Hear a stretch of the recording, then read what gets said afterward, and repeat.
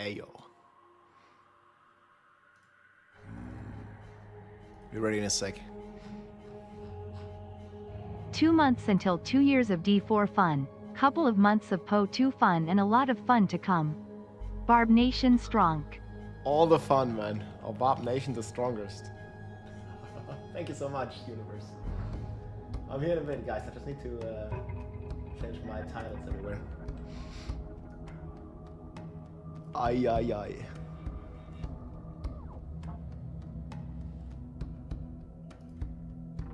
Dawn of the Hunt is today.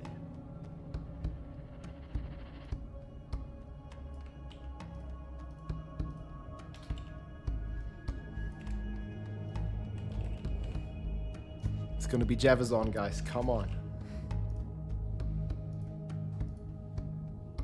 I think it is pure email.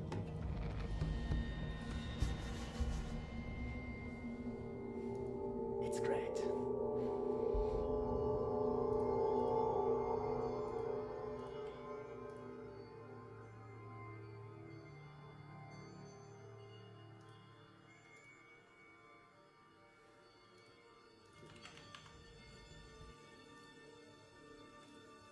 Okay, this should work. I'll have a timer. The reveal is in about 2 hours.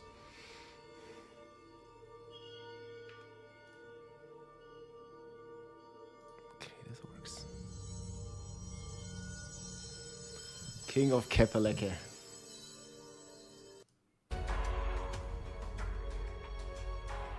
All right.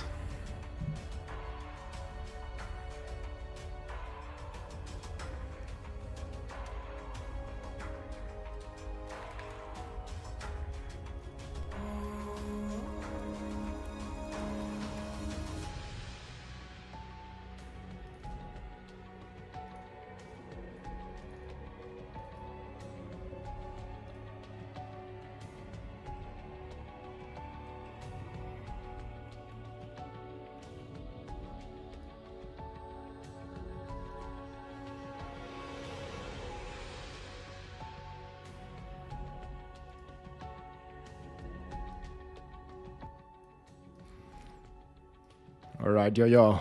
What's up, my friends? Hope all is well. Rob Kepelecke. Yo, it's been some time. Welcome in, everybody. Hope things are well. There is a lot of stuff happening today. So there's a timer, should be up here. Yes. In 2 hours, guys, we're going to have the new class reveal of PoE. I also made a ton of feedback videos for D4. We're going to talk about a bit about that. But keep in mind, Season 8 is coming end of April. PoE is coming beginning of April. So that's going to already be next week, guys, on the 4th. We have the big launch. I thought you quit. No, I was on an IRL quest line, you could say. Wait, what do you mean I quit? I quit what? Did you see Para Game? Yeah, we should watch that. I heard there was some extra reference in there. I hope the sound check and everything is good. I had some audio problem. But should be better now, I hope.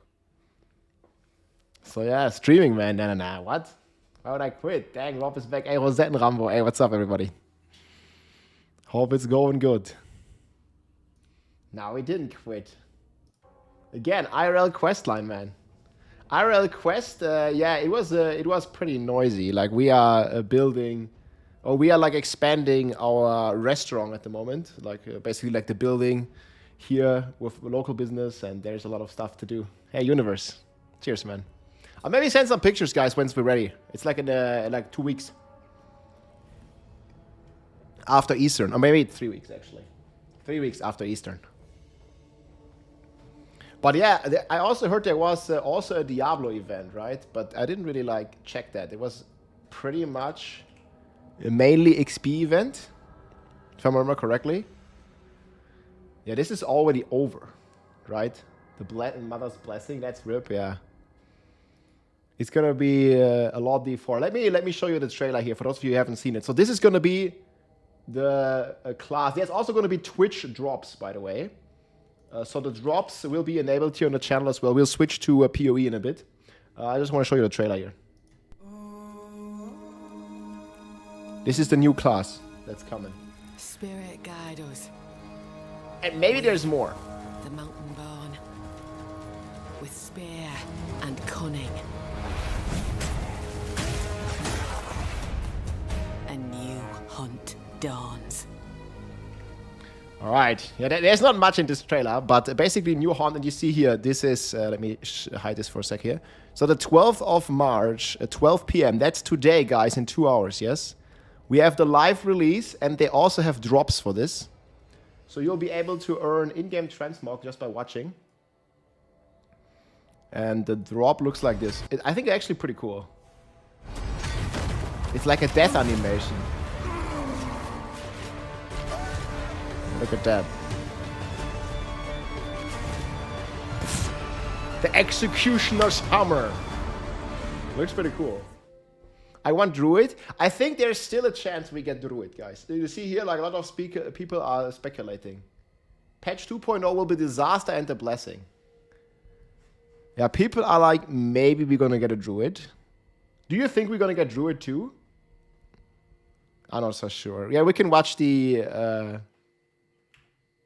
one from Paragaming. Yeah, I want to check that. That's for sure. Yeah, anyway, it's going to be exciting. You don't like the Huntress? Oh, dude, wait, let me show you just quickly before we go into Diablo 4. Look at this. The dead. Wait, Once you've picked your destination, the caravan will travel to that area and come to us. Because we just Look, got this is the Huntress. Spear skill as a quest reward, now would be a great time to switch back to spears and use some ranged abilities. Look at this, look at this. It gets me hyped, man. I don't know about you. Spirit Born in Storm Spear PoE. fires a lightning projectile which splits on contact. I don't know. Look at this. I mean, does this look cool? Or does this look cool? The other skill we're using here is called Blazing Lance. Blazing Lance That's creates fucking a trail of Jabazon, fire man, from the of ground, D2. dealing damage over time. However, if you're willing to stand in place for long enough, Come you can on, throw a man. second Nah, spear that's that cool, will fan dude. the flames for much more damage. Okay, I want Paladin, but you know.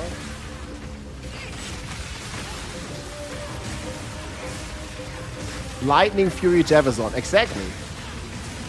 I mean, they copy the good stuff of D2.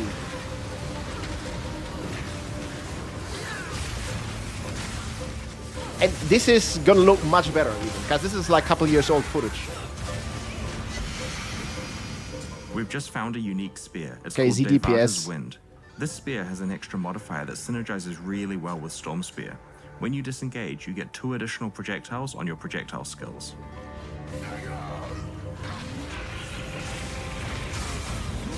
I mean. Hey, Buzzhead, what's up, man? Welcome in. Gladiator and Templar. Hey, let's go. Oh, that looks cool to me, though.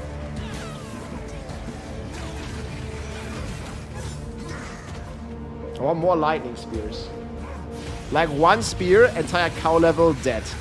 Easy. A bit loud, isn't it?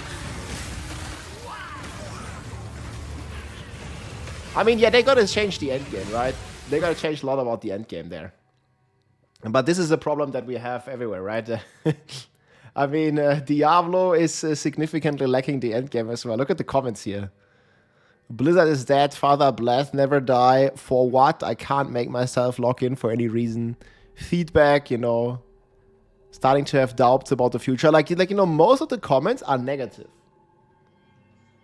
So people are really negative about endgame. I think in both games. In D4 and in PoE alike. But the only difference is that PoE is not even, like, it's not out. It's in early access, right? While, like, obviously, while D4 has only been out for almost 2 years. I mean, it's like a couple months, then we have 2 years of D4. It's difficult on both games, for sure. What time? There's a timer here. 2 hours for the PoE stream. 2 hours. And then also the drops will start. Here's here. So this is like all the infos as well. So how to participate? You need to link. This is the. I'm gonna link this forum here. This is like where you can activate the drops. You need to connect your accounts to be eligible to get the Twitch drops. So you're gonna get like an in-game transmog. You need to link your PoE account to Twitch and turn in the live stream or any channel. So you can watch the official stream or watch on any channel. And we'll be switching the directory. And the drops will be enabled from 12 till 10.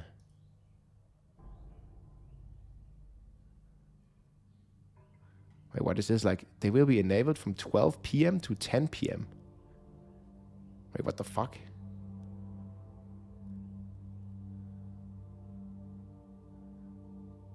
Okay, this is 8 p.m. until 6 a.m. Ooh, the drops will be on for quite some time, huh?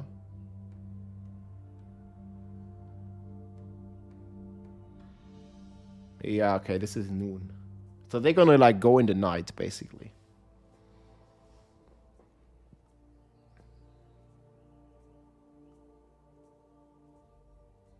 Make the pet speed scale. Wait, watch Paragaming's video. Yeah, I made a big video about my feedback. I took some time while I was on the IRL quest line. We were basically talking about most of the stuff. So we have a State of Mythic Uniques, and I made like a long feedback video. If you want to check this, these are out here.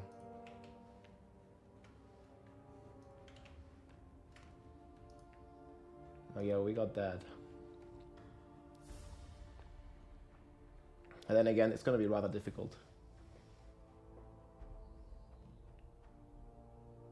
We'll see where it lands. So there was another video. I watched a couple of it. Para Gaming. This guy did a great video, man. Here. Players are quitting because we got no... So he always does the best meme content, man. Like, this is 44. He gives, I played Diablo 4 Season 8, and it's... Players are quitting because we got no endgame. What do we do? We make leveling slower. We make mid-game slower. We add endgame?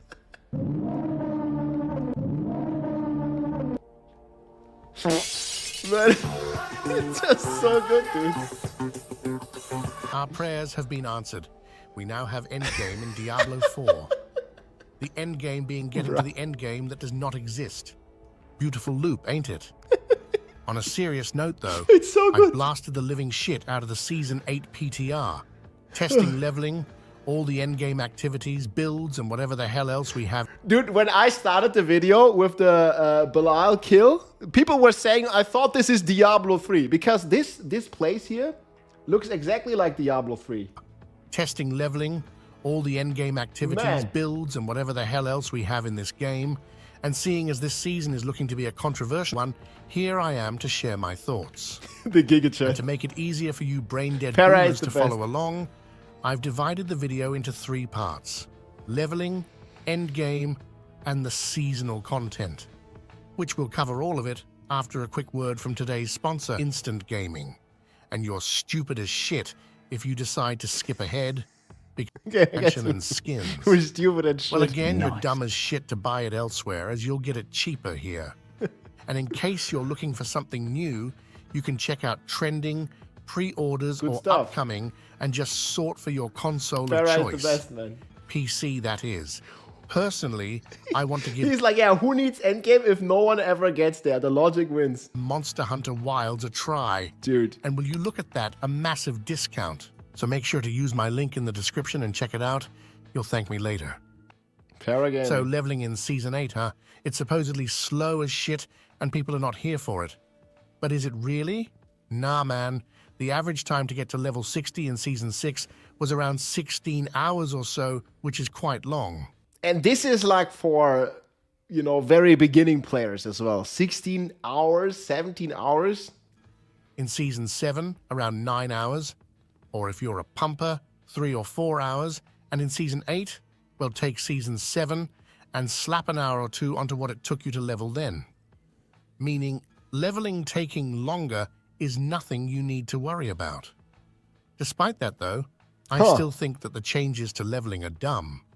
But not at all due to it being slower, rather due to leveling being fundamentally useless. And why is that useless, Mr. Para Big D Senpai? Well, shit. Tell me one thing you do while leveling that will benefit you in the endgame. I'll wait. Dude, exactly this is what I mentioned in my feedback video as well. So basically, the idea of making the leveling process slower doesn't really like incentivize or is that much fun because you're not getting anything when you level. You know, in contrary, if you level in Diablo 2, for example, you can find, you know, like a blood fist, you can find like a mage fist, like you can find like all these uniques, or you can find runes that you can use in the end game as well. And even yellow items like a faster cast ring or something in D2 during the leveling phase. But in Diablo 4, that doesn't exist. Like if you're leveling, and the leveling, I don't know, is like artificially increased by an hour or two, you're basically just wasting your time, because leveling just doesn't benefit your character long term at all. You have no items in the end game that can be beneficial to your character that you find during leveling.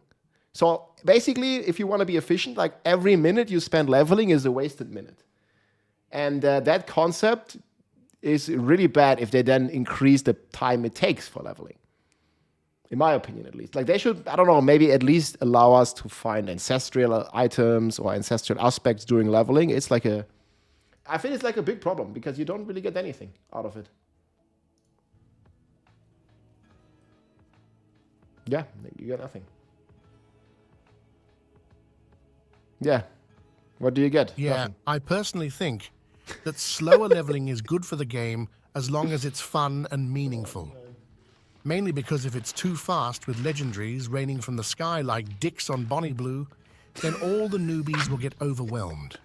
But it's not meaningful, so there's that. Bro. Hey, Zero to Hero, what's up, man? Oh my god, dude, this guy. Mainly because if it's too fast with legendaries raining from the sky like dicks on Bonnie Blue, then all the newbies will get overwhelmed. But it's not meaningful, so there's that. The biggest issue to me in the new season is that without legendaries, you're not getting any aspects. And without any aspects, you can't create any builds. While leveling up in Season 7... That's right, complete waste of time. You don't get anything.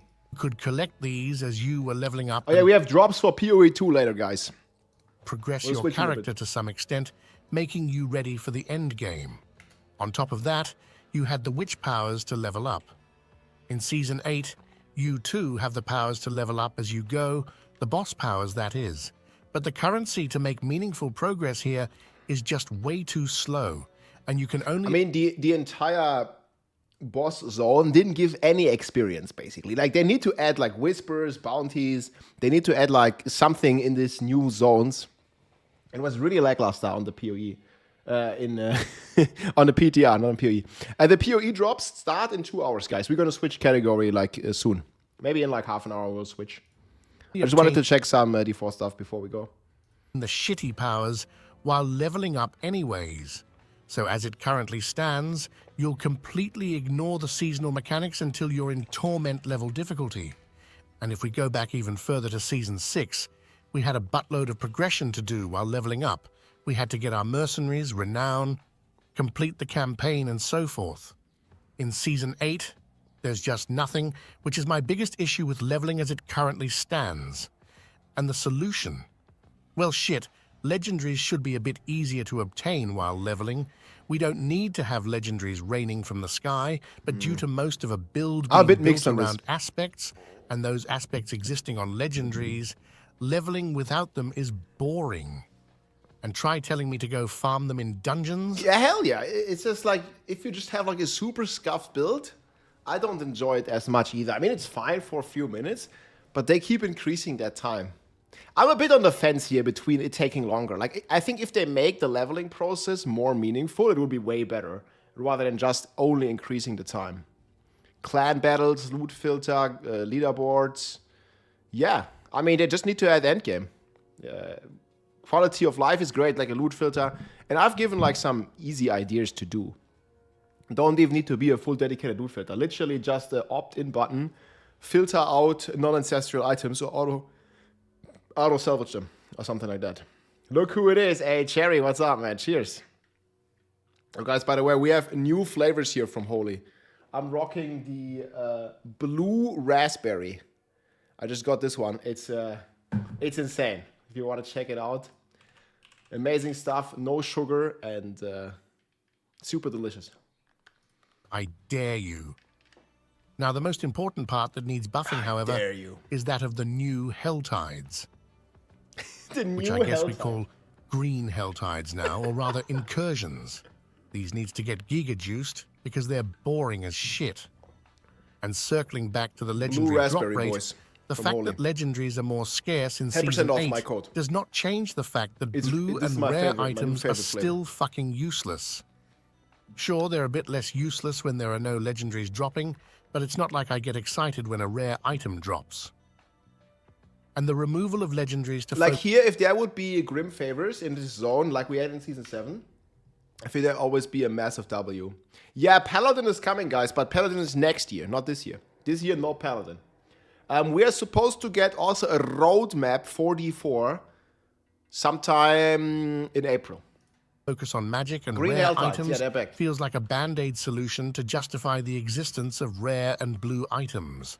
To make them non-useless, we'd need a proper system in place for them. So what is my judgment on the leveling experience in Season 8? The same as previous season, just slower and useless. The leveling changes probably won't affect me much.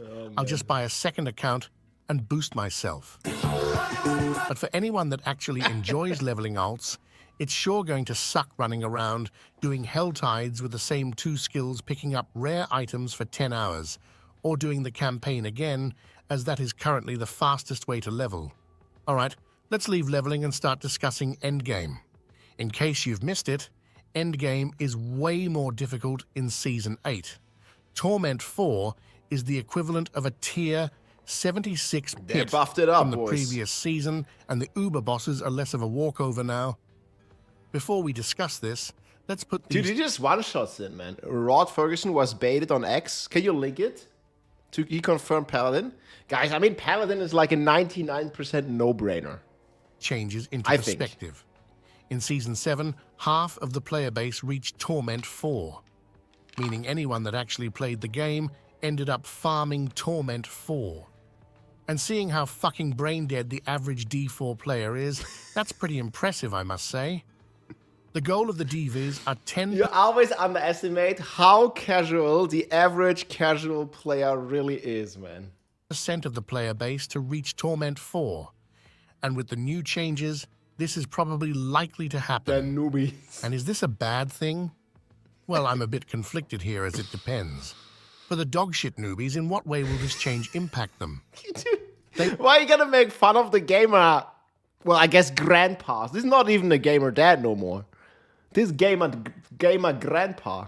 But I salute you, man. This the way. Look, he looks super happy. Gaming grandpa. They will go to Torment 3 instead of Torment 4 and farm there. I bet this is fine, as long as Blizz don't lock the seasonal journey behind Torment 4 content. These players won't farm tier 100 pits or max out their That's gear gonna out happen, boys. anyways, so who gives a shit? They'll simply have a bit more to do, which is all right. And the pumpers? How will this impact those players? The fuck? He does this every time, All man. right. And the pumpers? How will this impact those players? It won't really. This fucking They're all song. playing a meta build and will be one-shotting Yeah, we'll Torment be- 4 in just a few extra hours. I mean, we'll just be playing Bob, guys. It's gonna be fine. We're gonna be the last one laughing. Yeah, there it is, man. The base is extreme. No, this is not really D4 hate, guys. This is criticism made in a funny way. Come on. Like Para Gaming, he does not hate on the game. Like, okay, maybe he hates on Bobby Kotick. But I mean, there's many people that play Blizzard games that don't like this guy. Yes, like come on. Players are quitting because we got no endgame. What do? We make leveling slower. Like this is We make good, mid man. game slower. We at endgame? I mean, come on.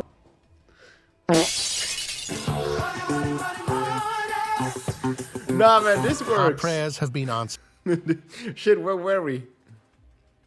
I forgot. I don't even know. Here. How will this impact those players? It won't really. They're all playing a meta build and will be one-shotting Torment 4 in Dealer's just gonna be a ready. few extra hours. And playing the So he's so right about this. Like, Last season, guys, after 4 hours, our Bloodwave Necromancer, Vega and Mekuna, they one-shot T4 Duriel. 4 hours into the season, the hardest boss in the game gets one-shot. Now, instead of 4 hours, maybe it's gonna take like double. Maybe it's gonna take 8. But it doesn't really change the dynamic of the game, I feel. Don't you think that the casual gamers play on Eternal? I mean, not all of them. Sure, a lot. I was a defender until the expansion. I think the expansion, besides like some fuck-ups in the story, was pretty good. I liked the expansion. I specifically liked Spiritborn, and the new zone was pretty cool. But yeah, obviously, the problems are more in the end game, and some people, and I definitely feel that, we're very disappointed that we did not get to fight Mephisto. Like, I mean, we got to fight like Mephisto's dog, but we didn't like fight the real Mephisto, right? I was like expecting like a Caliber, like Uber Lilith fight or something. We didn't really get that. Yeah, you still one-shot the hardest boss. I mean, we'll see in the end, like where it's gonna end up. Absolute top builds. I was one-shotting all the Uber bosses and clearing Pit 100 no problemo, despite not abusing the overpowered powers. So as long as you're a pumper and play the best builds, you will barely be affected by the changes. Just be a pumper, boss. Hell, these changes may actually make the game more enjoyable for you. So the only... Hey, pure game. Yeah, we'll check the PoE stuff in a bit. PoE starts next week already. And we're gonna get the Huntress Javison, or something like that. We'll see today. We'll switch to PoE in like half an hour or so. And we'll watch the reveal, and we're also gonna have drops, guys. So by just watching, you can get some pretty cool transmogs. Wait, what is this? Okay, they're doing like a bunch of server restarts in the game as well. And yeah, you can get some pretty cool shit here. This is like some of the stuff that you can get. Like some in-game animation. You see, like you drop the hammer on the guy. So this is the drop's gonna start in a bit. Happy birthday, Rob? It's not my birthday.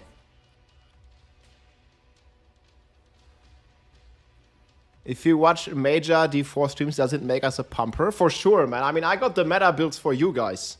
They're already ready. I mean, obviously we might need to, you know, switch them up and adjust. But the meta builds are already here, man. You just play a pumping build, you're gonna be smoking D4 anyways. Like you play the ballerina Sork. Like they did 120 on the pit, hundreds of trillions of damage. Happy birthday! Thanks, guys. No, this is the executioner. This is the drops that you can get. Here's the link. You can just watch this stream, keep watching the stream, and you'll get the drops in a bit. This is how they look like.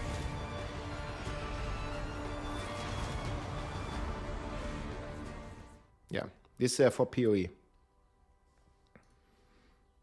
But if you're watching this, it's like 5 more minutes from Para. People that are actually affected by these changes are Let's the all dad pump gamers together. that want to get good but can't and are playing some kind of off-meta build. Fat dad gamers. Yeah. And these poor bastards are screwed because Their dad gamers are great, and what's this guy saying? meta builds are basically dead unless you want to be hard stuck in Torment 3. To farm They in will be. Torment 4, you'll need an S or A tier build most likely. And there's not a I think most people will not be in T4. They're gonna achieve their goal. Like T4, they're not gonna be viable. Like you can almost play no builds in chance T4. in hell you're getting your glyphs maxed out or reaching Paragon 300 in a season. You need to play the top Dude, Paragon, like reaching Paragon 300 is gonna be so much harder. Yes. builds of the season to do that. And personally, I think that sucks as playing fun and wanky off meta builds is the Hey, thank most you fun for part 12 of the months game of currently. support. Much appreciated. Mainly due to there not existing any fun and repeatable endgame activity in the game, which, by the way, it still doesn't in my opinion. Which brings me on to the next topic, the seasonal content. In case you've missed what the hell Season 8 is about, People don't like it's this season. about these powers. You're running green hell tides to collect essence, which you'll use to Another hell tide. upgrade your powers, which is basically the same as we did in Season 7, Just and worse. Season 3, and Season 2, and Season 1. Now, I'll obviously play the new season, but to be honest, the seasonal updates feels lazy. Either Blizz is saving all the good stuff for the expansion to make bank, or they need to grow some balls. Changing the mid-game content, or in other words, the torment progression to make... They even stopped doing mid-season content. People didn't really care that much, but I don't like it. Like, why are they not doing mid-season content anymore? Hey, Marquez, what's up? Get more difficult. Another color Helltide, and then I think like the boss powers itself... Where do you show them? The boss powers itself is kind of fine. But yeah, it's like very uninspirational, right? That's definitely sure. 2 and Season 1. Now, I'll obviously play the new season, but to be honest, the seasonal updates feels lazy. Either Blizz is saving all the good stuff for the expansion to make bank, or they... And I feel like there's a bit of a conflict of interest, right? Like, if they develop new endgame, which I hope they are, like, they're not gonna give it out in the season. Like, it makes more sense for them to put it behind the expansion and behind the paywall there, right? Like, if they make, like, a great endgame system, I don't think they'll just post it in a season. I think there's, like, just a conflict of interest where they would be incentivized, at least, like, by management and stuff, to, you know, keep the endgame until the next expansion and then just, like, charge money for it, right? Like, with the expansion. Thank you, Stavor. Much appreciate the support, guys.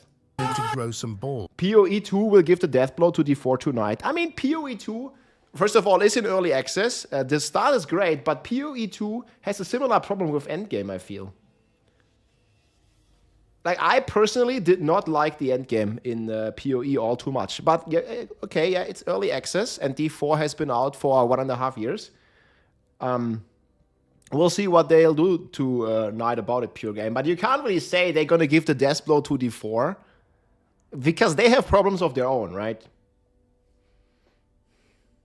I will see today. Changing the mid-game content, or in other words, the torment progression to make it more difficult, is simply another band-aid solution to keep us playing longer with the lack of actual end-game content. Blue Raspberry. So how about instead of doing a 180 each season when it comes to progression... You get 10% off with my code, guys. And again, this is like... I don't know if they... Hopefully they're not sold out yet. Because they were sold out like when they launched. They just launched it last week or something. And man, this is like really freaking good. Like, this is my new favorite. Blue Raspberry. They have like starter sets, like pretty cheap. You get like one of these shakers. It's like this, and you can just like mix it with water. I always put ice in it as well. And really fucking good. Yeah, in PoE you need to go back and play more than one skill spam.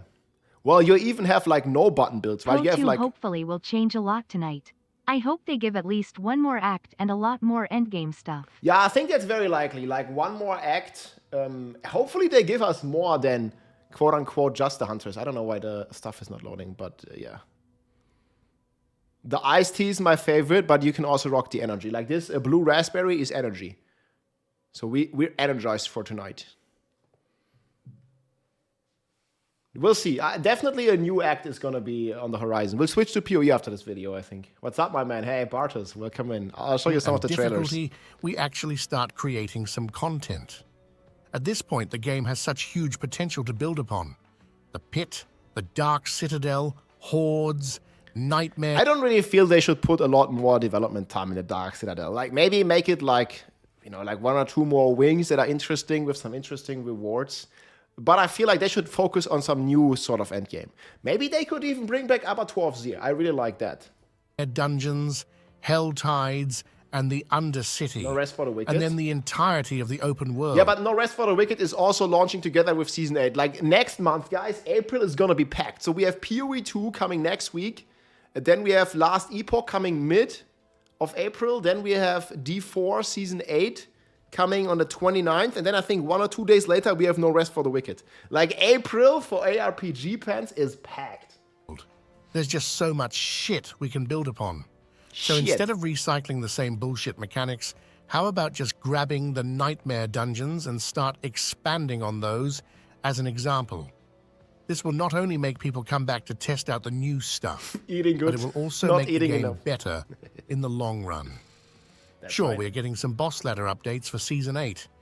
But in terms of fun, additional content that makes people come back for a new season, there's nothing there. Because what you need to understand, The only actual endgame activity we have that is repeatable with a high Look at how he just one-shots him, man. Like, look, this is the boss, the new boss, The man. only actual endgame activity we have Sayonara. that is repeatable with a high difficulty is the pit. And pushing in the pit is so incredibly boring Yes. that there are only a handful of players that can actually do it. On top of that, you're not being rewarded at all from pushing, as there are no achievements, cosmetics, leaderboards. Yeah, this is the... Like, why? Like, you're actually punishing yourself. If you're doing any high pit content, and this problem is becoming even worse now because the higher pit content gets even more challenging and there's nothing done with the reward system. So, like, you never even want to go higher than pit 100. There's literally no freaking reason. You don't get anything. You don't get more XP, really. You don't get more loot. You don't get an achievement. You get nothing. You only get punished because you're not getting XP per hour because your run, instead of 2 minutes, now takes 10 minutes. Or anything of that sort. Hell, you're not even getting experience or better loot doing it. Now leaving I think they should at least adjust the experience so you get more experience in the high tiers. Like, it's stupid. pit and circling back to the boss powers a bit, these pose a bit of a problem in Season 8, because the powers that deal damage are so goddamn powerful, it makes all regular builds trash in comparison. Yep. And it's an interesting problem, because the powers are actually cool and fun to use, and if we gut them, no one will use them. But if we don't gut them before the season launches, Here, the lightning stuff was actually pretty cool. then there will be no incentive to play an actual build. Rather, you just... Yeah, it's gonna be significantly harder now to reach Paragon 300, guys, because they increased the pit difficulty so much. There's not even a point doing anything. If you want to do XP, you just do like pit 60. Like, there's not even any point, or maybe even pit 50. Like, they only addressed the life scaling, and they went up like crazy with this. Look at this. Like, they went up like 70, 80 times harder, but the XP didn't change. So you will never do any challenging content because there's no reason to do any challenging content. It's completely, like, you're scuffing yourself. If you're doing challenging content, you're just super inefficient. Like, you're not getting XP, you're not getting loot, you're not getting gem ups. There's no point. And this problem is just even worse now because they changed the scaling so much. I mean, I had this all in my feedback, so we'll see. Just grab a boss power, pick generic multipliers, and scale the power. So, the solution? Well, the powers obviously needs Make to the get powers tuned, shit. but deciding how much they need to get nerfed will be quite difficult. I'm just hoping they don't get absolutely destroyed, because if they do, then we lose the main thing, making the new season interesting. Guys, I understand, but PoE has their own share of problems, many of which I'm pretty sure they will address today. The difference is PoE2 is in early access. Diablo 4 has been out for over 1.5 years, right? So my suggestion here is to nerf them, but don't nerf them too hard. Go copy-paste some of the builds that emerged during the PTR, test them, and nerf them down to a reasonable level, and we should be good to go. That's fair. All right. There are a bunch of other stuff I need added in the game, such as a loot filter, completely Please. reworking the enchanter guy, and more. But that's a topic for another video. Loot filter. dude. Instead, here's a quick TLDR to summarize my thoughts of Season 8. Overall, I may seem like a pessimistic piece of shit, but that's not only because I am, but because I want the game. Yeah, he has passion for the game, you know, like me or like many of us, and he just wants the game to become better. So it's not necessarily bashing. Like, he does it in a fun way, but he just, you know, like, makes valid feedback points. Not to suck ass. So, Season 8. It's slower, for no real reason other than making you play longer. The seasonal powers are cool, but they're broken, and they're an iteration of the previous seasons. Yep. And we could use something new for Season 9. In any way, thanks for watching, and see you in the next one, Kings. Hell yeah, Kings. This is a video here, guys, from Para. Para GG Gaming, man. Good video. Yeah, the loot filter in PoE is god tier. I think even Last Epoch does it a little bit better, but I mean, like, PoE, that's like, you know, like, Diablo 4 has nothing. Like, yo, old Blaze, yo, what's up, man? Yeah, it's sad. Again, Like, the start is the best, man. Oh, the start of his videos. Is Parody 4 partner? I'm not actually sure. I'm pretty sure they'll watch this video. I mean, a lot of the feedback is overlapping with some of the feedback that I've given, especially on endgame, that we need like an incentive to do the endgame. And I mean, a lot of feedback overlap. The boss power feedback, same thing. The new, what is it even called? Apprehensions, like not being rewarding enough. I feel a lot of the feedback, like we can like universally agree on a lot of feedback, right? Like for example, removing, I don't even know like how they decided it was a good idea to add a forced 20 to 30 second wait time between the bosses. Like I don't like, where did this come from? Like somebody said, oh, let's make the player force wait 30 seconds between every Duriel kills because they're gonna love that.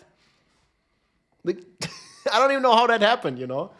So I think there's a lot of like universal agreement by like, I don't know, 80% plus in the community that, for example, that is a bad thing. Like, why would you want to force players to wait, stand there and do nothing for 30 seconds?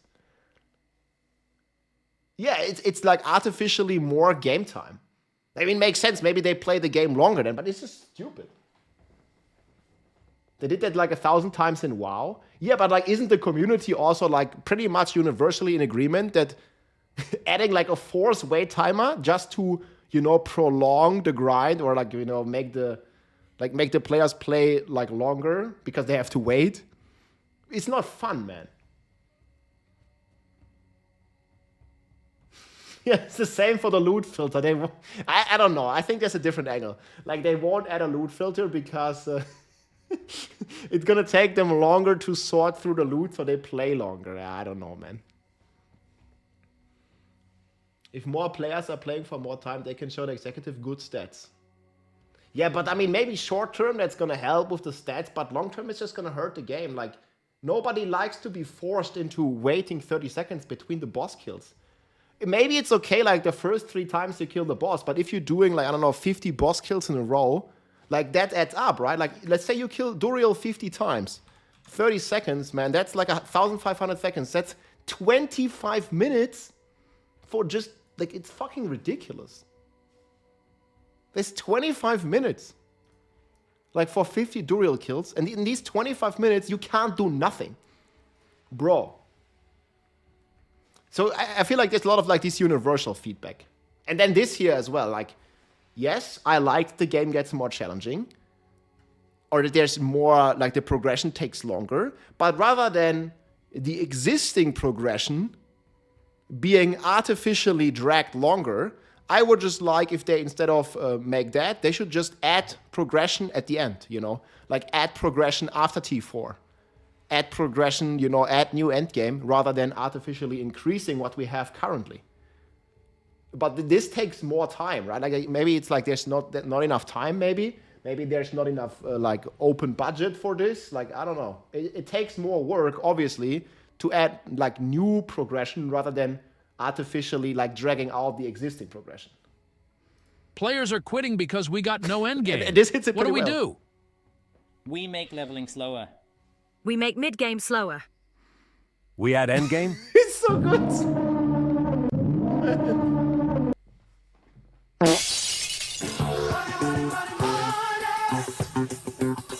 Our prayers have been answered. We now have endgame in Diablo 4. The endgame being... Lol. Yeah, I mean, it's a good video. I uninstalled PoE. Ah, come on. Well, we'll see what they do. Like, they have a similar problem with endgame, though, in PoE. But the difference is it's early access. Insta no rest for the wicked? I haven't tried. It takes money and effort to just make players wait. It's way cheaper. Yeah.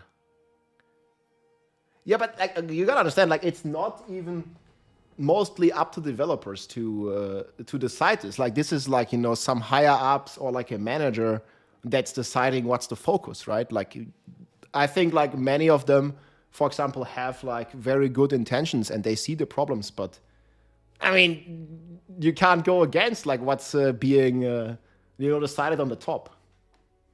It's just speculation, but you know. Der Weg ist das Ziel. Yeah, the way is the goal. PoE has big endgame. But that's true for PoE 1, right? We'll see what they say today. But it does look pretty cool. PoE 2 has a problem in the endgame, just the same. But, you know, it's early access. I think we'll change now. Spirit guide us. We The drops will be in the PoE category, so we'll switch to spear there. and cunning. Oh man, this spear looks fantastic. And look at that. A new hunt dawns. That's today, guys. I really hope they put in the druid on top. But I'm not so sure. Do you guys think we'll see druid as well? They call it Dawn of the Hunt. You think there's a chance that... I mean, pretty sure we're gonna get ascendancy classes, like for almost all of them. Paladin? Well, they did. Didn't they post something about Paladin? Yeah, this stuff here. I don't know what that was about. Like some concept arts for like a Paladin. Nah. I'm not really digging this all too much. This doesn't look as cool. But yeah. I guess it's a lot like personal preference. Damn. That guy has a sword stuck in his chest. This is just concept art anyways, right? Yeah, just armor pack.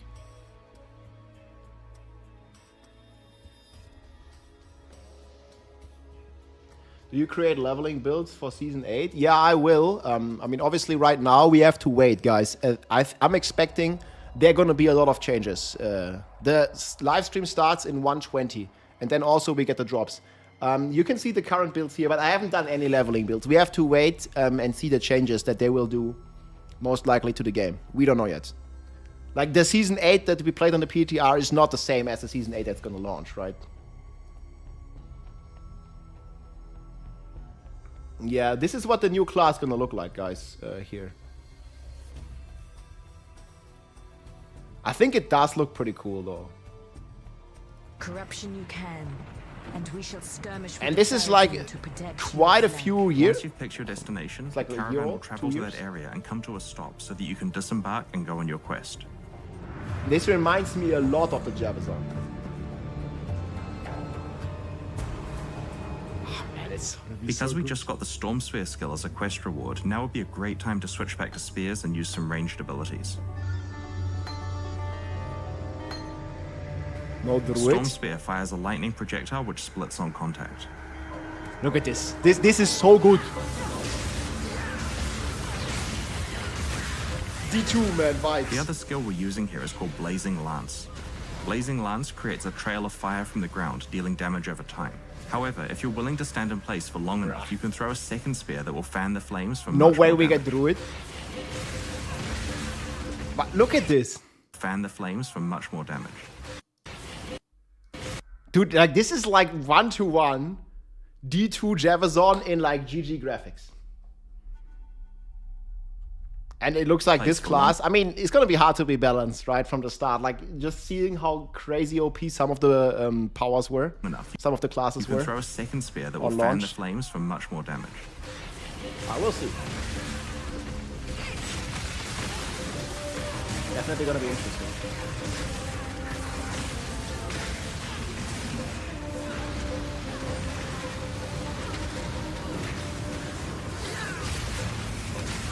They're gonna nerf everything. I think so too.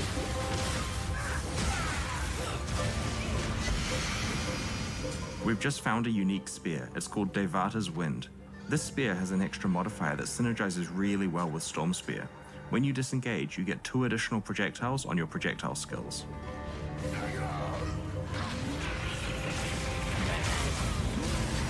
Two additional projectiles.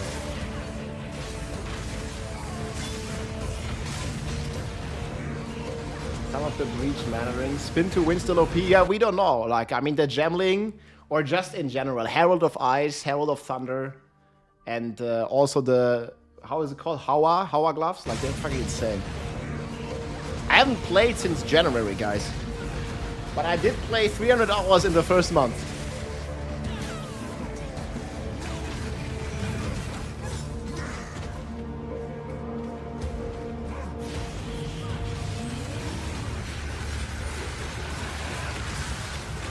Yo, this is fucking crazy.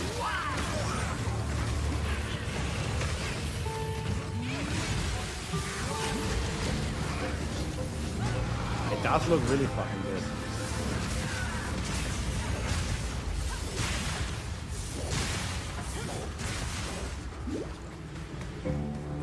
Wish Diablo had an endgame these days. I mean, you can say the same about PoE right now, though. But yeah, I guess that's gonna change today. Fingers crossed.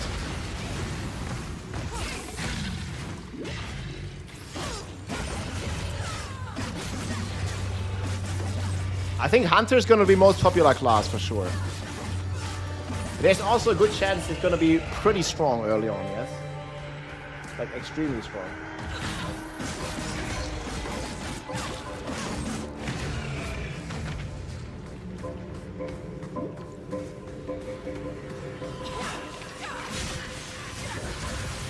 Need Cyclone.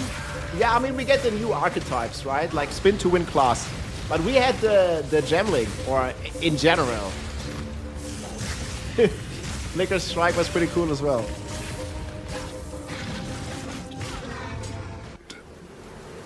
But left on Okay, that's all. You think Hunter's new meta? Seek to take their place. Yeah. Your sentence is Well, I mean, it's gonna be hard, right? Because all the other classes are gonna be kind of established. And this one is gonna be kind of new, so... I think it's gonna be hard to predict that. But overall,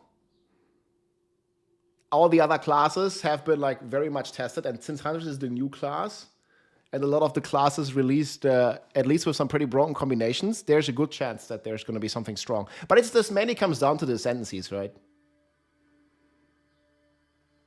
Looking to play the story again. I am. I think the story... dealing damage over time. I think the story in Path of Exile, like right now, is the best part of the game. I think... So when I first played, I think Act 1 is a masterpiece. Like PoE2, Act 1, the pacing, the boss fights, the music, the atmosphere. Like early on, I think PoE shines the best. Act 1 is like 10 out of 10 for me. And after that, Act 2 is still good. Act 3 is still okay. But then in the end game is not that great. Like what would you rate the end game in PoE2? Like maybe like a 4. Like Act 1, masterpiece, 10 out of 10. Act 2 maybe gets like an 8 or 9. And maybe I would do Act 2 like 8 out of 10. And then Act 3, 9 out of 10 again. And then Endgame is like a 4 or something. The story, Act 1 is just insane, dude. Like Act 1 is 11 out of 10. Like you could say. And I'm pretty sure we're going to see Act 4 today, at least. We have already seen Act 4 briefly with the Druid trailer that they put out. PoE2 endgame is just to make another character. Yeah, in a way. PoE endgame 5.5, Diablo endgame 5.49. More acts are the most exciting. Yeah, but the thing is, like, you're gonna be in that act for like what? Maybe 2 hours, maybe 3 hours, well, maybe like 5 hours if you're really slow. But you're not really gonna spend like any meaningful time in those acts, right? Also, it's gonna be kind of weird. Like if they just release one act, then what they're gonna do with like the second difficulty? You think it's an 8 out of 10, the endgame in PoE too? Yeah, I would not rate it so high. But it comes down a lot of to personal preference. If you like the Atlas, the mapping system and stuff. I'm having some reservations for that. I don't like the system all too crazy much. I think it's okay, but it isn't like crazy or anything. Okay, let me see, does this work? Do we in the right category for the drops? Yeah, I think we should be.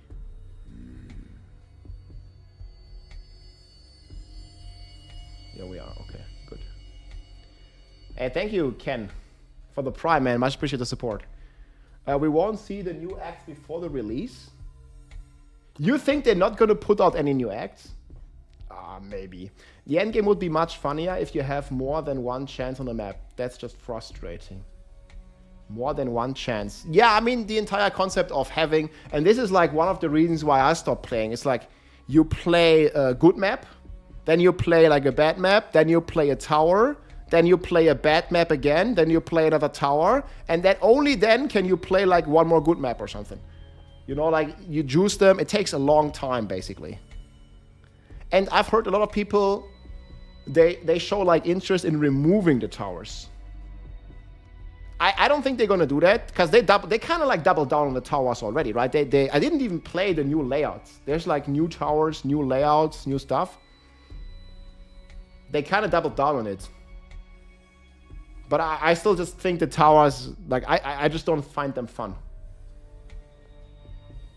You die in a good map. Yeah, and then you die. Okay, yeah, you spend all this time, like, play through, like, 3 bad maps, play through, like, 2-3 towers, to just have, like, 1 or 2 good maps, and then you die. And all the league mechanics are gone. Or the things are gone. They already told that they will reinvent towers and make them regular maps. Yeah, I mean, they said they're gonna have, like, bosses on there, and I've seen that. But that was like quite some time ago already, no? I don't know. Yo, gamers. Yo, hey, no mercy. What's up, man? Welcome in, dude. Good to be back, man. Welcome. Big 1 year, man. 12 months. Hey, thanks, my friend. I mean, they did say that about the towers, but wasn't there like a lot of backlash in the community? I saw like a lot of people like at least express their opinion, kind of like made some videos about how they do not like the approach from DGG doubling down on the towers. And historically, they've been really good at listening to the community, right? So I'm not sure. I mean, I wouldn't be completely surprised if they just say like, yeah, let's like, you know, like get rid of the concept of towers. But I'm not really like feeling strong either way. If they make the towers like very interesting, I think that could be good. But I don't think it's set in stone that they're going to keep them. Oh, like, you remember this guy? Like, so does the bug still exist? Where you just get one shot from his like elbow punch? I've seen so many clips of people dying in hardcore. With this guy. The boss fight was sick, but like I think like as a map boss, he like kind of felt bugged. The Colossal. I don't know. Maybe they fixed it. Last Epoch visuals got better. Yeah, I mean, they improved it a lot as well. Last Epoch is like 2 weeks after PoE. So April is going to be packed, guys. We have Path of Exile on the 4th of April. Then we have Last Epoch 2 weeks later. 2 weeks later, we have D4. And then 2 days later, we have No Rest for the Wicked.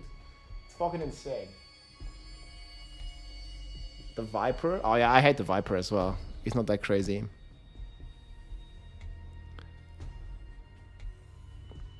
Getting good weapon is kind of RNG. Yeah, it is. I mean, yeah, we'll see where we get.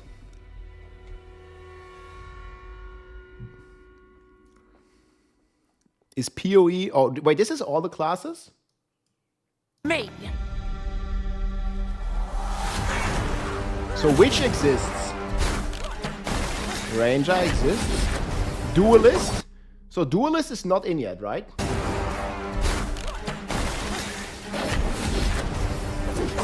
Shadow? Marauder is also not in. There she is. Yeah, Sorceress, Mercenary we have. Oh, Monk was my favorite. And there's a Druid.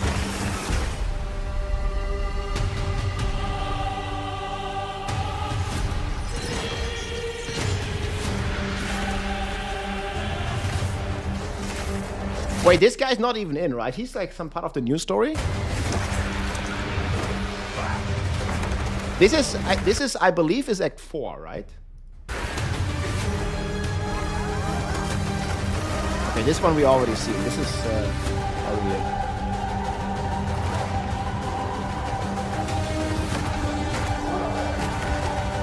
Damn, this is also a new boss. Kurtgog, Lord of Kin. It also looks like a 4. And maybe they scrapped it, like who knows. This is also Act 4, you know.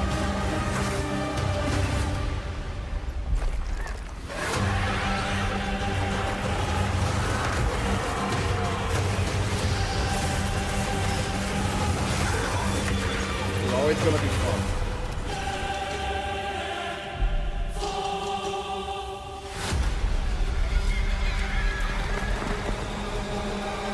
I go bathroom for a sec. It's gonna be fun, man.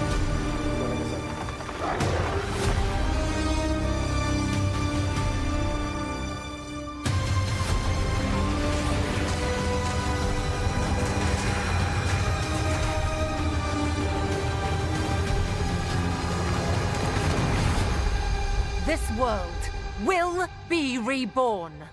No. Danger lurks around every corner. What happened to my forest? Prowler! Freeze! Madness. Famine and plague besiege us. The very earth is being poisoned. The Count's men, once our protectors, have turned on us.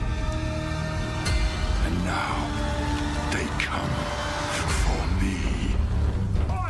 Get out of here!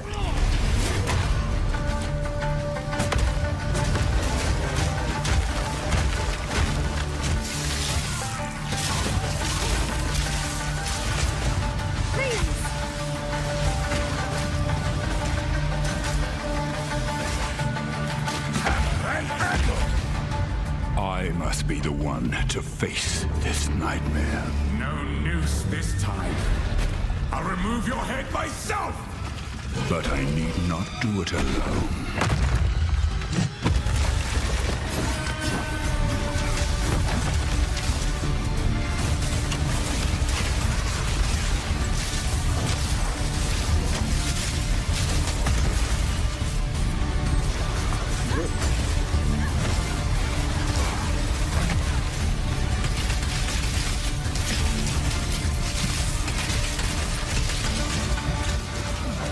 So this is the Lord of Kin, yeah, new boss. D4 is too cartoony.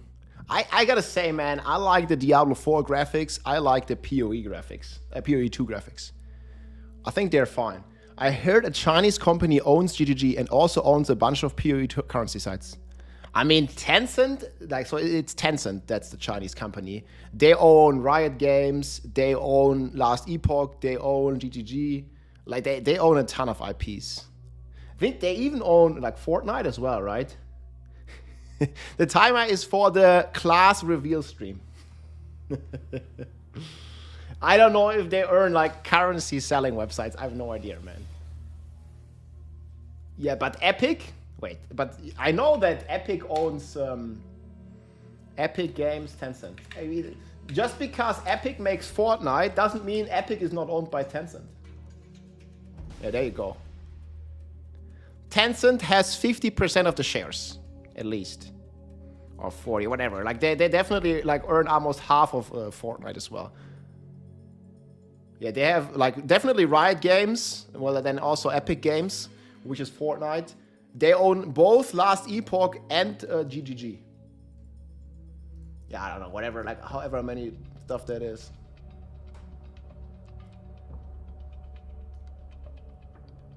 %. Either way, they own a lot of games and a lot of like associated game stuff. China will own them all. China #1, man. I mean, you know I've lived in this forest all my life. China And if there's #1. one thing I've learned, it's that a ranger must never miss.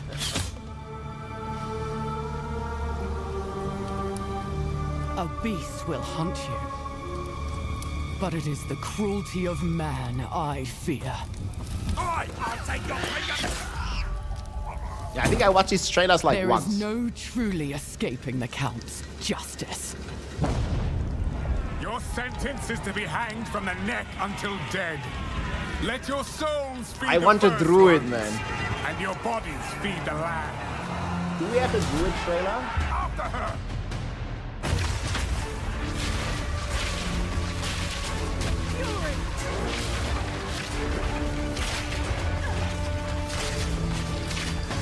They did this. I think this is Act 4, right? This kind of looks like Act 4.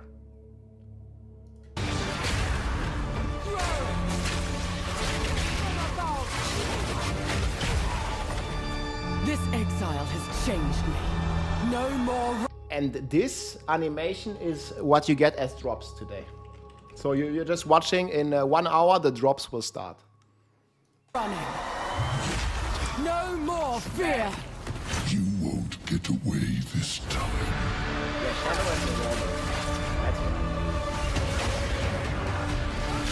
I will put an end to this madness.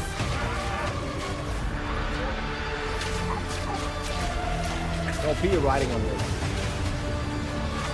Hilarious.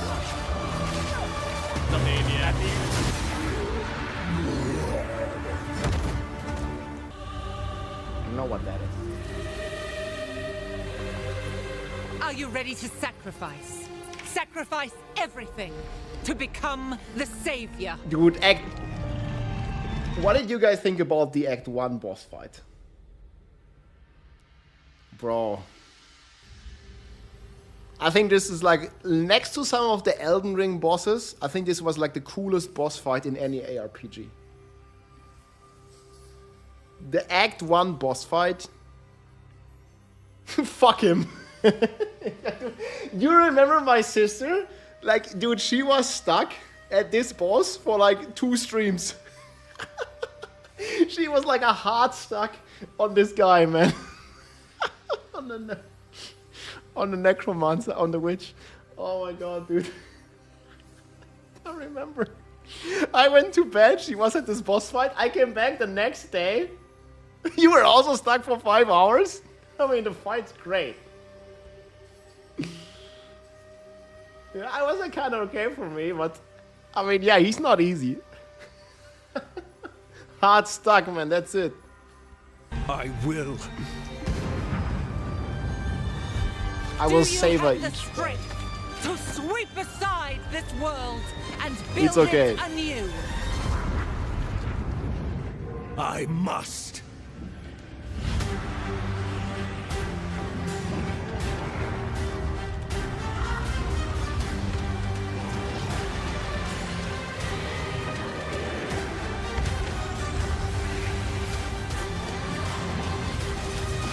The trailers are fucking godly, man.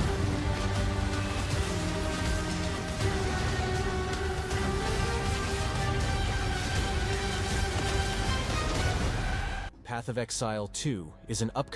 Yeah, okay. Here's like all the trailers are like this, I guess. I couldn't get past Act 1 boss fight, man. It was difficult but cool. Yeah, okay. So do you think we're gonna get the druid? We all want the freaking druid. But he can even do a roll, guys.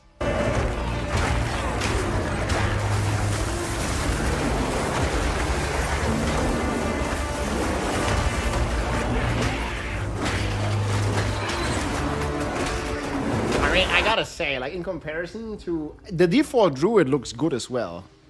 But in terms of, like, feeling, like, the ground shaking, and it's like, you know, it, like, feels, like, way more, like, powerful.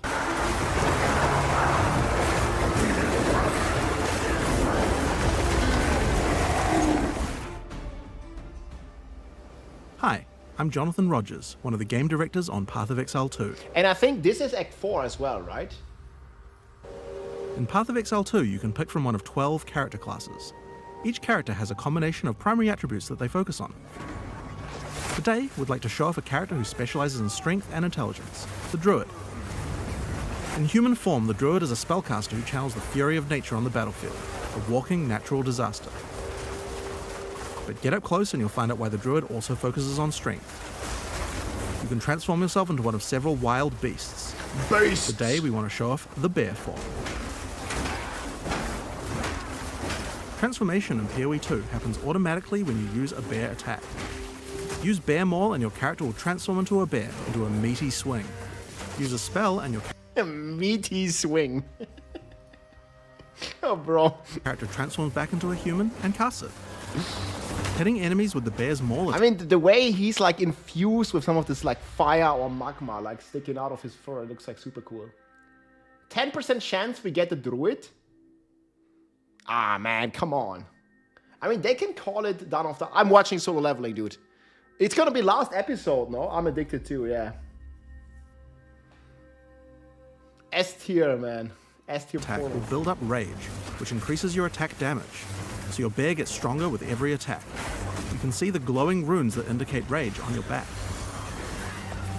Solo Leveling is also short, man. It's like short and fucking epic. Every Saturday. Have a lot of... But I think this Saturday is like either the last or the second last episode. Solo Leveling is 10 out of 10, man. It's fucking crazy. enemies to take out, this is where you probably want to break out your rampage. Let out a roar and stampede over I mean, it's shape-shifting like in D4. Da, it's a druid. What did they confirm? They confirmed a wolf form. They confirmed the bear form. And there was like another form that they confirmed, right? You can read the manga. I mean, I can, but I really like the animation. I haven't read the manga. Like, I don't know what's happening. Like, it's like super cool to not know what's happening. So no spoilers. Like, he's fighting versus a bug right now. Well, actually, not anymore. all enemies in your path, slamming the ground with your paws. It's like always amazing to me how they can have like the main character being like super OP, but it's still being interesting, you know? It's kind of a skill. They did this with One Punch Man as well, but it's not easy to make. The initial roar generates rage, and then the rage is consumed as you charge along. You can use Rampage by itself to travel a short distance, or do some mauling first to build up some rage and travel a significant distance.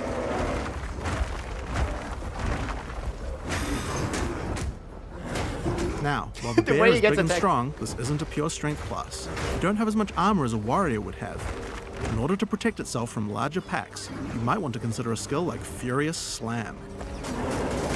This skill is all about stunning rather than damage, so it's quite useful if you're mobbed by smaller monsters and just need to get out of there. Of course, like any PoE2 character, you can always use a dodge roll to get out of danger, since the bear is the slowest of the druid's forms. Making sure the dodge feels reliable and can get you out of any situation is paramount. When you dodge an animal form, your character instantly transforms back with no time penalty, so that you can get out of the way. I'm missing this so much. Even interrupt a missed. I'm missing this so much in D4, like being able to infinitely dodge roll. Whenever I switched back in January from playing PoE for 300 hours, and like basically constantly like spamming the dodge roll and enter, then I went back to Diablo 4, and man, it felt so bad having a cooldown on the evade, on the dodge, basically. Like, what the fuck? It was crazy. Time transformation halfway through. Of Yeah, course, you can dodge. you You can dodge like during, or you can roll during the bear form. I think they show the bear roll later. Do I still have this? Bear is slow. I don't know. Like this is early game. This is like I think Act 4, so very early on. This is not end game. You know how we were all thinking that PoE is super slow in general when we just like when the game just launched, and then in end game, like everybody with like Herald of Thunder, Herald of Ice, just basically one shots everything, man. You pay the slight time cost of having to transform back again, but it's certainly a lot better than dying. Something interesting about the skill is that it's faster to use if you're already standing up.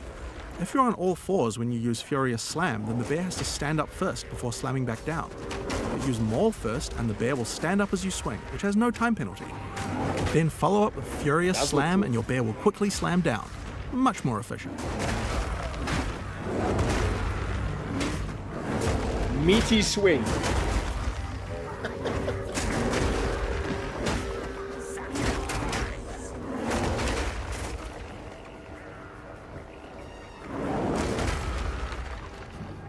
Freaking meaty swings.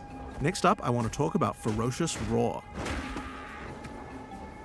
Ferocious Roar is a bear meta skill gem. It allows you to take any Warcry skill that another class like the Warrior might use and allow you to use it as a bear.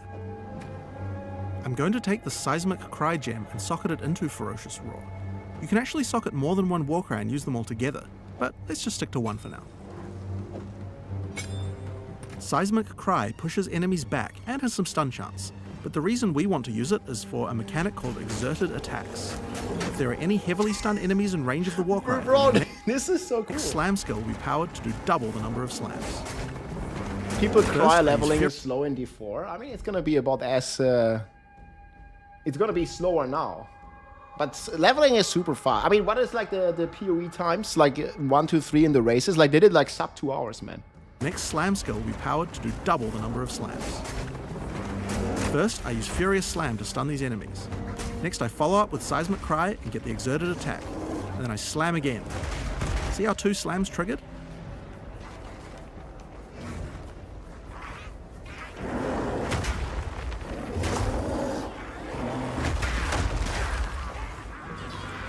So, that's all well and good, but how about we try that again using Rampage? First, get a bit of Rage, slam to stun the enemies, Seismic Cry to get the Exert, and then Rampage around to do insane amounts of damage. The path in that looked a bit clunky, but... So we've covered some of the bear side of the Druid, but how is he as a spellcaster? Now, of course, we want to maximize the amount of time you spend in your animal forms. So most Guys, the drops start in 1 hour. 1 hour. of the spells targeted at the Druid tend to be things that last a long time or provide tactical options on the battlefield. The first and probably simplest of these is Lightning Storm. Cast it on the ground and you get an area where monsters are continuously struck by bolts of lightning.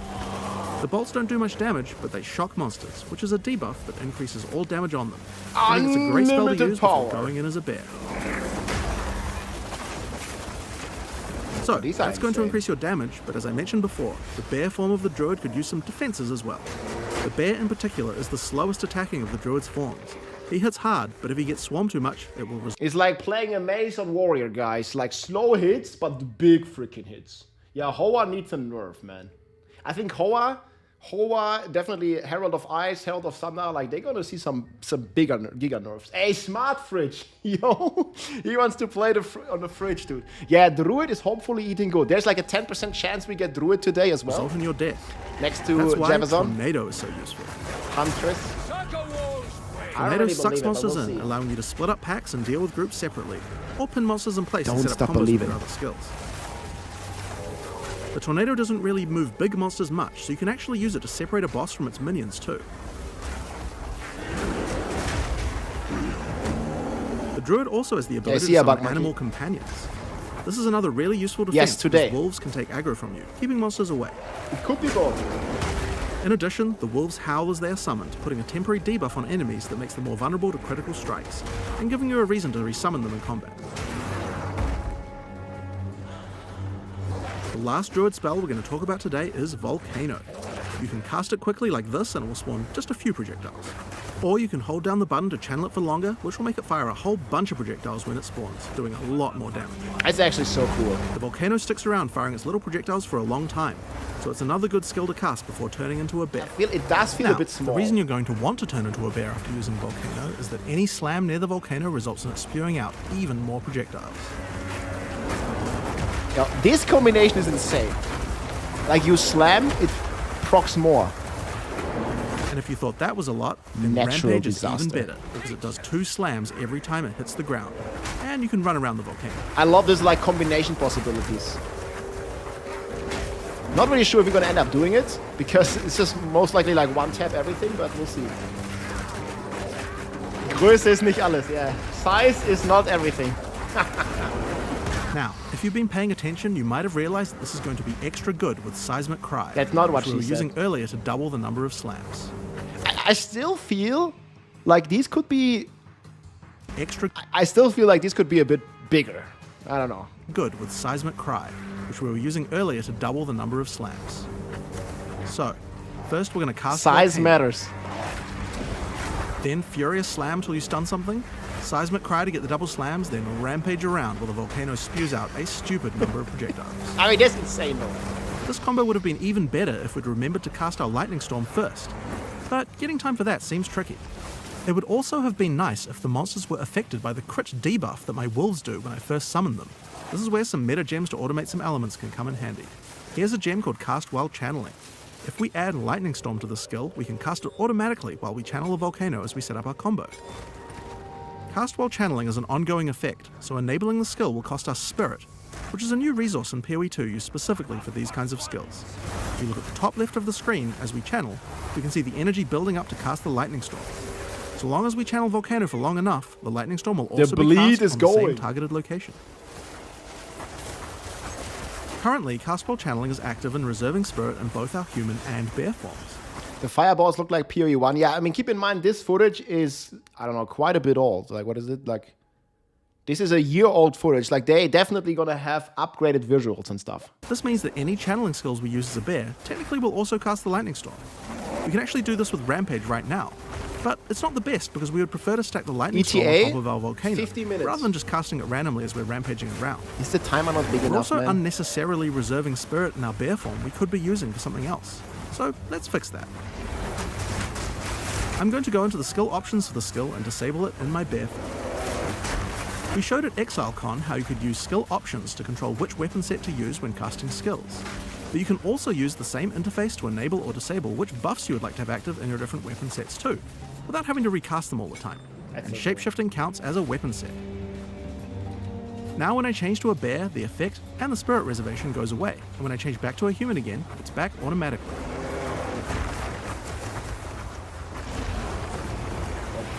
So, now that we have some extra spirit available as a bear, why don't we make our life a little bit easier by automating one of our other skills? This is the Cast on Melee Stun meta gem. I'm going to put Summon Wolf in Cast on Melee Stun, so that whenever I stun a sufficient number of enemies while I'm a bear, it will summon another wolf. This is great because usually when I'm stunning, it's because I'm about to do my exerted attack slam combo. When wolves come out, they howl, adding the crit debuff to the monsters, right when I need it. It also helps keep my wolves alive and summoned at all times without me having to do it manually.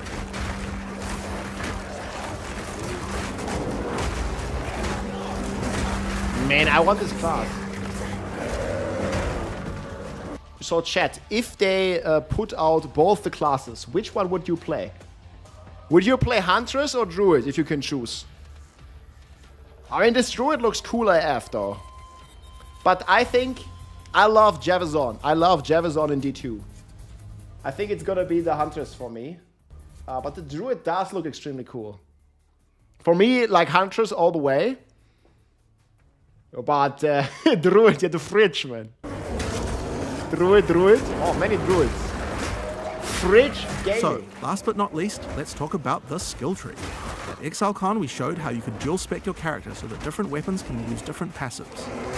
Well, as I said before, the bear form counts as another weapon set for specialization purposes, so he gets a tree too.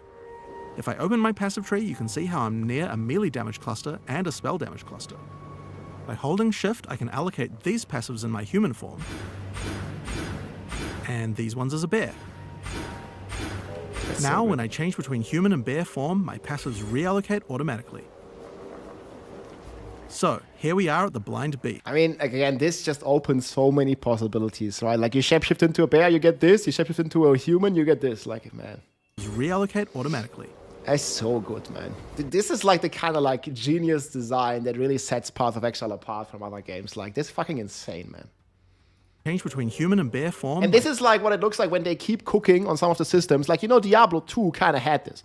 Diablo 2, you could like switch your weapons depending if you want to cast or you want to be defensive or offensive and stuff. But they like kept this concept and then they cooked with it.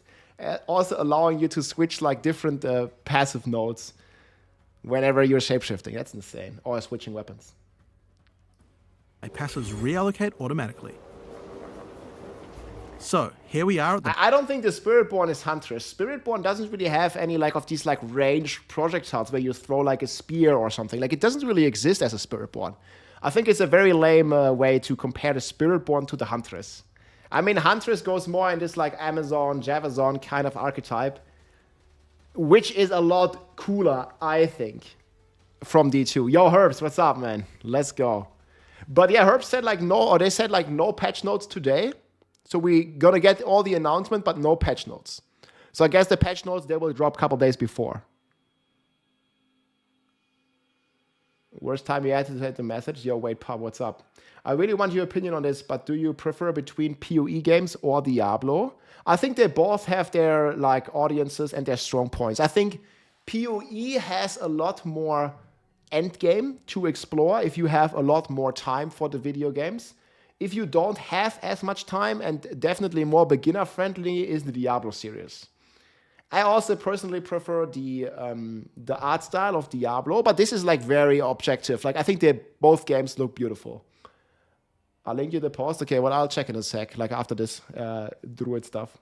Yeah, I think both games are great. Like you can just play both, decide for yourself. But yeah, like I said, like tendency is Diablo is if you have less time to play, and PoE if you have more time. The blind beast.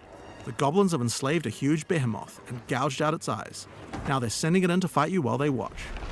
Wait, they get it? They got his eyes? Down to this creature. I mean, look at the boss.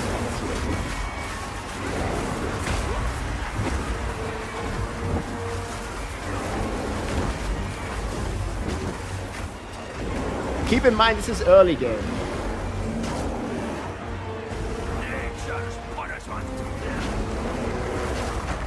Wait, how does he teleport? Do you see that? He like teleporting. What? Look. He goes from here to here. Cheater. I just go back. I can make a clip. I mean, it does look a little bit like ZDPS. But then again, this is early game. A little ZDPS.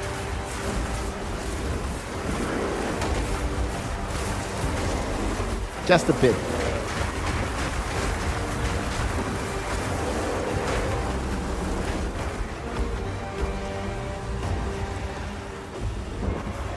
Glitch or blink?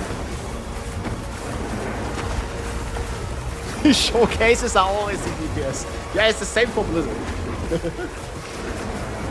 They kind of are. Hearts of the earth. But he's pretty tanky. Like he doesn't lose any life pretty much. Look at this.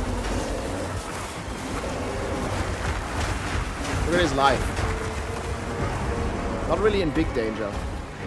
Actually, I should just leave it here.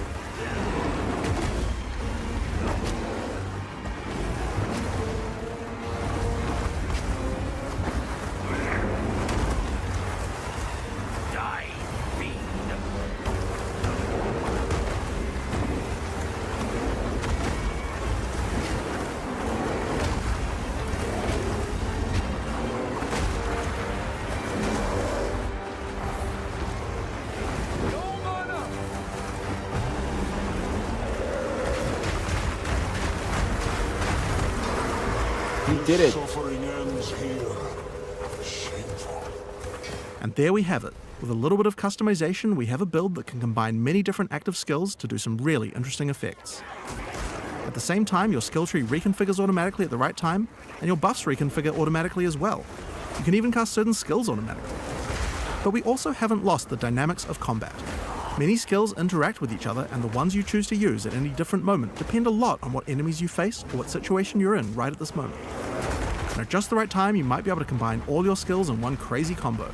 Get some satisfying screen covering spam, and do some crazy damage. Minus 100. Now, these are just some of the skills targeted at the Druid in PoE2. We Everybody didn't even doing show you bingo. the Wolf form yet. There's a lot Did you see this? Look at the of roll. the skills targeted at the Druid in PoE2. We didn't even show you the Wolf form. Oh man, come on. Look at the roll. Wolf form yet. There's a lot more to play. Freaking guy is Targeted- rolling, man. What? I mean, that's pretty cool. Yes. There's a lot more to play and experience, and we look forward to letting you guys try it out when we go into beta on June 7th. Okay, this is all off, but yes, man, this is the Druid video. It's gonna be nice. This is PoE2, yeah. I mean, obviously the game is already in early access. Okay, wait, you linked me this post? So where did they say this? Copy link? Thanks. Due to a miscommunication, we incorrectly said we would post patch notes after the live stream. But ultimately, the 0.2.0 patch notes will not be available until next week. Okay, so the patch note's going to be the week after, guys. This is going to be the class reveal and hopefully the changes that they have. But no patch notes yet. Yeah, just a text. Yeah, I see. Yeah, anyways. No, they're not going to reveal a paladin. Even though, yeah, paladin going to be pretty cool. But no, that's not going to be the case. Pandas are rolling. Yeah, they are, man. They are. The stream starts in 40 minutes. There's still some time. The panda. Yeah, you didn't get to see much, guys, but this is what they showed us so far. Spirit guide us. We, the mountain born. With spirit. I mean, it's a jungle. It might be a druid. Yeah, and cunning. That looks so cool. A new hunt dawns. I mean, when do you think the game is gonna go free to play full launch? If they only put out one class every 4 months. I mean, maybe they'll pick up the pace, but right now, the pace has been... I don't think they're gonna release the game this year with this pace. So in 8 days, that thing launches, right? But it's gonna be kind of rough to get the game out by that time. They said 6 to 12 month early access. Early access started in December.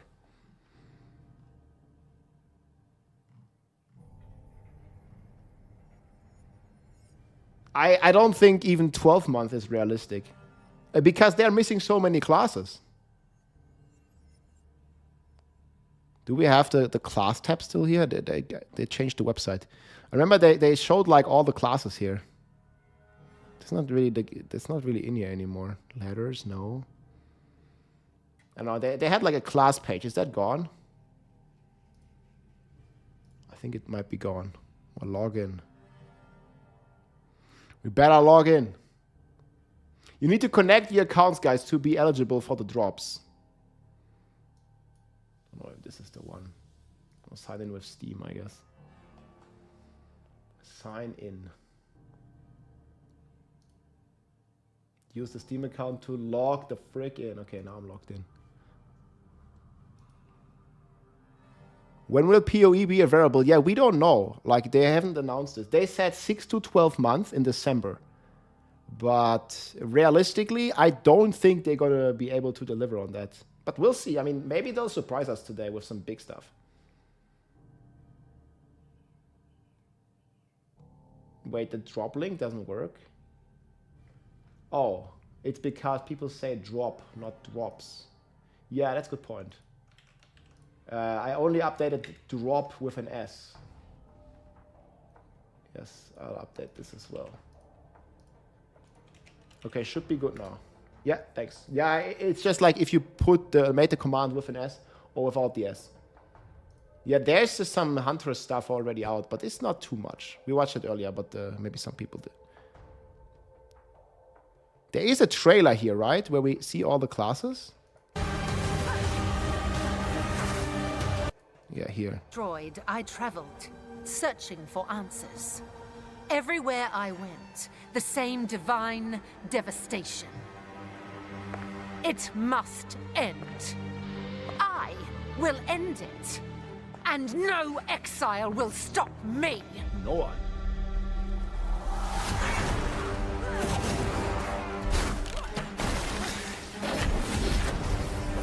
Duelist Shadow.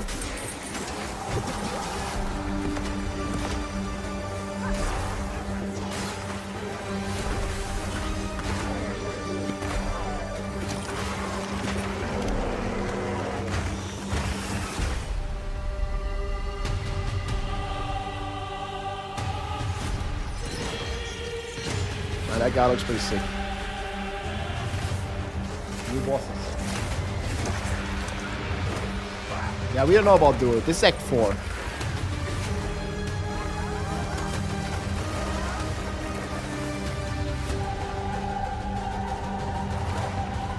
Dude, he like fucking rips that thing out.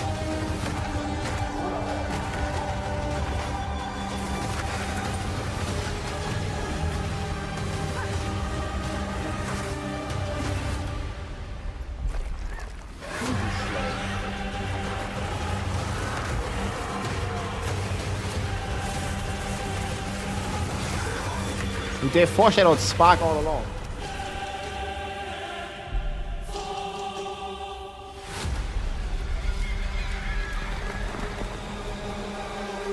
They make really good trailers.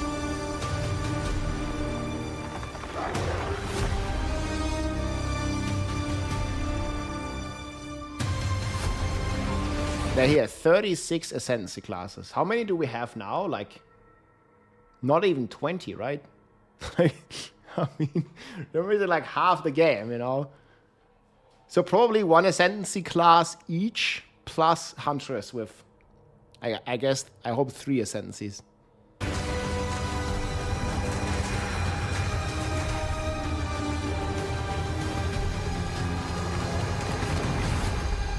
This world will be reborn. We only have 12? Danger lurks around Okay. every corner. So we have like 1/3. Wait, shit, we have only 12? God damn it. Yeah, Claire, it's two per class and there's 6. Yeah, so do you still believe it's gonna be within 12 months? Yeah, we have like 1/3. So let's say today they bring out 6 of the existing ones plus like 2 or 3 new ones. And then we are like at 20 the most after today. Yeah, that's still a long way. What happened to my forest? That's a long way. Prowler! Damn. Madness. Famine and plague besiege us. The very earth is being poisoned. The Count's men, once our protectors, have turned on us. And now, they come for me. Do we know when the full game will be released? We have no idea. So my guess is they're not gonna make it this year. Chat, do you think Path of Exile 2 is gonna go full release, free to play in 2025, this year? I think it's gonna be tough. Like the original timetable, definitely this year, but it doesn't feel like it. Like the pace is way too slow. Like let's say even if they add Huntress and Druid, like we're still so far away. In September, you do, but September is in like half a year. I think it's gonna be 2026, guys. It's gonna become a bit of a problem because you know what's also coming in 2026? The next D4 expansion with Paladin. Fingers crossed. 12 classes, 3 each. Yes, but we only have 12 now. So maybe after today, we're gonna have 20. Like, if we're lucky, I feel. Yeah, not likely. Q2 2026. It's crazy, like, how the timetables, like, always get delayed. I mean, this is not only happening for GGG. Like, Blizzard also delayed. Dude, man, I can see it. Like, Paladin in D4 expansion and PoE gonna come out, like, both Q2 2026. Oh, yeah, when is... Yeah, GTA drops this fall. Is GTA 6 release? Is the time, like, set? Yeah, okay. Fall 2025. Yeah, okay. But the problem is it's not going to release on PC. It's not going to release on PC. It's console only. PC like way later. But yeah, I think most people say 2026 either way. Makes sense. 2040. Yeah. Yeah, it's going to only be console. That's going to be brutal, guys. I don't even have a console, man. I'm considering actually just getting a console to play GTA 6 when it comes out. But we'll see. Dude, the Act 1 boss, man. Boss, man. So crazy. D4 needs serious endgame options? Yes. I mean, I think we need the same here, but this is early access. 2026 will be the official release date. Maybe if they make another season in 3 to 4 months with the other classes. Yeah. Hey Rob, could we get an explanation from the devs why the F we're not getting any new mythics? Yeah, I mean, I don't think we need to expect to get mythics every season, but yeah, it kind of... I mean, some of the existing mythics need an update. I think that would be even better than making a new mythic. But I would dig like a Stone of Jordan mythic or something, like giving you +1 to like all passives, all skills or something. I don't know.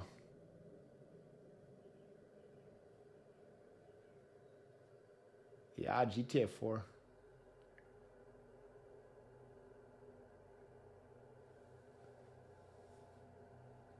You forgot to link your account. Well, you can still do it. You can link. Okay, yeah, definitely try to link your accounts right here. If you link your accounts, you're gonna be eligible for the drops. So you'll be able to get these drops and yeah, man. Well, you get to see a lot for the Huntress.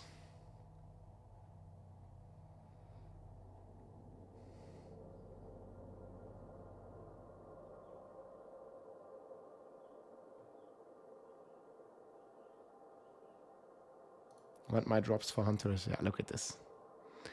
Man, this is like 1-to-1 Jefferson. Like look, we go slow motion. Look at this. Playback speed slow. Look at the throw, man. Boom. Boom. And you can add additional projectiles to this. Mercenary gonna get a totem ascendancy. Yeah, I was not that big a fan of the totems.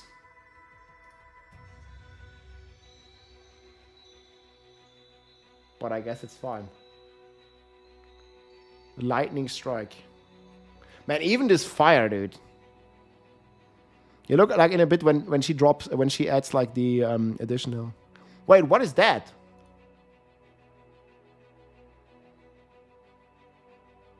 Oh, this is like a spell, like it like throws you back or something.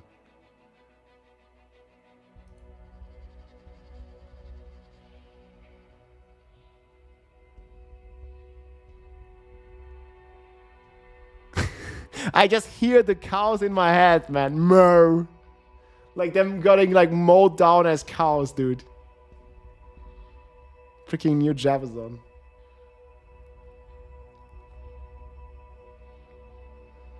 Yeah, but I think Spark, there's a good chance they're gonna nerf Spark, right?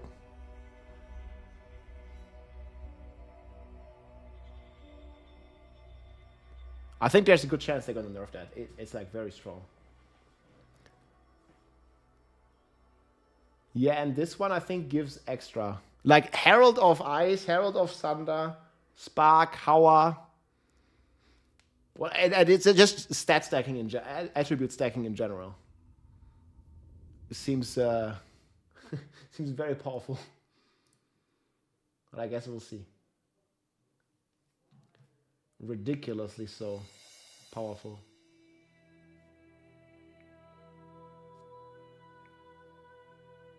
Yeah, look now how many projectiles. Look at that split.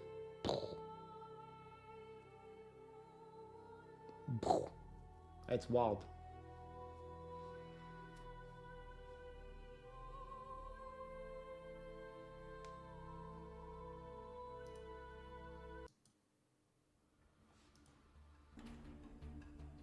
Yeah, we need.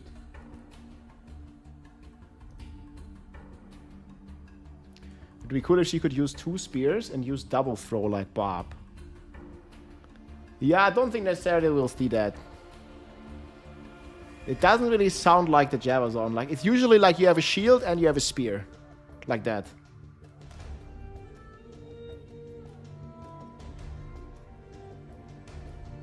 I definitely think they nerfed Herald of Ice. They're just way too strong. Like every build works. I mean, at least at what I've seen, every build kind of works with Herald of Ice and Herald of Thunder, kind of. Or Herald of Ice mainly. But both of the Heralds are insane.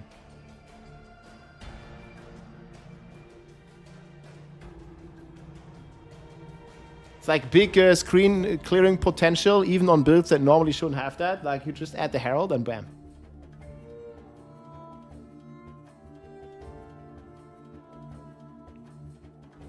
This is a slow motion. We can watch it in normal speed as well.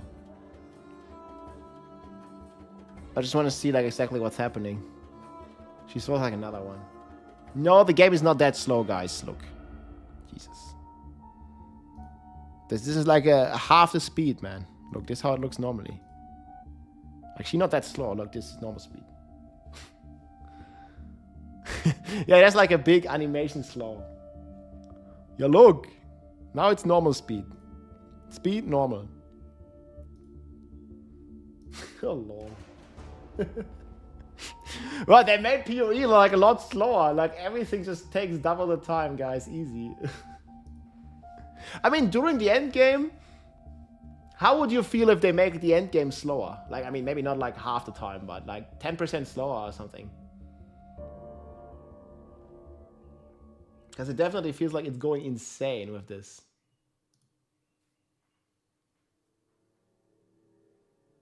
Watching from the moon. Yeah, something like that. Lilith is coming. We call thee home. How many hours does it take to get to level 100? Do we have data on this? Like the first guy, how long did it take? I think it was like 150 hours maybe? Maybe the first one took a bit longer because he had to figure it out. But if he does it again, like 150 hours, 200 hours? Does anybody know? We have the ladder, right? But it doesn't say a play. We check. I don't think it says playtime. I think it was like 2 weeks. I mean, that was just figuring it out, right? Like, they will be a lot faster doing it now because they know the meta. Oh, but it says down for maintenance. Yeah, it's ripped right now. The website is down right now. Yeah, okay, but we're not talking SSF. Like, we're talking as fast as possible. Like, SSF, like, that's like double the time by default, pretty much. I think it can be done in like 200 hours. But there's not really an incentive to do that. Was there an incentive? There's not really like a big point.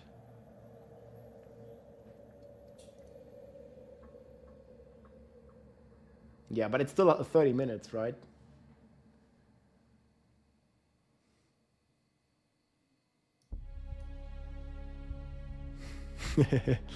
Path of Exile is 100% free to play. Yeah, 100%, but only PoE1 right now.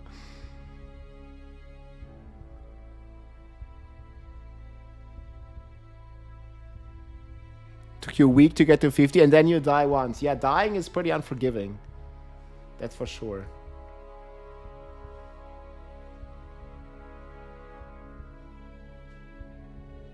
Maybe it's over 400 hours. Yeah, I don't know. I think it depends also a lot on what you do, right? In the end.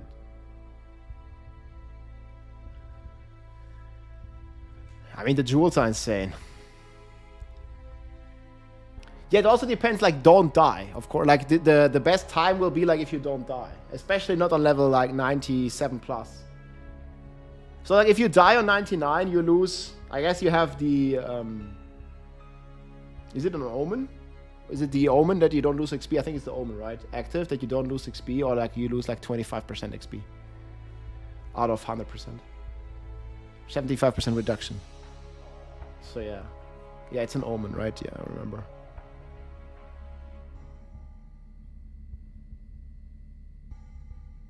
Yeah, I think like next week I gotta play the game a bit to get the...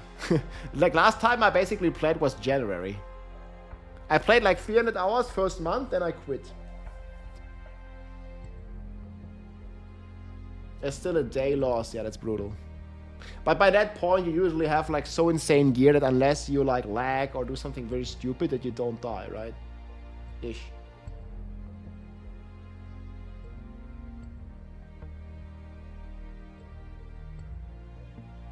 Why did you quit? Well, I didn't really like the endgame that much, and Diablo 4 had a new season in January. I played for about a month.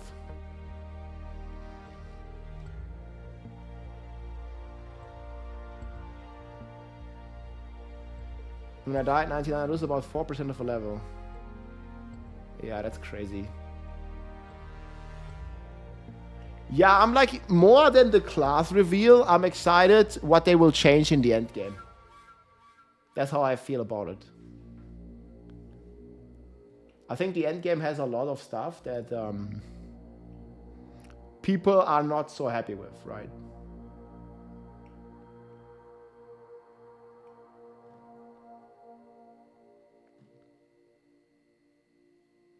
We'll see how crazy it'll get.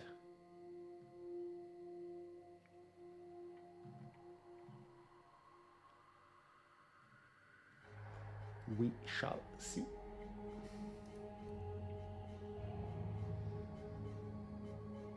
You died 10 times getting off the starting beach. I mean, the beginning of the game is brutal, yeah. I love if they make a raid or something. For sure. I wouldn't mind them making raids. But does it really fit like the PoE? I think like people just like they can do everything solo in PoE. I don't think they should move away from that. Diablo 4 developers got a lot of backlash when they made the Citadel like kind of group only. I think they need to stick with everything being soloable. I mean, they have this as Zeph mode, right? Wouldn't really make sense to have like a raid. I think most people would not want that. You know, I see the like that some people like this, but I feel the majority of the community wants to be able to do everything by themselves, and that makes a lot of sense. Because in many ways, the game is more optimized for solo play, right? Group play isn't really like optimized for the game. Like it really starts lagging if you're playing in a group. There's not really like crazy synergies. There's a lot of synergies, but not like crazy parts. It's not really a group game. You know, the game is designed to be played solo. And I think that's one of the big strong suits of Path of Exile. You can do everything yourself, and you're not even losing much efficiency, right? Like, I'm not talking about solo self-fight. I'm talking about playing solo where you still trade. Like, not trading is obviously a big deal. But just playing solo, like, I don't know, even like doing endgame stuff and then like trading, that seems to be a very efficient way to play the game. And I don't think they should break away from that. For me, the most important thing is itemization, so that inflation doesn't go as crazy. Yeah.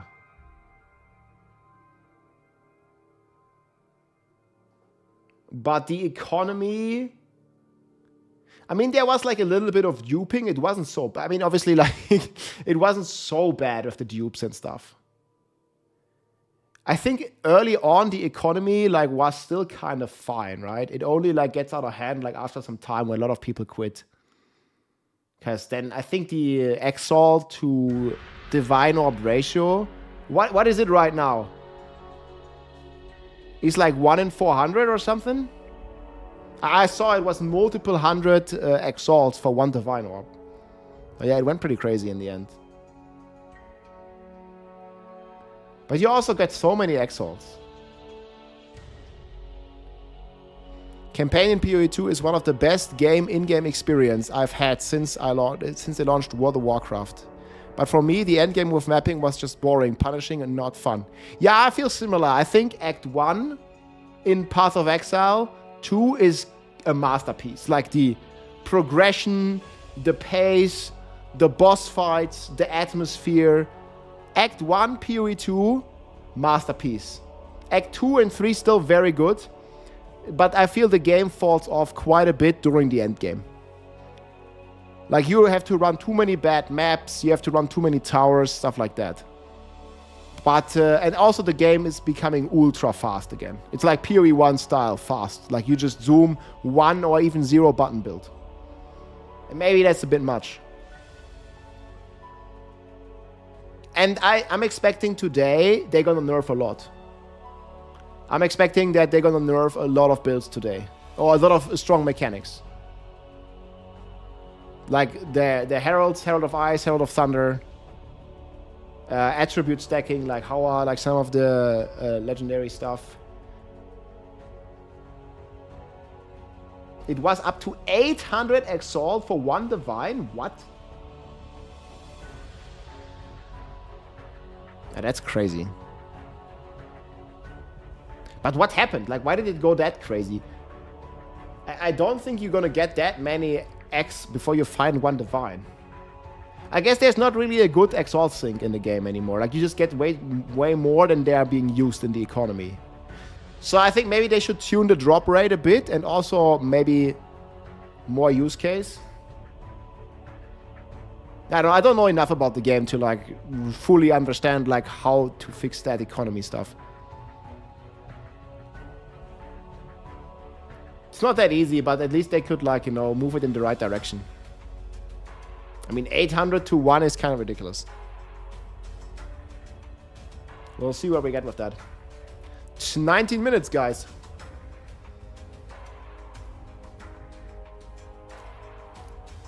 Oh, you remember in the very start, it was like one divine was like 4x.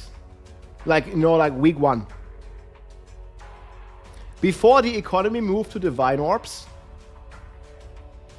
it was like 1 to 4 or something. Hey, cheers. I remember, man, early days. I got like a divine orb for like 4x or something.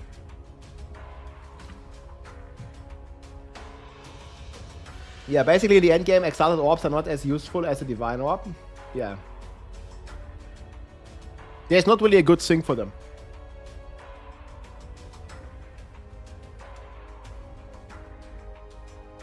Does make sense. This boss looks so sick, dude.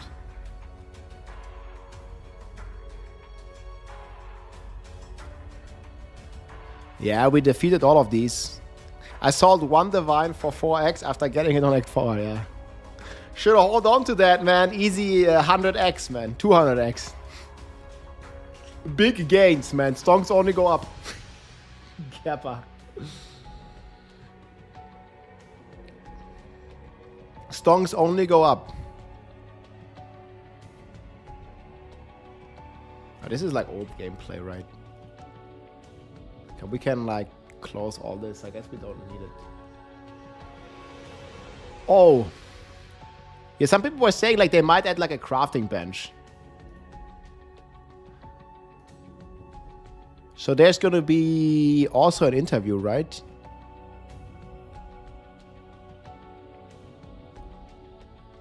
Drops will be enabled. Yeah, make sure, guys, you connect your accounts for the drops to work.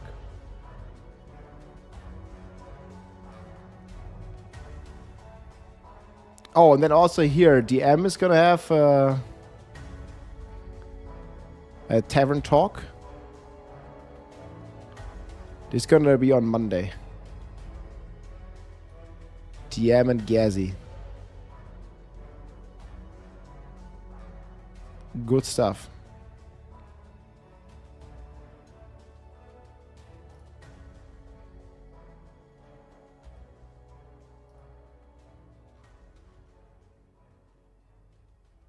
Yeah, this is the stuff. This is the stuff we get from the drops. But it doesn't actually, it's just visual, right? Like, I've not seen this. Like, so you're kind of like executing them. This is the drop.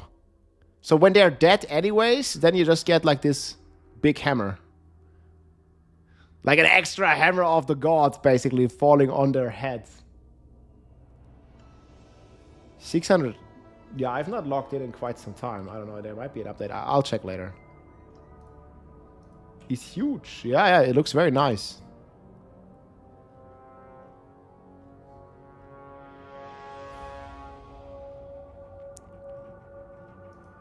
What exactly have they done with the towers? Do they have like the normal trailer on their...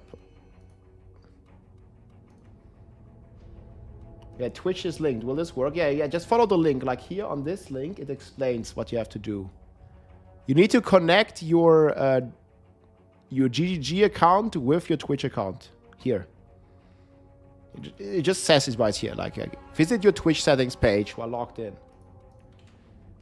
Actually, let me see. Can I watch this? Yeah, here. It needs to say, okay, here you can check if your accounts are linked. So you need to go here, and then you can get this drop. So you need to connect your Path of Exile account to your Twitch account. And then it will say here, your Twitch account is eligible. So in this, it's going to say.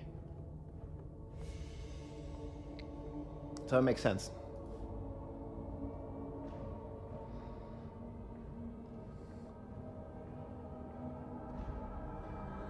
So was it this?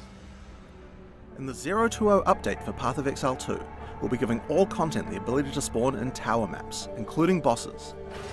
This means towers will have the same clear requirements as regular maps, and you'll need to fulfill these requirements in order to activate the tower. Towers will be able to randomly generate with content on the Atlas, and they'll be able to gain content from using tablets on other towers in this ready. But I mean, it's gonna feel bad to get a breach in tower. Like, there's no space in those layouts as well. At least how I remember them. Right? I don't know. Because I think this one was like kind of like hot topic. This is a terrible change here from empty. Yeah, like lots of people didn't like this, guys. I don't know. Well, we don't know if they're gonna double down on this. I feel there was a lot of feedback given.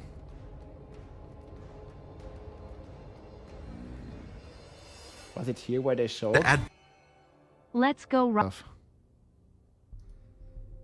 Thank you, Knock Rip. Much appreciate the support. Yeah, I don't know about those towers, man.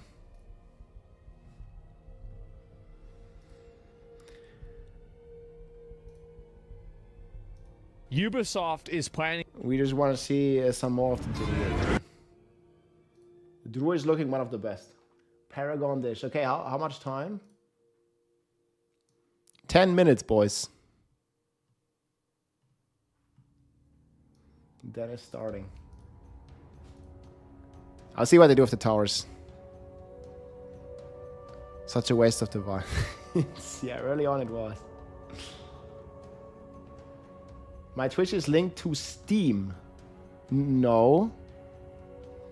You need to link it to your GGG account. I don't think a link to Steam will work. I don't know. Maybe you can also link it to Steam, but it clearly says in the drop menu that you need to link it to your GGG account.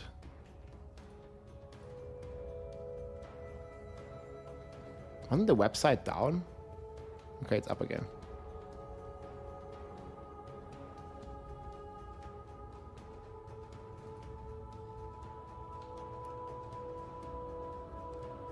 Yeah, here. Twitch drops for the Axial unique finisher effect will be enabled from the start of the live stream. So this is going to be active for all channels streaming PoE2 at the time. So how long they're going to be live? No, it doesn't say here. Probably says it over here at drops. So you actually have almost a day, right?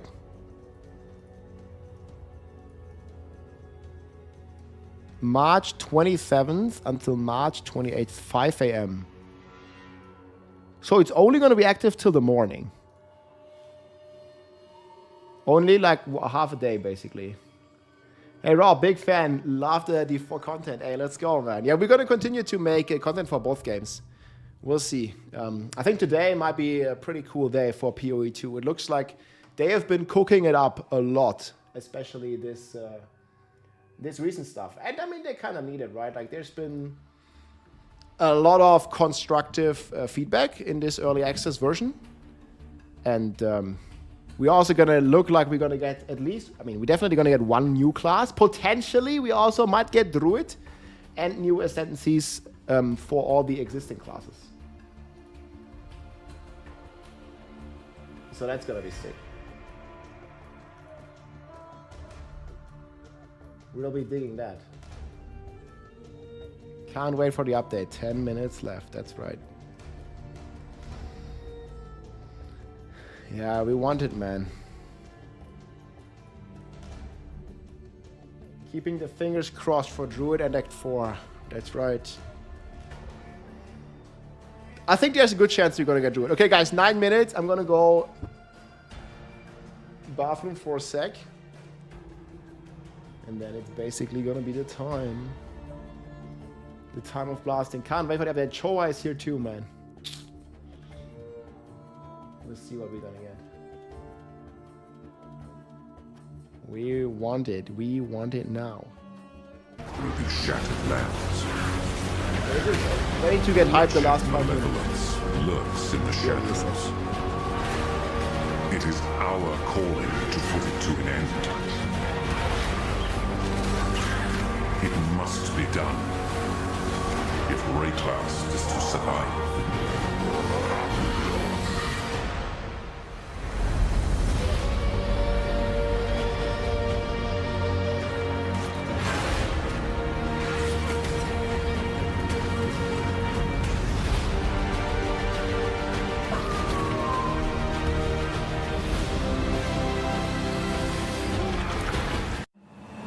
Among ancient ruins, evil grows once more. The seed of corruption advances, spreading dread and despair. We must give chase.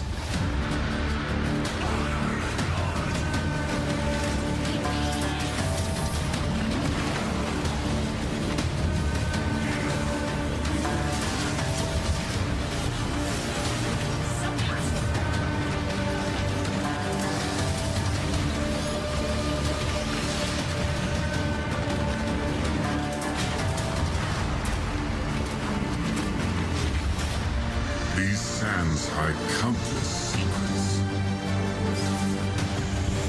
3,000 years of dormant malevolence. We must hunt down the seed and put an end to this madness. If Rayclast is to survive.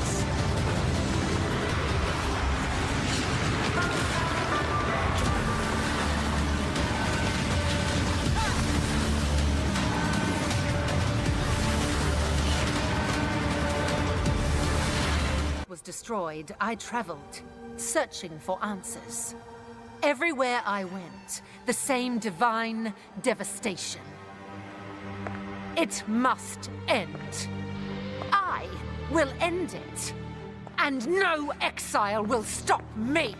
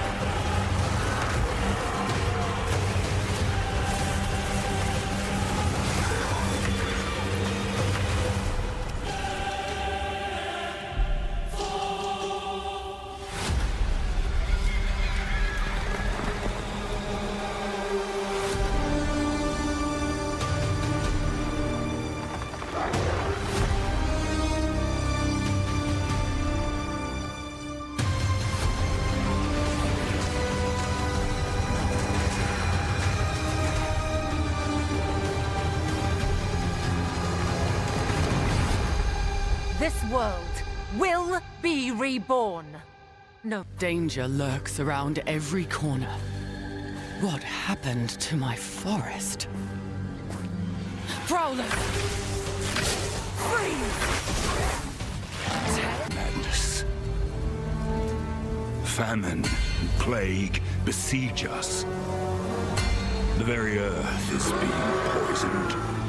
The Count's men, once our protectors, have turned on us. And now. Getting hyped, guys. We got the snacks ready. For me. Get out here!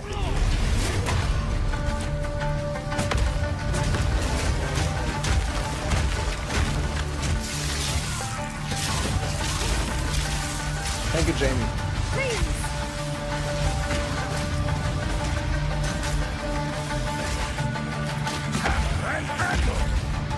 I must be the one to face this nightmare.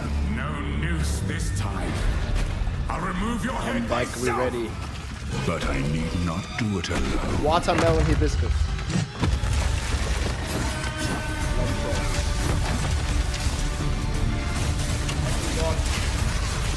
Some protein snacks.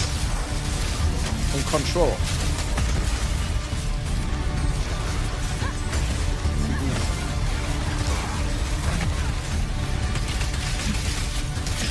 And of course, some vitamins.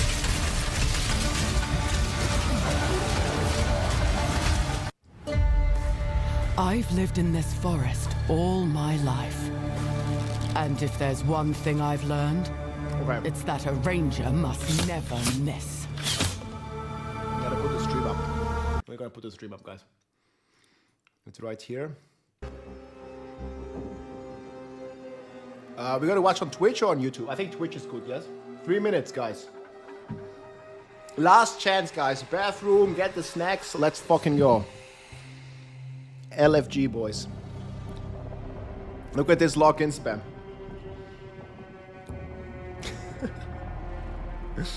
Man, people are going crazy. Yeah, this is like the rule. You gotta spam login. The other guy here spamming Elon Musk.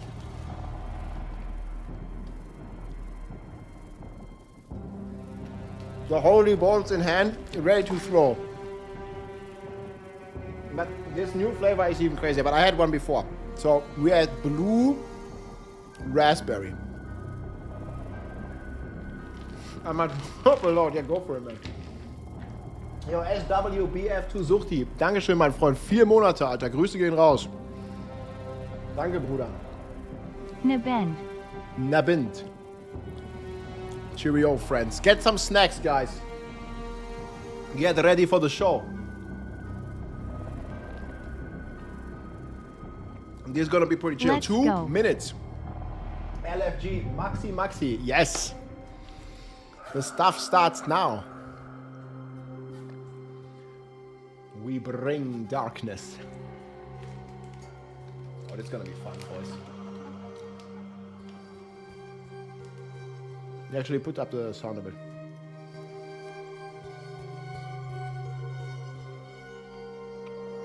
Can't be too crazy, though.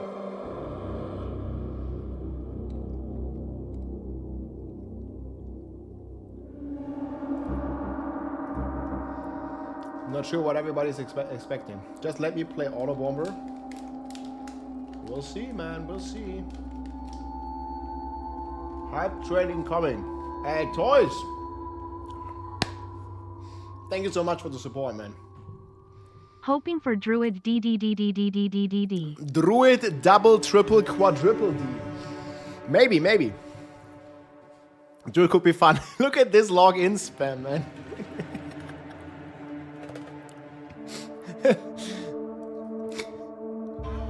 You can't even read the chat, man, because it's just all login, dude. You gotta change the emote again. Yeah, Stream Elements doesn't know how to distinguish. We'll see, it depends on what's in hype right now. It all depends, man. Have the first method. Oh, man.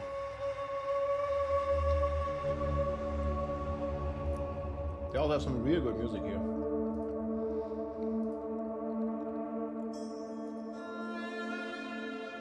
Need more of that. That's real fucking good. Let's go.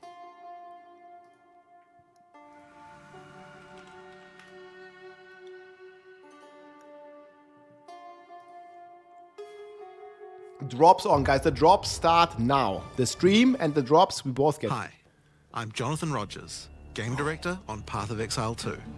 Welcome to GGG Live. Well, it's been a little over 3 months since we launched Early Access, so it's about time for our first major content update. Subs. Today, we're going to show you an exclusive reveal of Path of Exile 2, Dawn of the Hunt, which launches on April 4th.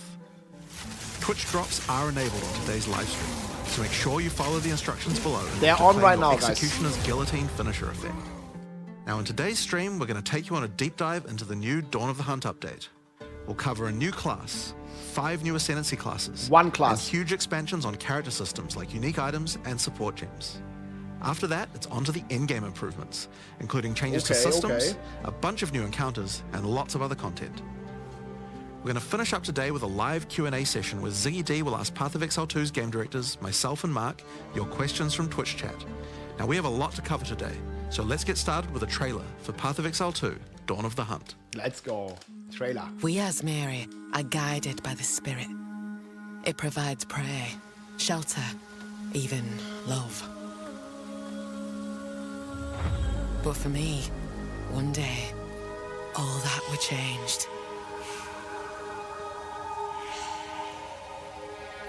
The Spirit, it showed me something. Something forbidden. And to defend all I loved, I used it. Ooh. I lost everything that day. But fate weren't finished with me yet.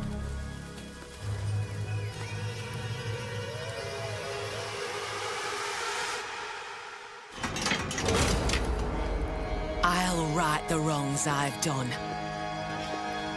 I'll do what I must, no matter the cost. Sneaky.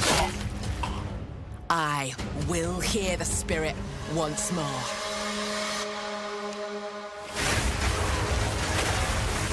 That's right. New skill gems.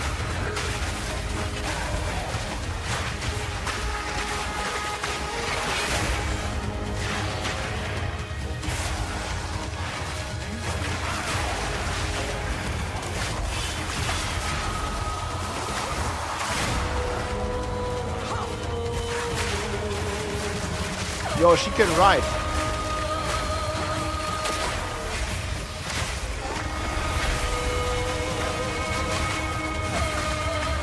$25 skill gems. Holy shit. Don't make me kill you. I shall bathe in your blood.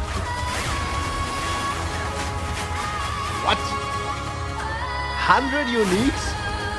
100 support gems? What the fuck?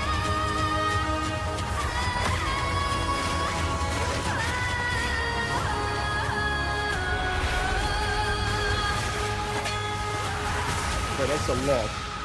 Dang. Wait, are they for real? 100 support gems? Like new ones?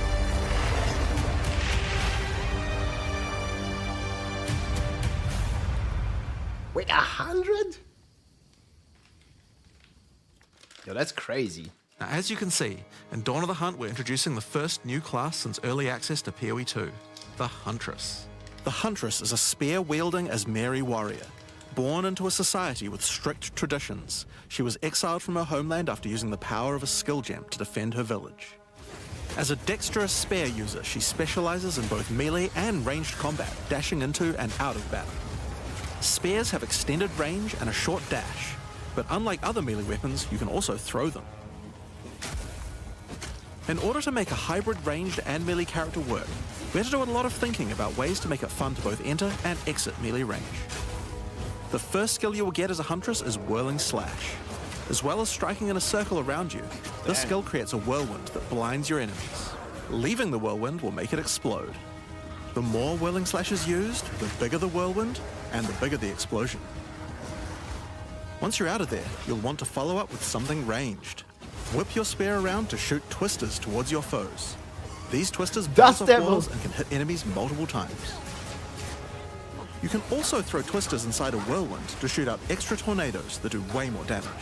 Bro! In her offhand, the Huntress will usually want to hold a buckler, which allows you to do a new skill, parry. While holding down parry, your character will counterattack any incoming attack from monsters near you, stunning them. In addition, the monsters will take extra attack damage from your follow-up strike. Some specific skills are designed to be used after a parry and have extra effects. Disengage is a skill that does a quick jump back, damaging enemies in front of you, and it can be used to interrupt other actions, like dodge roll. If you use it against a parried enemy though, it causes an explosion and gives you a frenzy charge. Just be careful. If you parry too much, you're going to get stunned and possibly killed. You can combine this combo with Whirling Slash. Slash, parry, disengage, and you'll get an explosion from the disengage and the Whirling Slash. The Huntress also has a variety of elemental spear throw attacks. You could use Lightning Spear to bounce lightning between your foes. Or you could throw explosive spears into the ground. These spears take a while to detonate, but when they do, they'll incinerate anyone caught in the blast. All spear throws on the Huntress can also be empowered by frenzy charges. For example, explosive spears will do an even larger explosion and leave fire on the ground. And these empowered versions can activate even more combos. Using Whirling Slash over ground fire will suck it into the whirlwind, adding fire to the explosion. Using twisters inside a fire whirlwind will shoot out fire tornadoes as well. Dude. And you can do twisters. similar combos with ice and lightning too. Brawl. Now a key aspect of hunting is exhausting your foes by causing blood loss. This skill is Rake, which dashes towards your target and unleashes a deadly slash, opening up wounds on your enemies. Follow up with Disengage and watch them bleed out as they run towards you. On the health bar of monsters, you can see how much blood loss the enemy has experienced. So they're like the Huntress bleeding. has skills to take advantage of this. For example, using Blood Hunt will thrust forward and cause a bloody explosion. The more blood loss, the bigger the explosion. If you want to cause bigger bleeds, try out Rapid Assault. The final hit of this multi-hit combo will stick a spear into your enemy for a big bleed. Now, Explosive Spear and Rapid Assault both result in leaving spears behind, either in the ground or in enemies. But there are other skills that leave spears around too, like Storm Lance, that leaves an electrical spear that arcs towards enemies. Dude. But what can you do with all these spears? Detonate them, of course. Thunderous Leap will allow you to jump onto and explode any spears, either in the ground or in your enemies. In your enemies. Now, as In well your as hunting face. animals, the Huntress also has the ability to work with them. While fighting any beast, you have the ability to tame it and use it as a companion. You can only have one companion at a time, but it will keep the mods that were on it. Try to find a rare beast with good mods to take full advantage of your ability to tame them. It's like a summoner. Now this is just the beginning of the Huntress. We've really tried to make the hybrid ranged and melee gameplay work for this class by having a huge amount of synergy between ranged and melee options. There are 22 new skills available for the Huntress. By endgame, you'll be slinging hundreds of insanely powerful spears, sending forth spirit animals and That's summoning what the I'm might of talking Solaris about. from Yeah, the sky. exactly. D. But we still haven't talked about ascendancy classes yet. What can the Huntress ascend into? Well, the first ascension class you could choose is the Ritualist. The Ritualist has embraced the darker side of his merry traditions by harnessing the power of animal sacrifice and plague. Dang. The Corrupted Life Force skill causes all enemies around you to grow volatile blood boils on their skin. When those enemies are slain, the boils will burst, spreading corrupted blood to all enemies around them. The Ritualist also excels in taking advantage of magical trinkets. The Unfurled Finger skill allows you to equip an additional ring on a finger around your neck. Taking Mystic Attunement increases the bonuses of all the rings and amulets you have equipped. Extra ring. Now this is one of my favorites. As the Whisper's Ask grants you a new skill, Ritual Sacrifice. Use the skill on the corpses of slain rare monsters to absorb the power in their blood, to give you one of their modifiers for a short time. Specialize further into Ritualistic Sacrifice with As the Whispers Demand, which allows you to perform that skill on yourself instead of a corpse. Cut your own hand, sacrificing some of your own blood to empower yourself. Cut your own hand. The Amazon Ascension is for those looking to hunt more than just beasts. There she is, Amazon. Trained as an elite guard to the most important Asmeri elders, the Amazon will use more traditional fighting techniques mastered to perfection. The Predatory Instinct skill will cause you to reveal weaknesses in the defenses of rare and unique enemies, causing you to deal more damage. You can see those weak spots represented on their life bars. While using elemental infusion, any charges you consume will infuse your weapon with elemental power, causing any projectile attacks to explode on impact. The critical strike skill is as simple as it sounds. It takes your excess accuracy and gives it to you as critical strike chance. Additionally, you have skills like Mystic Harvest, which allows your elemental damage to leech life, and as Merry Brew, to be able to use either flask to restore both life and mana.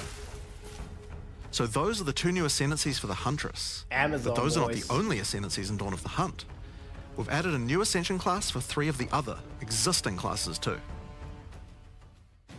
First up, for our warriors out there, we have the Smith of Kitava. The warrior is a blacksmith in origin, taught by his father Renly. With this ascension, you can take your smithing skills to new heights Dude, by embracing he's like power sandwiching from in the middle of the insatiable one fight. himself, Kitava. Smiths of Kitava are master blacksmiths and have the ability to forge their weapon, quite literally. Using the Against the Anvil notable skill, you can enhance your weapon with fiery destruction before any battle. After doing so, your attacks will release explosions on hit for maximum devastation. You can also use the power of Kitava to summon an animated copy of your weapon to fight alongside you. The fuck? A great blacksmith can do more than just forging their weapon though. Their armor can be enhanced too. Now you might think this ascendancy class tree looks a little abnormal, and you're right. There's a lot of notable skills all disconnected at the bottom there. By taking this point here, which is free to assign, your character is unable to equip body armors with mods of any kind. So your body armor must be normal. Sounds like a downside, right? That's Except crazy. now in true blacksmith fashion, you get to craft your own body armor by taking those disconnected notables with your points. If you want your body armor to grant life, take this notable. If you want resistances, take this one. There's so many choices. Think of it like you're crafting your own body armor, just in a more literal sense. Now, let's move on to those who prefer the reassuring feel of a crossbow in their hands, the Mercenary. Alongside the existing Ascension classes, the Gemling Legionnaire and the Witch Hunter, you can now play as the Tactician. The Tactician is a former Blackguard elite. Free from the duties of a Blackguard, he is able to use his training to decimate the monsters of Rayclast and earn a healthy income doing so. This training comes in the form of various skills like Suppressing Fire, which causes all projectiles to pin enemies. When combined with the Right Where We Want Them notable, your pin not only stops your enemies from moving, but stops them from performing actions too, similar to Freeze. With a soldier's training, the Tactician also works well cooperatively. Using the Whoever Pays Best notable, you can place multiple banners at once. The Watch How We Do It skill gives a portion of your weapon's damage to your allies as well.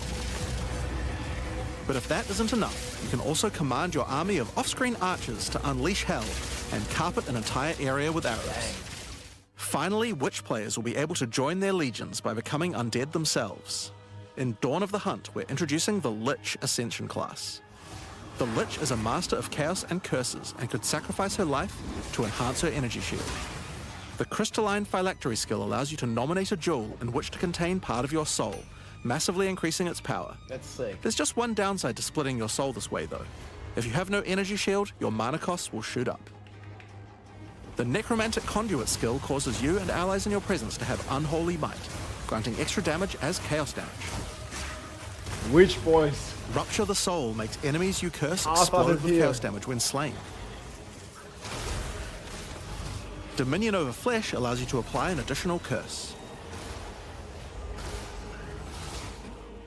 It's safe to say you'll be the true master of the occult by choosing the Lich class. So Dawn of the Lesson Hunt 3 has the from Huntress Denmark. and 5 new Ascension classes, but it doesn't end there. Let's take a look at Doesn't some of the new end, skills boys. we've added.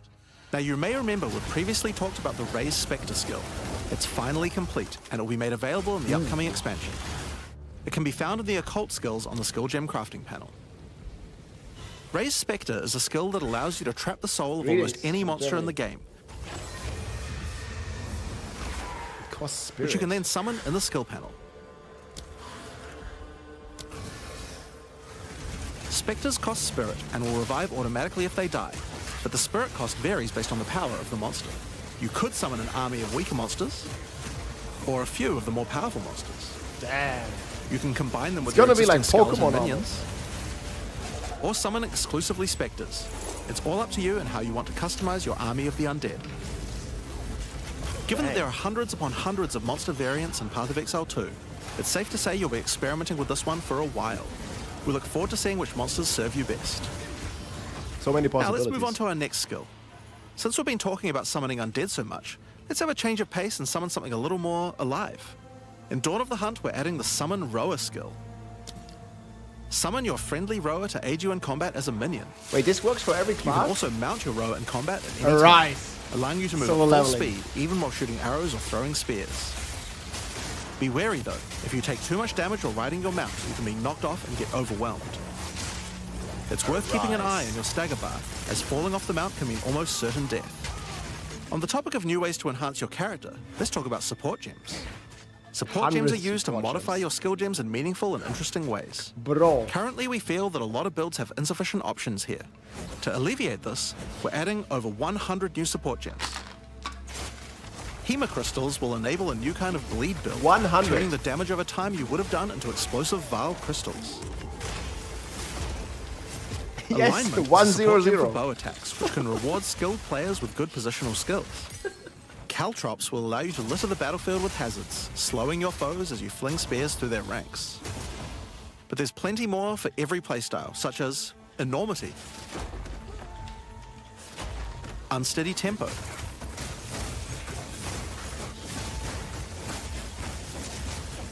Profanity, 4 months, yeah. Retaliate,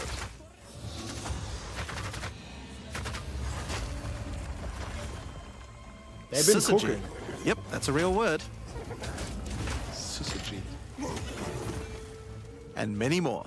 This going live next week. Now, we've talked about a new class, new ascendancy classes, new skills, and new support gems. But let's not forget about the core of a true action RPG, the items. To start with, let's talk about uniques. We're adding over 100 new unique items. What? This time, we've made sure to add uniques with a focus on mid and endgame tiers to make sure there are more exciting items to find for 100. higher level characters. Let's look at some examples. Embrace your inner devil with Chernobog's Pillar.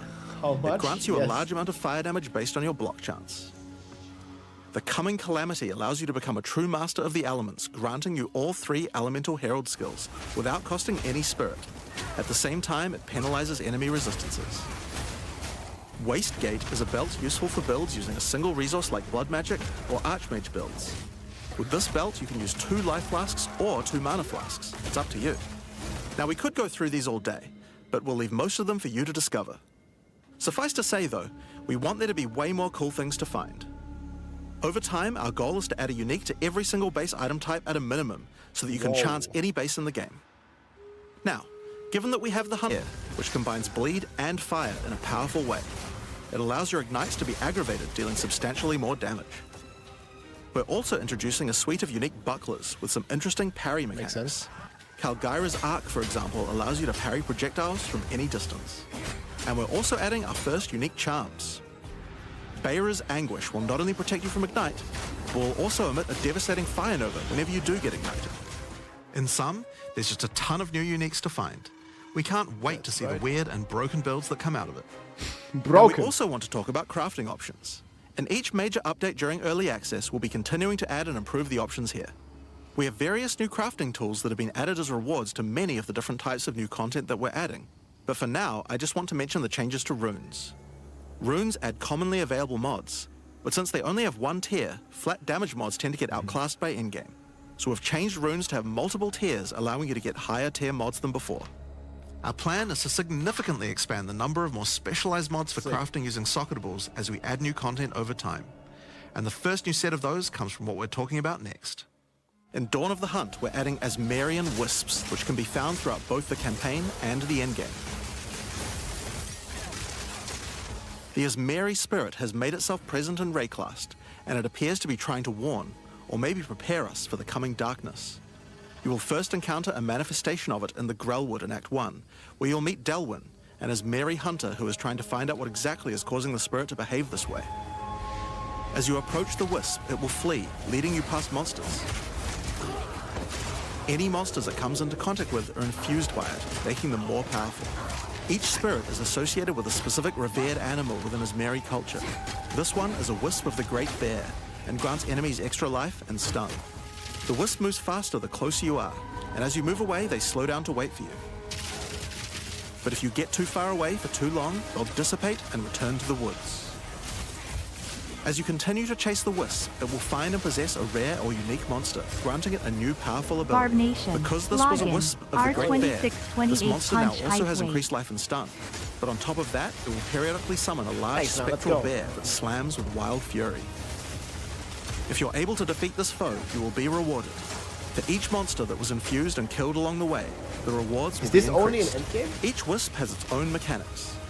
The Wisp of the Winter Owl is a primal wisp that causes enemies to deal extra cold damage, gain energy shield, and release wind vortices on death. When infusing a monster, they will call down large tornadoes to protect their host.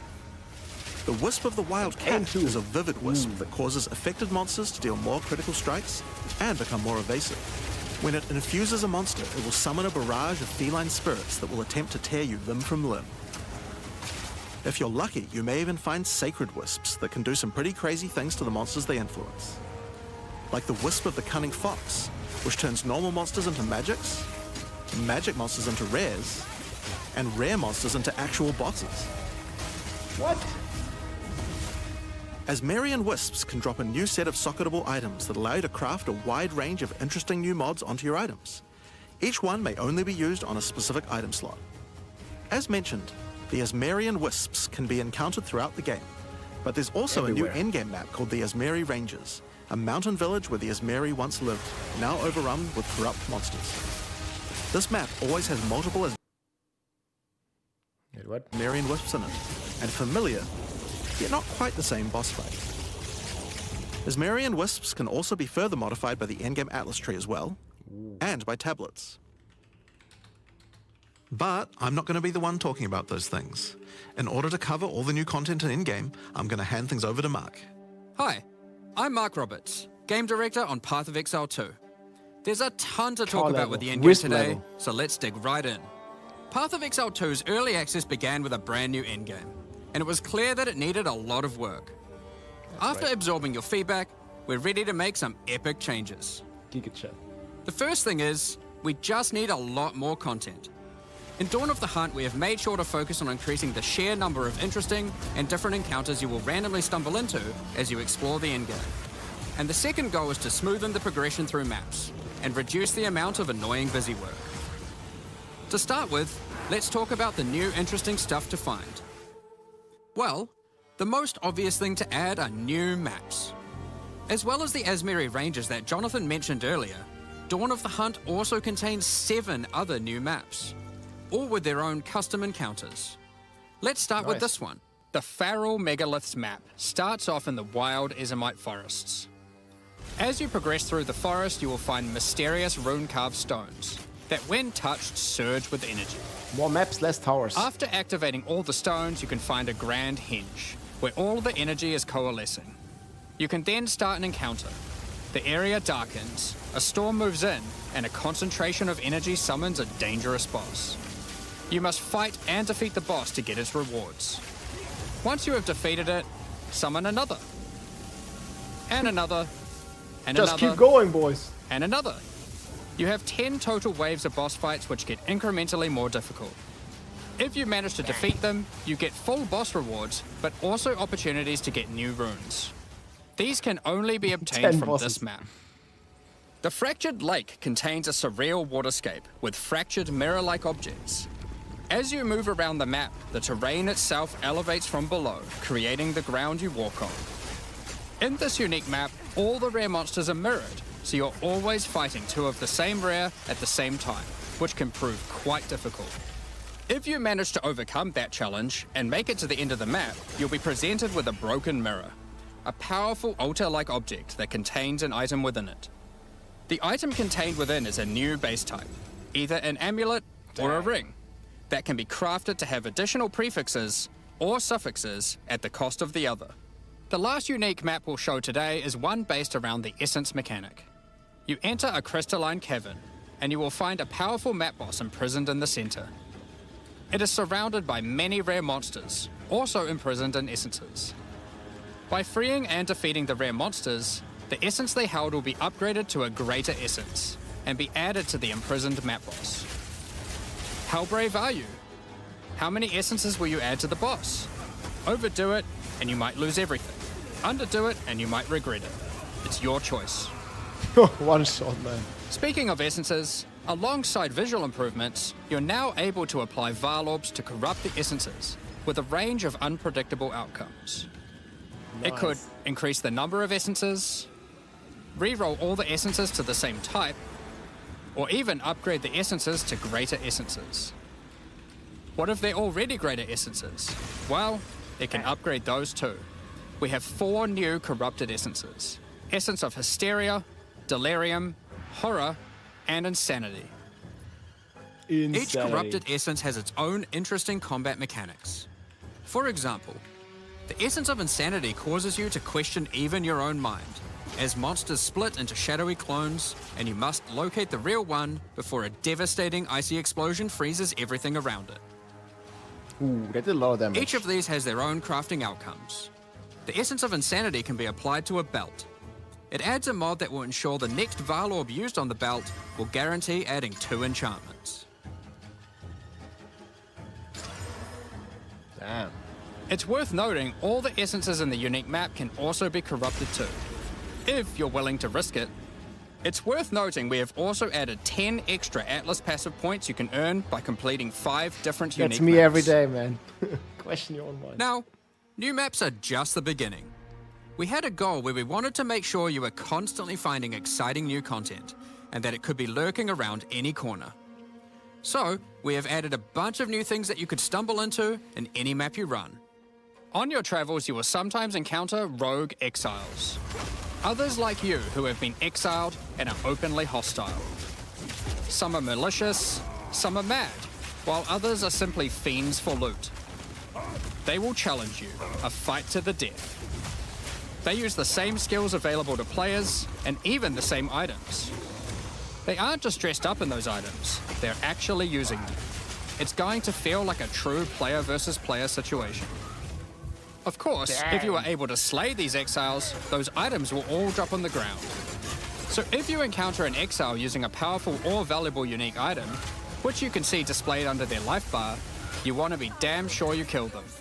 Because if they kill you and your party, they'll portal out, taking their items with them.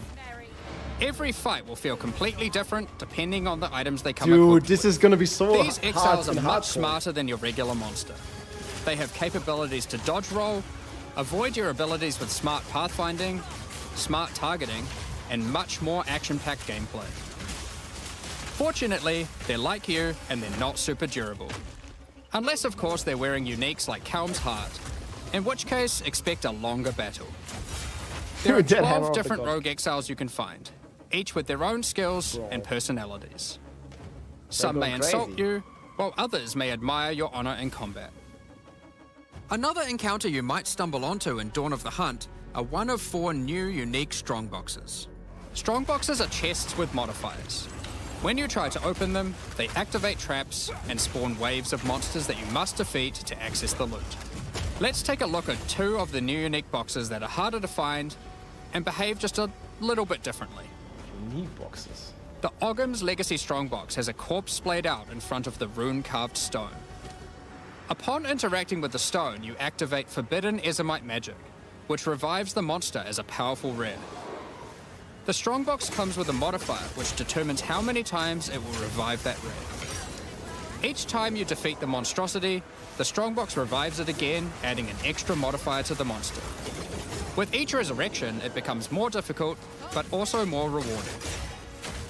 This Strongbox is infused with thaumaturgy from ancient Fahl technology. Eshel's Torment has a powerful artifact inside, and is guarded by Chaos itself. Defeating the monsters will grant you a unique item, with a specific corrupted outcome. You'll have to find the other 2 for yourself to see what they do. Now, let's talk about the introduction to the endgame. Upon starting the endgame, Doriani tasks you with cleansing corruption to help restore the land. However, in practice, the quest objective just sent you on a grind to clear 15 maps. We wanted to make the quest to unlock your Atlas passives much more interesting. Now, Doriani is tasking you with a more specific objective. On the Atlas, you will find areas of corruption caused by the beast. In the center of each one, you will find a corrupted nexus, the source of the affliction. In the areas leading up to the Nexus, you will notice that corruption spills out from slain enemies and amalgamates into powerful monsters. Corrupted maps existed on the Atlas before, but we've done significant work on improving these monsters. We've also done a full pass on the modifiers on these maps to make them more interesting and more rewarding. Once you reach the Nexus, you'll have a new task: cleanse the source of corruption. When you defeat the last rare in those maps, they will spawn one of 3 terrifying bosses, amalgamations of corruption itself. After defeating that boss, Doriani will come and cleanse the corruption for good. As the remains of the boss are purged of corruption, it coalesces into raw crystallized power, which you can use to gain points for your Atlas passive skill tree, the upgrade system that allows you to add and enhance content in your maps.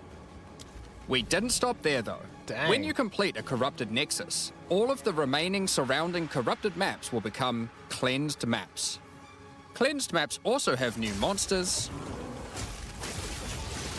a new boss, and their own set of modifiers and rewards, including finding fracturing orbs by slaying cleansed enemies. These orbs can be used in crafting on a rare item to cause one of its modifiers to become fractured. A fractured modifier is one that cannot be modified by any means. You are able to freely modify the item, ensuring the fractured modifier will never change. If you get the right item with the right mod, it can prove to be a very powerful crafting base indeed. Okay, it's You RNG must at now first, choose. but then you can keep it. Do you complete all the corrupted maps and then the Nexus? Or maybe you Jesus. beeline to the Nexus, complete it, and do all the remaining maps cleansed. Both have rewards to entice you and challenges to assess. Now, let's have a talk about towers. One thing we've had a lot of feedback on is the busy work around running towers and managing your tablets. The first change we've made here is that we have reduced the number of towers drastically, so there are now 1/3 as many as before, but we've made them much more powerful. To start with, tablets now inherently add twice as many mechanics, but that's not all. Running higher tier maps and towers now increases the number of mechanics applied by tablets. By tier 15, the bonus is double, allowing a single tablet to now add 4 times as many mechanics as before. Ooh, it's gonna be juicy. So, we're running far fewer towers, dealing with fewer tablets, and affecting even more maps than before. But because there are fewer towers overlapping with each other, you won't get as many opportunities to stack different tablets. In order to solve this, we've made it That's so a that really each nice tower change. can consume up to 3 That's tablets at crazy. once. You always get 1 slot on completing the tower, but if you can complete a tower with more mods on the Waystone, you can unlock a 2nd or 3rd slot. Overall, this allows for even more juicing from towers, while drastically reducing the amount of busy work you have to do. On top of that, towers are much more interesting maps because they can now spawn with all mechanics, including bosses. Man, this looks Each like tower so map like has a Java's new on. boss. Let's take a look at a couple here. The boss fight of the Alpine Ridge map has 2 powerful witches contesting for territory. One witch has an affinity for ice, the other fire. Who will win? Hopefully neither.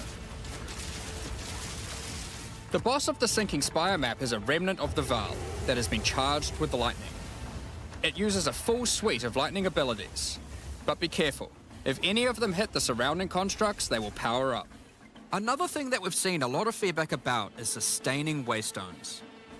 As we looked into it, we realized that the people who couldn't sustain Waystones were dying a lot. A lot more than we had expected. And that made us realize something.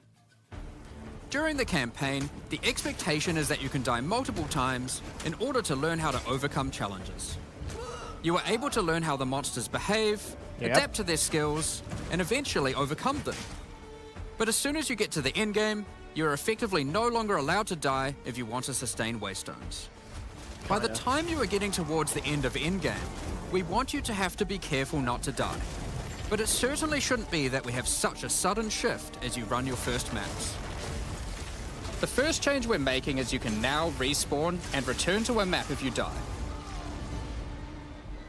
So with the Continuing effects. from where you left off. Oh. When you start the endgame, you get up to 6 total attempts per map. As you add more modifiers to a Waystone, the number of respawns goes down. This means that as you get to the point that you're running every waystone as a rare, you will have to be more careful. In parties, everyone gets to respawn that number of times. That's insane. But we still think it's important that you can kill a boss in one go.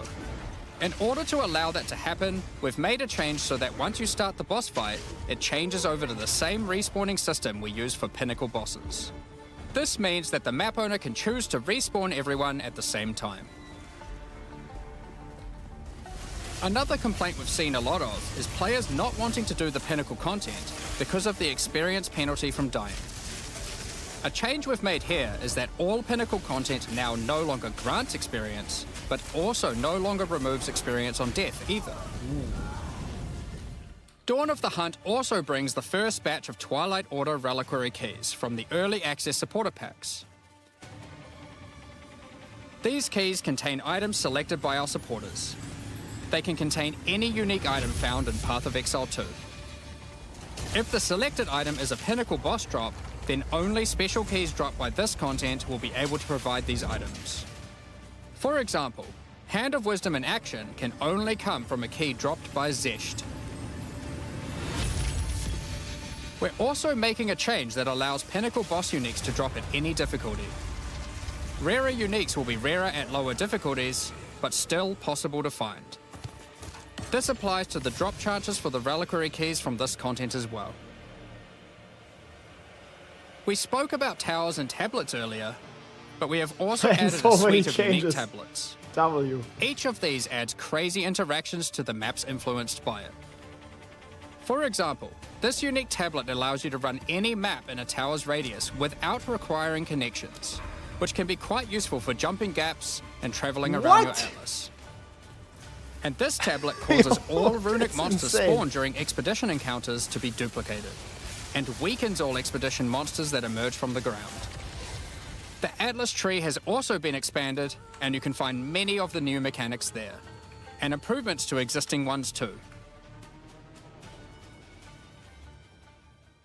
Now through this livestream we have mentioned quite a few new crafting options that we've added. New runes, corrupted essences, fractured mods and jewelry crafting bases. But we did have just one more crafting system to talk about: recombination.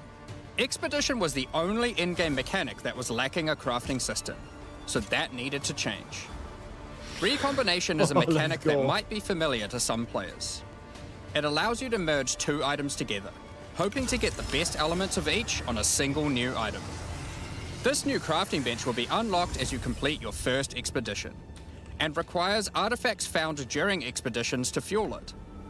The rarer the mods on the item you are combining, the more expensive the cost.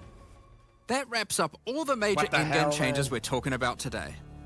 With all the system changes and new content, we can't wait to get in there, start blasting maps, and obliterating monsters. There is one more thing we wanted to clarify before we move on, which is that all the content we've talked about today will be made available in the existing early access leagues, so you can play your existing characters. However, there will be new leagues made for those who wish to start in a fresh economy. It is recommended to start over and get the full new experience in the Dawn of the Hunt leagues. You just don't have to. For all our existing early access players, we're really looking forward to joining you playing in this new update. So you can keep all For those who existing don't content. already have access and are interested in playing Path of Exile 2, Dawn of the Hunt, you are able to at any time purchase an early access supporter pack at www.pathofexile2.com. Additionally, the Paladin and Penance supporter packs are now available to purchase in Path of Exile 2 and contain 6 microtransactions each and the full pack's face value in points. All the microtransactions contained within these packs are purely cosmetic and do not affect your character's power or progression in any way. And most people will play the Thank new. you so much for your ongoing support. We're just about to start the Q&A with Ziggy D. With release at the end of next week, our community team will be posting crucial information you'll need for the release. Keep an eye on the news. One more week, boys. On release weekend, we expect to launch the new mystery box and many new microtransactions, including Path of Exile 2's first alternate skill effects. Thanks for joining us today and checking out our latest developments. We're looking forward to playing the Huntress, trying new builds, and exploring the new endgame next week. We'll begin the Q&A shortly, so please get your questions ready. Dang, man. Yo, that is a lot, guys. What the fuck? Yo, that's so much content. What the hell? So I feel the end game, I mean, we'll see like when we fully experience it, but it feels kind of fixed. Like a lot of stuff. Oh, it starts. Wait, why is it so silent? Particularly in crafting. But on that note, we're joined here by Jonathan. We need more and sound. Mark to talk about all that we've seen today and more in the future. Dude, the volume needs to go up. Look, the chat is spamming. You had an update about the recombination. Can you understand this guy? That's right. Yeah. So we actually last night had a bit of a design session and realized that we weren't actually fully happy with the way that recombination worked. So Yeah, they gotta like sound up. It wasn't reflected in that video, obviously, which is basically that we sort of wanted to give a bit more control to the player over how recombination And it's works. full. And we also kind of weren't really happy about the fact that recombinators is something that like kind of matters a lot for really, really ultra endgame players. But it wasn't something that was really mattering a lot for like the people who effectively got access to the feature at the start. So we've actually changed it now. So Gotta turn it up a bit, guys. I have full power. Which mods you want on the? It's not my problem. It's theirs. On the each item. From each item. Yeah, a bit disappointed, no druid. Chance of success based on the number you pick. So if you pick just like one from one and one from the other, put the fucking mic up. Chance is much higher. But Volume, if you pick like if you pick 6 mods, it'll become practically impossible. So effectively, like the more you're wanting to design the item, the less of a chance of actually having success. So it means that if you just want to get like a mod, if you want to get an item with like these 2 mods that I found off the ground, that's no new act. Yeah, true. If you want to get an item I don't really mind that much about that though. Then, very hard. So we think that's a much better design because it means you can kind of use the recombinators actually become something that you can use even from a relatively from the first point you get them. But there's still this kind of end game, like like for perfect stuff, you might still be. But they did the most important stuff. End game fixes. It's kind of balanced though, so that like if you pick literally all 6, then it's going to be like incredibly low to the point of like don't even try that. But like 4 mods might be a good thing to sort of be striving for, that kind of thing, and then exalt the other 2, that kind of stuff. So yeah, that's kind of the new design of that. So hopefully that'll be in by the time 0-2 comes out. We're gonna we've kind of got a plan for doing that. But yeah, like I think it's a much better design than what we had before for recombinators. If it's not there for 020, it'll be as very soon as soon. it can afterwards. Very But soon, yeah, Oh, spur they of fix the it. moment, night They before the fix live it. stream design sessions. Yeah. But Been a few of those. increased player agency and visibility into the success result is just a win. And honestly, took way too long to get to the point of us actually going, this is just straight up better to have observability into that and the freedom of choice. So. Sure. Yeah, that's the thing. Recombination definitely felt like something that was both really high end in terms of the crafting that it was intended for, but also just even understanding it. This seems much more intuitive because You just pick what you selecting want. the mods you want. Yeah, Right? exactly. So it does sound like it's a little bit of a nerf for the very high end of crafting, though. Like, It might end up being, but I'm not like it sort of depends on how the numbers come out. Like because we only just designed this, we need to still work out like exactly how the numbers end up looking. But I mean, look, we have to make sure. Obviously, whenever we're designing any crafting system, we have to be really sure that we're not The drops are like, on, guys. screwing over finding stuff on the ground. So you have to sort of have that balance, and that's so that kind of informs everything we do with crafting usually. One difference here, though, of course, is if the success chance fails, The item's just both deleted, items are destroyed as opposed to always keeping one. Yeah. So okay. So it's basically Whether or percent not chance for success, and if it fails, item's gone. So Roughly, what do you think you try to pitch at just choosing 2 mods out? Like, it depends on what mods you're selecting, but I'm kind of thinking kind of like 35%-ish kind of thing for like 2 normal mods, that kind of thing. both Like to for them go both, over? for them both. For if you pick 2, Yeah. and then but we'll it see. kind of depends. Again, It kind of depends. We'll see how we higher, have to do higher some tier math. mods are Man, rare. the artwork is Yeah, so sick exactly. here. So it sort of It depends on the also background. the other thing is it's going to now have a fixed cost, so it's not going to Yeah. And the idea is go like up based on and the idea is like doing a single expedition should be enough to do a recombination. So you're going to be doing them like relatively often as you're doing expeditions. so Yeah, is 36% part the of drops Expedition where work. You get to craft with the NPCs still a thing then? Now that you're adding this? Yeah, I mean you've still got that whole mechanic, and like so it's effectively it's competing for the artifacts. Yeah. Between recombination versus buying things from that other way. So is there some buffs intended for that then to make it more competitive? Not with yet. I think it definitely needs some love in the future, but not having the end game kind of Seems fixed, the systems hopefully, can is kind big. of go hand in hand, where one is giving you items that you can then potentially recombinate. That is also true. You can use the ingredients of one in the other, or the outcome of one as an ingredient in another. Cool. We'll talk more about crafting a little bit later on for sure, because there was a lot announced there, which I'm quite excited about. Definitely exceeded my predictions for what you'd be adding in terms of crafting. But firstly, though, just a quick clarification on the league. So there's not going to be a wipe for the new players joining us. Right. If you were playing on a character, you can still keep playing on a character. But a lot of long-term Path of Exile players know the importance of playing on a fresh start, and that's also really important for you guys as well. For sure, yeah. I mean, basically, if we don't have like any character that's come from before, you're just not gonna because the balance is so different and because so many things have changed. There's like no point in even listening to feedback for someone who's playing in the old league. Like it really has to be that you're doing the fresh start, and we're sort of seeing how things go in the new economy. So like we were really sort of it was kind of an interesting decision about whether or not we should make it so that all the content is exclusive, or rather like what amount of content would be exclusive to the league versus not. And the issue that we had is that so I mean like a league means so all something content is available in basically in non-season. order for something to rise to the level of a league, it needs like a certain amount of features. And that's pretty cool. The original thing we were thinking about doing that way would be the Asmerian Wisps, but there wasn't quite like the kind of like meta mechanics and stuff with that. So like we didn't quite rise to the level of feeling like it deserved to be a challenge league. And at the same time, we've also got a lot of new players playing Path of Exile 2 who never played Path of Exile before. So we're a little bit we kind of were deciding like, okay, should we make them exclusive or not? We sort of decided, you know what, for this one we're not going to. And then what we'll probably try and do is for the next league that we do, we'll actually make it a proper challenge league with like its own exclusive mechanic and so on. Okay, but yeah, it's a little bit funny because like an early are you access all is doing the different fresh situation, restart? and so. Yeah, we'll sort of see how this goes anyway. But certainly I would encourage everyone just like start again on a new character. And I think you'll have a much better time because I think it makes more sense. There's structural changes. But there's no new trees, mechanics. Log in with your character, you're going to have like your tree's going to get reset. You have to do stuff. There's things like that are going to happen that mean that and also just balance changes, right? Like huge numbers of them. So you're going to have a better time playing from the start. That's it. And speaking of the Huntress then, so we saw initial Huntress quite some time ago now and had some hands-on time with it and things, but I certainly, having played that before and played it now recently, the Huntress has changed quite a lot. Yeah, yeah. So what was the, how hard was it to get it ready for release? What was kind of the key there? I mean, it's funny because class design is one of those things where every time you add something, it can make you reevaluate everything else, which is why it's so hard to predict like how long a class will take. So like it changed a lot since the last time we had. Yeah, there's a reset coming. Huntress. And honestly, like it's like while there are some skills that you will still see, like it just plays completely different. And I mean, whenever we're looking at like how we're going to design something like this, it really comes down to like what is it's the special about the character class. Like how can we double down on that to make sure it feels different?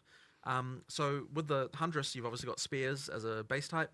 The key difference between a spear and any other weapon type is that you can both use them at melee and you can also use them at range. You can throw them. And so because of that, we really were just really trying to incentivize everything possible so that you use both of those things.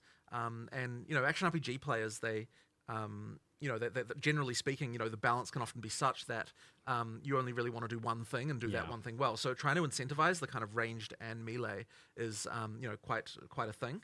And I mean, the way we do it effectively is try to make sure that like there are combo chains where, a ranged thing can combo with something that's melee and a melee thing can combo with something that's ranged, and then also give you good abilities to move between the two states. And so that kind of means that you end up with a very like agile character, like you're constantly moving like backwards and forwards and kind of moving around. And I would say that like, given that it's the Dex character, that it's good that it feels that way, that it feels the most agile of all of the melee character classes. That's been a really good one. But I mean, look, there are, in terms of changes, I mean, look, there are just changes all the time. Like the frenzy charge thing was like relatively late in development. Like there's like quite a lot of things going on that just meant that the field kept on evolving. And another big one, of course, was parry, which I honestly was very skeptical of working. And Mark, Mark was the one who saved it. Honestly, like I was like, you know what? There was like 3 times I think where I was like, you know what? I don't think it's gonna work. And then you were like, okay, I think we're gonna save this. I was like, give me a week. Yeah, exactly. And I feel that would be a good question if they're on track to release most games, this year. obviously, with parrying, the way that works is that you have to time like to push the block button at exactly the right time, but that's just something that just wouldn't work in our combat system because you're often packs of monsters. It's just like you don't really have the ability to read combat in that way in our game, and at the same time we need to make something where there's going to be like if a single monster in a pack hits you, you need to be able to respond to that with something that's going to you need to be able to respond in a way where you don't just then immediately get hit by a bunch of other stuff. Yes. So having it so that the parry, like it always parries, but it's then taking advantage of what the parry does to the monster by following up with something that's going to give you like an explosion or something like that to kind of deal with the pack. That's something that sort of allows that counter gameplay to work in our game. So you've kind of got two primary parry follow-ups. You've got the frenzy charge one, which dashes back, which means that you don't have to worry about the monsters hitting you. And then you've also got the one that there's another one which I don't believe we showed there, which called Fangs of Frost, which does a counter where you attack with ice, which freezes the pack. So it's another way to kind of... So in both cases, you've kind of got something that's kind of dealing with the fact that you've got all these monsters around you. And that was kind of the biggest challenge, I think, that we had with that mechanic. I'll also make note of there was a support gem I found that you can attach to any attack that allows you to follow up parry to generate a frenzy charge too. So it doesn't even have to be the backflip. Yeah, in that case. Yeah, there's other... create your own parry. Yep, and then of course there's always Sniper's Mark, and there's like there's a skill that does give you a guaranteed crit, so that's a potential option as well. Like you've got a few different ways to generate them. Because parry guarantees a light stun. Yeah. You always get that small window to actually engage or do a thing before before you're under danger again. And I'll tell you this, like, I am one of those players who never parry, right? In any game ever, because I can never do it. It's always just so frustrating. So I was very skeptical of that, but it feels really good. You've both managed to make it something that's easy to do because you can just hold the button down and parry at any time. There's no skill involved in that. But at the same time, you've incentivized making it so that you do want to still try and time it as best you can personally how have you done that? How have you made it so that like you actually still want to kind of play it skillfully? Well, I mean, ultimately, anytime you're holding down the parry button is when you're not attacking, right? Exactly. So you still want to kind of minimize the window, but at the same time, like the timing is just not like, not as bad. But the nice thing as well is that like once you do successfully parry, it's very obvious. You get the sound, you get the token on the monster. It's very chunky. Yeah. So it means it's very obvious when you're supposed to counterattack. So yeah, I'm very happy with that. I think that it came out. What really are the well. nerfs, man? And honestly, one of the funny things about it is that it immediately made me realize like how bad shields are not going to learn in about comparison, which is why we're also trying to ninja in a change to how shields work at the last minute, which we'll see if it makes it into 020. I was playing around with it last night.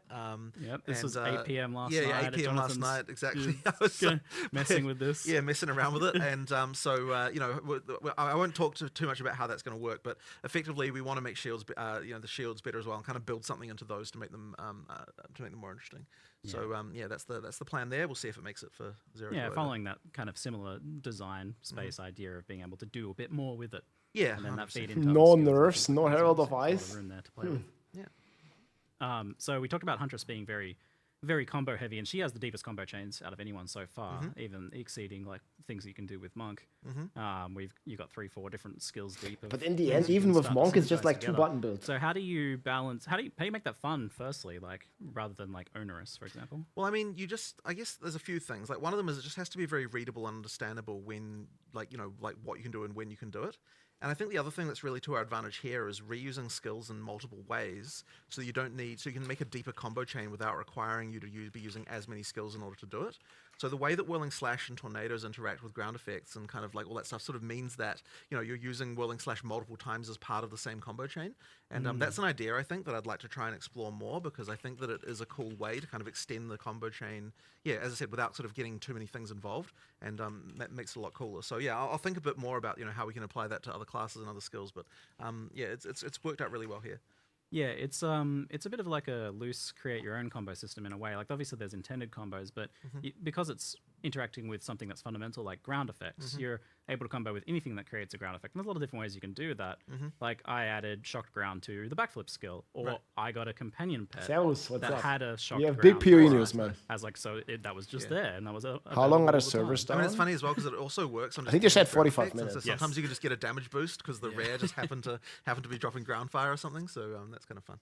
Yeah. But it's been it's just a lot of fun to play. You know, the first time I ran into that was actually in the graveyard where there's these like chests that like pop open with fire, and like I was using. You just like to play tornadoes, Lightning and then one of them Fury and just randomly murder turned into a everything. fire tornado, and I'm like, oh, what happened there? Oh, yeah, sweet. It was just like a really cool moment. Where just No sort of interacted druid, with the no. environment, which No new act, no druid. But lots of cool it always endgame feels like you're changes. getting a little bit of something extra for free when you're taking advantage of the enemy effects or a boss fight that just has burning ground everywhere. It's like, Hi. So how do you go about balancing though when you have a class that has deeper combos and kind of somewhat requires you to do a bit more versus a class or a skill or a build that No release date. We don't know when the free-to-play releases. I mean, you have to ultimately make the combos matter, right? And I think actually that's one of those things that we're trying to really focus on with the balance changes we're doing in Dawn of the Hunt more generally, is making sure that even, like, I think it's the case where some of the combo gameplay kind of degenerates a little bit by end game in a way that, like, I want to make sure it still feels rewarded.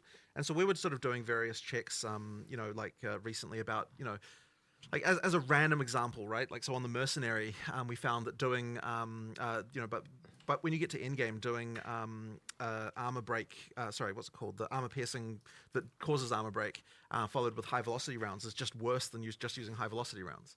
And that's like really bad, right? Like we have to make sure that we're improving that stuff. So it's like sometimes you just get these things where like the balance by endgame kind of degenerates in a way that that doesn't support the combo anymore. And so we have to make sure that when we're looking at buffing things, that we're like making sure that when we're doing it, it's to support the fact that using more things is actually a good thing. So yeah, we're really trying to make sure that we're bringing some of that, you know, improving some of that stuff as well as we're making the balance changes. So do you have like a baseline there of where like the really simplest build should be, the build that just bonks? Like, I mean, you mean in terms of damage or in terms of like what it does? You know, I mean, we always want you to be able to build that way. But players have to do a combo. I mean, like, for no, people who don't want ultimately to, you never have to, right? But it sort of what it means is that you know, you are sacrificing something. And look, the ideal situation. So is far, that, I feel like, there's always you don't one feel button like build. You have to do combos. You feel like you want to do combos, right? Like, because you feel rewarded for them. It's like should feel like a fun, like, oh, I can add this. You know, like it's the feeling you should be getting. Yeah. I think the Huntress is doing that very well. It must have been like extremely hard because I don't think I've ever seen this like ranged melee combo done well before. Right. Well, I mean, it does require a lot of discipline, and it means that a lot of skills like end up on the cutting room floor because you try them out and then you realize, well, if this is in the game, then that's the only thing I'm ever going to do. So you got to be really careful about that stuff. Certainly playing the Huntress now. I mean, I'm not so makes negative. me go Brody. back and look at the other classes and be like, we need to up that. The But level there is there, a we release missed the date. mark a It's little bit 4th now of because this April. is better, It's just not and full who's release. to say the next class won't even be better and make us question even this? But Sure. you know, But that's the way it is with class design. That's It's what he just says when we always- like literally when you make a new class, you question everything. He's Right, not right. understating the level of questioning everything. Yeah, do you see like going back to the monk at some point and looking for more like opportunities to link skills together with I mean, combos we and haven't we haven't got to the full skill set for any class yet already. Yes. and You we need to cannot add skip more the campaign. pieces. You have to do I it. think there's at least 4 skills that were designed and then aren't in the monk currently. Just Yeah, you know. range of the People same. crying There's for extra druid. poison skills. It was intended to be more chaos darts. There's all kinds of stuff. We have to obviously at some point fill all of that in. Hard to say when, but we're going to try and incrementally get it, like much like how Ray Spectre and I mean the mount works with the Huntress, but we were like, let's give something for the Ranger this time. Let's give something for the summoners out there this time, and so we're just going to keep filling in those gaps over time. And it feels like you're getting better at class and skill design as you go too. So I imagine the last class you're going to release is going to be like amazing. You'll look back at the first ones and be like, ooh. Possibly. Well, that is the worry, but whatever. That But just look, that just means we've got another round of going through everything and improving stuff again, right? So and that will never end. That's it. So with the parry came the kind of looking at the player getting stunned, in particular player heavy stun. So it's always hard to tell players like, hey, we're going to do something to you and it's going to be a bad thing. You're not going to like this. Well, the funny thing, I don't like the there's shield there's play in things general. like that actually, because so I mean, for a start, like we needed the downside of parry to be, you know, like that. Yeah, you get stunned out of it. But then when we're looking at how long, like we're like, okay, right now, even and it's true with shield block as well. By the way, it's like if you get stunned out of that, the amount of time that you get stunned out for is actually not even enough time for most bosses to do a follow-up attack on you. And it's like, well, where's the downside if it doesn't even have enough time? So we did have to extend that out a little bit, and it makes you a little bit more careful. But in just to warn people, right? There's a few other things like we lowered what's it called, the I can't remember the name of that thing now. The thing that makes you more easy to be elemental statuses apply to you. Ailment threshold. That's right, ailment threshold. Yeah. So we lowered ailment threshold to actually make it so the player has those mechanics happen more to them, right? Because like right now through campaign, like you barely get frozen or burning or shocked, really, to be honest. Yeah. So there's stuff like that we've had to do to kind of make sure that you know that because if you don't have that stuff actually happen to you, then there's no point in mitigating it. And it's like, you know, things like charms were like not very useful because, you know, those mechanics weren't happening to you. There's stuff like that, right? The downsides do actually matter in order to make it so that, you know, that you then, you know, there's other things you can do to sort of bypass those downsides. So yeah, that's kind of one of those things that, you know, we just have to make sure is there. I did always find it a little bit strange that like I was able to count the number of times I was frozen in the campaign on one finger. For sure. For sure. For sure. But it's always by those vile ghosts. Yes. So expect a little bit more, a little bit more danger from the stun. I definitely died a couple times to getting heavy stunned. Yeah, it can So happen. that's mostly occurring if you're like doing bad blocking or parrying. But can it also occur just from like taking a really big hit or something? Nope. At least we've discussed that. We've gone through a whole bunch of different like.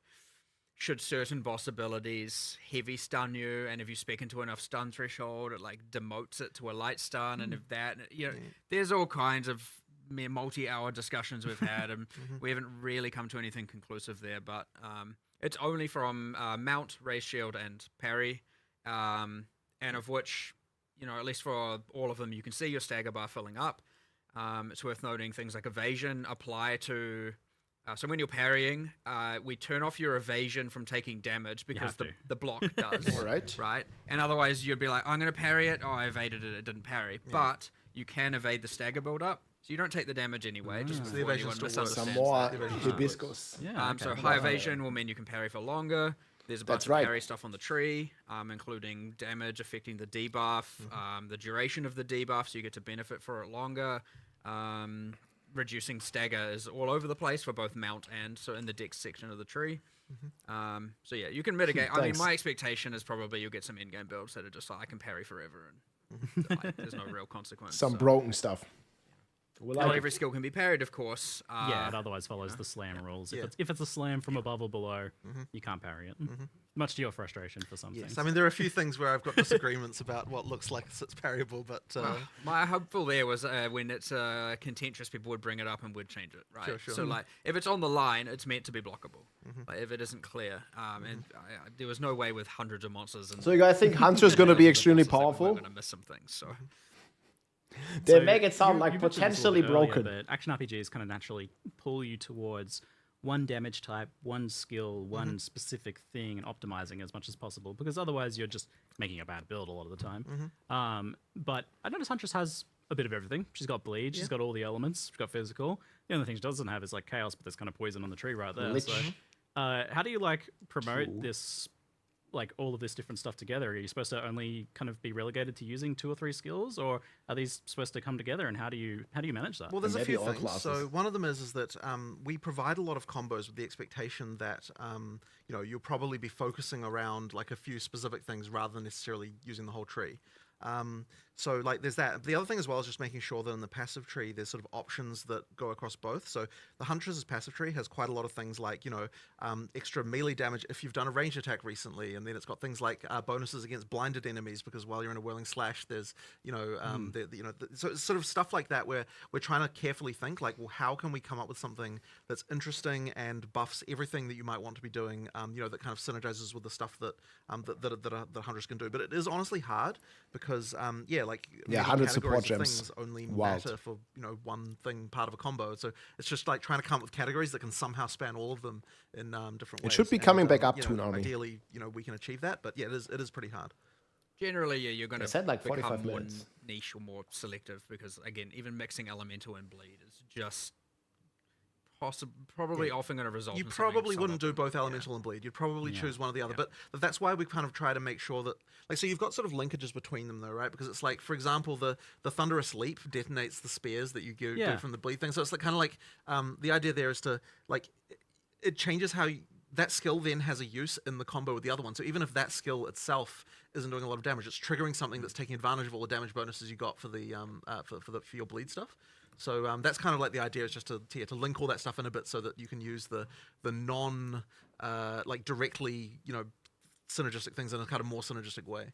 Yeah, that's if you didn't see that from the earlier trailer, you spear them with a bunch of spears and then jump on them and explodes them for amazing. So, but yeah, that's using an elemental skill like in another way as detonator. But and even more, you've got weapon swaps as well. Yeah, of course. I mean, there's all those systems we already added about all that kind of stuff. Yeah. So I mean, like, what will be interesting is whether or not we miss something cross-class, right? That's always a concern. Is someone will come up with some way to abuse something, between something that's going on in the spear skills with some other class that we failed to consider. Yeah, I mean, so that's it. When we look at a new class, well, that's the fun part. Like, call it like, Huntress is spears, but kind of not really. It's a signature weapon, but absolutely nothing in the Ascendancies prescribes spears. Exactly. So effectively, we take great pains to make sure that the Ascendancies never mention weapon types, that they're always generalized. So, for example, the infusion mechanic in the Amazon, it just says projectiles, it doesn't say spears, and the reason it does that is so that you could make an Amazon who is a bow user, and that's all fine. So it's effectively like open-ended. It's open-ended, and honestly, I know that Mark it makes the constraint a lot harder for how to design an Ascendancy class when you have to think about it that way, for sure. Oh, it'd be much easier to just put a bunch of cool spear stuff in there, but now only really. I mean, it was similar to the there's an Amazon Ascendancy class. Saboteur called out traps and mines, and so if you're a trap and mine character, what are you doing? Well, you could do something else, but no one else is playing that thing. Right. We can keep listening. It is easier to design. It is certainly less flexible and open as to what people can play in the different combinations and all that. Here are the Ascendancy classes. How much do you have to consider the different weapons and the skills and how they interact together when you're originally designing them, or is there just literally so many possible combinations you're just like, the players will take care of that for us? I think it's relatively impossible to come up with everything, but certainly we have to consider, is this going to be broken with anything else in particular? And there just has to be certain rules for things about, how easy is it to apply this debuff, how easy it is to consume this debuff. And even then, it's we often make mistakes and have issues. I mean... When he says relatively impossible, it is actually Actually, but... That's even just looking at the balance pass we're doing at the moment, right? I mean, there's hundreds of things that we still. I mean, there's things that we could never honestly understand all of the different broken things that could possibly exist, and so it's it really does depend a lot on on seeing reports on what people are doing on some level, right? But then I think that what will happen over time is obviously the game's still relatively new. We're still making relatively big changes. Over time, the balance I think will get to the point where we no longer have these crazy outliers to the same extent, and it should mean that we get to some sort of relative class parity. By parity, what I mean is people playing all the different classes rather than focusing only on a few as we get towards full release. Because right now it's obviously very skewed. Because there's certain broken things, so the balance over time we'll get there. It's one of the main goals and benefits of the early access is just let's get the balance of characters right. And this patch release was always going to have 1,000 problems, or probably 10,000 problems. The next one will have half that, the next one half that, and probably eventually it's going to be down to here's only a few things going out of whack. There's always going to be something. Because we add too much content for it to even be controlled. Again, there are too many uniques, too many supports, too many skills, and too many other changes for any amount of people. You're talking about a matter of you'd have to put in thousands and thousands of hours internally to find it, and then you give it to the players. There's so many people, it's going to take literally 5 minutes. So it is. It's very beneficial. And we're lucky in that regard that we get to that level of testing and feedback and on such a mass level, and especially, with things like, Ninja and all of that, and other people being able to see it and discuss it more openly, we're just going to be able to iterate on it even faster. But every single patch, you're going to see a pretty substantial change in what's going to happen here. Yeah. Thanks for making the broken builds. And well, 100%.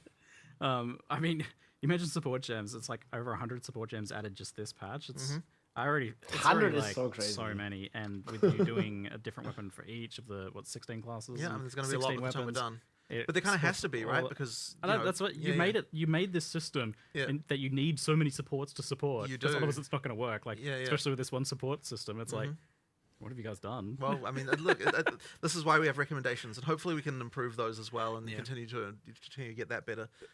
You know, like there's certainly room for the complexity to get a little bit out of control here. So the recommendeds are going to become more and more important. Right. So we need to make sure those are very much right. For sure. You must be looking to players even to find some of those recommendations down the line as well. In some cases, in some cases. What stuff is popularly getting But used? the thing with the recommendations though is that they can't really take into account what you've already got on the gem. So the recommendations have to be just sort of generally good, but not really take into account combos. You know, that kind of means they're a bit more simple. Like the recommendations are going to be more simple than what you'd otherwise be doing if you're not following them. Feels like at some point you're going to need some sort of nested. Yeah, they took a lot of inspirations from the like, tool. They said so I'm themselves. doing lead stuff, so you go to the sub menu. I like that. I'm less certain about that because I kind of don't want to get into the thing about. It feels like you don't have to keep reinventing the wheel, right? If you can just like take good inspiration and keep cooking on the great systems that worked for many years that many people loved in D2. Yes, there are. It's going to be an interesting challenge you guys have set yourselves to make enough supports there. So another thing that you managed to challenge that you set yourselves, and I always wonder, like, why did you do this to yourselves, was Spectres. So originally those were planned to be in for launch, but obviously Spectres are a whole can of worms. It's, hey, let's just give players access to every monster. Also, we've made so many new monsters. Yeah. We're talking about all the broken. There's going to be some broken in there, I promise you. And there's going to be some stuff we have to change. I mean, they've done, but I mean, effectively, what the time between early access and this was like, okay, let's actually attempt at least to do a balance pass of this and like see if there's anything that's going to be a problem and then adjust numbers. Yeah, but now you've got to account all those support gems on all those monsters. Yes, well, this is an interesting thing, isn't it? The support gems work. The support gems work on them, and you know, like, what the hell is that going to do? Yeah, like it's impossible to completely know, but yeah, like, look, I mean, there's probably definitely some some dark secrets lying in what kind of Spectre mixed with support gems are going to do. And monsters have skills now. It's not like PoE1 where it's like just a bunch of zombies just doing default attack. It's like everything pretty much has a skill now at this point. So, but you know, the great thing about it is we got to leverage all that work again for the beast taming as well. So and of course the difference there is that you also get the mods from the thing that you tamed.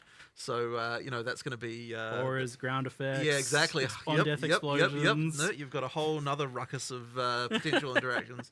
So you know, we'll see what happens there. We've done nice specific player versions of those things for which specifically when you tame the beast, so that they're not sitting there spamming skills on your hideout and all of that. I think there could have been some better questions, no? Yes. So, but also, like, they're actually like, I wish they would talk about like what about the full release of the game and stuff like that. Balance them if we need to. Yeah. Because some of that stuff would be ridiculous if you had it yourself. So, yeah. What about, like, I don't know, the Herald of Ice? It mostly works the same the way. attribute stacking, like this kind of stuff. The player versions, and the same works as well for the what do you call it? The ritual sacrifice. Headhunter, Headhunter and stuff like that. So it's player versions of the monster mods for that. Yeah, this new attention to these things is going to take some questions from the chat. Stuff like Headhunter and that as well. Yeah, that's insane. Yeah, I think many people share that pure game. Probably should let people discover it. There's a new unique charm that possesses you with a random Asmeri spirit as well, and so you get the daemons and the stats, and those technically also have player versions too, but actually not to necessarily make things half the worse, chat is like, where's Druid? Because monsters are balanced to fight player life and monster life, not in the same universe. So actually what we've done is all the things you steal that are monsters, I hope they're going to talk a bit about skills, that. Like the explosions and the summoning bears and all that, we've actually specifically balanced them way up to be more effective against monster. So when you steal them, they're much more powerful, actually. Just so they're not just tickling monsters and doing 1% of their life kind of thing. It was mentioned in chat, actually, the whole like Asmeri modifiers and things on stuff that wouldn't transfer over with the companion system, surely. No. That would be a little bit too far, perhaps a bit unhinged. We actually had to, because this is certainly a benefit. Once you have tamed the beast, it is not tradable. And people might immediately be like, oh, so that's sad. Well, the issue is, and as much as you might want some of that, I'm sure you don't want to be carrying around a whole bunch of tame beasts in your inventory all the time. So that every single time you find a good rare, all of a sudden you have to go and... Because the rumor that finding a rare would become a thing. Yes, exactly. It's actually like this annoying, in order to make the most money, I have to be constantly thinking about and carrying around tame beasts. But then we also made it so that as soon as you activate a beast, then no one who comes into the instance after that is allowed to tame it. So you can't TFT it's like a whole there's a lot of thinking about that stuff in order to make it so that it's a sad thing to have lost, but it is like no, I'm not I'm not signing up for I didn't even think about that. The needing for cheat sheets and guides exactly, and stuff. right. And so you have to be really careful. You have to be so careful. This week. And the thing is it's like we design this thing and then think, trading beasts is going to be fun, but then you realize that the horrific reality of what it will turn into. It's like, but at least we're thinking about that kind of thing. Like with more experience that we have now early, so that we don't sort of run into those problems. Before. Exactly. Yes, we have. Yeah. I'm glad we've learned from past issues with that sort of trading. Yeah. Fantastic. So, talking about some of the other new skills, we had the addition of the rower, which was teased quite some time ago, I think. Yes. But you've got it in and working now. And it looks but like everybody can use this rower, right? Yes. It's obviously... This is the rower thing. You've got a big downside. If you get knocked off at heavy stun and stuff, you can't use melee from it, so it's for ranged attacks. Yeah. But it does seem like one of those things that it's going to be like everyone's going to use or no one's going to use because it's a clear speed machine. Does it really look that fast? I mean, look, my ideal situation is that you're using it sometimes and not using it other times. Like, if you're using it during clear, I think it will, you will definitely want to, but we want to just make sure that we've got sort of fun things like that, and like it's just a cool fantasy. Like there's stuff like that I just want to get in, and it's like look, if it doesn't work later, if we have to nerf it, I mean, sure, I suppose, but I want something like that to exist. We believe that it is balanced as much as we can. You sound very convinced. It's balanced. Sure it is. Well, as I said earlier, you can probably get builds that get to the point of parrying indefinitely. So you can. That means in theory you can probably get to the point of running a rower indefinitely. Sure. Again, enough evasion and enough stagger. Wait, what? Speaking into and all of that. Yeah. Fundamental question, actually. Like, what's its move speed based on? Its own move speed? The move speed is just your move speed. Like but it's without the penalty. But what you don't get is the penalty for when you attack. Yeah.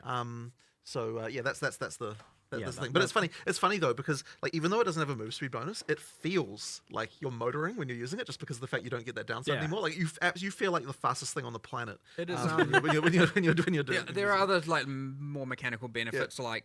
It's considered a companion, which is a kind of subclass of minion that we've added, where you can only have one of each one companion base is a keystone for another, but you can only have one of each type.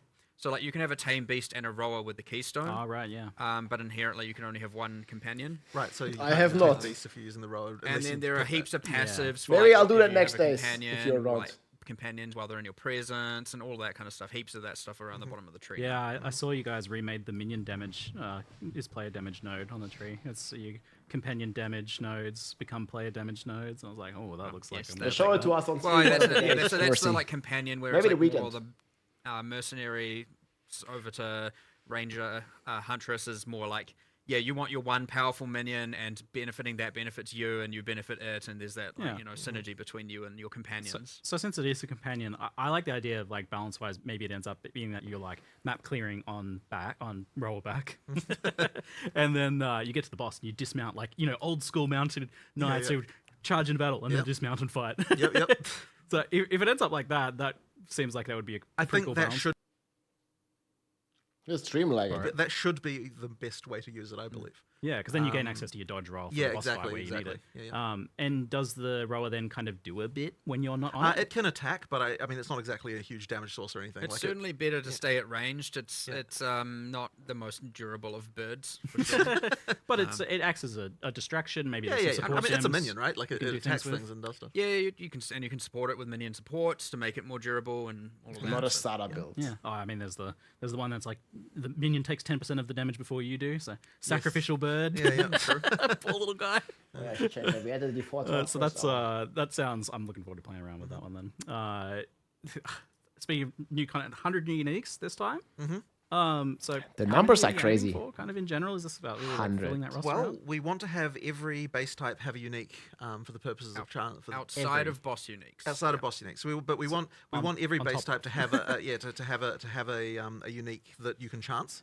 And Yes, so that okay. was the eventual goal. That's pretty One of the crazy. things, of course, that we had that was sort of a problem in early access is that because of the way, because when we were designing uniques, we kind of designed them like in order from base type up, just literally because that's the way that spreadsheets are arranged.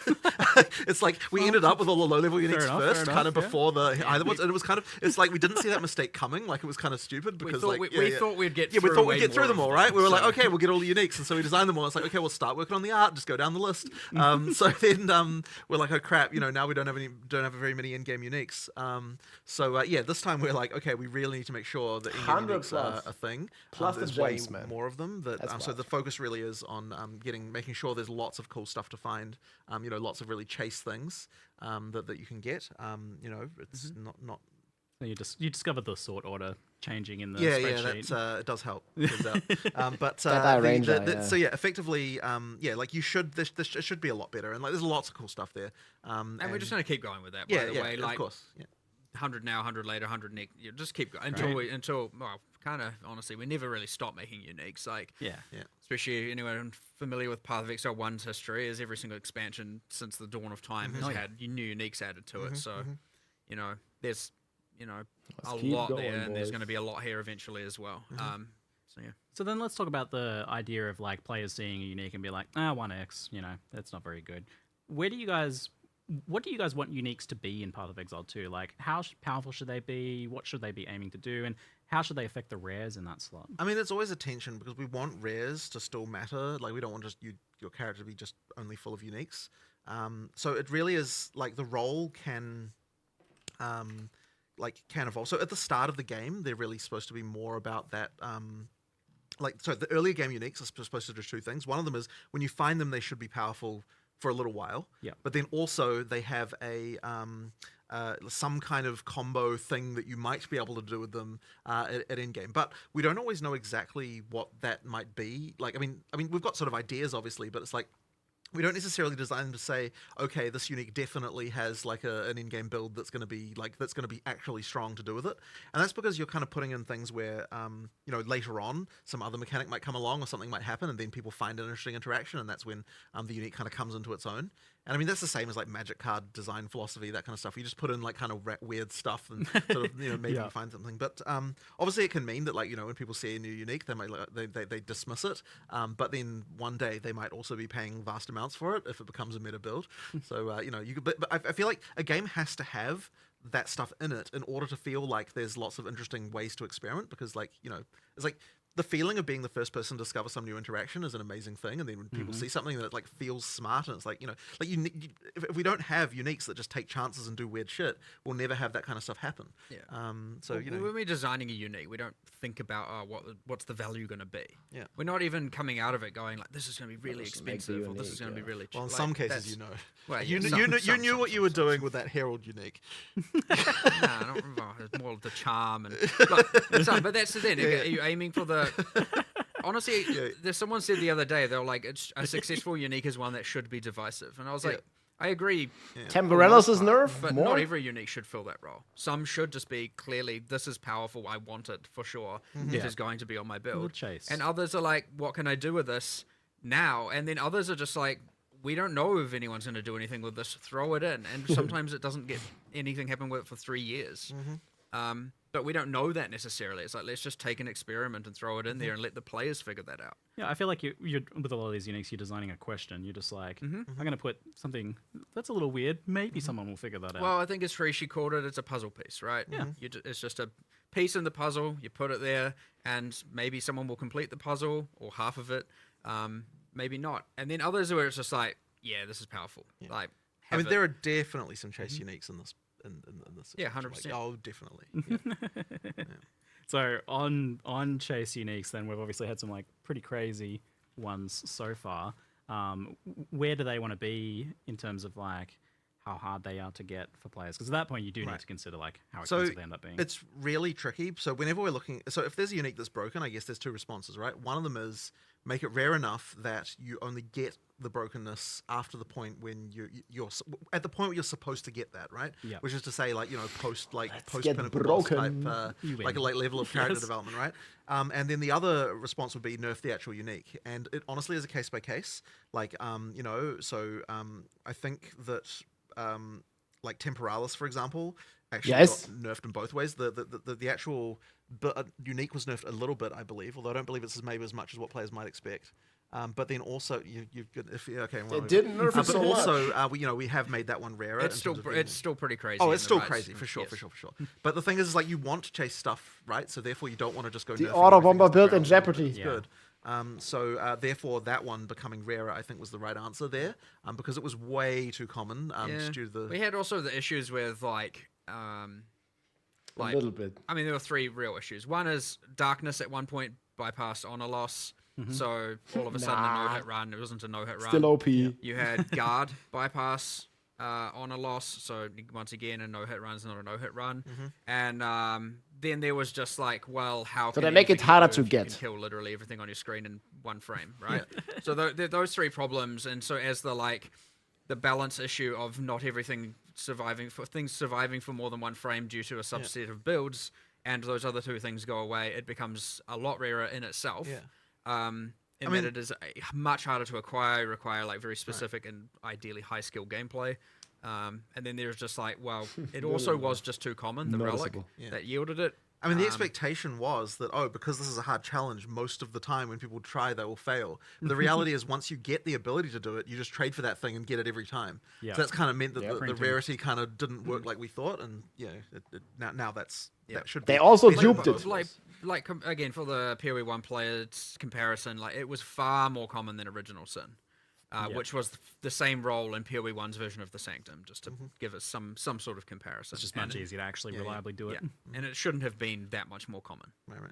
Yeah, gotcha. So crafting really surprised me. You guys announced, I thought we'd maybe get like one little thing, maybe you'd do something with essences or something, but we've got essences coming out a lot more, it looks like. You've got, because you're violent, you can greater essences are going to be much easier to get. One thing we didn't mention in the video essence is that, of insanity are way more common, because I believe you made the change. There's an omen in every 2.5 times more common, I think. Than every thing. So like you've got stuff like that. Like we certainly knew that we needed to do more with what crafting stuff, and so we're kind of like, well, let's just make sure we're at least adding 3 or 4 things, like new things to. And, every ritual will now have at least one omen in the window.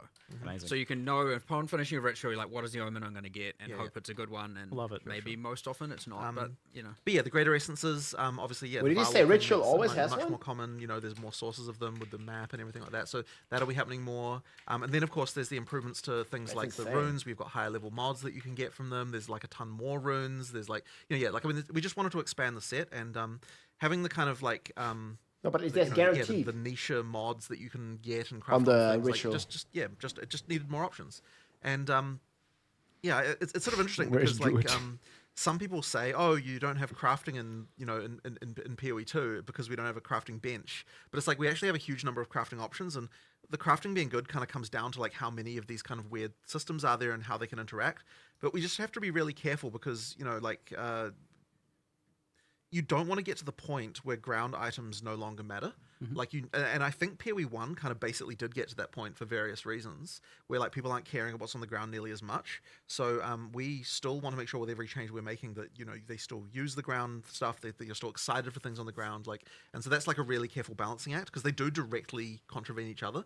Like the better stuff you can craft, the less currency and time. So you kind of, it's a really sort of subtle balancing act. But I think that the stuff we've added here will definitely push things in a way where you feel like there's more smart. I feel like there's a lot of split in the community as well. Yeah, well, I think done right, and what you're doing is making sure that the ground items do matter with each of these crafting systems. So you had that fundamental change where you can't just turn an item back into a white item. Exactly, and that's very important. One of the biggest ones, I think. And that kind of then unlocks the ability to do more. And so the great thing about the socketables as a crafting system is that they don't compromise the ground at all, because they don't, they're on top of the stuff that you can get on the ground. So that's very good. But when it comes to the kind of the base mods, we do want to retain, like, that an item has. We do want to retain, for the most part, the kind of thing of like that part of the item generation is random. It's just that, it's just that on top of that, you get the more deterministic things that you can add in addition to. And then when you do it that way, it works really well. So socketables work really well as a crafting system for that reason. Well, so on that topic, we've had this talking to you. It's like you're always saying to me that like this rune system is our crafting bench, but players don't keep asking for a bench anyway. Right. So obviously there's like a branding issue or a functionality 100%. gap. So it is funny because I was actually saying the other day that like if we had literally had that system be identical, except that the way it was themed was that there's a crafting bench you go to and craft extra mods on the items, like which literally be functionally the same, I think, and required materials that are effectively the runes that you get. Like then I feel like people would be thinking that we've got a crafting bench. But yeah, ultimately that is that the rune system, the socketables are what replaced the crafting bench in the PoE1 style crafting bench. And I guess it must have also been like with that initial kind of output of them was just not as many options as 100% as well. So that is the issue, and that's because they were relatively late in development. So now we're just sort of expanding that, and we'll continue to add more socketables probably with every release, right? Like we'll add more categories of them or do different things. It's like expanding the kind of type of mods, because there is a thing where it's the more like in the base mod pool for items, there can only be things that are really fundamental, and so anything that's kind of out there, we don't want to put in the base mod pool, because then you end up with this sort of situation where you get items that have got random shit you don't care about. Like the crafting is where you want to have all of the kind of stuff that's like very build specific. And so adding more mods to that pool so that you can do that is the right idea. Why is it that you can't socket and rune some things, like non-attack weapons, for example? Well, it was more just a choice for asymmetry, where we just wanted these things to feel different. There was also just like a little bit of a like, in the future, we'll add some system where we can do something else there. And so just not having everything be completely identical, much like how, the quality on those weapons works differently, where it affects the skill as opposed to just, base damage. I do think it is something that we should be probably looking into sooner rather than later, though. Because the asymmetry things, it's good to have like not everything be super homogeneous, but because we're talking about the importance of it being that extra layer of control over your items, which you just don't have if you're doing spellcasting. Maybe we'll add an Arcanist's bench and theme it that way for those okay. ones. All right, you forced my hand. I have to bring this up now. Can we get some sort of like cohesive, all-in-one bench for disenchanting, salvaging, selling for gold, Arcanist benching at endgame? I get in the campaign having these things be separate, but I like at endgame, it's so much clicky. You're not happy enough with them just being next to each other, putting them next to each other, and you know. Well, that's all right. I'll think about that one. Okay, good.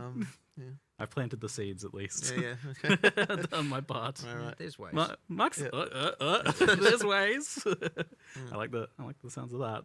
Well, at least for endgame, like that's I don't want the world to not feel like it makes sense. Absolutely. So, but having it that you can just like you've got your hideout where they're all it would have to be a hideout related thing. Yeah. That makes sense. I mean, people are putting their NPCs within each other's personal space anyway, so yeah. the law goes out the window at that point. For sure.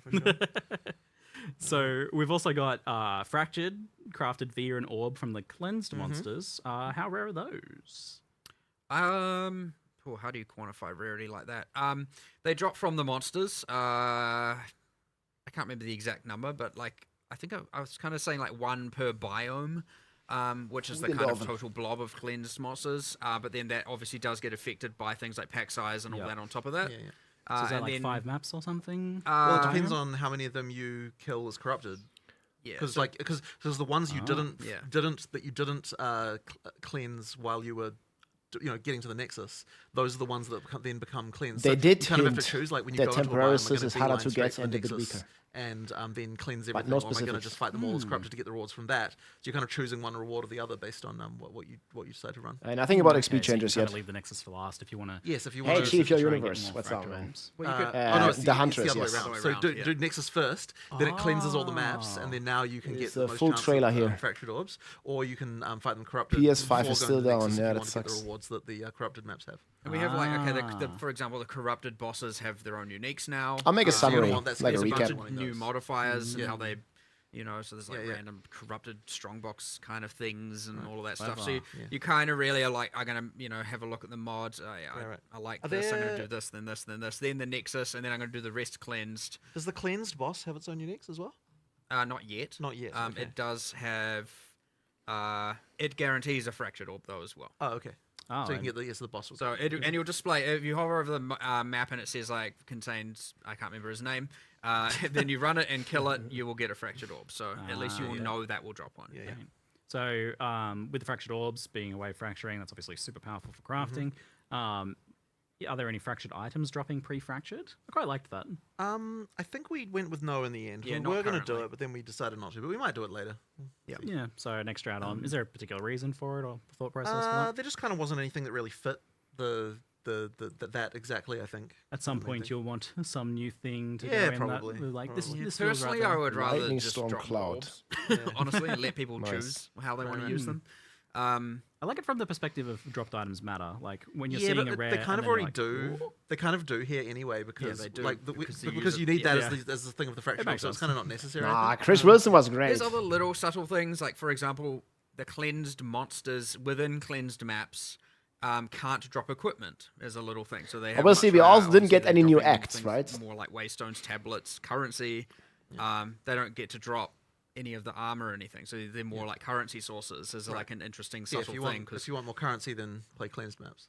You know, So we're gonna have a lot more essences, a lot more omens, potentially the ability to get fractured, recombination with the new, more accessible at low and mid tier design recombination. 4.0. Yeah. This is yes, recombination's certainly undergone some changes. The druid spam. This is man. a huge leap forwards compared to 0.1's crafting. For sure. So was it just about that you had to establish that really like humble baseline Yeah, for just like crafting, merging, so that you right? could then go crazy? Recombination. Honestly, I mean, look, on some level, it can just be, like you need an economy. You need to see how things evolve. We just don't want to do too much at once. I mean, although this may seem like quite a lot. I mean, It does, but the thing is like, but in terms of the initial system, it's like if we'd have had all that. At the There's so start, much content I involved, think that though. we wouldn't have been like, We'll put it this way: it is hard to take the stuff away, so that's why we have to be a little bit. I feel like for the careful as community, we- Chris Wilson was Yeah, like I a guess you hero. needed to kind of assess the Giga chat. fundamental things like the no scours, the no Yeah, 100%. ults. Don't lag, stream. And stuff like that as well, because then you can have a better idea of how to build off that, which I'm super excited for. Crafting. But of course, and if actual you know crafting. us, like more, there'll be more. There's always going to be more. Oh yeah. so. Oh, you gotta have a new craft for every league, right? That's how it is these days. Oh, yes. I Okay. expect a crafting system for every league. Thank Yep, you. something like that. That's somewhat actually our intention. So They should talk love about their it, love it, schedule for perfect. launch, man. So let's talk about Endgame then, because that had some humble origins as well with the initial implementation of PoE2's Endgame. Obviously trying some new things, being a bit experimental, not necessarily just wanting to copy PoE1's Endgame, but how far of your vision was 0.1's Endgame? Was it what you want? I would say that the main problem that we had is there wasn't enough overlapping axes of randomness, as we call them, where effectively you need to have it so that when you go into a map, there's just chances for random shit occurring. For cool stuff to and happen. then that random shit might happen alongside some other random shit, and then now the thing together is like a new scenario. So I mean, effectively, Random like shit squared. For yeah, things exactly. to Right? So happen. it's like if you look at what we actually added here in terms of like encounters, if you will, whatever that means to you, like we've added kind of more than 40, probably something approaching 50 encounters, and that's if you count things like each rogue exile is a separate one, and each spirit's a different one, and things like that, right? So those are the things. But the big difference between the ones we had before and the ones we have now is that most of these ones can overlap with other things. Random so shit you have a to occur. situation where you've got the Asmeri Wisp that like happens to infect the unique It's boss pretty cool. of the I'm area. gonna get my food, guys. And One that sec. leads to a combat situation that you haven't had to deal with before, or then you've got some essence thing that or like, oh crap, that like this other wisp like caused the thing to turn into a boss that then it's just like it's all that stuff combining, or like what happens when this goes with a with a unique strongbox, and it's like all that combining stuff, and that's what leads to the situation where you've got an exponential explosion of like possible combat situations, and then sometimes you just run into stuff that you've never seen before because of that, because of this combined in some interesting way, and that's something that definitely PoE1 has got very well because it's got so many of these things that have been added over time, and it's also something that we took care to make sure that each league specifically did. So what PoE2 lacked was, I think, that, and so that will mean, I think, that the end game is overall just much more engaging. Now, obviously, we're going to be adding more content and more of the other stuff, but fundamentally, it's like it was specifically more of that type of stuff that we needed to do. And honestly, I don't think we've even got enough yet. Like we want even more. We'll keep on adding that stuff, but it needed to become a focus. And I think part of the reason is that like when you're like when we're first working on the end game, it's right. It's like we need to come up with the big ticket items, right? Like what are the the league things and like the maps and like we need to come up with all that stuff. And so it's the little detaily kind of things that kind of a little bit require a bit more like time and stuff to work on. Even though they're actually like relatively efficient to make. Like we can make a lot of them when we do actually sit down and design them because they're like making a new strongbox. Like sure, it's like it's work, but it doesn't take like that long if you know what I mean. But it is. But it is that stuff that really adds all the flavor and kind of interest. So we'll just be continuing to do that through the game. And I mean, even yesterday we were having a conversation about like making it so more of the maps, even just like regular maps, have more interesting just little things that happen in them and stuff like that. Like more like what the campaign has. Love that. So we haven't like got there yet, but like as through early access, we'll definitely be just like introducing more of those little details everywhere, so that you get the interesting things happening. Yeah, so a bit like those exploration mechanics in campaigns. 100%, yeah, exactly. That's just we just want to make sure that you feel that same way through the end game as well, and with the leagues as well. Yeah, and like there's really only so much randomness that can occur within a breach in a map, and so they will end up feeling ultra repetitive. Whereas, and again in PoE1, you had the boss that could spawn occasionally. You had 5 different factions, things like that, and it is very much our intention to expand on all the leagues to have way more random things occurring, mini bosses spawning. Whatever else, I have a whole set. I don't want to spoil them all yet because that's a whole later thing. But definitely want to expand on all that. Even Expedition only has the one boss. It had 4 in the predecessor. Like we need to get back to having all of that depth and all of combat and all of those mechanics, and it'll help hugely, while also making sure we're adding new ones, of course. But what we definitely have learned is that our minimum standard for new ones is going to it should include all of these things from the get-go. Right. Otherwise, we're just signing ourselves up for like, here's 1,000 things we need to improve. Right. It'd be nice to actually get some of them finished. So that's going to be a goal going forward for sure. But I think it's like it is where our type of design shines, because like adding content is no longer a process of like, we work on a thing and then the players get to play, like it gets into a situation where like adding content has more value than just the content itself, because it adds to everything else too. And so that kind of makes it feel like the world gets like larger in much larger proportion than what you have. And so like, it's an n squared thing where like, the square of all the stuff we add. So that, like basically it'll feel like it's ramping up in terms of interest as we add more content, rather than just feeling like you're just continuing like rather than every league thing like you just add the same amount. It'll feel like it gets even bigger each time. Yeah, like when you add Asmeri Wisps, that's not just about adding that. It interacts with all the other things that already exist that it can go ahead and affect. So that's tackling one of the, ultimately I think the biggest things is just that like the core basic mapping of running an empty map was boring, and that's never what you want to be, obviously. Yeah, we need to get it. So like some of the issues there, I guess, as well, that were exacerbated by that problem was the fact that the maps were so big and that there were so many of them. Obviously, that's getting a lot better with the maps themselves becoming much more interesting. But it seems like this corruption and cleansing mechanic is breaking up and giving you something to progress through as you move towards the next tower or next boss or next other mechanic. I mean, I guess there's always something on your screen that you're pushing towards, it looks like. Well, we want to try and honestly, I don't even think we're even quite there yet. Like, we really want to make it so that you feel like there's lots of quests, as it were, in endgame. Like, not necessarily directly in the form of like, here is a quest objective, but like that you sort of have this feeling of like, there's like different stuff that you're like some rice chicken. Feel like, there's a thing, like exactly right. You need to ideally, like every time you do one of those, it's like there's another one just on the horizon that you're thinking about. So if we can achieve that, then we'll have succeeded. But it'll need to keep adding stuff, right? Like just more and more things, because obviously you need to have enough just core there to be able to get to the point of it doesn't feel like you're just repeating the same thing over and over again as well. It seemed like this like explorable world map thing that you did for Endgame, being like looking like a physical actual map, was really wanting us to explore, but that wasn't really much of that. So you kind of well, I mean, ideally we can. It's just about content really at that point. You just need to add more and more, and we'll keep on adding more. And this 100% get more. And 0 to 0, I think, goes a long way to improving that for sure. So with the corruption mechanic now, you're going to see some corruption on the map, and you're going to want to go there because it's a system that you can interact with. Exactly, and it's your skill points. yes. So you're unlocking skill points from that, which means you're unlocking more of the Atlas tree earlier on. Your first Nexus, you have to run at a tier 1 map.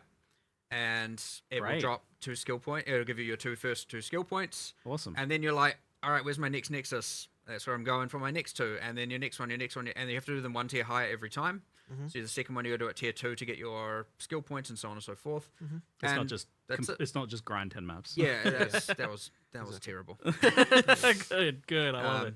So yeah, it is very much like let's go and clear these corrupted Nexus, and then it's Great like they there's admitted. the whole mechanic around it.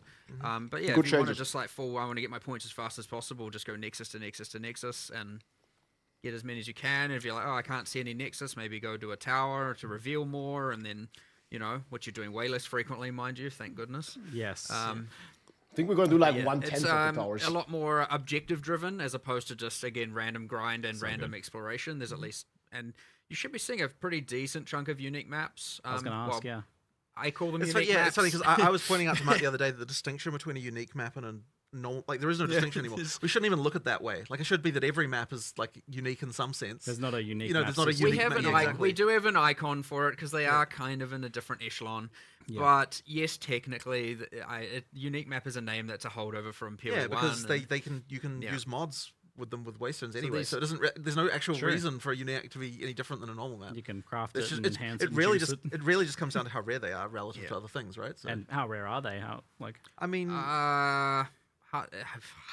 Maybe again, in so hard to terms of explain. player screen. yeah, I mean, look, as I said, I think How many that screens? How many? I had the numbers, I just don't remember them. Well, I mean, as I said, they should be common enough that you feel like there's always some kind of objective you're excited about on the screen, right? Honestly, more common than I was initially comfortable with, and then after trying it, I was like, okay, actually, this is like, this is reasonable. So Yeah, I feel like you initially probably want them to be common Like, enough this that is you're fine. like almost getting tired of those map layouts, so then you're incentivized to add more. the good thing is, by the way, by adding more here, we Drops are didn't just on. keep them the same commonality as the two that existed. Yep. Like they are just more common. It's not like part of the reason it wasn't as common before is because there was only two, and that would have just been repetitive and boring. One of the other restrictions is that the Vault of Kamasa was restricted to the Val City biome, so to speak, and that was one of the Citadel biomes. That's like one of the rarest and latest, Yes. So it's like we've not only made that more common within that biome, but a lot of the new ones, in fact, all of the new ones aren't restricted to those city biomes, and thus they are appearing more frequently. And some of them are like, you want deserts because they give you the essence map, or you want the mountain because they can give you this and that, So like, ideally, there's a little bit of just like you see the edge of a desert, and you're like, oh my god, please. Yes. Okay. So that's what I was going to say. This like idea of exploration is Cool like stuff. I felt there needed to be something biomes where like you're actually pushing into a biome because there's that one node that like affected your drops slightly, but obviously that's not much. The one that was the shattered lakes, I for didn't. example, as you can probably imagine, I didn't only do as spawns many. in the water biome, and so there's a little bit of like and so does Untainted Paradise, and so does one other. So there are actually three special maps that can spawn only in the water. Good. So go to the water. And otherwise, how easy is it to find? You said there was an icon. Obviously, you kind of have an idea of what biomes. Is it like also something that's pretty visually there's art there, spottable on the map? So the one we looks looked at with the interesting. one we looked at with the megaliths, which had all the storm and lightning. Well, on the map, it has a bunch of storm and lightning. Cool. So yes. That's awesome. Cute. That's great. So we mentioned the Atlas passive tree, and you're seemingly, I think, you're getting better progression of that. But definitely an issue I had with it personally was that it felt very top heavy, both for the core one and also especially for the league mechanics, where like the league mechanics you don't get points until you kill the bosses, which to me feels like the end of it for most players. That kind of was the original pitch of that, and I wouldn't say that's really changing here, but there is more we want to do with that, and I think that it could be made better, but 0-2-0 isn't getting a change there to that side. But in terms of the actual core Atlas, it definitely is. You know, like you're getting that earlier. There's more. It's a bigger tree. There's more interesting stuff. There's subtle changes to getting them in the sense Easy that, for like, sure. for example, the difficulty 0 pinnacle bosses are Yep. way lower life Well, that's actually now. good. That's actually a very good point. So Gotta do yes, what you gotta difficulty 0 is now like half the life that it had before, and so that's like a pretty But substantial difficulty change. 4 is currently the same Yep. as what it was before. So it's same top end, but like easy, more accessible for more people at the bottom end. Right. Half And the then also life. because of like, due to the reliquary key working the way it does, all pinnacle bosses can drop all uniques at all difficulties, except they are like substantially less common at difficulty 0, but you feel way less bad for running them at that point now. Right. So again, it's just opening that up to a lot more people to farm, and it's not so much dependent on if your build can't do difficulty 4, you're not really a viable character kind of mindset. So much more easy onboarding for those. Which will pinnacle give you your bosses now. first sets of points certainly a lot easier now. That being said, not if you're playing the most. most broken build of all time because you probably nerfed into the ground. Let's be real. So with your new build, we'll have to see how that balance goes. With their new broken build. Yeah, of all well, time. yeah, one of those New Spectre builds, specters. yeah. Anyway, the ultimate It's point gonna be being, fun. Yeah, you're certainly going to get those initial set of points easier than before.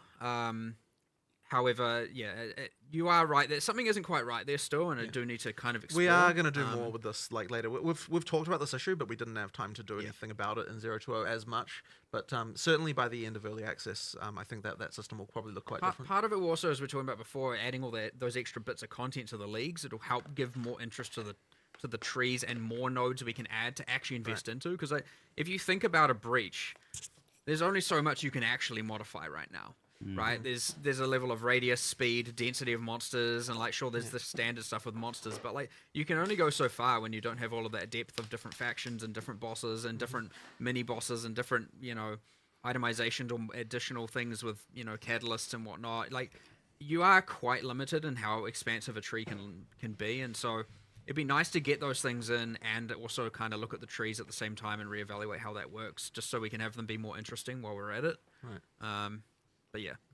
And now with the pinnacle bosses, if you're halfway through a level, you don't need to. Maybe I'll do that when I get the rest of the level now. Yes, that was a good change. So yeah, as he was saying, the no more XP loss. As you were saying, you no longer gain experience or lose experience anymore from pinnacles, so you could just feel free to do them anytime. I think that's just a straight up upgrade, and I think that it's not like you were playing pinnacle bosses for experience. No. So it does the downside is not an issue really. It also is the nice thing of really just keeping if we add more leagues, for example, and we end up with a Domain of Timeless Conflict problem, where it's just rotations to max level, ultra. Yes, ultra we quick. don't want that type of content to be the way you now level. we can say maps are the way you level. That is what you're doing. And sure, you might get some sort of unique map rotation here, and maybe not. I don't know. It depends. But hopefully we can avoid that. But either way, it's just really you're playing in maps to level, and that's what you're doing. It's and there's something that's nice not about itemized that. content, right? At least until we've added Delve. Well, sure. I mean, there will be future parallel in-game systems. Confirmed. Yeah. I know you want to do something like Delve. Yes. You're a fan. I mean, you made the end game look like Delve, so. Yeah. But yeah, that's been a long-term problem, and one we need to properly apply to the other game as well. The whole can't do my content because I got a level, and I'm even if you're only 15% in. You're it's just not as bad. Yeah. It's just not as bad in PoE1 because the leveling is faster. Yeah, it's so true. It hasn't been on our radar as much. So speaking of map progression, there's been some fundamental changes there. You're telling me that now you can no longer drop maps below your current level of map. It's correct. So yes, you no longer get if you're playing a T5 map, you're only going to get T5 maps, or if there's a boss there, a T6 map. But we've also smoothed the way the whole progression works. So we've actually the map drops are way less random now. I didn't remember entirely. this. When you kill the last rare in a map, that has it can affect. At T1, that was a 100% chance to drop another map of the same tier. And then as you go up the tiers, you can still sustain that using Waystone chance. So effectively, it's de-randomized that a lot. And then there are several ways that you can get upgrades. So in terms of going up the tiers. So one of them is that when you kill a boss, that's a guaranteed +1 upgrade. Then of course you can still cube them up, 3-to-1 recipe to go up a level. Or you can run it corrupted. I didn't even remember them mentioning corrupted this. map, then because it drops the same tier, that's a April guaranteed. 4th When I say corrupt, I mean the one that Varlorb corrupting up +1. Corrupting up +1. That lets you do the run them the same level as well. So you've kind of got those three options, but it's much more intentional now. It's if you're going up maps, it's you're deciding, okay, this is a thing I am doing. It's gonna you don't just way kind of easier have to that maintain. it doesn't just happen. So it's kind of supposed to make the jump if you're just looking to sustain, you can do that, pretty much guaranteed. And unless you're dying more than the number of times you've got portals, which is obviously the thing now that you can go through portals again, the sustain is going to be a lot easier if you are dying. But then it's once you've achieved that, it's okay, you effectively can sustain forever. The cases where people just drop off the bottom and have issues should be way less common. Ultimately, it's way less random, way more deterministic. And ultimately, you can, as long as you are able to do the not die all the time, you will sustain that tier forever. Right. assuming you can roll enough, a high enough mod count, and there is a boss here, I'm going to go up a tier. Yeah. And you go for the boss, you kill the boss, you go up a tier. And if you... and then you sustain that tier forever as long as you can do the difficulty. Yeah, yeah. It's just very clean. And if you're adding more mods, which you do need to be doing to continue to maintain 100% ability to go up tiers, then, and if you're doing that early, you're getting more maps than what other people are getting, which means you can do the cubing as well. Like, it's just kind of like, it's That sort of sounds just much sick more changes. effectively gets the thing where, good players can advance at the right speed, normal players don't fall off the bottom of the curve. It kind of solves all of those issues, like without, but also you're not going to have just like hordes of low-level waystones that you don't need as well. So, like... And just no, it does, there are still more things. You can get to the highest tiers relatively go. quickly. You have to prove you're good enough, your character's good enough, but if you're doing it, you get there, right? It's pretty quick, and you can take it at your own leisure as well, and that's completely fine. So it's not like, oh, we've made it way longer to get to tier 15. Like, none of that is really the case. It's just that before you could luck into getting to tier 15 quickly. Love those things. With some level of, biasing the luck, of course. Or you could just be like, what the heck, I'm like constantly running out and have a really bad time. Right. And so now it's just way, way more like predictable, and honestly, it probably has way more of an impact on the sustain problem, which we didn't really, which we talked about, which is the respawning. I would argue this thing has like way, way, way more impact on map sustain than the respawning does. I mean, obviously, if they're paired, then they relate. You need both, but- because yeah. if because the guaranteed drop comes from the final rare. So if you were just dying, you would never get it. So the respawning is necessary in order to make it so that that's going to happen for players who like and obviously as it gets more difficult, and you get less portals, you start to get to the point where you're going to run into trouble. But if you're a good player, you should be able to get up into the top and sustain very well. Yep. You mentioned the idea of maps dropping magic by default. Yes. Is that something you're still doing, or? I believe it is. But no, actually, wait. But there wasn't a concern about that, which I wanted to talk to you about later. Maybe not. Yeah, we'll talk about that later, because the concern was raised that I think is valid. So yeah, we were going to make it so that maps drop magic and above, but there might be issues. So Mighty Sword. Later on. Well, non-decided. Undecided. Yeah. Undecided. Yeah. You thought it was decided. Oh man, I wish they would talk about the schedule for launch. Still figuring. It sounds like much more deterministic progression if you're able to prove the power that you have. That's the main thing. It just should be, am I strong enough to do this? Yes, I can do it. Right. Not, am I lucky enough to do this, and am I strong enough to do this? Great. One of those axes, get out of here. Love it.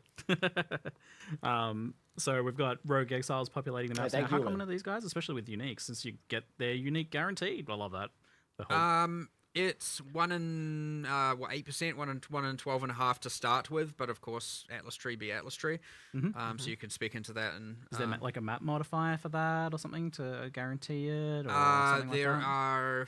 I think in this case, this one is the exception, whereas that you can get normally guaranteed of the other things. We wanted the exiles to be one that you can't just guarantee all the time. They don't always have uniques. Yeah. But when they do, they're using them. The AI is very cool, like how it works. I mean, they can have 0, 1, 2. I mean, there's nothing stopping them from having uniques in every slot.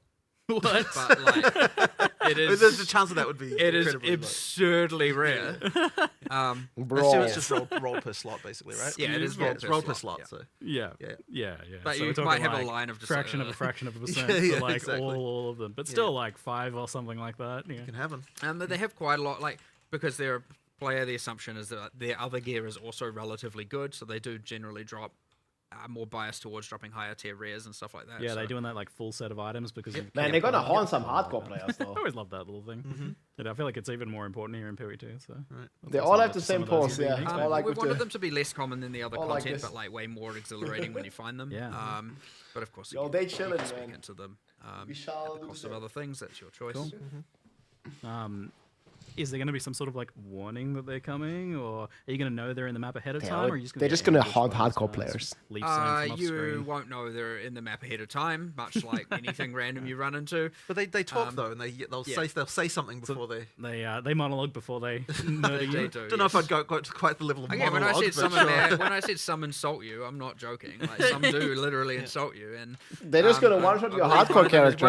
One of the monks is a pacifist, and he's like, I don't want to do this. Don't force my hand. He'll do it anyway. But, I'm not. Yeah. You're just like running away. He's like, don't make me don't force this. my hand. Yeah, exactly. But look, you can just run away. I really like the. Dude, they're gonna smoke here's an players. occasional spike in difficulty, and again, it's important that they are relatively rare for that reason as well. But I do want it to be when you find one, you are very excited to kill it, and of course, even though they portal out, you still have your number of portals you have. So unless you're running like a full 6 modded Waystone, just get back in there, and he's gone, but or whatever, you've lost your uniques or non-uniques, whatever they had, but either way, just move on, you know. I mean, you guys were somewhat forgiving with this. You didn't make it so that they take your items. Yes, that would have been good. That's an event. Don't at some don't point, give me that perhaps. idea. That's maybe a 1 week event or something in the future. That'd be You know, pretty so easy to do. Just take one of your items. Yeah. And then you got a nemesis system where you can find them and try and get it back in the future. And you add the Tame Rogue Exile gem. I don't know if tame's the right word. Higher exile. You run up and you can quickly be like, take $1 million gold. Just give him a little snack. Like, yeah, you want to follow me? I mean, to be fair, that would be a fun system. It actually would. That's actually not a bad Running idea. up and just being like, hey, I'm here, give me 100,000 gold and I'll be your ally. Is kind of, I know you've tinkered with the idea of a hireling system at points in the past, so now you've got your mercenary hireling system, right? Rogue Exiles. They recruit the one with good uniques. We'll see. We'll see. Going down a little bit of a rabbit hole here. Yeah. So we did have some League mechanics come over from Path of Exile 1, 2, Path of Exile 2. You're going to be looking to port more over. Are you going to be doing some unique ones that we haven't seen before? I mean, we're definitely going to be doing more unique ones that are, that are just completely different outside of what we've done in PoE1. Absolutely. But I mean, I think that like sort of the hope in the long term is that each, like, as we kind of get, past the end of early access and as we're sort of, just going out, that each time we do something, we're both adding a completely new League mechanic, but also potentially bring something back as well, kind of like as another additional kind of like, here's another fun thing. So that's probably sort of what I imagine will happen. But it kind of really is case by case. Like some things we don't want to bring back, some things we do, like, and my opinion can change on a dime as well. Like if someone suggests like a new way to interpret something, then I might be like, oh, actually that is great. So, it honestly, people assume that we have a full plan of literally everything, but it's like in reality, it's like it's very much responsive to like what's happening and like the actual plan relates to the things that like are definitely happening, right? You're talking acts, you're talking classes, you're talking like all that stuff is like definitely like that's happening. It takes a long time to produce. It sort of happens in the background. You've got outsources, armies of people kind of working on that stuff, and then all the kind of like more incidentally stuff is very much like, oh, let's do something cool, let's just make this, what if we do this, and we don't have a I don't have a plan for the next 12 strong boxes. It's just just come up with an idea and like that's cool. Just a fun little project for a designer to work on. How do you feel like some of the ones that were, I felt somewhat definitively part of Exile 1 in terms of clear speed, like Breach, for example, have settled into PoE2? Do you feel like they're in a good spot, or were they a good idea to bring over to the game? Look, I think Breach is. I mean, look, Breach is fun, right? I certainly wouldn't want to remove it. I don't know about like. I mean, there's probably Breach likes my PC I mean, though. it was spawning too many. It has. Monsters, so let's just say that without a doubt. It's much better now to PoE2 standards. Yeah. It's like currently on PoE2, it's just too out of control. It just needs to chill. Right. There was a little bit of an assumption made where it was They're going to nerf it a well, bit, you'll maybe. get overwhelmed by monsters, and it's more a matter of survive as long as you can. And then, of course, because you get self-propagating Herald builds that are just literally can kill anything. Which, by the in way, every Heralds direction. don't self-propagate anymore. They're gonna get nerfed right now. The power of the characters kind of yeah distorted the league balance in a way where it's like we have to make some changes. So yes, like it's coming. They're down, gonna get I think we saw nuked. that one coming. Yeah, well, 100%. I mean, look, there's a lot of things that people will say they saw coming, but it certainly does end up being the case that like the patch notes are. So by the way, we aren't releasing them at the end of this live stream. We're going to be releasing them next week. But they are going to feel like a bit of a nerf fest for sure because like there's a lot of things that needed to get. Let's talk balance. Yeah, all right. My expectations and anticipations are that this first one is going to be an absolute wrecking ball of chaos and carnage. Oh my god! See Every where build's going to things be land. dead.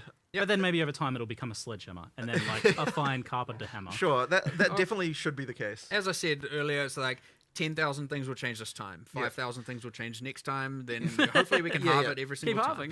People should really be going in with the expectation that like nothing they knew about how the game was balanced before is the same. Just forget everything you know. Like, you know, complete new build. Yeah, basically, that kind of just means that like, you know, everyone who's finding builds, like do it again. Like you are going to find more shit that is like outrageously broken again, but it is not going to be the same shit that was broken before. Yeah. Oh boy. Stacking, get out of here. Yeah, exactly. See? Yeah. So I mean, it's the hope is though that yes, you're right. It'll stabilize to the point. Like I it will take time, but we will get to the point where we no longer have things that are easy to become outrageous with. Right, like the idea is like it shouldn't be that you can just slap a combination of supports together and then like you're just like destroying pinnacles in 14 seconds. You know, like it should be that. 14's a long time. Yeah, okay, sure. But you mean 14? That sounds like terrible. Yeah, That's not even on PoE. Yeah, no, but that's what I'm saying is with no items, right? But anyway, so the point is that like the first time you fight a pinnacle, it should be a bit of a fight. But then of course you do get back to the ability after, you know, like when like kind of like continuing to expand, like continue to develop your character post pinnacle to the point of being able to annihilate them in seconds. Yeah. But it's just like that has to be earned. It can't That just I be know. that, like just a combination of supports that you can get trivially will do that. Or like a common unique, you know, and then that's it. Yeah, exactly, you know, right? So, but it can be. But if you get Temporalis, you know, it's like, well, now, you know, like now you've got some shit going on. But it really has to be that, you know, there is an economic factor involved in becoming ridiculous. Yes. And so it's when that's not the case that we have a problem that we need to hit shit with a big giant balance sledgehammer. Yeah. So originally I was going to come in and like ask about all the specific things, but we can just assume that like it's not going to be chaos. So I like the idea instead of focusing on kind of like your core. What are you aiming for? What are your goals? What are your metrics? So ooh, sound. a number of like damage / how fast you kill a pinnacle boss. Yeah, that's that you're aiming for, and then how much players can exceed that, and you're like. Yeah. So it really should be that you're not, as I said, because not microphone is that fast at the moment. Like a good sort of benchmark for like just a guy walks in and like has kind of got something that's like not stupid, but also like not like doing something, you know, like not crazy. And we kind of imagine that they should have about 50k DPS doing something like that. But at the same time, anything up to 500k DPS is 10 times, you know, is also okay. And well, that'll take you from taking a 3-minute fight down to like a 20-second fight. Like, you know, that's your range of like potentially acceptable kind of things. And going then they're on. going to have 5 billion. That, then you're in like we're probably going to nerf you territory at some point. So that's kind of like the thing. Now it's worth mentioning that like we've lowered like the life of pinnacle bosses to get that to be right, and sort of things like the difference between a T15 boss and a pinnacle boss was just way too much. So that has been that's been sorted out. Like it's things like that we just need to sort of get things in the right place here. So that's a sort of expectation. Now, obviously, people are going to still find ways to get 10 million DPS somehow, I'm sure, even though we're like nerfing many things. But the thing I think that when we're talking about nerfs and how we want to do, my key thing that I want to try and achieve always is that whenever we're nerfing something, we're only nerfing the thing that was particularly like we're nerfing as little as possible to make it so that the average Joe who works in and just tries to do stuff is not getting affected by it. Yeah. Like it should only be the like ridiculously broken synergy thing that kind of like has some way of dealing with it that's actually affected by this.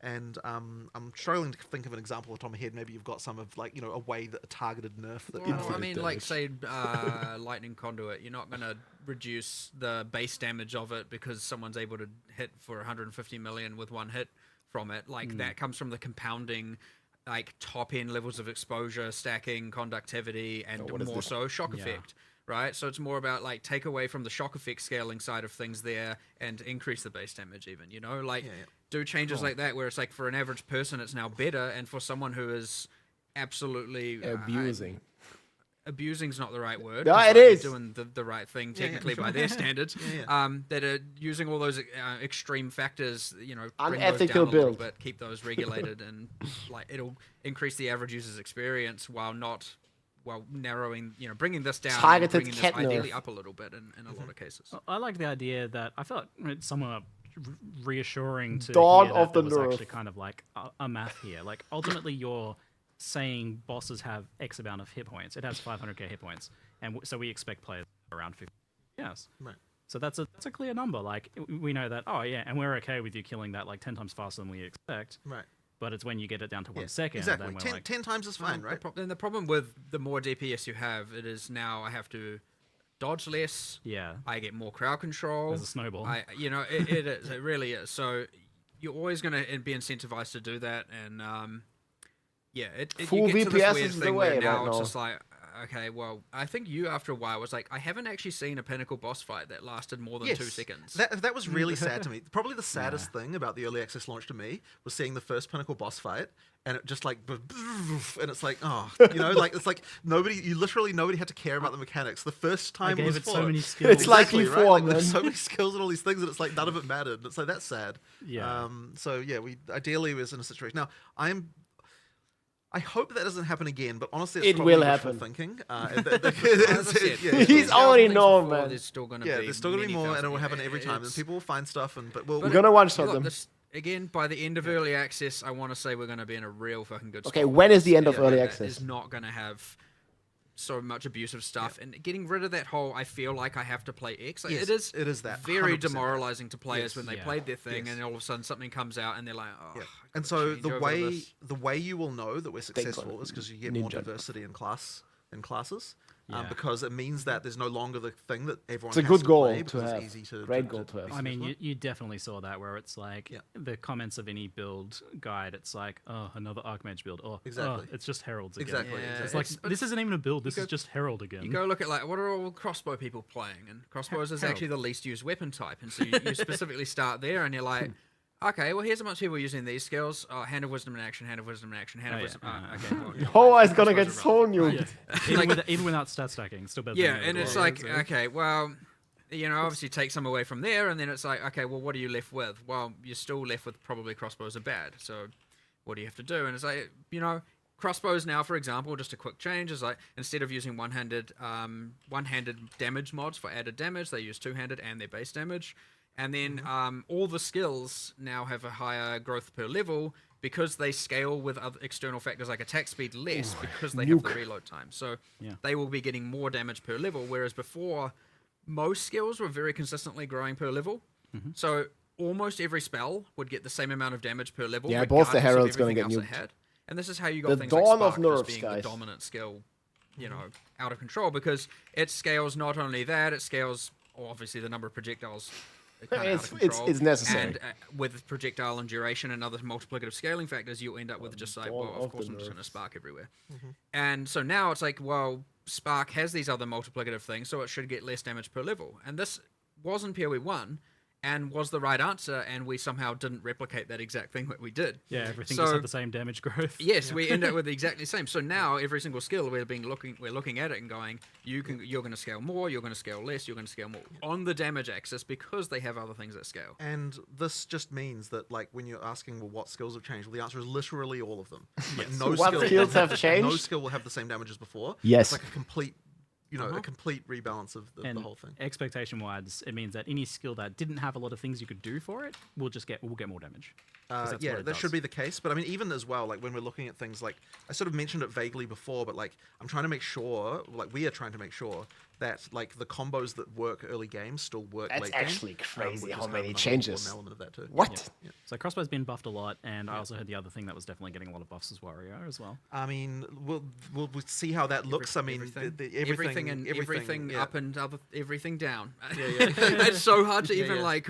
Yeah. It's so hard to have like Yeah, a don't trigger cohesive off each other. message with a single like this class is better. Yeah. Because it's just, I mean, it's easy for mercenary skills or for crossbow skills because Yeah. I can look at those numbers and just be like, okay, everything's clearly higher.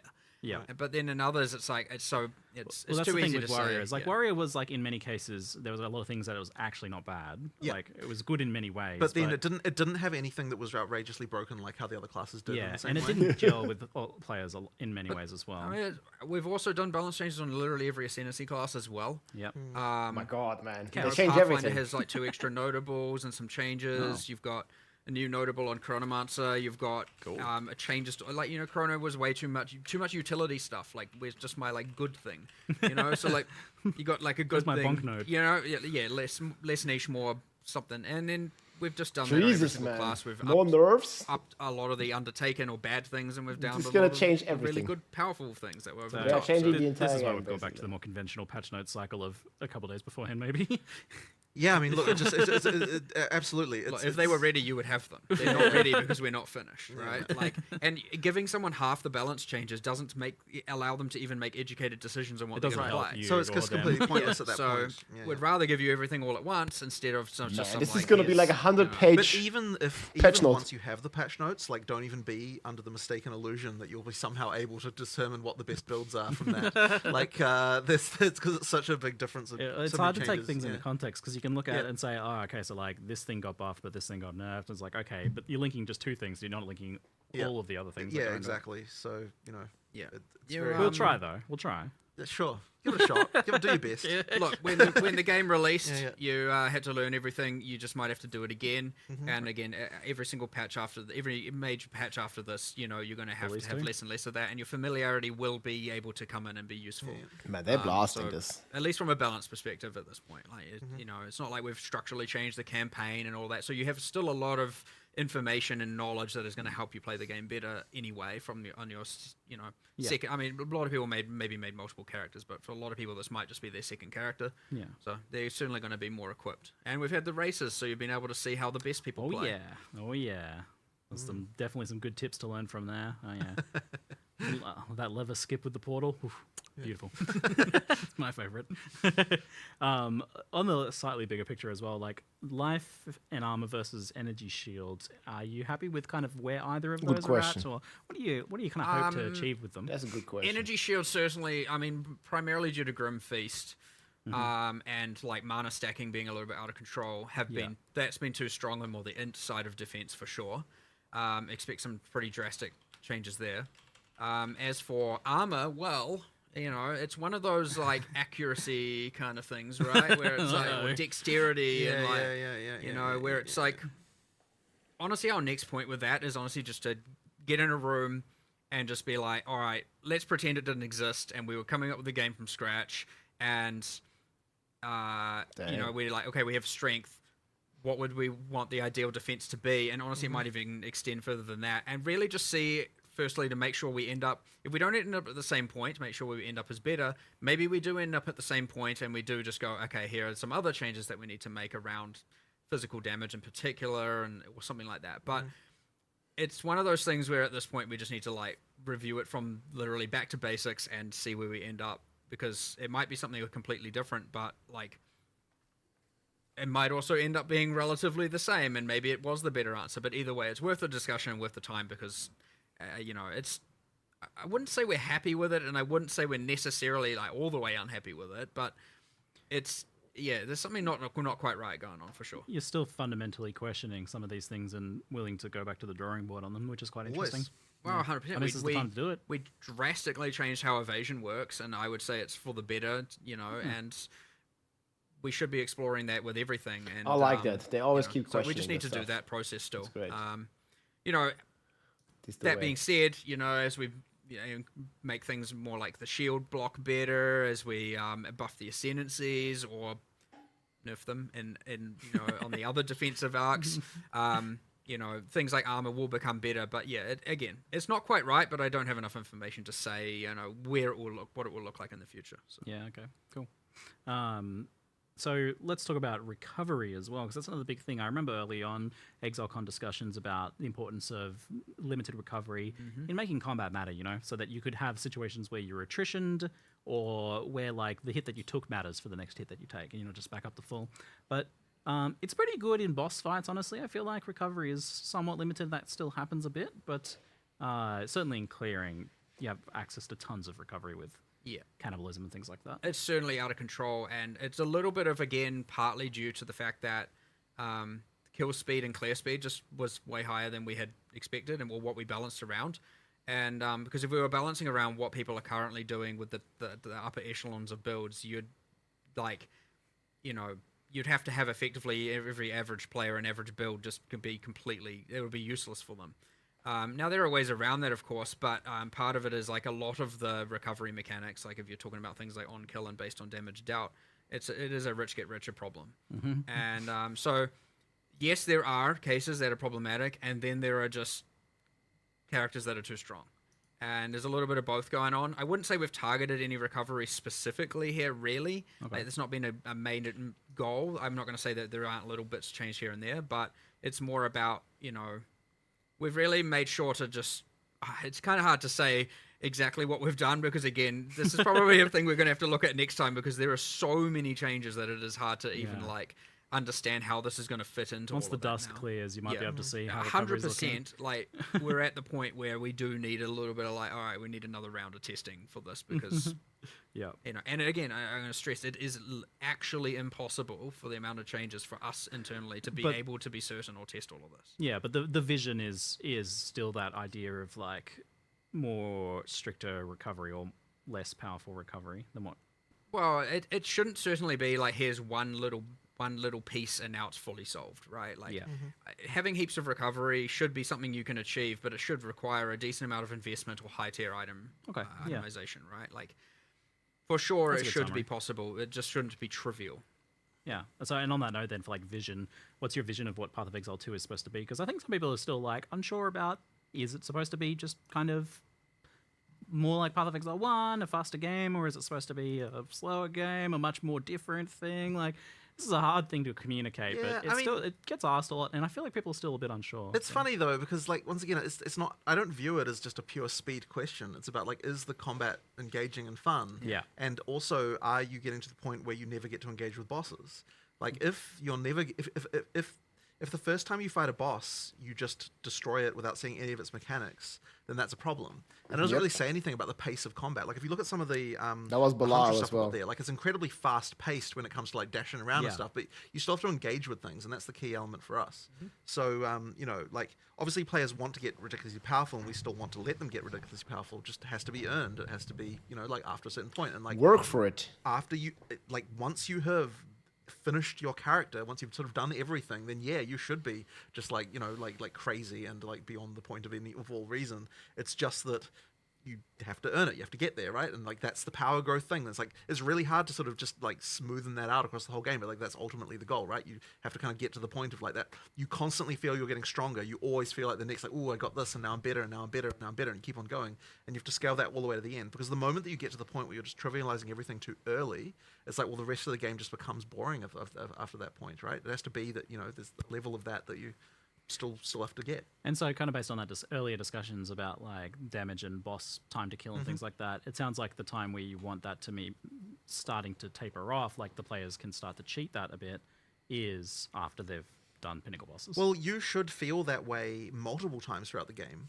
But then later you still then get to a new level of challenge that still requires you to engage again. Like if we're doing our job correctly, it's like you reach a point of feeling like you're a god, and then you're like, oh shit, but there's new god-like shit above me that then makes me have to then do the uber gods. Exactly right. So you have to keep on with that train. It's actually really hard to take you back from feeling like, oh, I'm all powerful, back down to like I'm feeling and so you have to kind of get that in there as you want that Dragon Ball anime arc. Yeah, for sure, right? There's always a new level of Super Saiyan after the previous one. Exactly, right? That's what you have to be able to do. And so, yeah, it's smoothly taking you up that power level curve, all the way to the end. Yeah, so I think like when it comes down to things like movement speed when clearing, it's about like if you're able to just ignore everything because you're moving so fast. Exactly. If you're able to ignore everything, then you obviously you will move really fast. If you're not able to ignore everything, suddenly your clear speed is like not as big of a thing. So long as there are still things that are challenging you, as long as you reach the next tier and like everything's harder. It's a good philosophy for sure. I feel like a point of the difficulty here between the communication of this with you guys and some of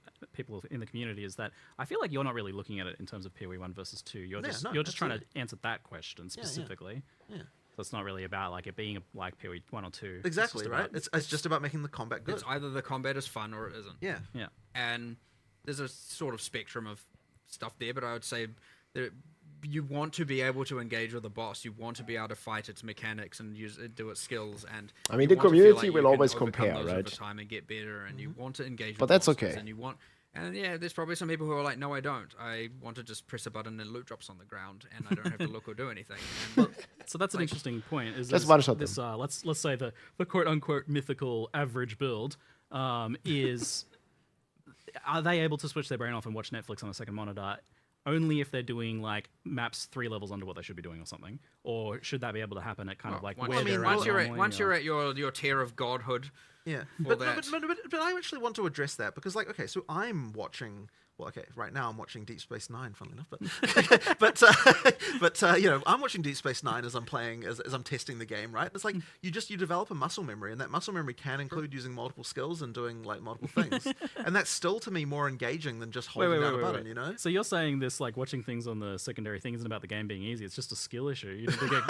I wouldn't say that. I'm just saying that your muscle memory can develop for more than just using a single skill. You just, you know, like and we've always sort of You just said that play there's this all thing where, like, number. okay, sometimes you pause the show, right? Sometimes that happens because you come to a thing that's like this is an update to the classic, you know, second I monitor. love how this Netflix. friggin' watching something on the second screen has become such a I fundamental know part it's just, of it's the. just the community's just grabbed it and it's Yeah. become a thing forever. But Well, it's been updated now. Like this is the update. You want Well, to have, it you want was- them to have to pause it was a sometimes. philosophy set for a because different I feel like game, I've said that 10 years ago about how like sometimes you get the spike in difficulty. It'll Like, oh haunt you shit, forever. you know, like now you have to do this. But yeah, I guess that turns into pause the video at this point. But yeah, but no, but look, if I play this way as well, right? Like it's not like I'm, you know, like once you get to a certain point, it's like, you know, obviously you're going to want to, you know, the music, you've heard it lots of times, you know, like you want to have something else going on. That's fine. But I still think that there needs to be the ability to have. You know, to have something engaging from time to time that you have to deal with. So yeah. It's always been a bit of a silly thing because you've got so much element of choose your own difficulty in Path of Exile, right? Like Exactly. do harder maps, do easier maps.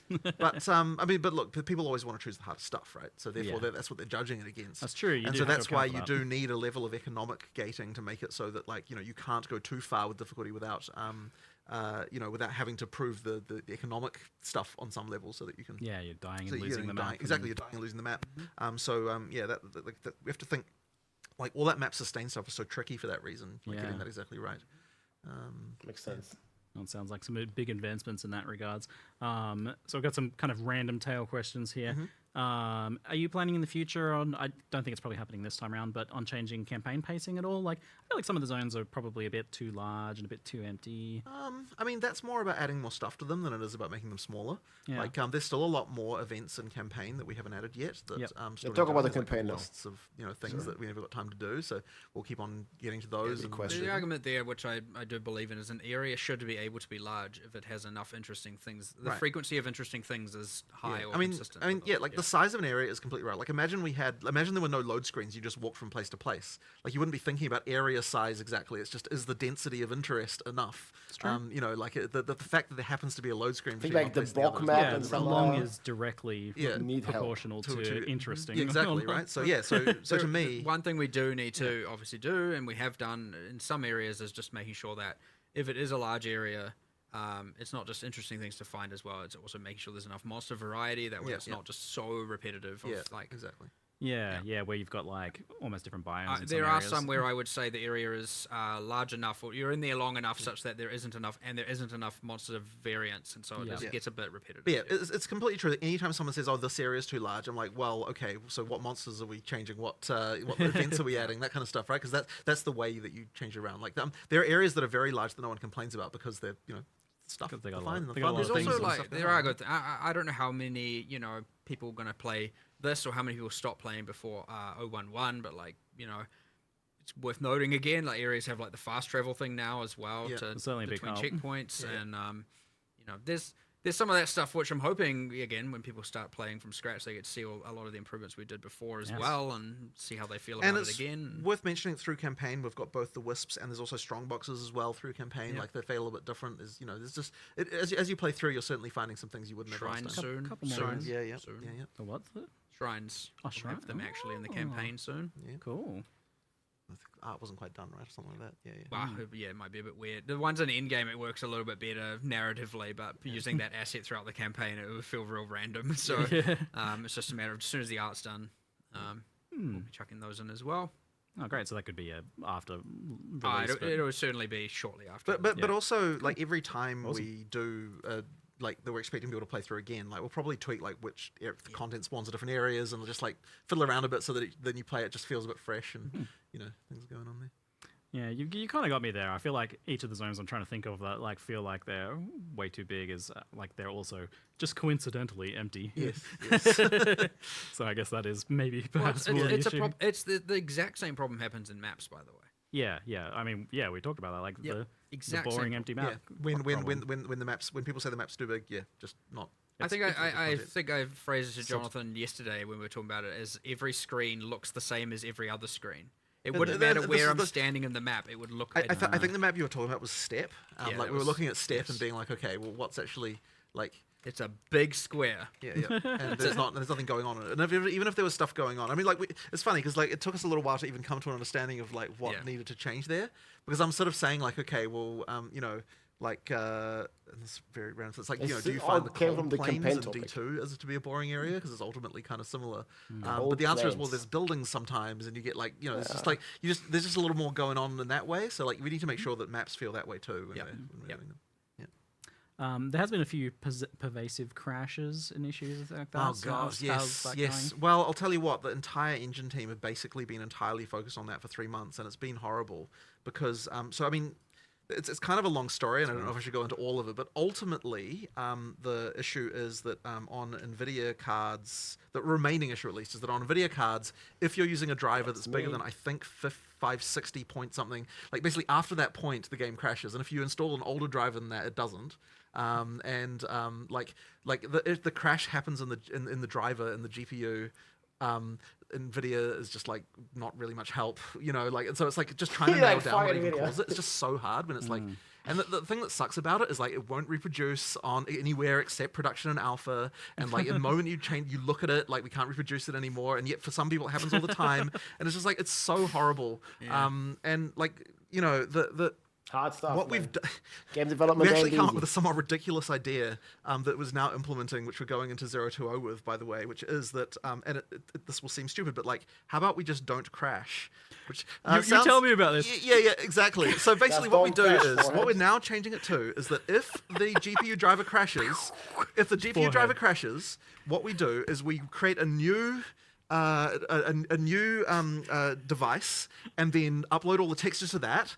The game is paused while this is happening, and then it unpauses, and then the game keeps going. And so that is what we're doing to solve this crash. And it's like it's kind of ridiculous that this has to be the solution. It's a 5 head. Like it's just mysteriously in the NVIDIA driver we have and we have tried to find a workaround for this. It is just like so. Dang. So that in 020 that's what will happen. And so while we're here, like, do the players have a workaround? Like. Well, you can install the driver earlier than. Sure. What about Vulkan? Does that matter? Yes. But no, not entirely. It does still happen in Vulkan, but it's a bit unclear about that particular thing about whether or not that's less. But I figured it might be. It is in the driver. But I mean, like if you install an older driver, it will go away. So all of this time, when people have been saying the classic armchair developer meme, it was like, why don't you just add a bit of code that says if crash equals false? Yeah, well, something like it that. Works. Basically do the engineering to allow us to just recreate the entire GPU context, and then there you go, and then don't crash, and that is actually the solution we're now going with. But it's like the thing is, the other one that sucked though was that stupid damn full system freeze. Because I'll tell you what, if the entire system freezes, there is just nothing you can do to find out what the hell caused it. Because there's no like crash report, there's no logging, there's literally nothing, right?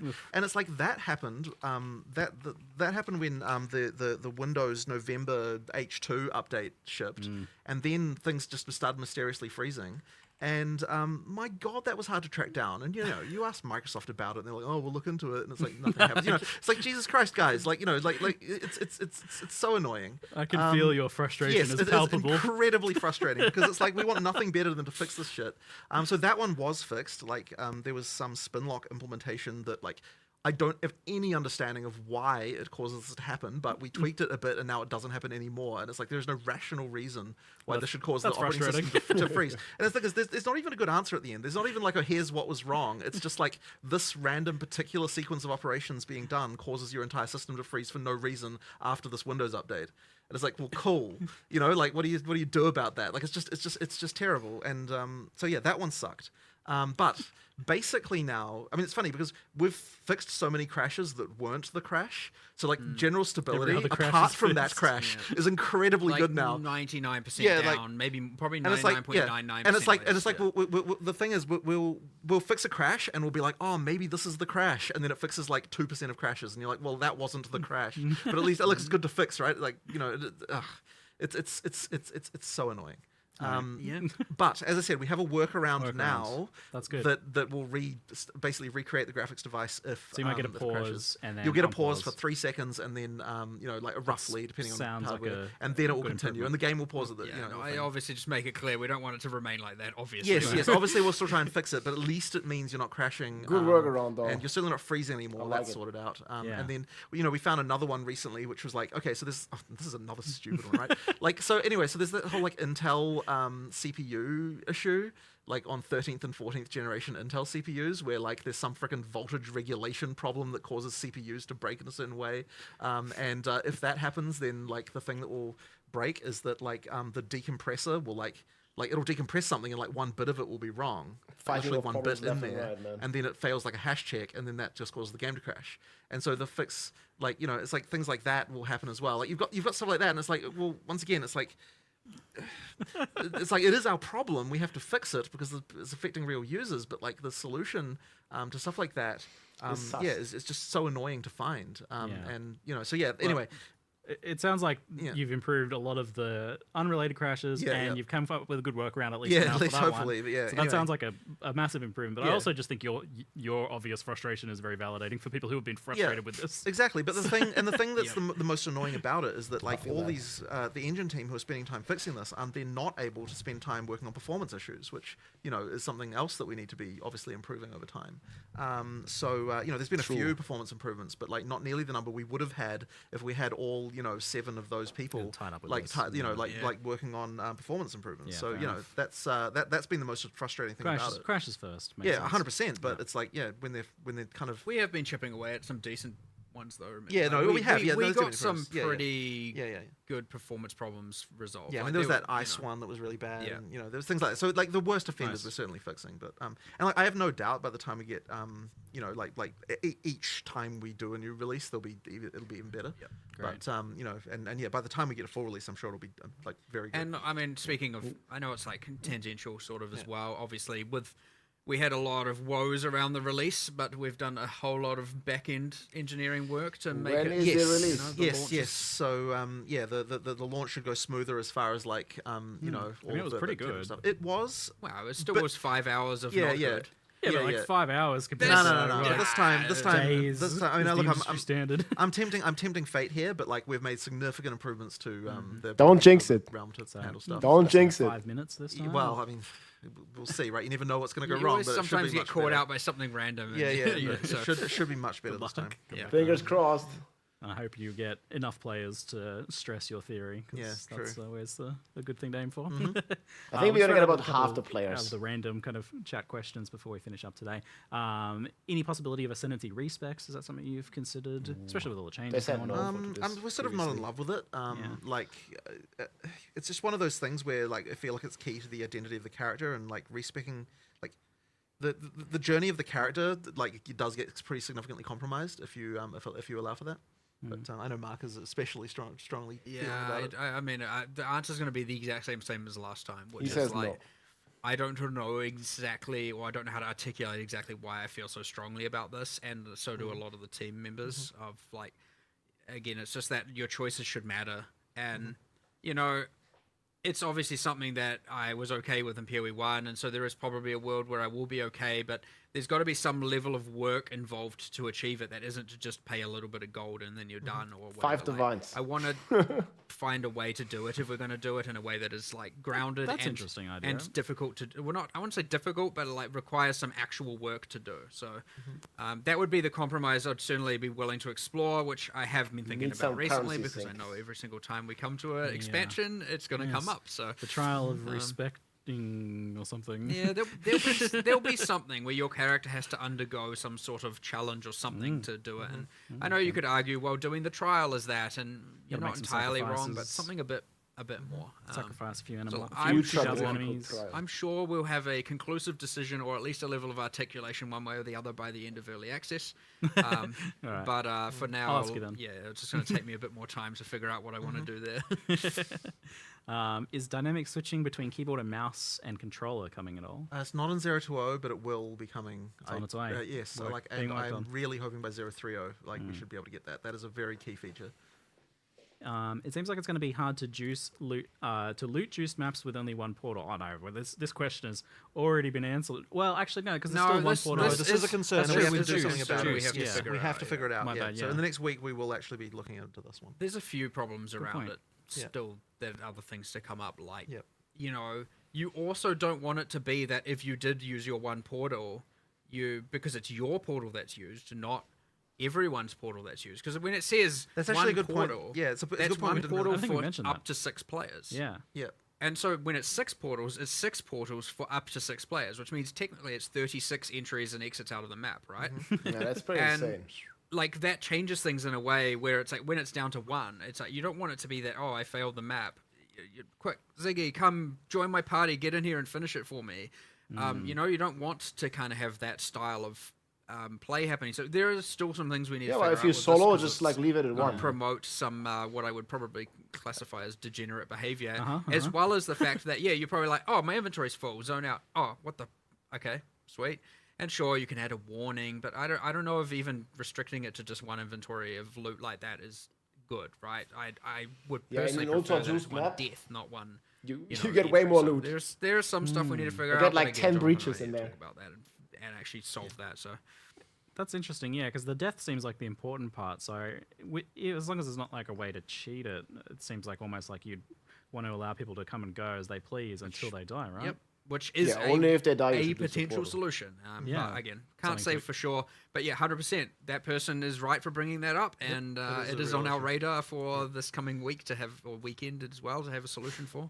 Yeah. Last minute changes. So with this new league not having a specific like league mechanic, is it still a challenge league? Does it still have challenges? It's actually No, I there's didn't think there's no so. achievements or challenges Yeah, yet. yeah, yeah. I'm pretty sure we weren't going to do that for a little bit yet. There's but- not really. Maybe later in early access, but for now, not really. Yeah. You can we're just trying play to the keep it non-league. more It's about going to the be game fun. and the mechanics, and less about. But if you want new the economy, you achievements. play the new The one. achievements will certainly, an achievement system and stuff like that will certainly Season be there and with full release, league and and non-league are going to be exactly the same. reiterate all of that at the time.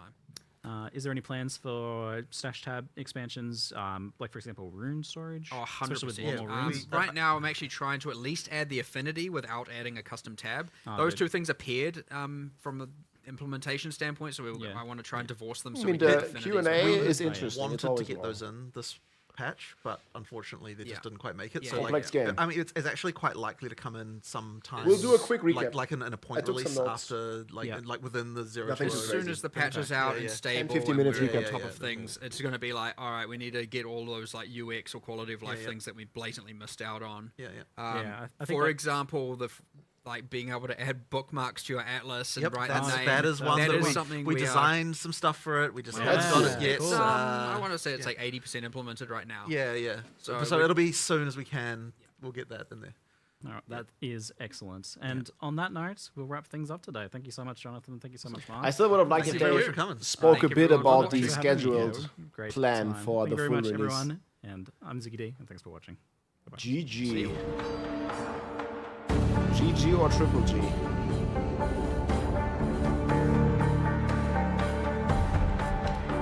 Yeah, that was nice.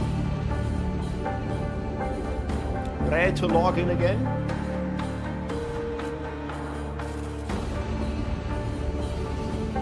What do you think, guys? Certainly some good stuff coming, huh? Dang, yo. Okay, let's make a quick recap.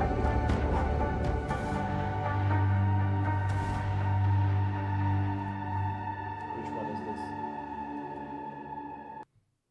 Yeah, good stuff. They have a full website ready as well, yes? Look at this.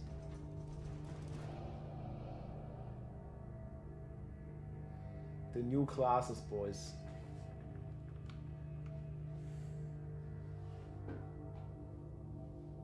That was W, man. I mean, okay, the negative points No druid, no new acts. But if they, I mean, it looks like they really fixed endgame. That's a huge W. Rip Blizzard, that too.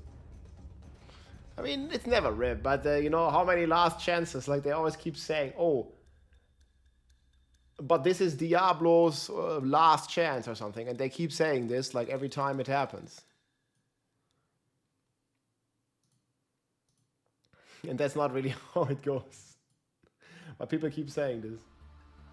Oh, this is Blizzard's last chance, blah, blah, blah.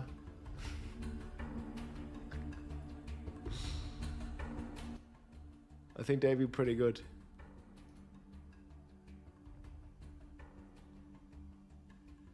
Yeah, we have some fantastic gameplay here.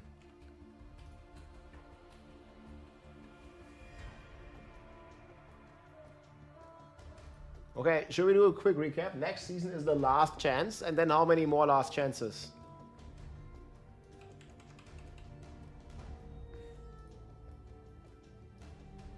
Summon Roa.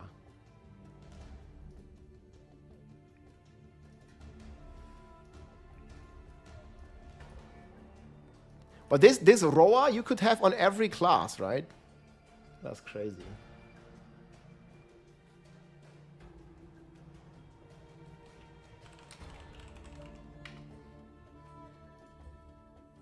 Yeah, I'm not really sure about the specters. So this is like a PoE1 feature.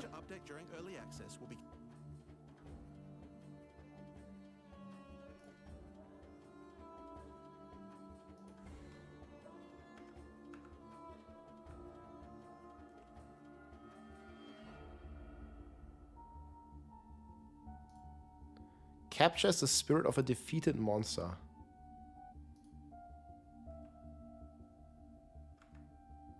Yeah, that's pretty crazy.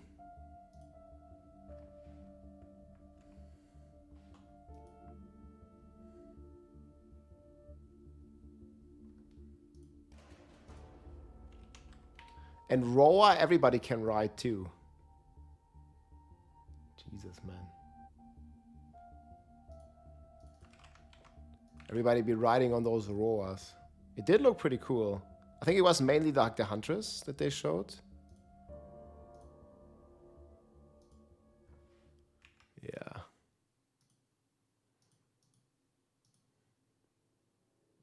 People be blasting on the Roa mount.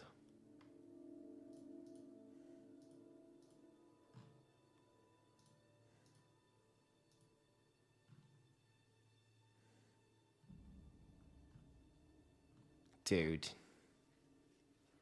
Rip tier.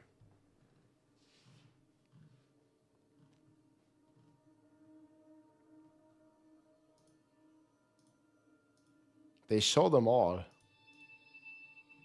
Are you happy with the stream? Yeah, I think the update's been pretty great. Like, there's a ton of stuff happening.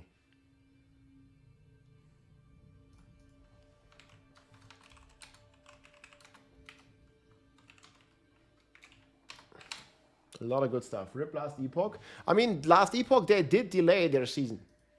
I think it's going to be kind of okay. Okay, let's make a quick summary. Man, there's so much stuff happening, dude.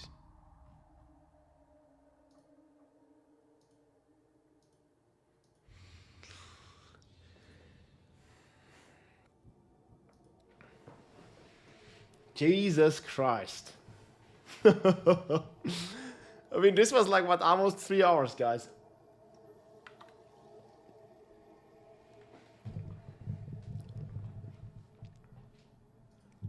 Javazon. Or almost. You can add support. Dude, there's 100 support gems, 100 uniques. Like, that's freaking insane. I think we're gonna go one less. It's a bit much.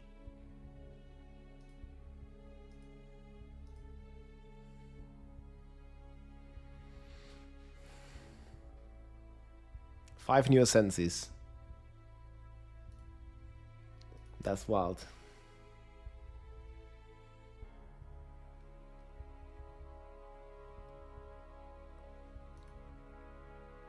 New endgame, so much more, dude. Okay, I have like some notes here that we're gonna go over real quick. Ooh, it's gonna be wild. The Wisp can update the monsters. Yeah. Hey everybody, it's Rob here. Path of Exile 2 just dropped a ton of new information. We gonna get the Hunters here, similar to the Javazon of Diablo 2, and it also has one of the ascendancies here is the Amazon, and the other one the Ritualist. We have 20 new skills here for the Hunters, a mount that everybody can roar on. Another 3 ascendancy classes here that are gonna be rocking pretty wild. We have new skills, we have over 100 new support gems, and this is all releasing next week, plus 100 new unique items, new endgame activities here with Wisp, completely new areas, another new endgame system, the Rogue Exiles, where you're essentially doing like a kind of PvP battle. They cooked with the strong boxes, and they have unique strong boxes now, ton more new endgame, a bunch of changes to the towers, and so much more. So let's get into it. They had a pretty long stream here, and they showed some amazing gameplay here of this new Huntress class. And you can kind of tell here by some of the mechanics here where you're like throwing spears, you can block with your shield and do a ton of cool stuff. Seems like a very fast-paced playstyle that is melee and ranged alike. And all this is going to be playable next week, guys, April 4th. And you can play this on, you can go on the mount here, on the rower, and basically shoot spears. And this is all playable next week, April 4th. And there is also a ton of stuff coming here in the end game, as you can see here. We can go over the little details here. So this is the Hunters class, and then we have the 3 new Ascendancy classes coming for the Warrior here with the Smith of Kitava. They showed a lot of footage here as well with all these things coming here, the 4 existing classes. They also said they basically changed all the Ascendancy nodes, or they made changes to all the Ascendancy classes, essentially. So this is like a blacksmith kind of warrior. That looks pretty cool. You can see like how many different options here you have. So they have been cooking really good with this. Then you have another change here coming to the mercenary, right where we want them, whoever pays the best. Some pretty insane stuff.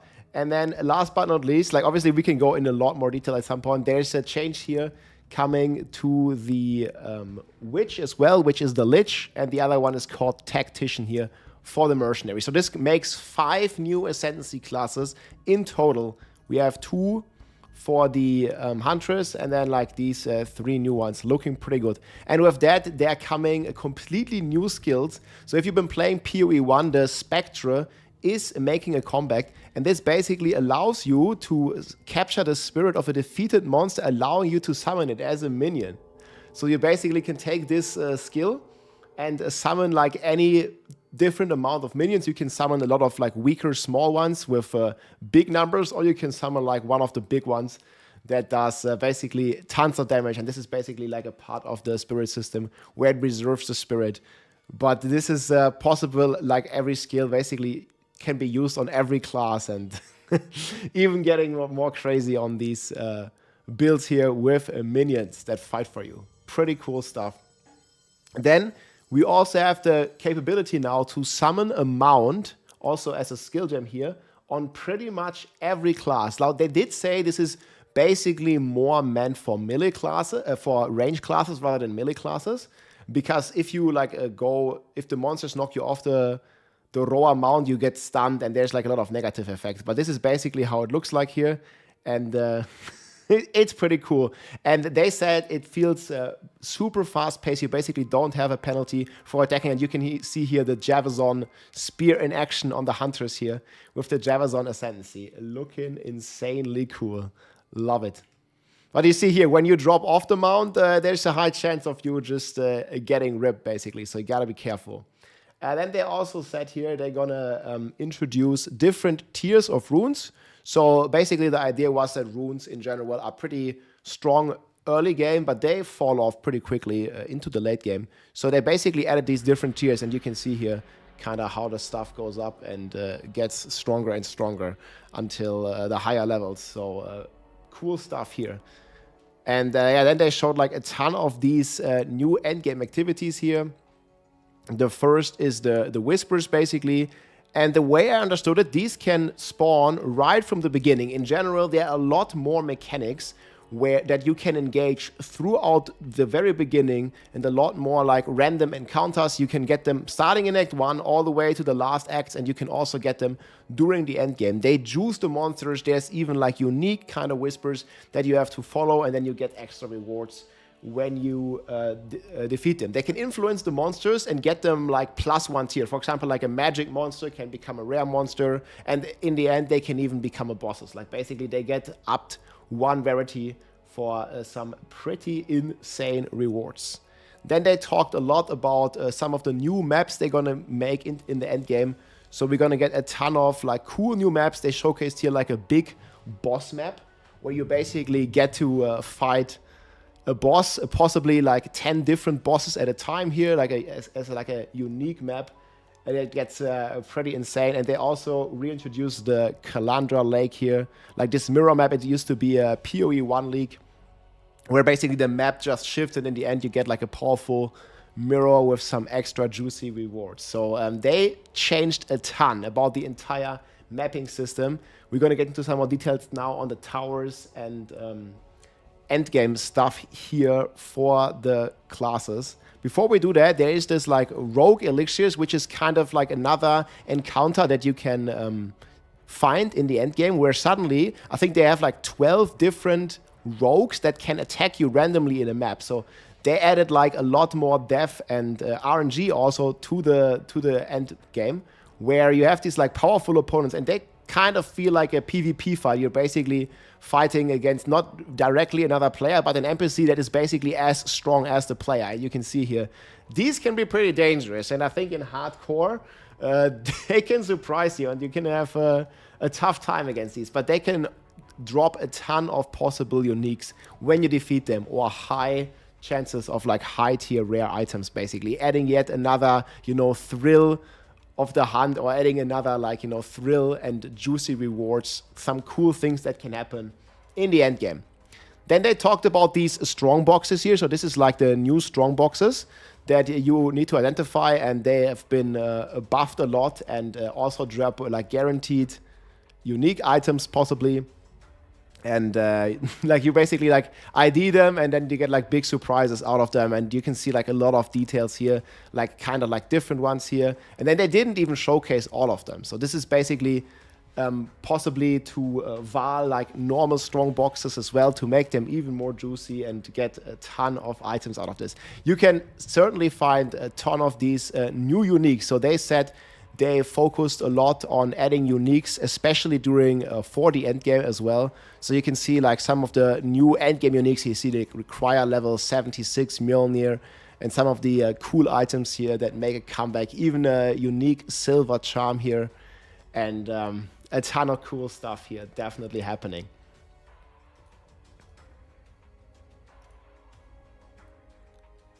Make a quick break here and we look at the maps.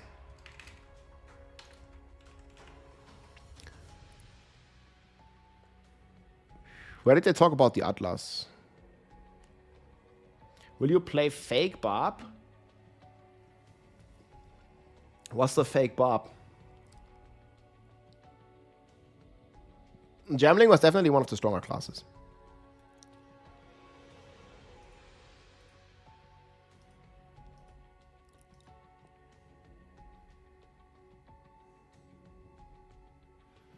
Where did they talk about the Atlas changes?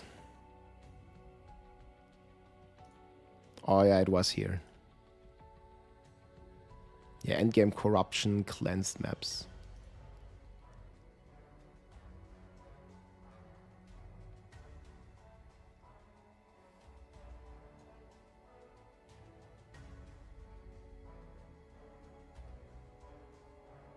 This is basically the start of endgame, right? Yeah, that's pretty crazy.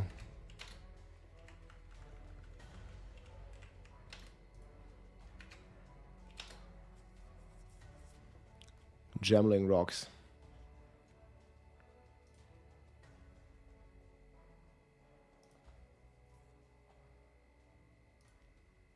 Then they did a ton of improvements to the endgame, in particular here to the start of endgame, where you can see this like Nexus and corrupted maps, basically, when you get the quest to unlock the Atlas and these Nexuses, you get new bosses, you get new monsters. There's also these fractured items that you can find now. Many of you might know them from PoE1 that basically will allow you to keep one stat and juice it up. And basically, no matter what you do to the item, if you Val it, if you put Divine Orbs on it, it's not going to change these drops and affixes anymore.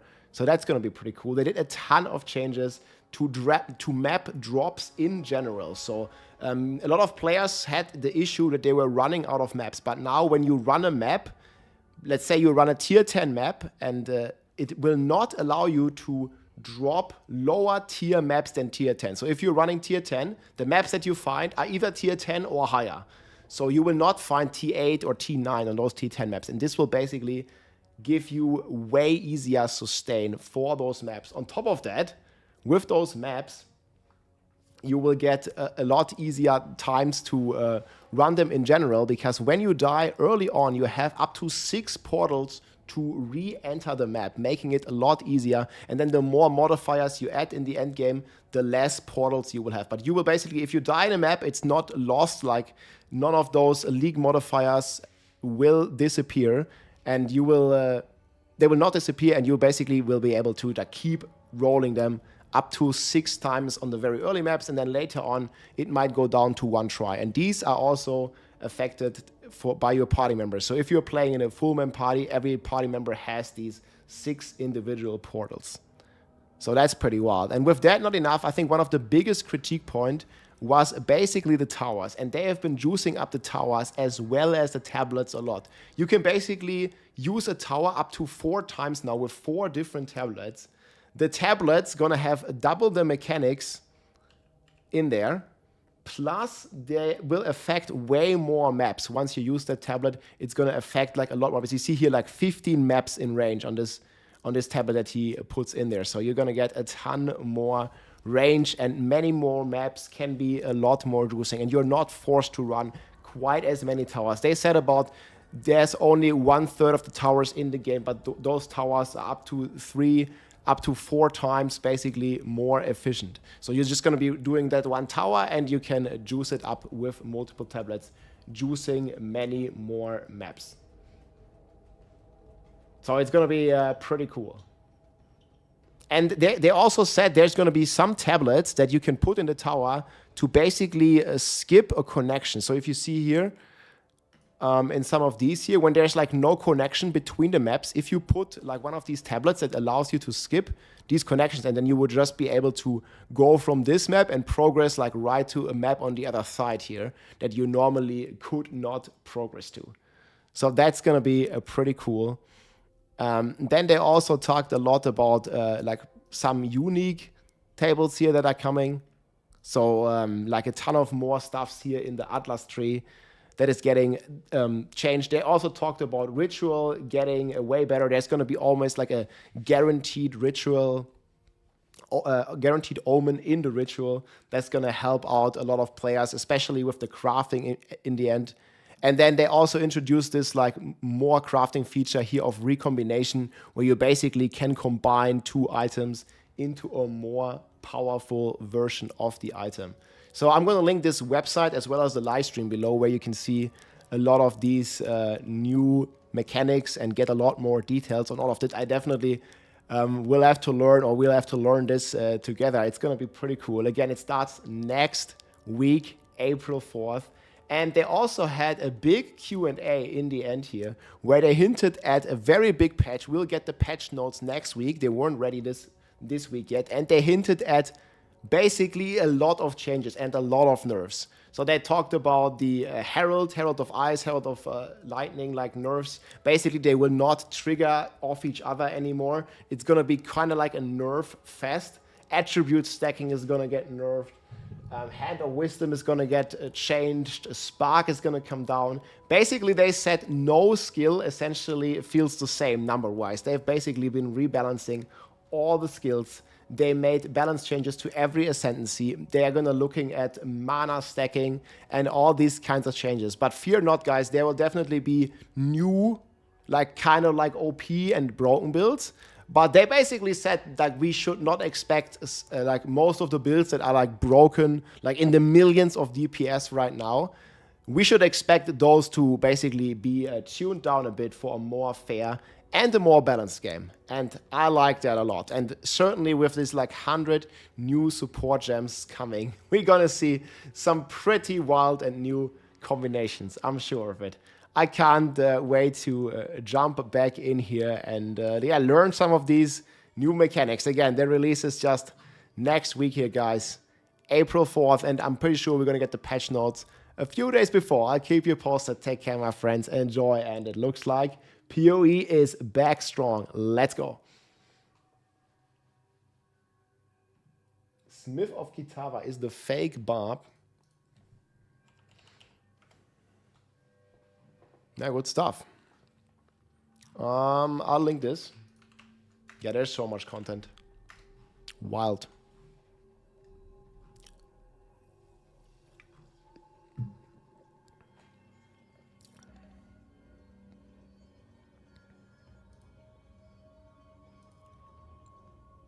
Yeah, this stuff looks insane.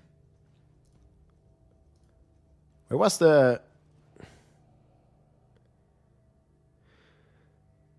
The Hunters kind of has some Whirlwind stuff as well. Yeah, you see those Whirlwind? Herb is so back. Let's go, man.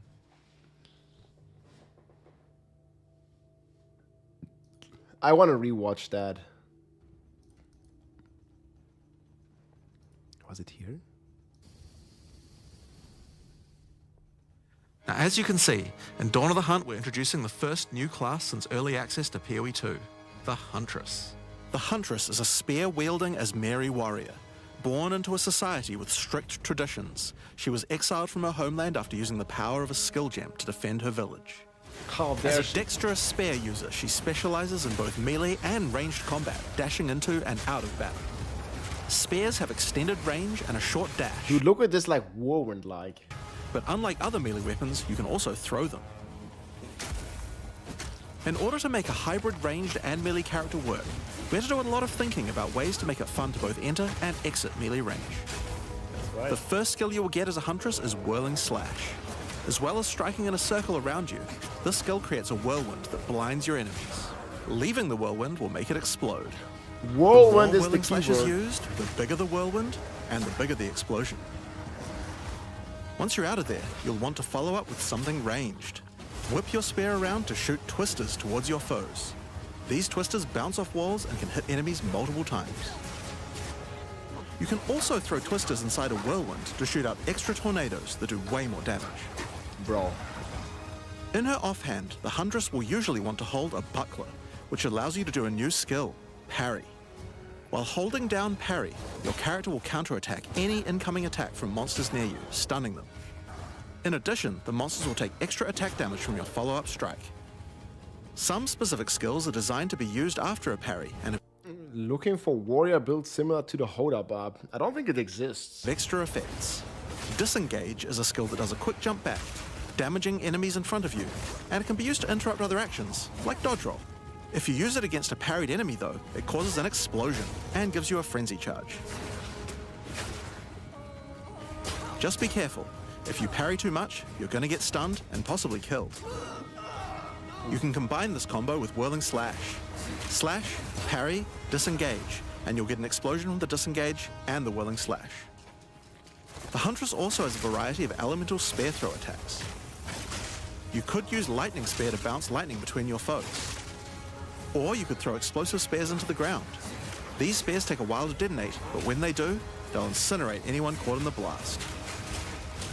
All spear throws on the Huntress can also be empowered by frenzy charges. For example, explosive spears will do an even larger explosion and leave fire on the ground. It's so cool. And these empowered versions can activate even more combos.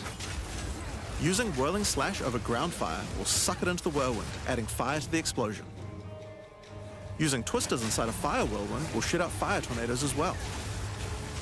And you can do similar combos with ice and lightning too. Now, dude, like you have like bleed, you have all the elements. The aspect of hunting is exhausting your foes by causing blood loss. This skill is Rake, which dashes towards your target and unleashes a deadly slash. Feels like you almost have opening up everything. wounds on your enemies. Follow up with disengage and watch them bleed out as they run towards you. On the health bar of monsters, you can see how much blood loss the enemy has experienced. And the look, they're just bleeding to death. Huntress has skills to take advantage of this. For example, using Blood Hunt will thrust forward and cause a bloody explosion. The more blood loss, the bigger the explosion. If you want to cause bigger bleeds, try out Rapid Assault. The final hit of this multi-hit combo will stick a spear into your enemy for a big bleed. Now, Explosive Spear and Rapid Assault both result in leaving spears behind, either in the ground or in enemies. But there are other skills that leave spears around too, like Storm Lance, that leaves an electrical spear that arcs towards enemies. But what can you do with all these spears? Detonate them, of course. Thunderous Leap will allow you to jump onto and explode any spears, either in the ground or in your enemies. I like in your enemies, man. You have similar builds to Oda with various slams. Yeah, but they feel like so slow in comparison with like a channeling time and stuff. Like Hoda is like still instantly, right? I was digging that a lot more. But either way, they're freaking good. Now, as well as hunting animals, the Huntress also has the ability to work with them. While fighting any beast, you have the ability to tame it and use it as a companion. You can only have one companion at a time, but it will keep the mods that were on it. Try to find a rare beast with good mods to take full advantage of your ability to tame them. Now, this is just the beginning of the Huntress. We've really tried to make the hybrid ranged and melee gameplay work for this class by having a huge amount of synergy between ranged and melee options. There are 22 new skills available for the Huntress. By endgame, you'll be slinging hundreds of insanely powerful spears, sending forth spirit animals and summoning the might of Solaris from the sky. But we still haven't talked about ascendancy classes yet. What can the Huntress ascend into? Well, the first Ascension class you could choose is the Ritualist. Man, she's like sacrificing that poor deer. The Ritualist has embraced the darker side of his merry traditions by harnessing the power of animal sacrifice and plague. The Corrupted Life Force skill causes all enemies around you to grow volatile blood boils on their skin. When those enemies are slain, the boils will burst, spreading corrupted blood to all enemies around them. The Ritualist also excels in taking advantage of magical trinkets. The Unfurled Finger skill allows you to equip an additional ring on a finger around your neck. Additional ring. Taking Mystic... It's also like a pretty good ring. Attunement increases the bonuses of all the rings and amulets you have equipped. Dude, yeah, this one combined with Ingenuity belt. Oh my god, dude. What? Like you get... Would you get all? Like you get this? Ingenuity and triple ring. Yeah, GG. It's all over. Well, I mean, you gotta get that first. I'm pretty sure they're gonna nerf that anyways. Ingenuity, I mean. Now, this is one of my favorites. As the Whispers Ask grants you a new skill, Ritual Sacrifice. Use the skill on the corpses of slain rare monsters to absorb the power in their blood to give you one of their modifiers for a short time. Specialize further into Ritualistic Sacrifice with As the Whispers Demand, which allows you to perform that skill on yourself instead of a corpse. Cut your own hand, sacrificing some of your own blood to empower yourself. The Amazon Ascension is for those looking to hunt more than just beasts. Trained as an elite guard to the most important Asmeri elders, the Amazon will use more traditional fighting techniques mastered to perfection. The Predatory Instinct skill will cause you to reveal weaknesses in the defenses of rare and unique enemies, causing you to deal more damage. Dude, what is up with the hitbox here? Look, they have like different colors on the health bar. What's that supposed to mean? Did they say anything about that? Traditional fighting techniques mastered to perfection. The Predatory Instinct skill will cause you to reveal weaknesses in the defenses of rare and unique enemies, causing you to deal more damage. You can see those weak spots represented on their life bars. While using Elemental Infusion, any charges you consume will infuse your weapon with elemental power, causing any projectile attacks to explode on impact. The critical strike skill is as simple as it sounds. It takes your excess accuracy and gives it to you as critical strike chance. Sick, yo. Additionally, you have skills like Mystic Harvest, which allows your elemental damage to leech life, and as Merry Brew to be able to use either flask to restore both life and mana. So those are the 2 new ascendancies Living for the the dream. Huntress. But those are not the only ascendancies in Dawn of the Hunt. We've added a new ascension class for 3 of the other existing classes too. First up, for our warriors out there, we have the Smith of Kitava. The warrior is a blacksmith in origin, taught by his father Renly. With this ascension, you can take your smithing skills to new heights by embracing power from the insatiable one himself, Kitava. Smiths of Kitava are master blacksmiths and have the ability to forge their weapon. But why is this like a fake woven? I don't get it. Literally. Using the Against the Anvil notable skill, you can enhance your weapon with fiery destruction before any battle. And that's After pretty doing cool. so, your attacks will release explosions on hit for maximum devastation. You can also use the power of Kitava to summon an animated copy of your weapon to fight alongside you. A great blacksmith can do more than just forging their weapon though. Their armor can be enhanced too. Now you might think this ascendancy class tree looks a little abnormal, and you're right. There's a lot of notable skills all disconnected at the bottom there. By taking this point here, which is free So you can only use a normal body armor. to assign, your character is unable to equip body armors with mods of any kind. So your body armor must be normal. Okay, that's pretty crazy. Sounds like a downside, right? Body armor grants hits against you have 50% reduced critical damage bonus. Except now in true blacksmith fashion, you get to craft your own body armor by taking those disconnected notables with your points. If you want your body armor to grant life, take this notable. If you want resistances, take this one. There's so many choices. Think of it like you're crafting your own body armor, just in a more literal sense. That's pretty Now, cool. Let's move on to those who prefer the reassuring feel of a crossbow in their hands, the mercenary. Alongside the existing Ascension classes, the Gemling Legionnaire and the Witch Hunter, you can now play as the Tactician. The Tactician is a former Blackguard elite. Free from the duties of a Blackguard, he is able to use his training to decimate the monsters of Rayclast and earn a healthy income doing so. This training comes in It's the a form of mercenary various after all. skills like suppressing fire, which causes all projectiles to pin enemies. When combined with the right where we want them notable, your pin not only stops your enemies from moving, but stops them from performing actions too, similar to freeze. With a soldier's training, the Tactician also Sick, works well yo. cooperatively. Using the whoever pays best notable, you can place multiple banners at once. The Watch How We Do It skill gives a portion of your weapon's damage to your allies as well. But if that isn't enough, you can also command your army of off-screen archers to unleash hell and carpet an entire area with arrows. Finally, Witch players will be able to join their legions by becoming undead themselves. Dude, Lich In is Dawn of the crazy. Hunt, we're introducing the Lich Ascension class.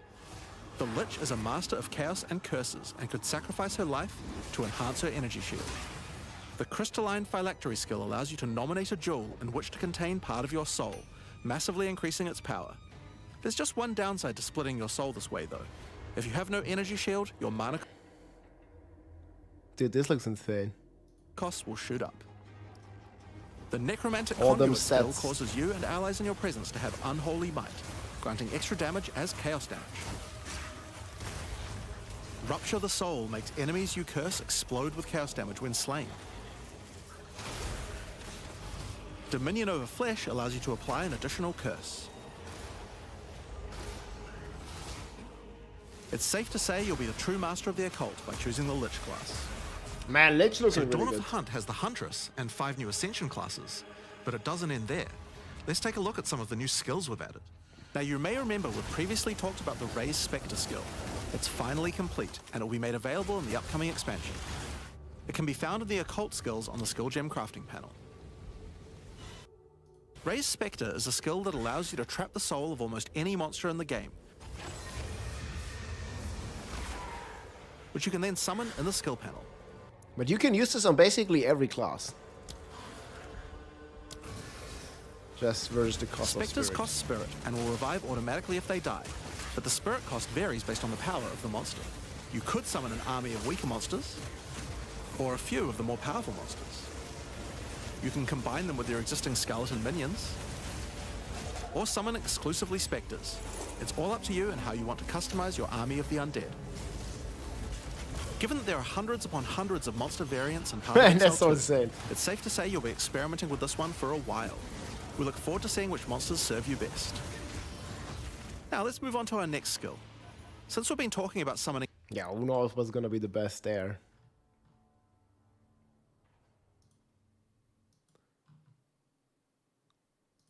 They have to do some extra stuff. Okay, these are the two main skills. I mean, with these 100 of them, it's gonna be insane. Loyalty. 10% damage from hits is taken from supported companion life. Before you... Oh, that's some cool toughness bonus. Supporters can have 10% more attack speed for each time they've been used recently. Support skills are unusable for 10 seconds after being used 8 or more times. 10 seconds is a lot of downtime. Yeah, well, there is an economic reset, but you don't have to play in it. You can play everything on with your existing character on Eternal.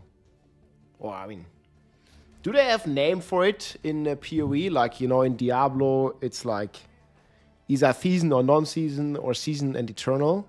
Like, I guess here it's League and not League.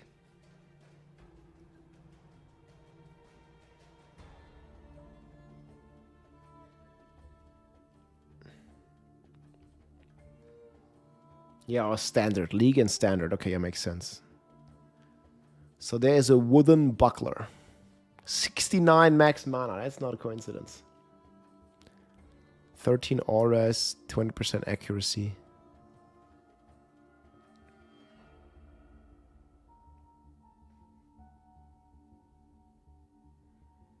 $200 intellect required, 100 strength required.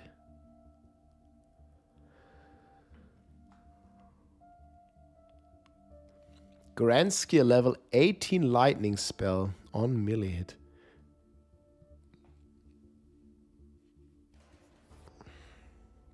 What's Soul Eater doing? Mortality is a curse. The cure is simple.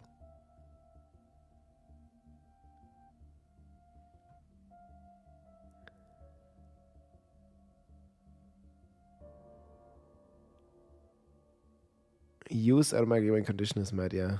Onslaught during effect.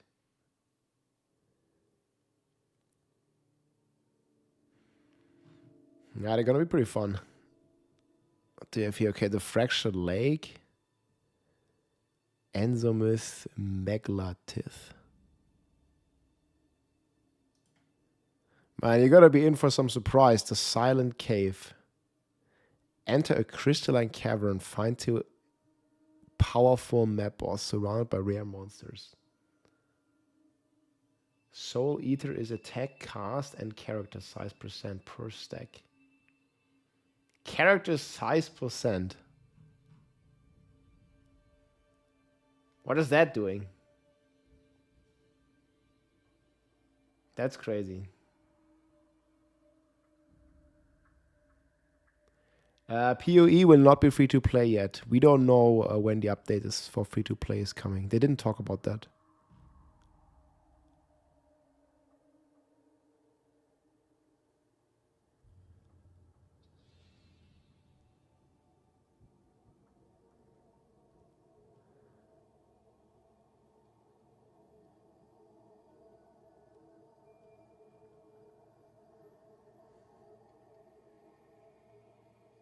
Dude, 32 maps in range contain breaches.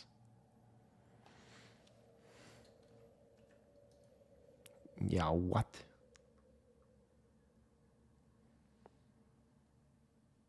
How the fuck 32? This is pretty wild.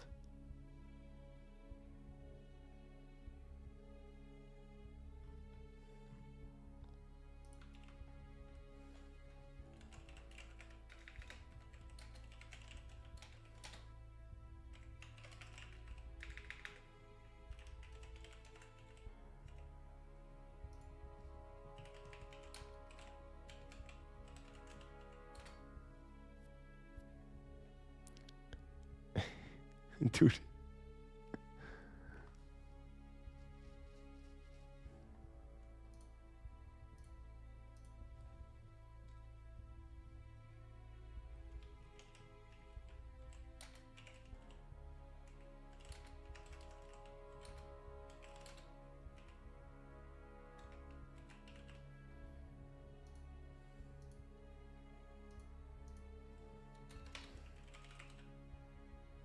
I mean, will you still have some bad maps? Like, this is insane.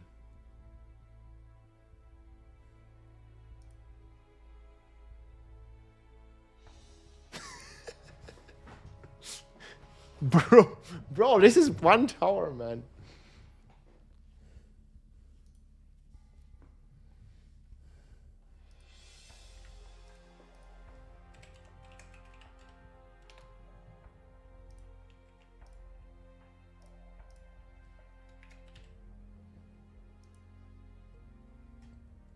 Yeah, bro, this is nuts.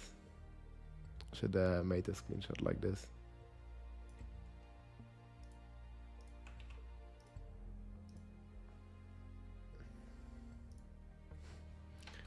.32 map.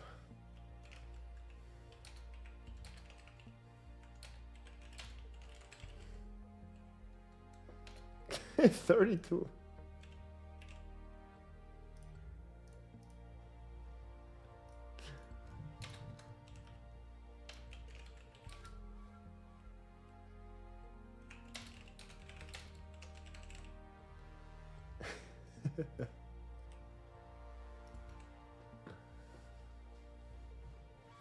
Man, juicing has never been cooler.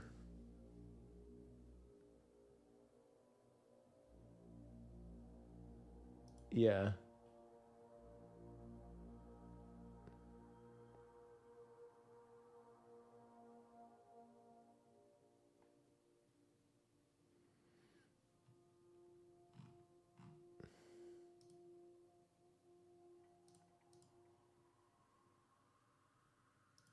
Yeah, this is pretty insane. I like this stuff.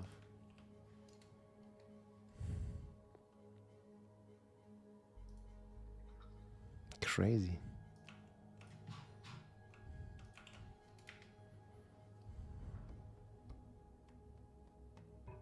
I mean, these are just wild.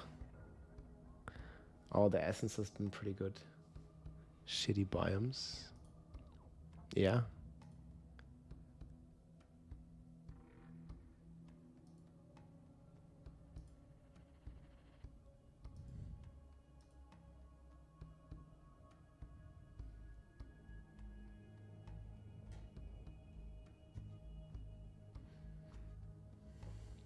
Yeah, to me it feels like they fixed endgame.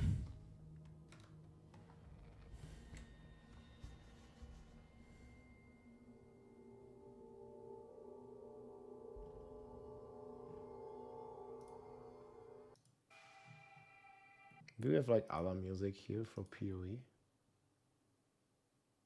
Orion, what is this?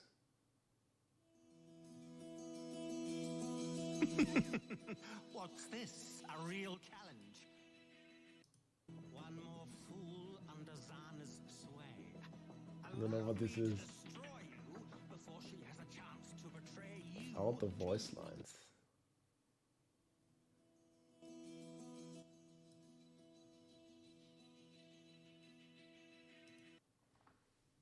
Yeah, I don't know these.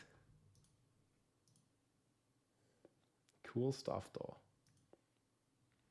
Play some from this playlist.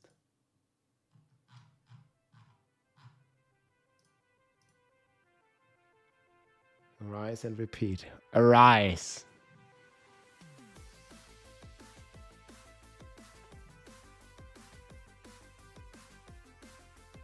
Time to no-life this game again. Yeah, I think welcome to the club, man. There are gonna be plenty.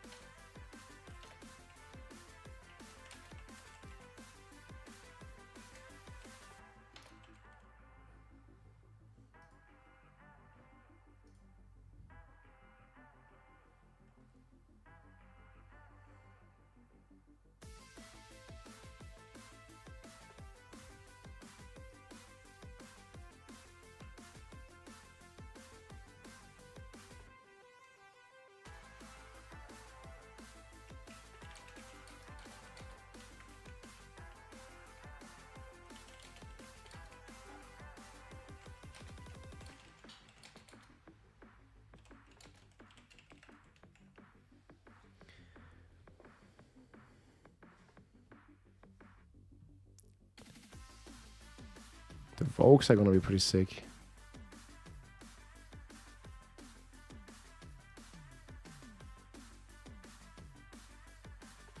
Five or more maps.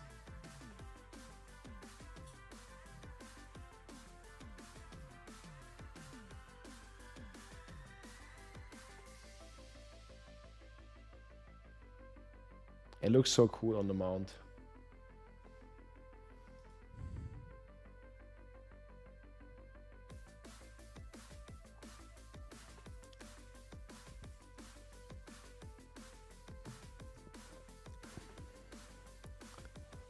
But this was like generic, right? Yeah. I think from the Ascendancy classes, actually the Lich looks the coolest. Master of Chaos and Curse, using a jewel to act as her philanthropy. She has sacrificed a part of her soul for power.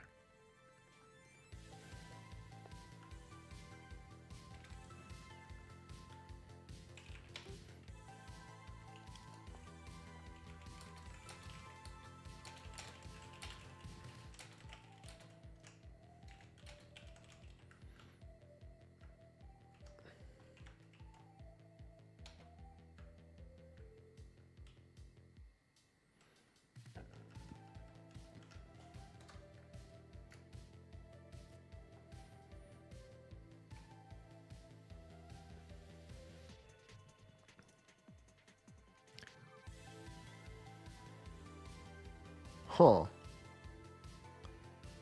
Sparks in the ground. Wait, did she just have like an arrow stuck in her head? Look at this. There, look at the arrow. That's such a cool little detail. Stuck in the face.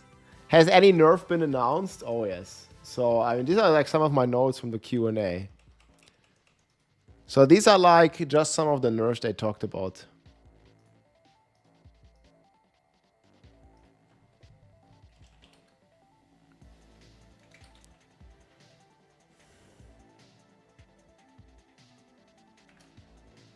So the heralds definitely gonna get changed, as in they don't trigger off each other.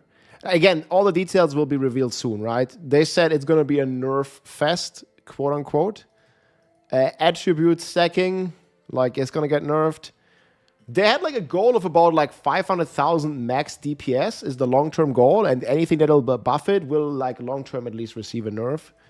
Yeah, Hand of Wisdom, Spark, gonna come down. They said they did changes to all the skills, like different numbers. They did changes to all the Ascendancy classes. Mana stacking nerfs, and there'll still be broken builds, but a lot of stuff is definitely gonna get changed. This is not all, like there was more, like there was like a ton more, but you know.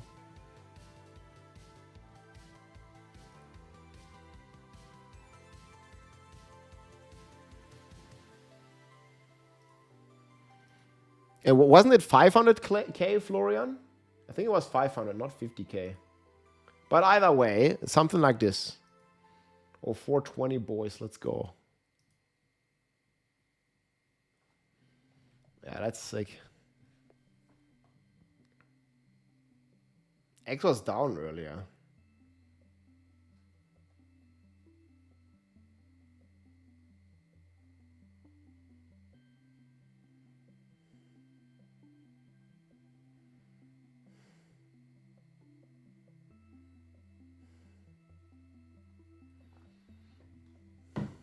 Yeah, it's pretty wild.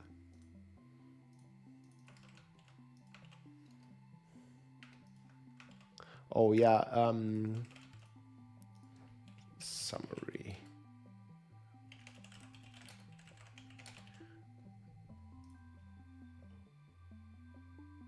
It is actually pretty cool.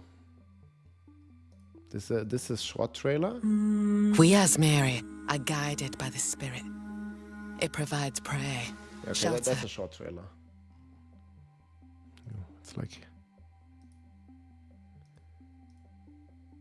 in an overview. Ritualist eating good.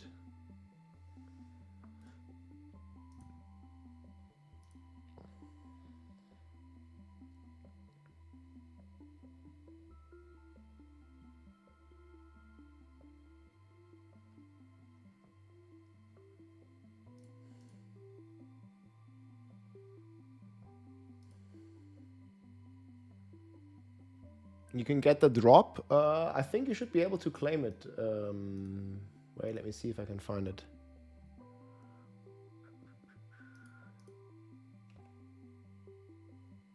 I don't know if I've been watching. Does this link work for you? Try this. Go to a participating live channel. Yeah. All them drops, boys. See? We participate. Wait, there was an image with all the ascendancy. Did they post it? Oh, here.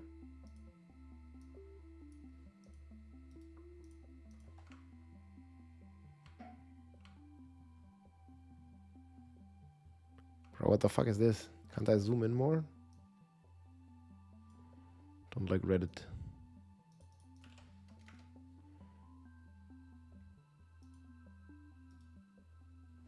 Copy link. Okay, that's better.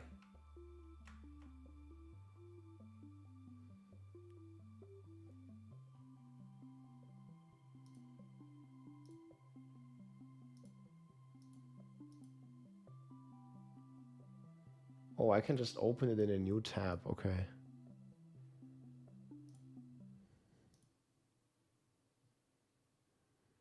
Oh, they have them all complete. That's wild.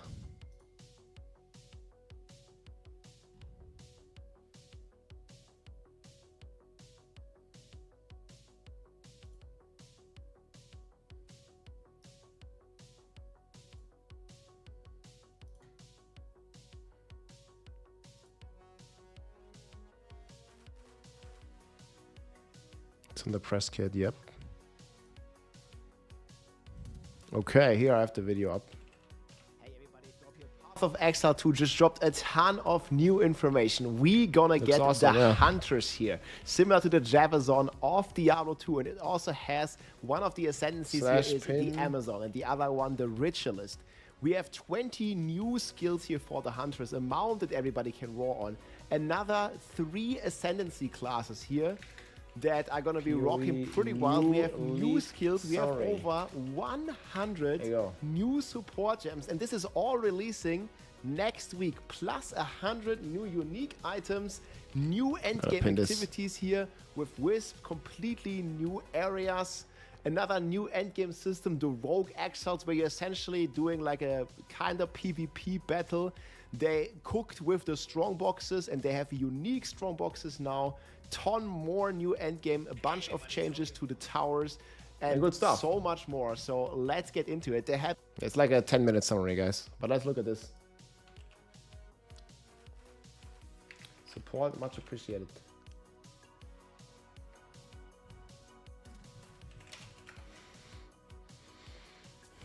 So this is like all. Wait, is this Amazon?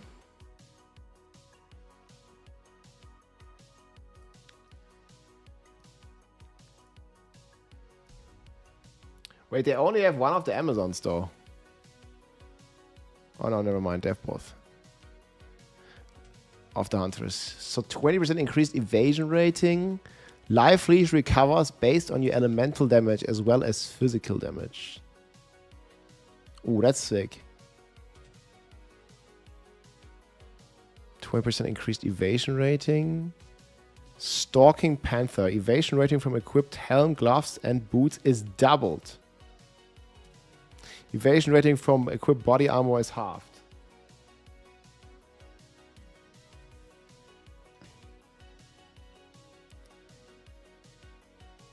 %12% increased amount leached. Do you already have a strategy idea how to get ahead with currency, etc.? Smiley face. I think we need to wait until the patch hits. I mean, Herbs maybe has, but I don't. Well, the strategy okay, like very generally, right? The strategy that works: don't go sleep the first night. Like just blast. Need to figure it out now, man. Yeah, don't sleep the first night, guys. Skip sleep. Easy. One of the best strategies. Forehead.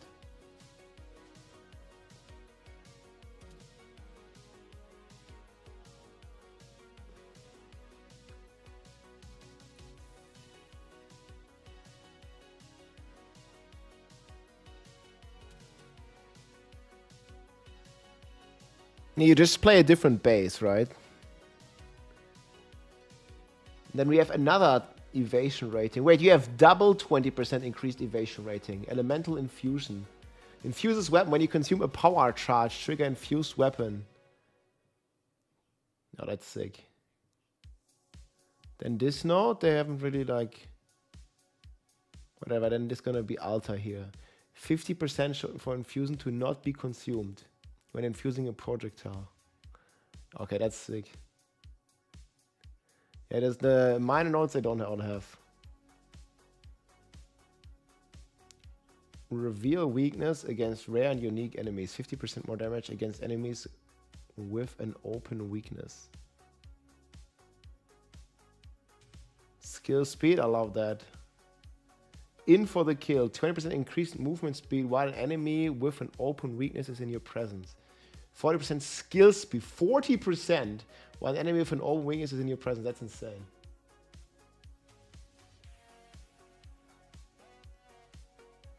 Oh, they're all the same. So this is just 20% evasion. This is another 20% evasion. And this is speed, speed. Okay, that makes sense. And this is accuracy rating. Critical strike. Chance to hit with attacks can exceed 100%. Gain additional critical strike chance equal to 35% of excess with attacks. Okay, that's pretty sick. What the other ascendancy here?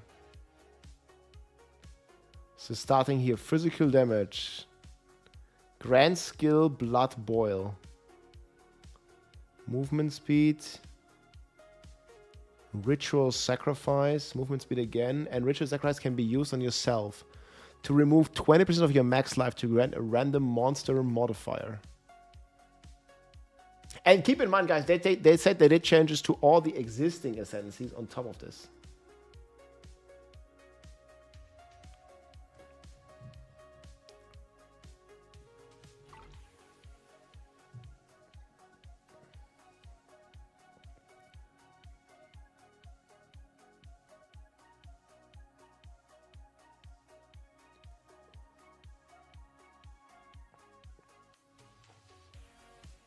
Yeah, I think that's the craziest one. Do you think you can combine this with Ingenuity? Yeah. I think there's a good chance that they're going to giga nerf Ingenuity, though. And I mean, obviously, you're not going to have this early on. But how is this bad? Like, +1 ring slot is just insane. I mean, not only that, but you also get the 20... Isn't this, like, way too strong in comparison to other ascendancies, guys?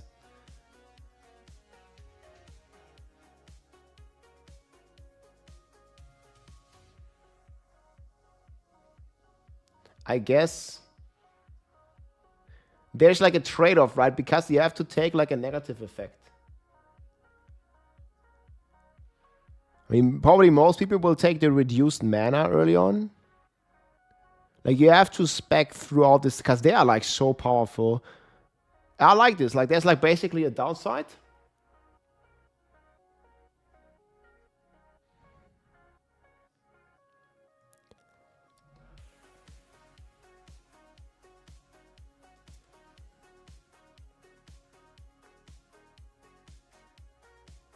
Movement speed.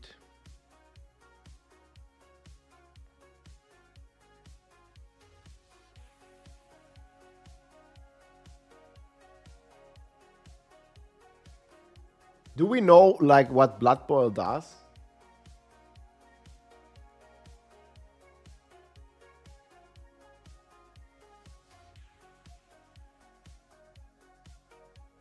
There's like all the press kit pictures here, yeah.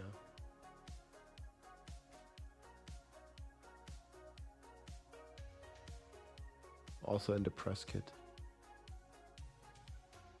I mean, you could probably just download that, I just haven't.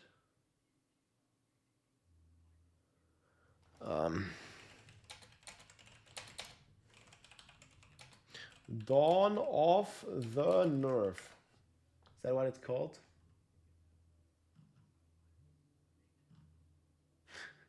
Don't call it Dawn of the Nerve.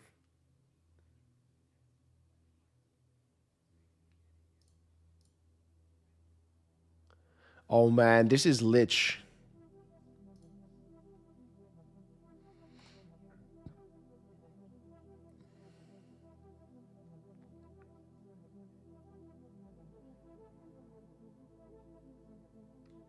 This is crazy. Can socket one non-unique basic jewel. 100% increased effect of socketed jewels. 5% more mana cost if you have no energy shield. Oh, this is like Unholy Might as well. At the bottom of the announcement website.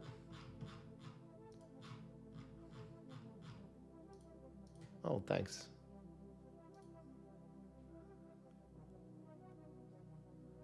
Yeah, okay, let me do this real quick. PoE2 press kit.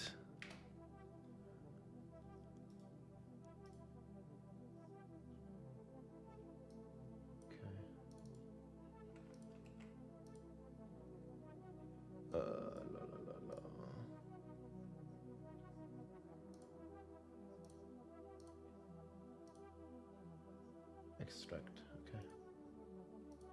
Yeah, I'm gonna look for the press kit.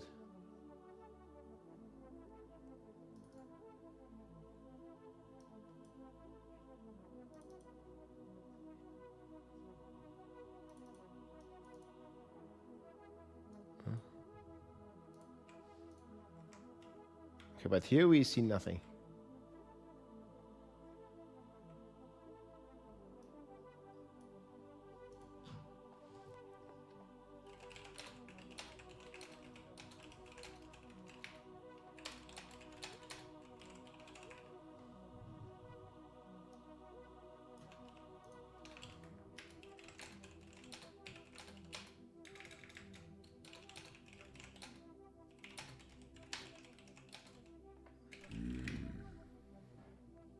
Half a gig of press kit. I mean, they're like very high resolution images. Kane Thorbreaker with the Prime, thank you. Yo, what is this, boss? Like, we don't even know who this is.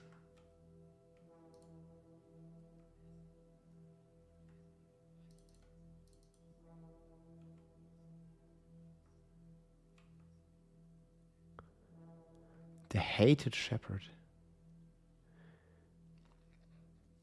Like a torrent.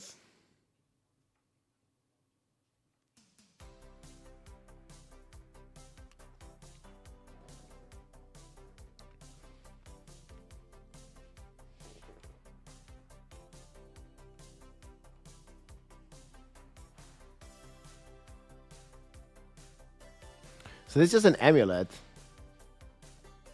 -1 prefix, +1 suffix. That's cool.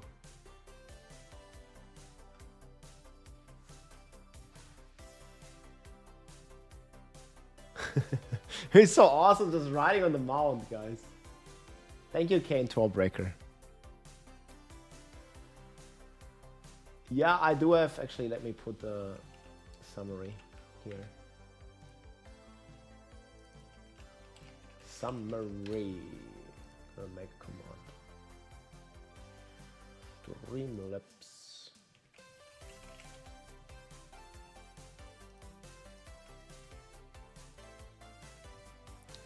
What is this? PoE, new PoE2 league and classes. Cheers, Rob. 4 more weeks until the next D4 season, and the suffering begins again, lol. Well, I hope they're gonna bring back AOZ at some point. Oh, here, Corrupted Lifeforged Elemental Effusion as Whispers asked. Thank you so much, Shkuka. Much appreciated. I mean, next month is going to be great for RPG fans. We have Path of Exile on the 4th of April. We have Last Epoch on the 17th. Then we have on the 29th, we have D4. And then 2 days or 1 day later, we have No Rest for the Wicked. It's insane. Okay, so we have Corrupted Life Force. Corrupted Blood deals 2% of slain enemies' maximum life as physical damage per second. Blood Boil applies to non-unique enemies in your presence. 20% corrupted blood infliction area of effect. Okay, damn. And then you have the quality extra seconds of corrupted blood.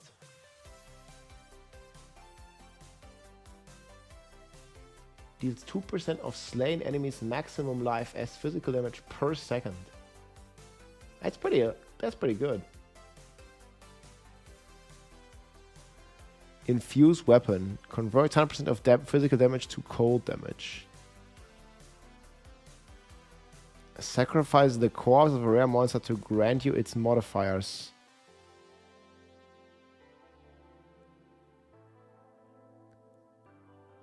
So wait, can this be done on like an elite? Or rare monster, okay. Yeah, it can. Pew. That's pretty sick. Okay, these ones we saw. Okay, we just added the logo.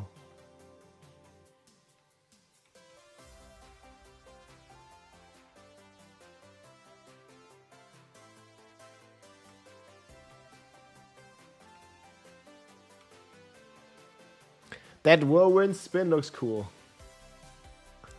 These are all the rogue boys. Well, there's 12 of them.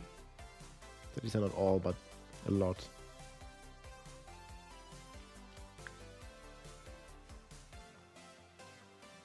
Oh, these are like some of the big runes. Greater rune.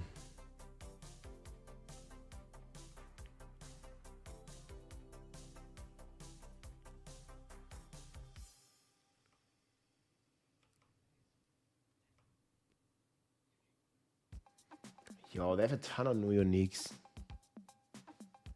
Max life, max mana.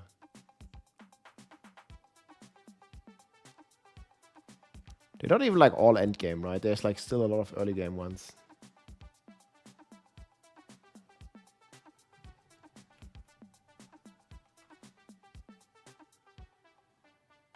So this is a heroic armor.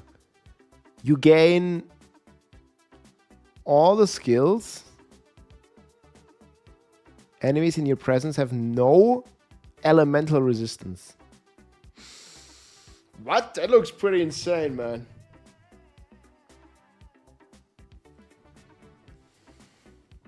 Does this mean you still need to spend spirit to activate them, or are they just active? How would this work?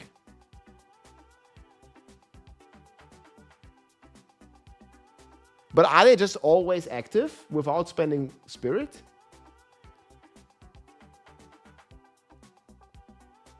Should be, right? Bruh.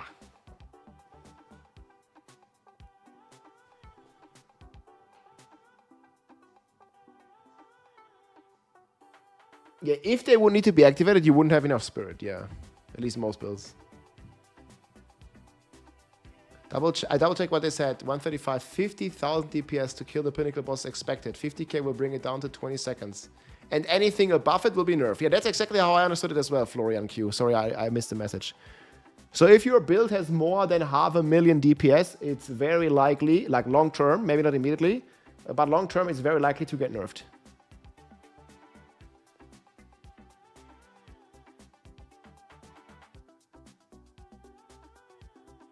Good shit.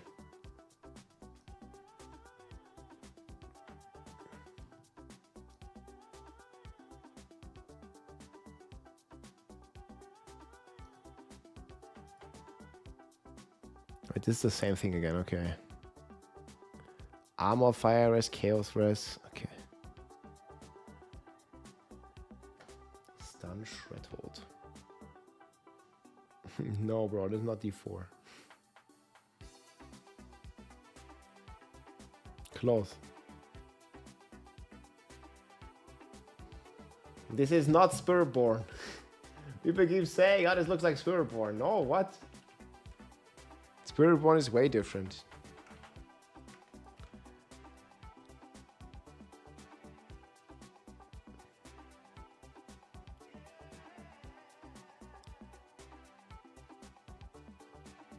Life and Mana Flask can be equipped in either slot.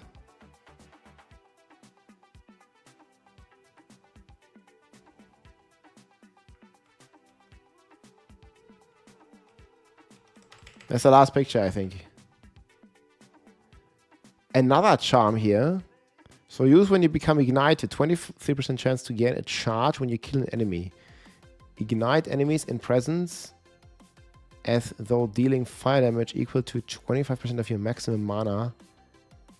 Maximum life when used. Ignited enemies in presence as though dealing fire damage equal to 25% of your maximum life when used. That's pretty sick. And also, like, very easy to gain charges, right?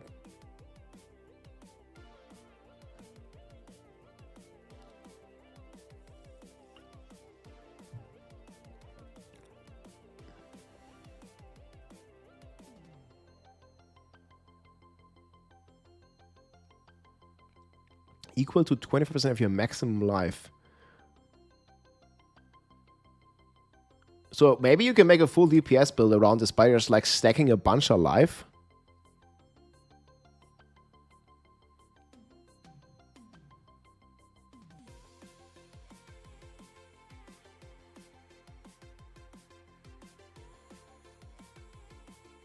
Next class is the Huntress, that's right.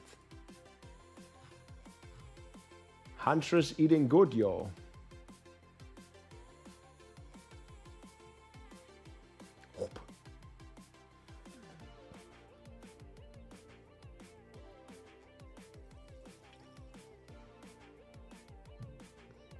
It's time to hunt. That's right.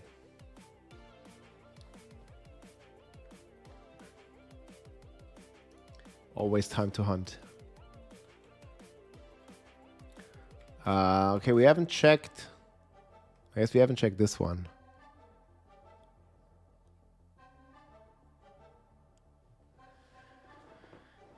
I mean, mercenary. There's definitely not going to be a...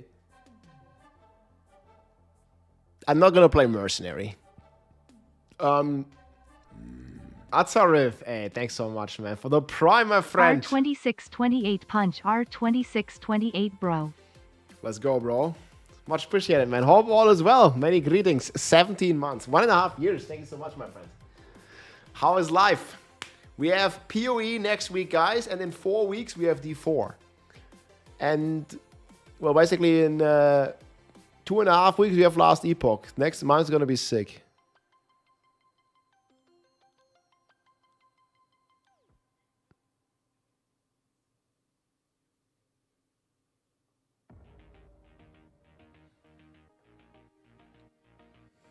So, I think most people are going to play Huntress, right? Like, everybody excited about Huntress. We are going to be playing Huntress.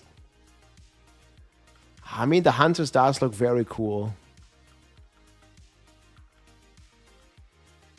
Yeah, I would be thinking more of this. Wait, what was the Huntress with the ring?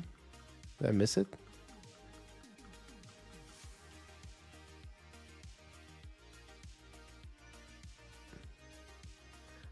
I'm not sure about the Amazon that much.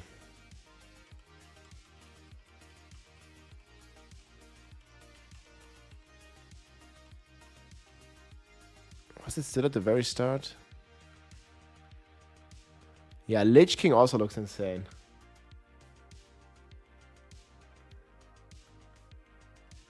Wait, it was not here.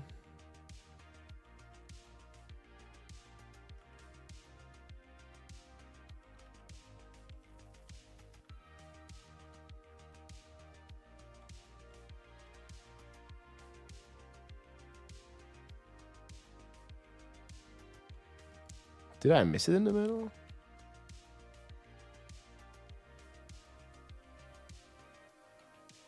Oh no, it's here. I don't know why the fucking order is so weird. Sorry about that. Like here, getting the plus ring slots. This just seems insane.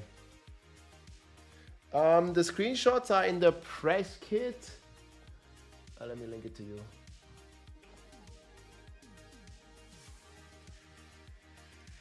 So you need to go here to the website. Scroll all the way down.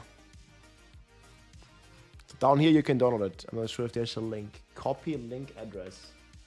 This might work. Try this one.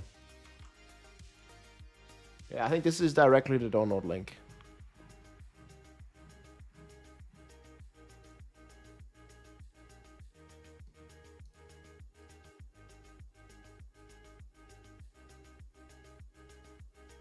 Got it. Yeah, this is freaking wild, man.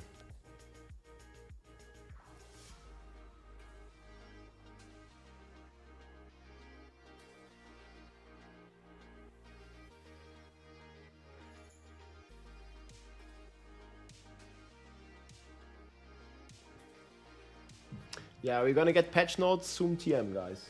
Not yet, but soon TM.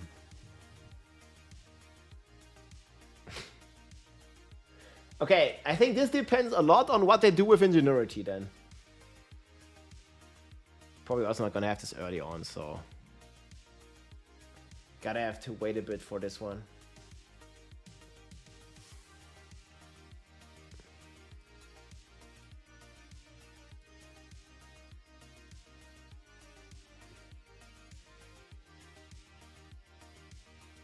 But they do look pretty decent.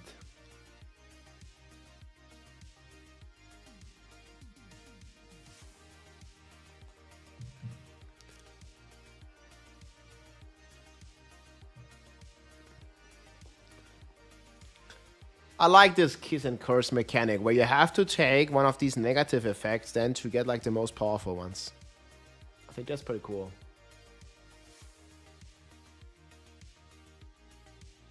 Okay, Ingenuity with 3 rings and Spectra would be super insane. Why is the Spectra in that sense insane? The content update is next week, April 4th. April 4th.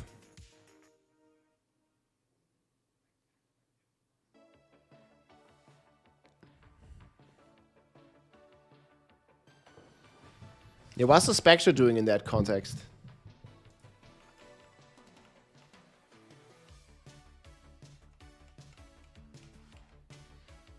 Are you probably gonna take the mana early on? Yeah, true. It's just 2 slots gives you extra ring slot. That's wild.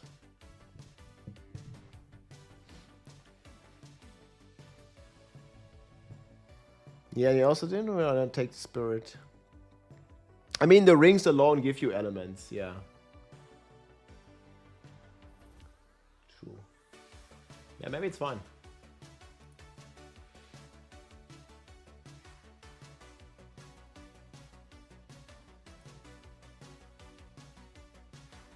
Mana issues are big.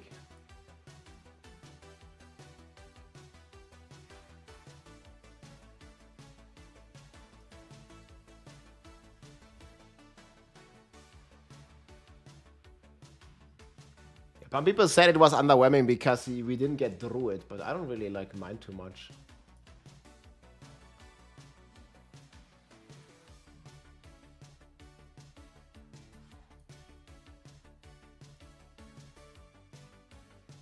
Yeah, they did say.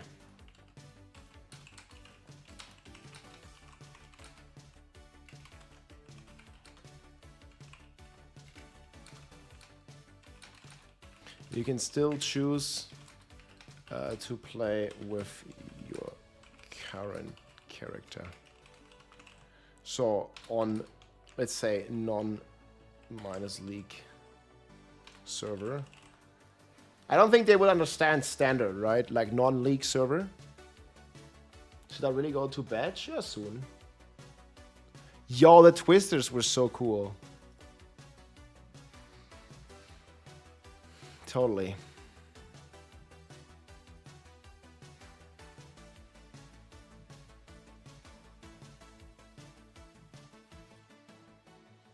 No, man, this tower change is just nuts. Freaking crazy. Top beer seller. What a name, man. He's ready to log in. I love it, man. Top beer seller. Dude, what a guy. What a chat. Okay.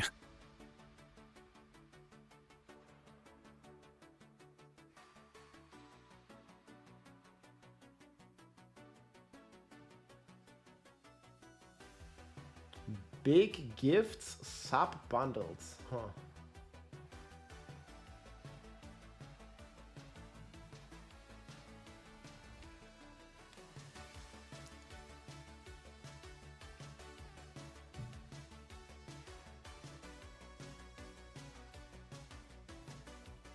I guess.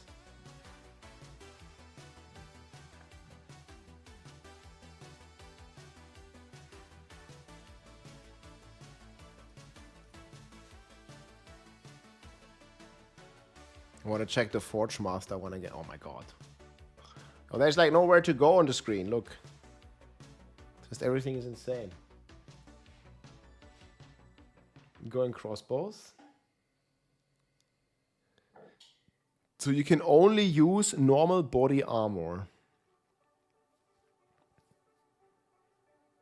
I mean, so you could technically take like all 8 of these.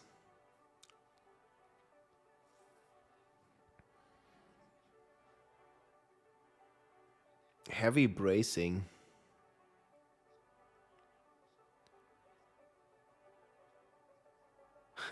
You can just click like all your rest together. 20% strength. And there's some pretty strong effects here.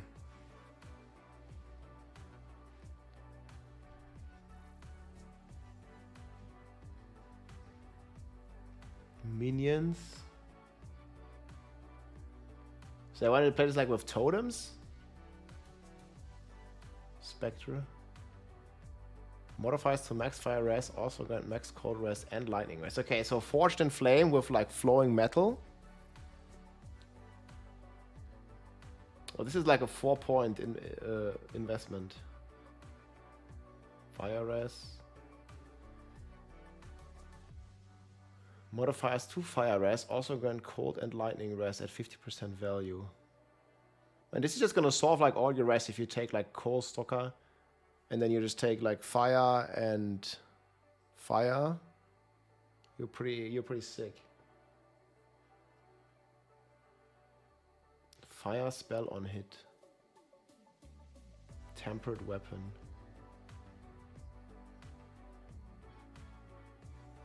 What's the new class? I do have a recap, but it's the Huntress with Amazon and another ascendancy that I name I forgot. But they're basically the ring ascendancy. More rings. Oh boy.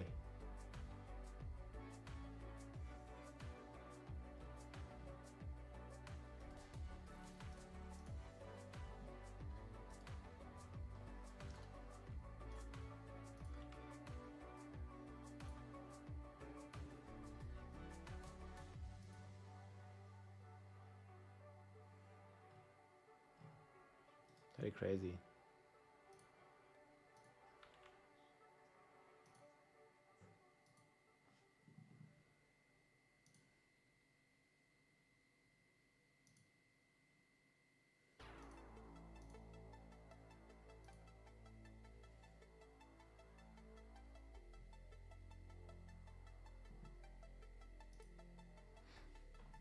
There's also increased fire damage here. I want to see what like Heart of Forge would be doing. Mjolnir, that was also on the website, right?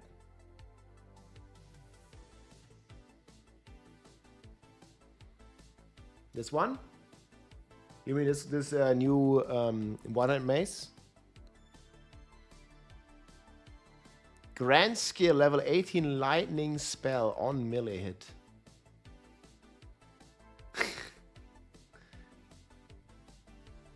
Looks like an item for druid. We could go either way, right?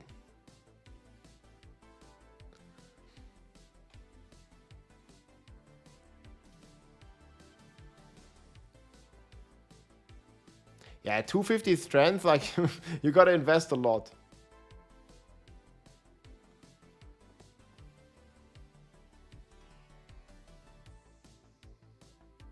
Soul Eater increasing character size.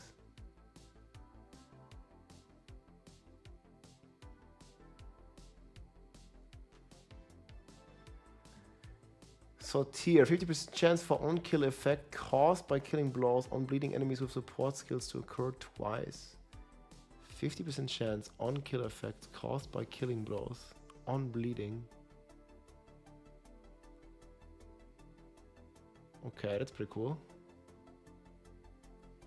Rip season supports melee attacks you use yourself. Killing blows with supported skills on bleeding enemies create a blood remnant. Blood remnant increase your life generation rate for a short while. Man, they cooked a lot. And then after like looking at the patch notes, man, like you're gonna be like, that's wild.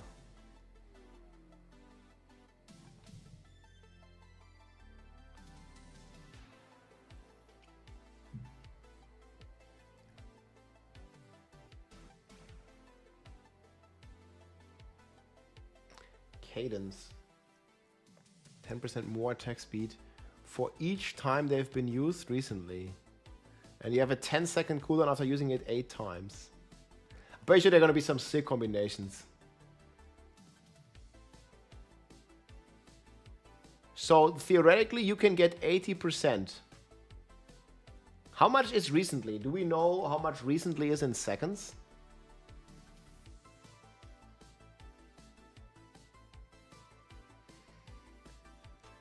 I mean, maximum you can get 80% attack speed, I guess, then. And then you have to wait. I think it's 4, okay.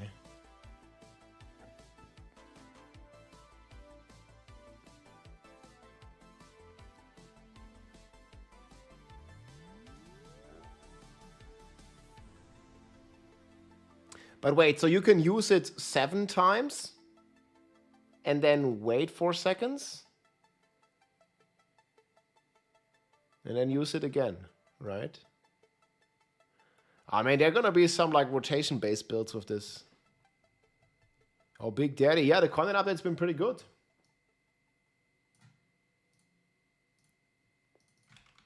I made a full summary video.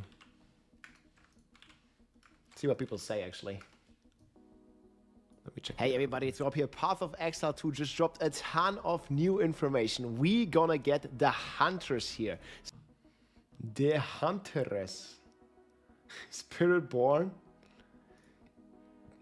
Yeah, patch notes next week. Expect many changes. 100 pages?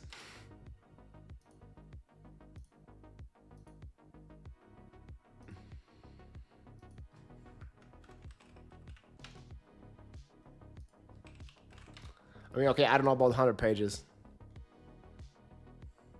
Let's move down again.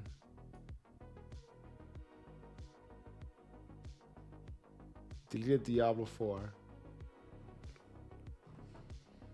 Okay, I can see the Ray connection like a little bit. Not a crazy time though.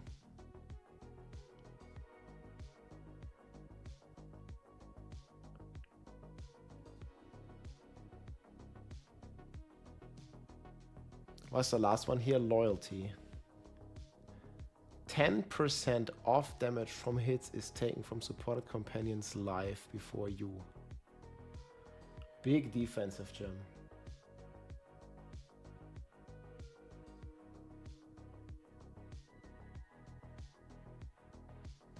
Sick, yo.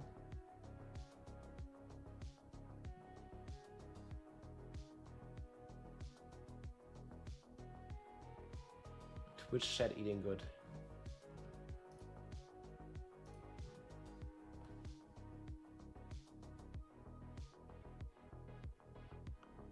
Does this work? Okay, we kind of like went through the skills. This is also like pretty clear.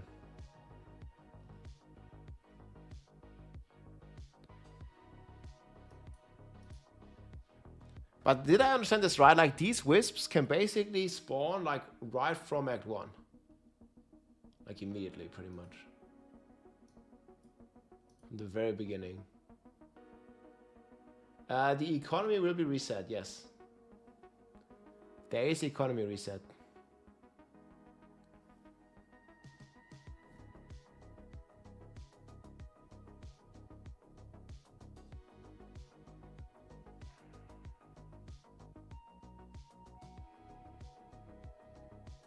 think it should work again on PS.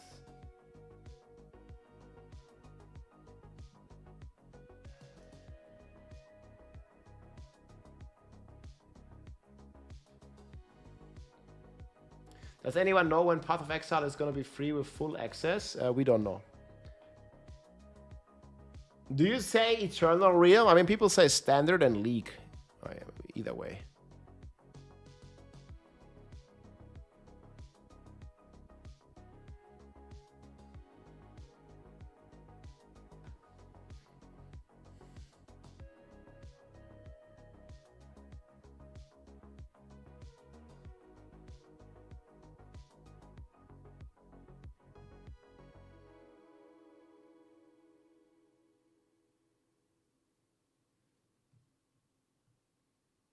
Why would I use PoE terms?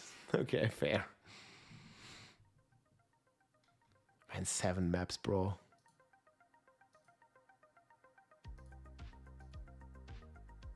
Gotta rewatch some of those map stuff. Did I link the live stream?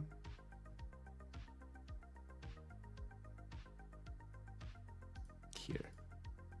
Explore the endgame. And the second goal is to smoothen the progression through maps and reduce the amount of annoying busy work. To start with, let's talk about the new interesting stuff to find. Well, the most obvious thing to add are new maps. As well as the Azmiri ranges that Jonathan mentioned earlier, Dawn of the Hunt also contains 7 other new maps, all with their own custom encounters. Let's start with this one.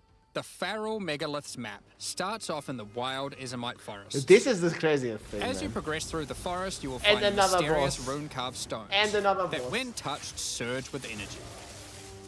After activating all the stones, you can find a grand henge, where all the energy is coalescing. You can then start an encounter. The area darkens, a storm moves in, and a concentration of energy summons a dangerous boss. Oh, that looks so sick, man. Like, look at this energy beam from the sky. Area darkens, a storm moves in, and a concentration of energy. Bro. It's like, man, Zeus is unleashed. Can you play the game in German? Sure you can. I mean, just put the settings on German. Yeah. I know you're a D4 fanatic, but not honestly, game design-wise, which one would you rather choose, D4 versus PoE? I think right now there are definitely quite some overlapping problems, but also some individual problems. Where D4 is shining more in the early game, I think PoE is shining more in the end game department. But even that being said, prior to this update, I think PoE2 was also missing endgame content. And I mean, like Jonathan and Mark, they pretty much confirmed that they feel like similar in their stream, and so they are changing it now. But we're probably going to have to give it a few weeks of playing the new PoE endgame and see how that feels before we can like pass a full judgment. But it does look like they fixed a significant part of their endgame right now.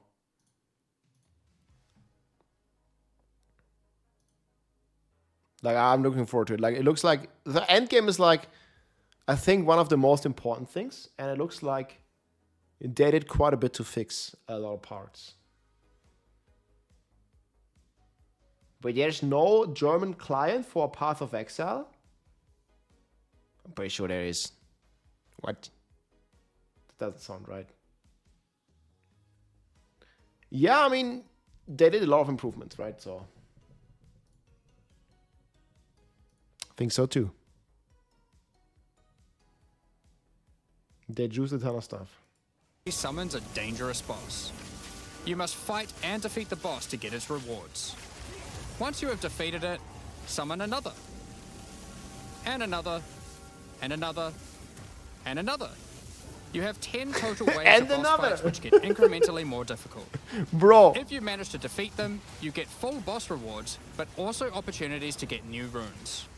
These can only be obtained from this map. Right, so this is... Let me see these runes. It is to get new runes.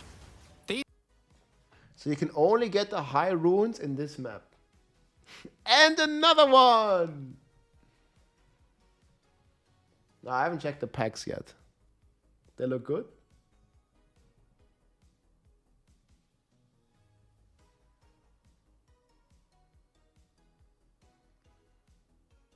overall. Crazy.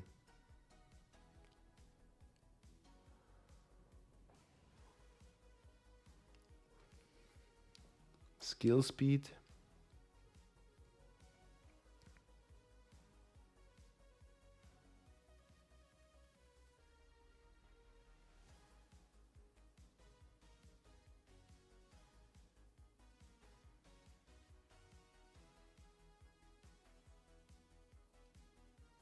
Yeah, they can only drop on this map. But can these also then go higher? Like this might probably like the base type. They don't really feel like crazy powerful anyways, right? These can only be obtained from this Like see, the 1 to 10, this is certainly like the first level of runes. map. The Fractured Lake contains a surreal waterscape with fractured mirror-like objects. As you move around the map, the terrain itself elevates from below, creating the ground you walk on. In this unique map, all the rare monsters are mirrored, so you're always fighting two of the same rare at the same time, which can prove quite difficult. If you manage to overcome that challenge and make it to the end of the map, you'll be presented with a broken mirror, a powerful altar-like object that contains an item within it. The item contained within is a new base type, either an amulet or a ring, that can be crafted to have additional prefixes or Well, it can be 2-2. Damn. suffixes at the cost of the other. The last unique map we'll show today is one based around the essence mechanic. It contains additional essence. Contains many rare mobs trapped in essence. Contains an imprisoned boss that absorbs essence from rare monsters. Dang. You enter a crystalline cavern, and you will find a powerful map boss imprisoned in the center. It is surrounded by many rare monsters, It looks so also cool. imprisoned in essences. By freeing and defeating the rare monsters, the essence they held will be upgraded to a greater essence, and be added to the imprisoned map boss. How brave are you? How many essences will you add to the boss? Overdo it, and you might lose everything. Underdo it, and you might regret it. It's your choice. Speaking of Wait, essences, how does he die? and you might regret it. It's your choice. He just instantly Do it, gets skipped. and you might lose Like everything. 100 all. Underdo it, and you might regret it. It's Overdone. your choice. Cook too much. Speaking of essences, alongside visual improvements, you're now able to apply Varlorbs to corrupt the essences, with a range of unpredictable outcomes. That's so cool. It could increase the number of essences. There's a new season starting April 4th, but you can still play all the content in the standard league with your current season, with your current character. So you are not forced into playing the new league slash season slash, you know, whatever you want to call it. I'm gonna be right back. One Reroll second. all the essences to the Buff same rule. type, or even upgrade the essences to greater essences. What if they're already greater essences? Well, it can upgrade those too. We have 4 new corrupted essences. Essence of Hysteria, Delirium, Horror, and Insanity. Each corrupted essence has its own interesting combat mechanics. For example, the Essence of Insanity causes you to question even your own mind, as monsters split into shadowy clones, and you must locate the real one before a devastating icy explosion freezes everything around it. Each of these has their own crafting outcomes. The Essence of Insanity can be applied to a belt. It adds a mod that will ensure the next Varlorb used on the belt will guarantee adding 2 enchantments. It's worth noting all the essences in the unique map can also be corrupted too, if you're willing to risk it. It's worth noting we have also added 10 extra Atlas passive points you can earn by completing 5 different unique maps. Now, new maps are just the beginning. We had a goal where we wanted to make sure you were constantly finding exciting new content, and that it could be lurking around any corner. So, we have added a bunch of new things that you could stumble into in any map you run. On your travels, you will sometimes encounter rogue exiles. Others like you who have been exiled and are openly hostile. Some are malicious, some are mad, while others are simply fiends for loot. They will challenge you, a fight to the death. They use the same skills available to players, and even the same items. They aren't just dressed up in those items, they're actually using them. it's going to feel like a true player versus player situation. Of course, if you are able to slay these exiles, those items will all drop on the ground. So if you encounter an exile using a powerful or valuable unique item, which you can see displayed under their life bar, you want to be damn sure you kill them. Because if they kill you and your party, they'll portal out, taking their items with them. Every fight will feel completely different depending on the items they come equipped with. These exiles are much smarter than your regular monster. They have capabilities to dodge roll, avoid your abilities with smart pathfinding, smart targeting, and much more action-packed gameplay. I think the new class is super cool. Fortunately, they're like you, and they're not super durable. Unless, of course, they're wearing uniques like Helm's Heart, in which case, expect a longer battle. There are 12 different rogue exiles you can find, each with their own skills and... I think they're gonna be eating so many hardcore players for breakfast, bro. Hardcore players gonna get eaten. ...personalities. Some may insult you, while others may admire your honor in combat. Another encounter you might stumble on... They might admire your honor, or they might just, you know, one-shot you. Unlucky. ...onto in Dawn of the Hunt are one of 4 new unique strongboxes. Strongboxes are chests with modifiers. When you try to open them, they activate traps and spawn waves of monsters that you must defeat to access the loot. Let's take a look at 2 of the new unique boxes that are harder to find and behave just a little bit differently. The Ogham's Legacy Strongbox has a corpse splayed out in front of the rune-carved stone. Upon interacting with the stone, you activate Forbidden Ezomite magic, which revives the monster as a powerful rare. The Strongbox comes with a modifier which determines how many times it will revive that rare. Each time you defeat the monstrosity, the Strongbox revives it again, adding an extra modifier to the monster. And how many times is it doing that? 3 times. Revives the fallen monster. For monster get an additional modifier each time. Wait, contains no items. Hardcore player crying? I will see. With 5 times even. Each resurrection, it becomes more difficult, but also more rewarding. This strongbox is infused with thaumaturgy from Dude, 31 packs of monsters. Ancient file technology. Eshell's Torment has a powerful artifact inside, and is guarded by chaos itself. Defeating the monsters will grant you a unique item, with a specific corrupted outcome. You'll have to find the other 2 for yourself to see what they do. Now, let's talk about the introduction to the endgame. Upon starting the endgame, Doriani tasks you with cleansing corruption to help restore the land. However, in practice, the quest objective just sent you on a grind to clear 15 maps. We wanted to make the quest to unlock your Atlas passives much more interesting. Now, Doriani is tasking you with a more specific objective.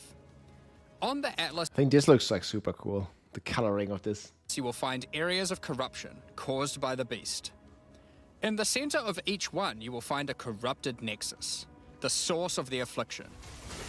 In the areas leading up to the nexus, you will notice that corruption spills out from slain enemies and amalgamates into powerful monsters. Corrupted maps existed on the Atlas before, but we've done significant work on improving these monsters. We've also done a full pass on the modifiers on these maps to make them more interesting and more rewarding. Once you reach the Nexus, you will have a new task. Cleanse the source of corruption. When you defeat the last... I love it, but he's just like on his roar, grinding around, riding around.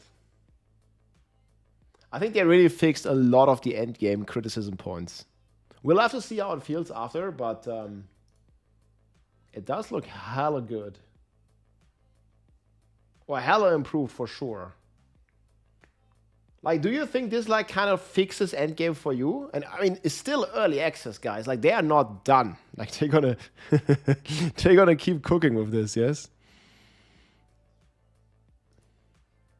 In those maps, they're gonna keep juicing the endgame, but this is already like a huge step, I feel. Will spawn one of 3 terrifying bosses, amalgamations of corruption itself. After defeating that boss, Doriani will come and cleanse the corruption for good. As the remains of the boss are purged of corruption, it coalesces into raw crystallized power, which you can use to gain points for your Atlas passive skill tree. the upgrade system that allows you to add and enhance content in your maps. We Juicy. didn't stop there though. When you complete a corrupted nexus, all of the remaining surrounding corrupted maps will become cleansed maps. Cleansed maps also have new monsters, a new boss, and their own set of modifiers and rewards, including finding fracturing orbs by slaying cleansed enemies. Fully new, you got nothing? Yeah, new to this game. I've seen the video. Yeah, give it a try, man. The game is fantastic. You can get it on Steam. These orbs can be used in crafting on a rare item to cause one of its modifiers to become fractured. A fractured modifier is one that cannot be modified by any means. Okay. You are able to freely modify the item, ensuring the fractured modifier will never change. If you get the right item with the right mod, it can prove to be a very powerful crafting base indeed. Oh, yeah. You must now choose. Do you complete all the corrupted maps and then the Nexus? Or maybe you beeline to the Nexus, complete it, and do all the remaining maps cleansed. Both have rewards to entice you and challenges to assess. Now, let's have a talk about towers. One thing we've had a lot of feedback on is the busy work around I love the changes they did with the towers. Running towers and managing your tower. And this is not even the crazier thing that they showed. Like, it's fucking this. Like 32 maps in range contain breach. 22 maps contain bosses. Yo, it's so insane. Always more of this.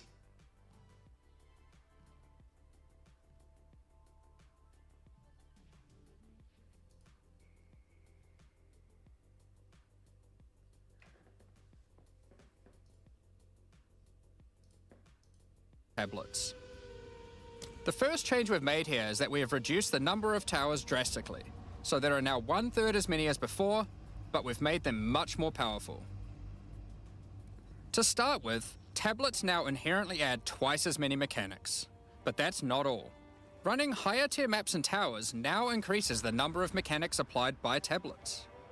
By tier 15, the bonuses double, allowing a single tablet to now add 4 times as many mechanics as before. Wild. So, we're running far fewer towers, dealing with fewer tablets, and affecting even more maps than before. But because there are fewer towers overlapping with each other, you won't get as many opportunities to stack different tablets. In order to solve this, we've made it so that each tower can consume up to 3 tablets at once. You always get 1 slot on completing the tower, but if you can complete a tower with more mods on the Waystone, you can unlock a 2nd or 3rd slot. Overall, this allows for even more juicing from towers, while Man, they're gonna get so insane. drastically reducing the amount They of also said Ritual always contains an Omen now. So busy work dang, you have to yo. do. Is the leveling harder than in Diablo? Well, they're making it harder in Diablo again, but overall, I would definitely still say that it's harder in Path of Exile, yeah, for sure. They have super cool endgame, not endgame, but they have super cool boss fights in PoE. So yeah, I would say PoE is still much harder. I mean, this can be a pro or a con, like depending on how you want to like see it, or which part of like the, you know, like if you're like a more advanced or like a more casual player, it really depends.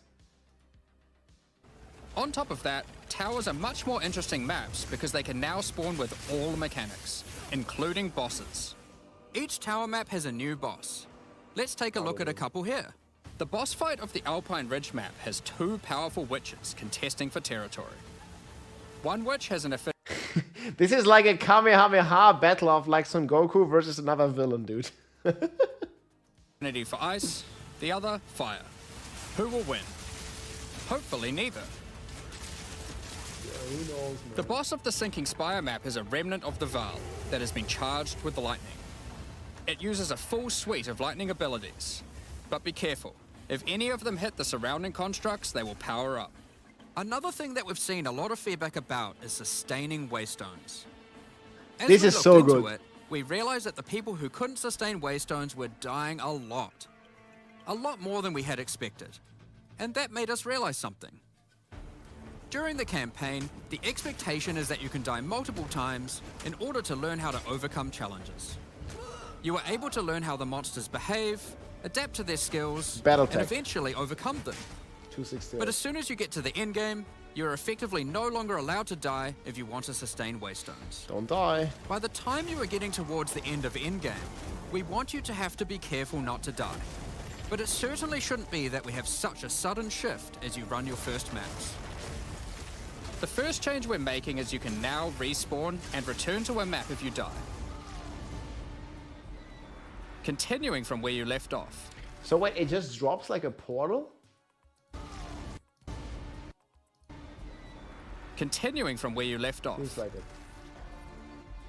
When you start the endgame, you get up to Dude, with this music, I always think my alarm is ringing. Do you hear this? Or am I crazy? Left off. When you start the endgame, you get up to 6 total attempts per map. I always think there's like an alarm ringing. Did it? As you add more modifiers to a waystone, the number of respawns goes down. Wait, what does it? Wait, so this is like 5 feet. This is like 6, and you already only have 1 portal. Kamani, thank you so much for the prime, man. 10 months, dude. Double digits. Much appreciated. Welcome in. GG. You now found us the battle tag? Yeah, Rob to 628. Wait. Add more modifiers. So they go through all of them? Okay, so 2 modifiers, 5. As to a waystone, the number of... This also like 6. I guess this is like a double, right? Respawns goes down. Yeah, for the juicers, it's useless. But this is specifically to help players that are just starting out in the end game and stuff. Nah, but like, why do the juicers need a buff? I mean, if you are like running fully juiced waystones with like an OP build, I mean, it's completely fair to like not have this benefit, I feel.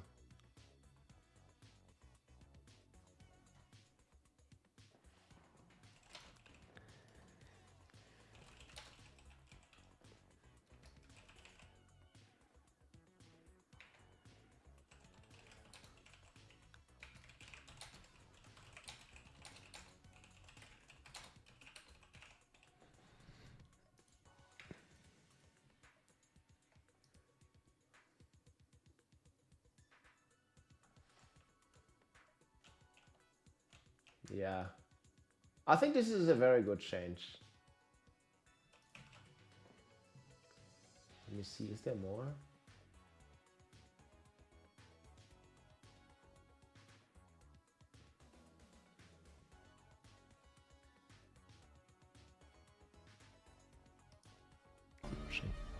This means that as you get to the point that you're running every waystone as a rare, you will have to be more careful.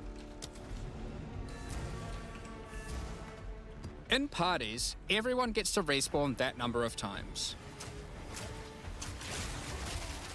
But we still think it's important that you can kill... So does that make party play like a lot stronger now?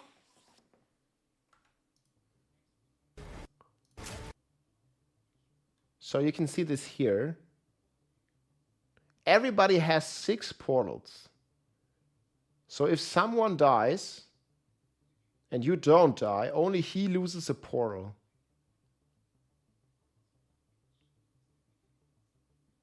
Huh. I guess it makes it very strong. But we still think it's important that you can kill a boss in one go. In order to allow that to happen, we've made a change so that once you start the boss fight, it changes over to the same respawning system we use for pinnacle bosses. This means that the map owner can choose to respawn everyone at the same time. Another complaint we've seen a lot of is players not wanting to do the pinnacle content because of the experience penalty from dying.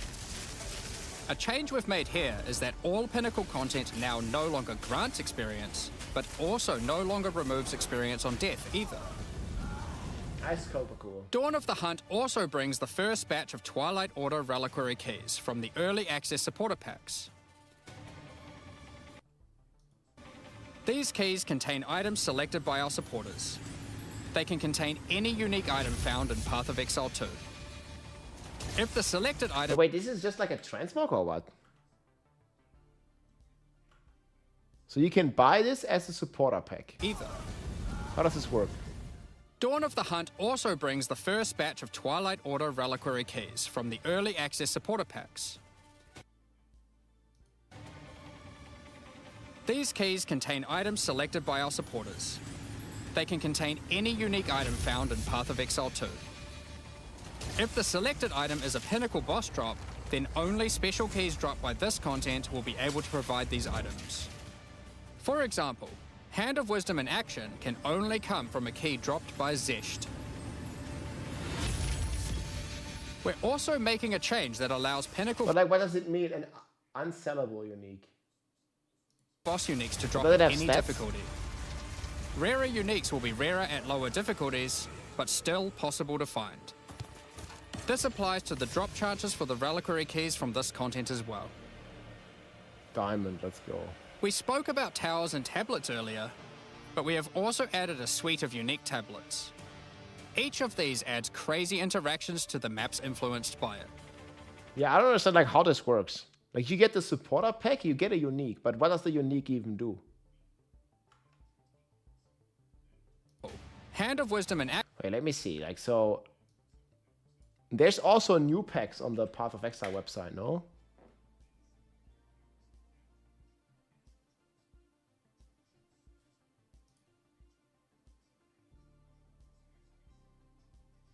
You get random unique. Oh, this is nice.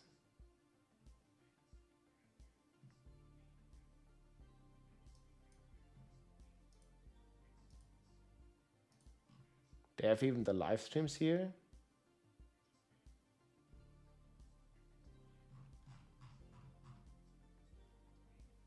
Wait, weren't they having some new packs? Shop.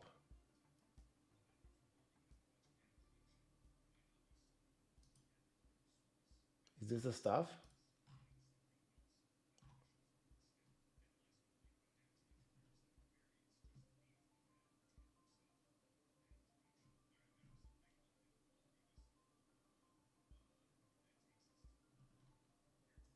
December 6th? Now this is the old release date, right?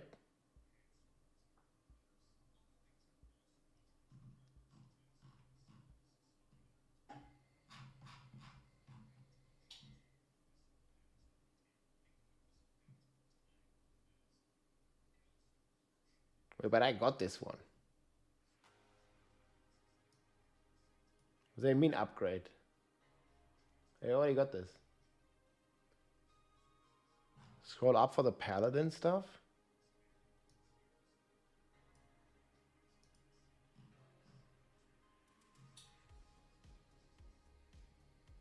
What is this? What the hell?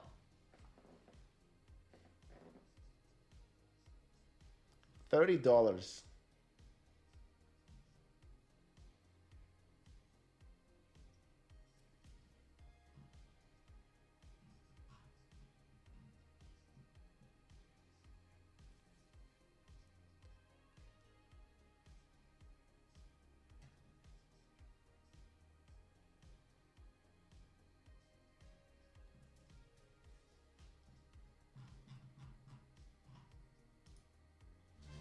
The Paladin series of supporter packs contains 6 exclusive microtransactions. Adorn your weapon or shield with the Paladin weapon effect. Doesn't look Make a great. show of leveling up with the Harpy flyover level up effect. I think this is like a bit too much for me. Like this is like a bit too over the top, you know? Like too colorful. Make a show of leveling up with the Harpy flyover level up effect.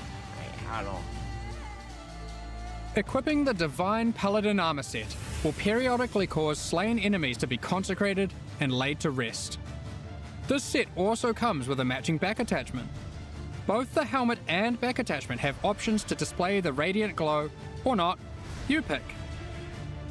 The glow is nice. The Divine Judgment finisher effect locks onto unique enemies before obliterating them with a laser from the heavens. Okay, that's fucking cool. May your critical hits resonate across Rayclast with the Cleric's Bell back attachment. Ah, okay, this one is like... Invite your friends to spend a day at the races in the Vasteri Racecourse hideout. This one feels a bit Add rowers lonely. to the track to race them against each other. Or you can just spectate from the sidelines. Ding, ding, ding. Okay, well, let's check the other pack. Menace. This one? The Penance Pack series also has 6 exclusive microtransactions. With the Penance back attachment equipped, a repentant soul is chained to your back and lashed with lightning. Ouch. Ouch, indeed. Place none other than the Trial Master in your hideout and have him comment on your chaos. A classic, but far fairer now than in ancient times. And Val crafting. She's just attempts. talking smack, man. Your luck is over, fool. Fool. He even keeps a record of how many Chaos and Val orbs you've used in your hideout during the league, or across all leagues. Blood stains your armor the more life you lose when wearing the Acolyte's Penance armor set. Oh, that's nice. Look at this, it's even on the floor. The Zealot's Madness portal effect fragments as you near it. The Cauldron map device boils maps, fragments, and scarabs placed into it, keeping a tally of how many have been thrown into the pot in the current league or across all leagues. The Exiled Squire pets follow in your footsteps, hyping you up for battles. No sweat for you, boss. Providing pessimistic. Wait, is this for PoE 1 or PoE 2, guys? It says PoE 2. Kind of looks like PoE 1. Or maybe it's just old footage, because like we have like 5 flasks and stuff. It's for, yeah, I mean, it's for both. Yeah, okay, it's always for both. No, it's not always for both, but like, if it's for 2, it's for 1 as well, but it's just old footage, okay? Because I was like, this doesn't look like PoE 2. Terry. The cycle repeats. Yeah, but so, like, what does it do? Like, you can like salvage these maps, but what does it do? The Cauldron map device boils maps, fragments, and scarabs placed into it, keeping a tally of how many have been thrown into the pot in the current I don't even know what scarabs are in PoE 2.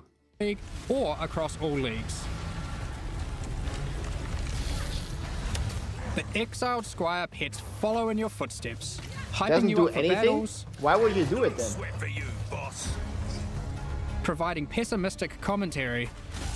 The cycle repeats. It's confusing because it's on the Path of Exile 2 website. Anyways. I mean, the blood transmog is kind of cool.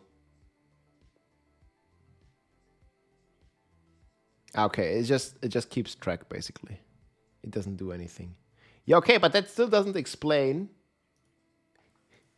Maybe I missed it. Where were we? Here. So what is this doing then? First batch of... Do you know what this does, Herbs? Like this stuff here? Like, what is the unique that we're getting? Either. Dawn of the Hunt also brings the first batch of Twilight Order reliquary keys from the early access supporter packs. So you get this stuff. These keys contain items selected by our supporters. They can contain any unique item found in Path of Exile 2. If the selected item is a pinnacle boss drop, then only special keys dropped by this content will be able to provide these items. For example, Hand of Wisdom in action can only come from a key dropped by Zesht. We're also making a change that allows pinnacle boss uniques to drop at any difficulty. Rare. I don't understand. Like, so how are we getting these uniques? Like, only if we buy the packs or what?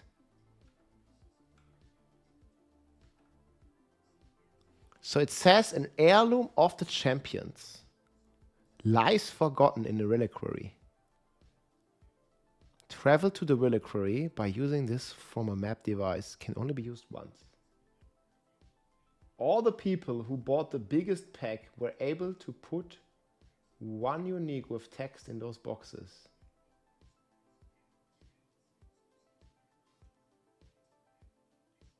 Okay.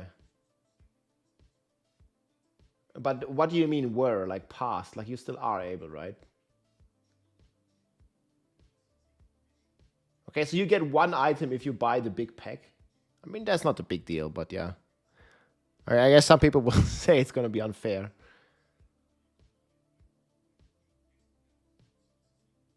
Oh, but everybody can find the key. So even if you didn't get the pack. Okay, yeah, that's better. Maybe they just say it confusing. Yeah, it makes sense. Highlight Order Reliquary Keys from the early access supporter packs. Hey, Nero, what's up?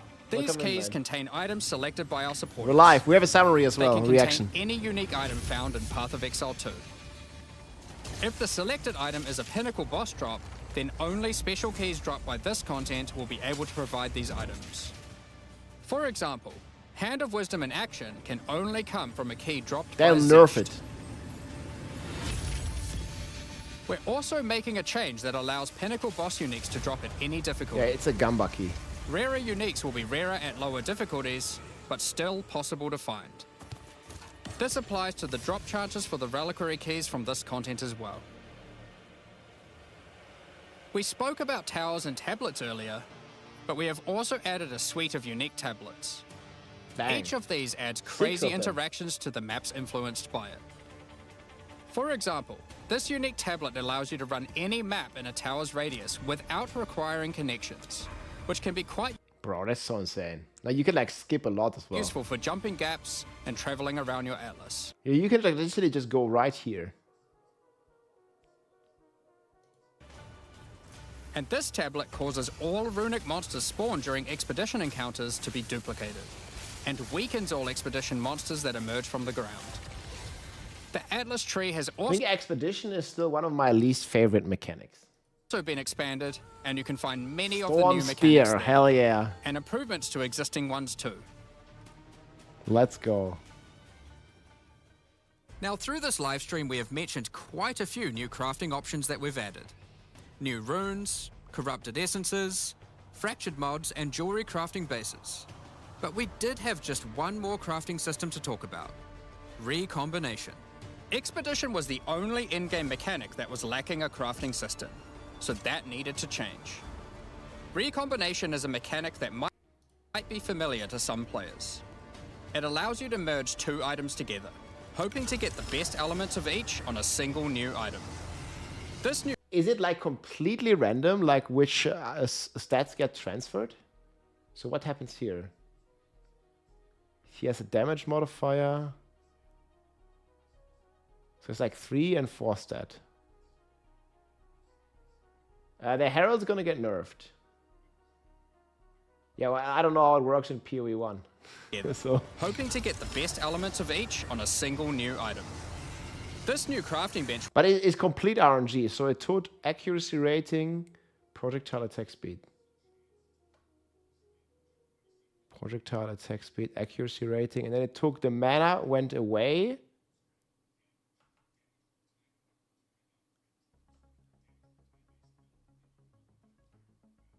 Then you got the physical from this item, but it takes any random. It's based on the rarities.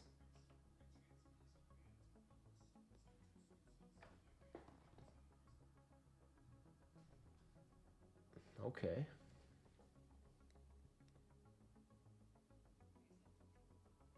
And they've certainly been cooking. No, there is a wipe. There is a wipe. We're gonna get a new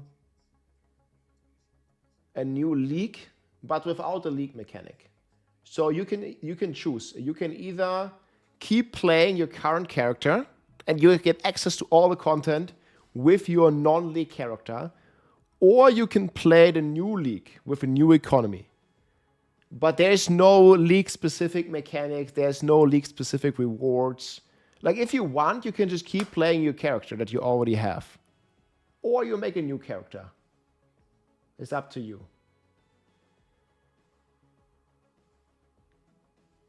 It's basically just a reset, but like there's no there's no special content in the league. We gotta get like a big patch that's gonna affect the entire game.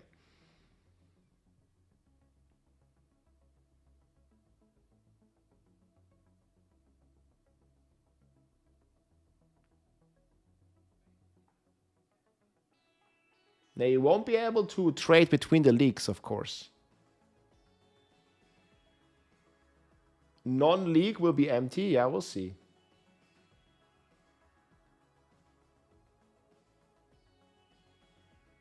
Even as a casual, there's no reason trying to play catch-up on non-league is insanity. Yeah, I mean, it makes sense, makes sense. Which will be unlocked as you complete your first expedition, and requires artifacts found during expeditions to fuel it. The rarer the mods on the item you are combining, the more expensive the cost. That wraps up all the major in-game changes we're talking about today. Dang, With all yo. the system changes and new content, we can't wait to get in there, start blasting maps, and obliterating monsters. There is one more thing we wanted to clarify before we move on, which is that all the content we've talked about today will be made available in the existing early access leagues, so you can play your existing characters.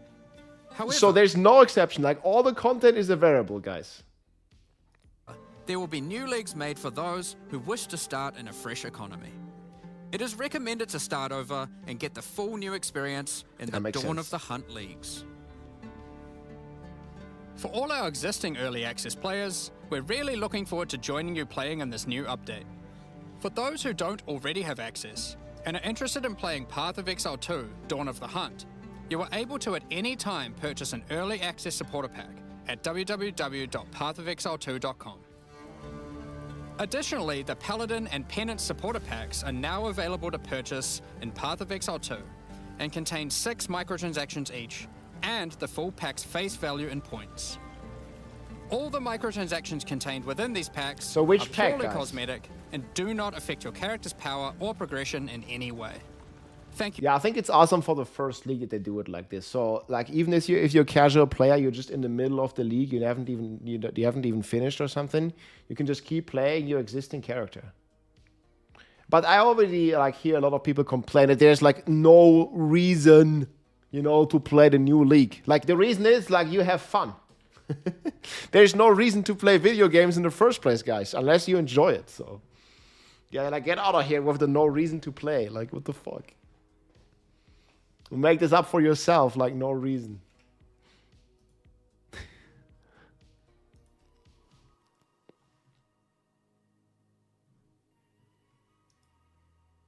You think the Paladin pack's cooler?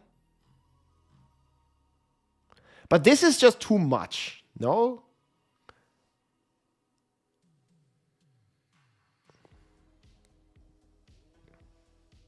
Like all this color stuff.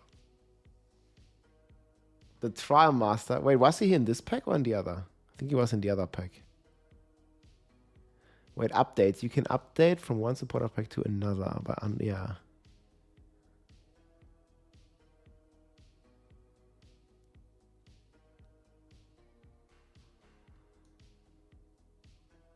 I didn't even notice.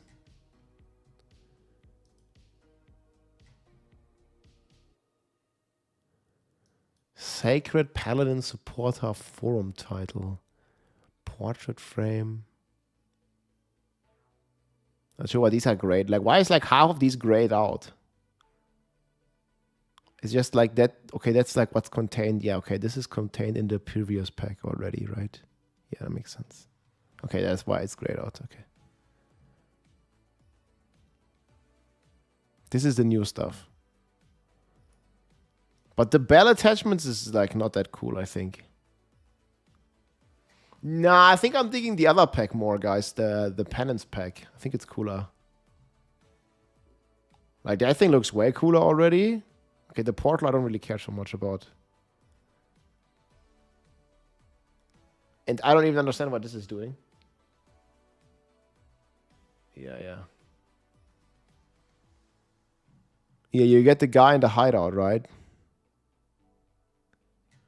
Wait, where is it? Extended soundtrack, portrait frame, back attachment. Yeah, here, Trial Master hideout decoration. That's pretty cool. And he tracks how many Valo orbs and X he used and stuff.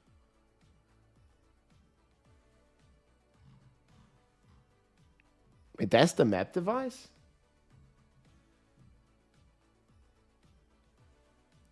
It does look pretty cool. Yeah, I don't know. I'm on the side today, but this looks definitely pretty cool.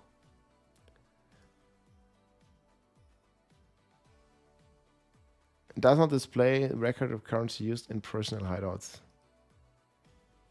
Yeah, okay, that makes sense. So that's the column map device. This map device does not keep track of maps, fragments, and scarabs placed in a guild hideout. It does also not display its record of items placed. Yeah, okay, this is the same mechanic as the Trial Master.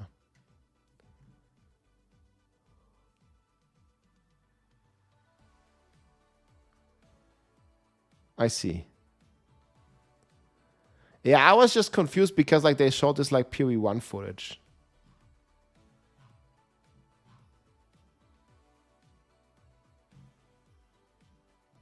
I don't understand why it wants me to upgrade if I already got that big pack.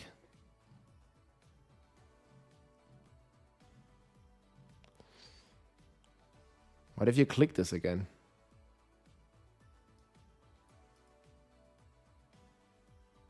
Yeah, these ones we have. The art book. I still... Oh yeah, it's up there. I have it in the background. Yeah, penance pack I think is cool. The pattern pack, I mean, yeah, like whatever, like your personal preference is. But for me personally, like this is just too much. Like it's too colorful. Like, I don't think this like fits the game vibes.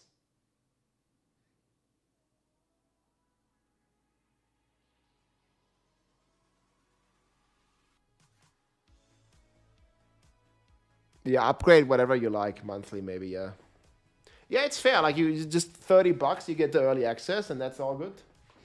You can support more if you want to support more, but you don't have to.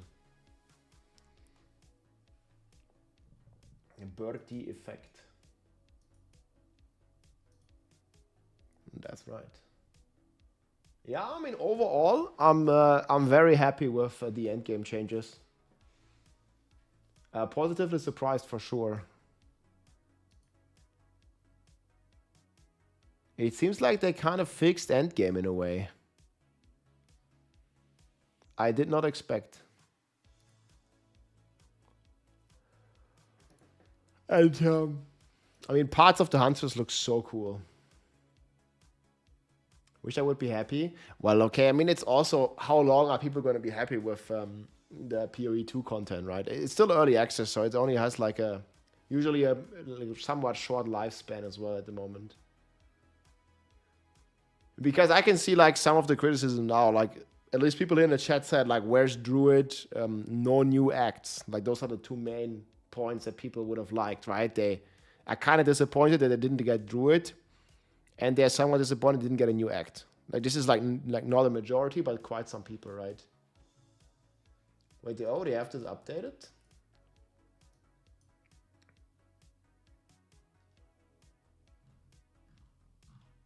Where'd they get this from?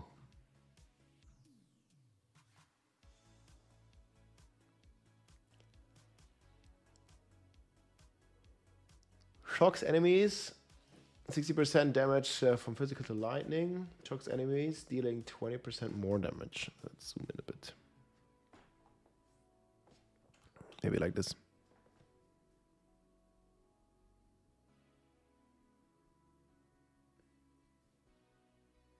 Yeah, I don't think they're gonna finish the early access in the 6 to 12 months that they initially set out.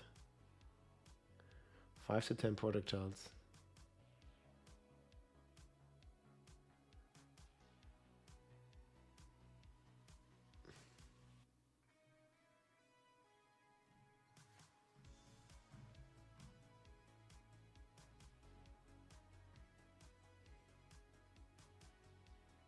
Oh, this is the level and the amount of projectiles.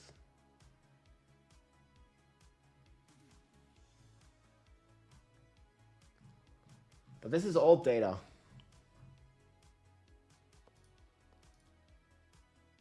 Do we have power still? Yeah, power.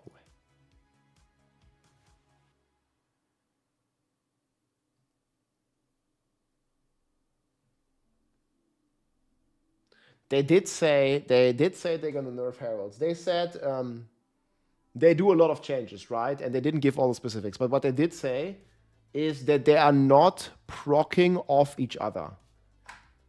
So you can't proc ice with lightning and lightning with ice, and like basically have like the crazy like proc chains. Any big updates for the coming patch? Yes. There is like an insane amount of endgame. Basically, like the TLDR here is like a 10-minute video. But then there's also the website that they put out. So you can see here 5 new ascendancy classes, 20 new skills for the huntress. We get ascendancy class for mercenary, for warrior, and for the witch lich. 20 new skills, Spectra, summon Roha. 100 plus new support gems, 100 plus new uniques. And then like this is like 2 new endgame systems, wisps, new areas, and the rogue excels. Ton of more maps, unique strong boxes. Yeah, there's another. There's actually like more endgame. Like more than like 4 or 5 new endgame stuff, and then huge improvements to towers, endgame, corrupted essences. Man, there's a lot.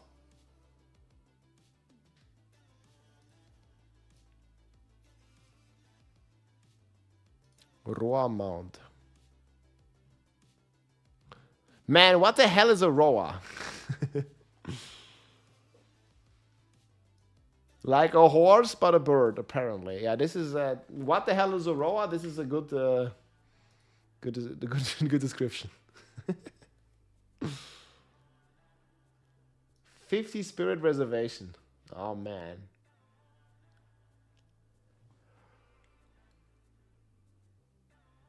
Yeah, I said 44 in a way for sure.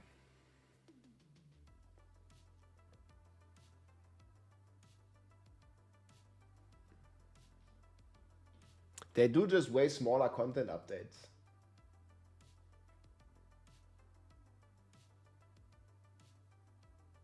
Yeah, the speed is insane.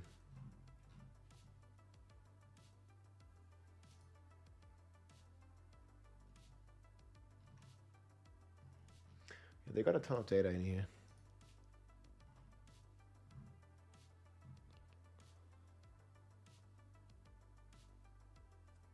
PoE2 and Last Epoch, yeah, and Diablo 4 and No Rest for the Wicked. Like next month, guys, April for ARPG fans is freaking packed, bro. Next month it's gonna be the glory golden month of ARPGs, man.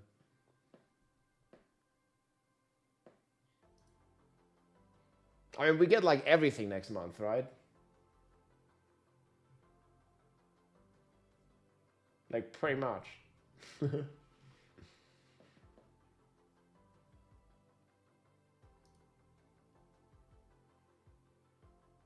End of April? Wait, No Rest for the Wicked release date.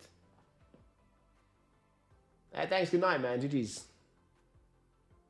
Wait. Is it like update? Like a big patch or something? Is it not released? Yeah, I don't know. It's an update, yeah. Well, is there like a name to it? I think it's like a day or 2 later. Because Diablo is on a Tuesday, right? So Diablo is on the 29th. Or maybe like a day. This video is an idea of what a Roa is.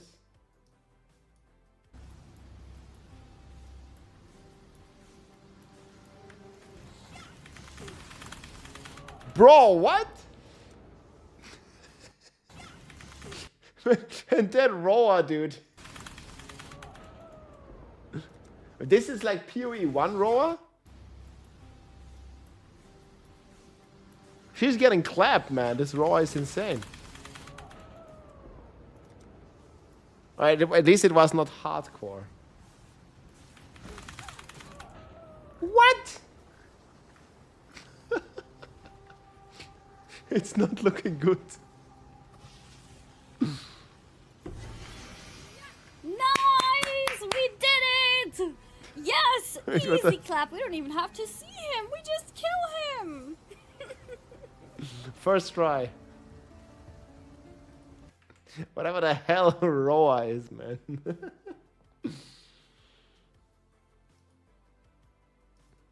Uber. Looks like an Uber Roha, man. Yeah, the worst mob combo. I'm feeling it. But have you seen the Whirlwind and Twisters on the Huntress? Man, that's fucking cool.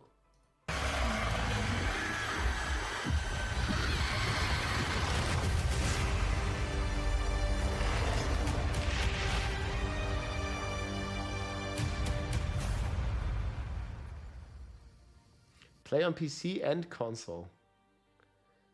12 p.m. Man, I saw the launch pretty late. Man, they're launching really late. Damn. Now, as you can see, in Dawn of the Hunt, we're introducing the specializes in both melee to using the power of a skill gem to defend her village. As a dexterous spear user, she specializes in both melee and ranged combat, I'm dashing CET into times and out up. of battle. Europe, Germany. Spears have extended range and a short dash, but unlike other melee weapons, you can also throw them. In order to make a hybrid ranged and melee character work, we had to do a lot of thinking about. Yo, it looks so smooth, like how he does a melee attack, leaves back, and then throws it. In order to make a hybrid ranged and melee character work, we had to do a lot of thinking about ways to make it fun to both enter and exit melee range. The first skill you will get as a Huntress is Whirling Slash. As well as striking in a circle around you, this skill creates a whirlwind that blinds your enemies. Leaving the whirlwind will make it explode. Whirlwind is the key word here. The more Whirling Slash is used, the bigger the whirlwind, and the bigger the explosion. Once you're out of there, you'll want to follow up with something ranged. Whip your spear around to shoot twisters whirlwind, towards your foes. bro. These twisters bounce off walls and can hit enemies multiple times. Dude, they took like half the Barb stuff, man. Want to follow up with something ranged. Whirlwind, Whip your spear Twister. around to shoot twisters towards your foes. These twisters bounce off walls and can hit enemies multiple times. Brah. You can also throw twisters inside a whirlwind to shoot out extra tornadoes. Man, there's so much more than Javazon. That do way more damage. I didn't move to the US. In her offhand, the Huntress will usually want to hold a buckler, which allows you to do a new skill, parry. While holding down parry, your character will counterattack any incoming attack from monsters near you, stunning them. In addition, the monsters will take extra attack damage from your follow-up strike. Do you think we'll do this a lot? Like the parry stuff? I mean, it seems like you're not attacking when you're doing this. Like, I mean, you just do the counter attack, but is... I don't know if it's gonna be that strong. Quinn will, take extra attack damage from your follow-up strike. Some specific skills are designed to be used after a parry and have extra effects. Disengage is a skill that does a quick jump back, damaging enemies in front of you, and it can be used to interrupt other actions, like dodge roll.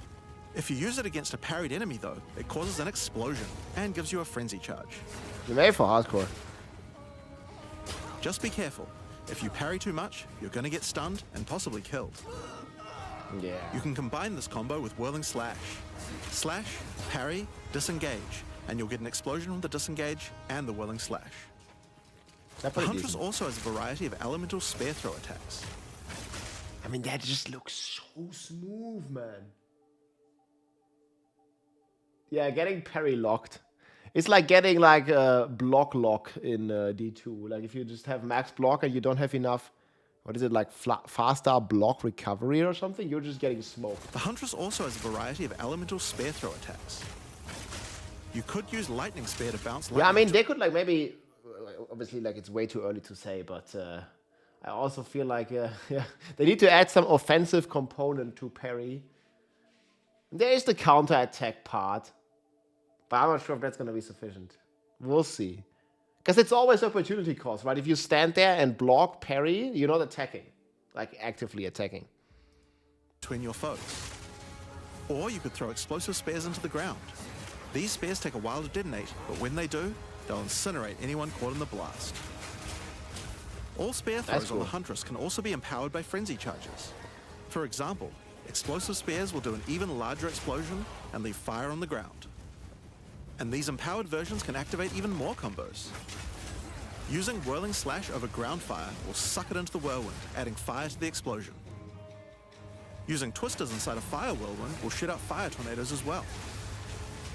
And you can do similar combos with ice and lightning too. Dude. What? Man. Using Twisters inside a fire whirlwind. Dude. The whirlwind bomb is back, boys. Even more combos. Yo. Using Whirling Slash over ground fire will suck it into the whirlwind. The whirlwind Twister Bob is back in Path of Exile. Twisters inside a fire whirlwind will Look. shoot out fire tornadoes as well. And you can do similar combos with ice and lightning too. What? Now a key aspect Yo, this of is hunting this is the tornadoes as new well. Huntress in PoE, man. Let's go. Using Twisters inside a fire whirlwind will shoot out fire tornadoes as well. Yo, man, that's insane. And you can do similar combos with ice. That looks so cool. Let's go. And lightning too. Now a key aspect of hunting is exhausting your foes by causing blood loss. This And skill bleed. is Rake, which dashes towards your target and unleashes a deadly Okay, so that's why everybody's saying Spiritborn, because this is Rake. blood loss. This skill is Rake, Okay, Rake is the Spiritborn skill, but I mean, it's just a name, right? which dashes towards your target and unleashes a deadly slash, opening up wounds on your enemies. Follow up with Disengage and watch them bleed out as they run towards you. The whirlwind bomb is back, boys. Wait, even more. The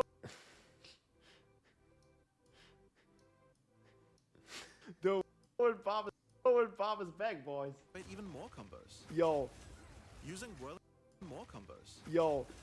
Using Whirling Slash over ground fire will suck it into the whirlwind. The adding fire to whirlwind. Using Whirling Slash over ground fire will Man, it looks so cool. suck it into the whirlwind. The adding fire to whirl. Using Storm Spear is gonna be like Spiritborn a little bit. Breach loot dropping only in the end. I don't think they said that. They said they might look at the density of breaches because, I mean, it is a little over the top maybe. Huntress in PoE, man. Let's go. Using Twisters inside a fire whirlwind will shoot out fire tornadoes as well. Yo, man, that's insane. And you can do similar combos with ice That looks so cool. Let's go. and lightning too. Now a key aspect. Pew is the end. Using Whirling Slash. On the health bar of monsters, you can see how much blood loss the enemy has experienced. And Now we just need Rupture. the Huntress has skills to take advantage of this. For example, using Blood Hunt will thrust forward and cause a bloody explosion. The more blood loss, the bigger the explosion. If you want to cause bigger bleeds, try out Rapid Assault. The final hit of this multi-hit combo will stick a spear into your enemy for a big bleed. Now, Explosive Spear and Rapid Assault both result in leaving spears behind, either in the ground or in enemies. But there are other skills that leave spears around too, like Storm Lance, that leaves an electrical spear that arcs towards enemies. But what can you do with all these spears? And that's also something. Reminds me of like Chain Lightning and stuff. Detonate them, of course. Thunderous Leap will allow you to jump onto and explode any spears either in the ground or in your enemies. Now, as well as hunting animals, the Huntress also has the ability to work with them. While fighting any beast, you have the ability to tame it and use it as a companion. You can only have one companion at a time, but it will keep the mods that were on it. Try to find a rare beast with good mods to take full advantage. Wait, so you can combine this with the Spectres as well? Like, this is just companion. Quadrilla. But it will keep the mod and use it as a companion. You can only have one companion at a time, but it will keep the mods that were on it. Try to find a rare beast with good mods. Does it cost spirit? At a time. Doesn't even look like it reserves any spirit, right? But it will keep the mods that were on it. Try to find a rare beast with good mods to take full advantage of your ability to tame them. Good. Now this is just the beginning of the Huntress. We've really tried to make the hybrid ranged and melee gameplay work for this class by having a huge amount of synergy between ranged and melee options. There are 22 new skills available for the Huntress. By endgame, you'll be slinging hundreds of insanely powerful spears, sending forth spirit animals and summoning the might of Solaris from the sky. I like it. But we still haven't talked... Wait, what is that?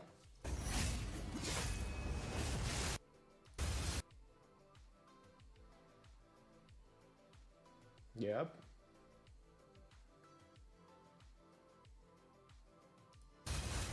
But we still haven't talked about ascendancy classes yet. What can the Huntress ascend into? Well, the first Ascension class you could choose is the Ritualist. The Ritualist has embraced the darker side of his merry traditions by harnessing the power of animal sacrifice and plague. The Corrupted Life Force skill causes all enemies around you to grow volatile blood boils on their skin. When those enemies are slain, the boils will burst, spreading corrupted blood to all enemies around them. The Ritualist also excels in taking advantage of magical trinkets. The triple ring.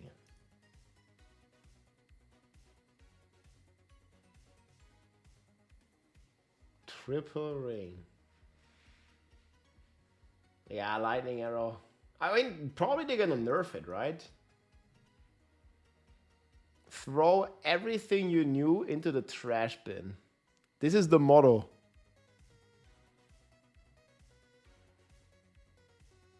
Following the PoE Dawn of the Nerf hunt press presentation, GGG sat down to answer several questions from assembled press, both regarding the new expansion and the game as well. That's an interesting word choice. I mean, the content-wise definitely feels like an expansion. Ingenuity with triple rings plus 25% more stats. Well, they call it an expansion here. I mean, this is like from a press, right?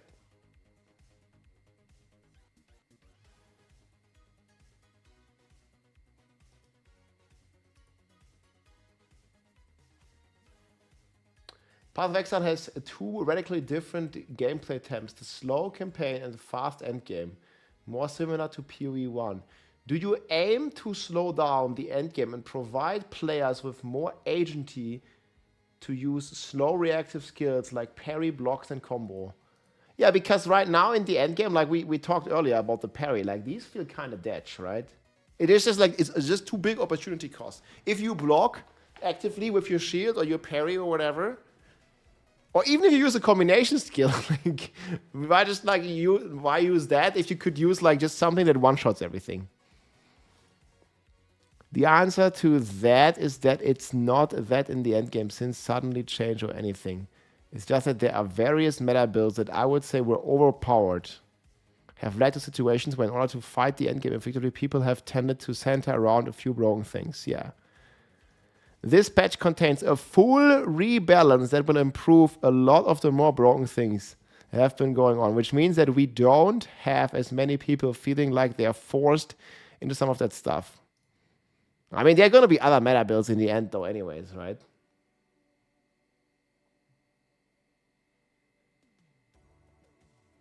So they're going to nerf everything. Like, that's pretty much the hint. Like, all the stuff that's OP right now, guys, they're going to nerf it. I mean, we get to see the patch notes next week, right?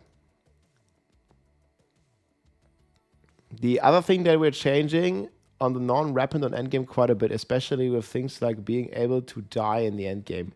You should be in a scenario where people don't feel the need to use the staff and those builds are not much available. We do want to make it so that you can still get very powerful as you go through, but it should be more earned. Gonna be harder, basically, than it is currently, where there's just a few broken things, like Herald of Ice, Herald of Thunder. It will take a while for us to get all that stuff fully resolved. It might take a few iterations before every single broken thing is ironed out, but it's a constant goal. Dawn of the Nerfs. People are gonna call it that, man. Jesus. I was already doing the presentation. Yeah, but I mean, yeah, of course, they're expecting this, right? So they're like, everything that's OP right now is going to get giga nerfed. And then there's going to be some new stuff that's going to be OP, but it's going to be less than originally. And then they're going to nerf this next patch, and then next patch. And then I think they gave this example where right now there's like 10,000 broken things. And then there's only going to be 5,000 broken things. You know, and then there's going to be 2,000 and so on. And eventually, when the game comes out, we're going to have a decent balance. But this is the way to do it.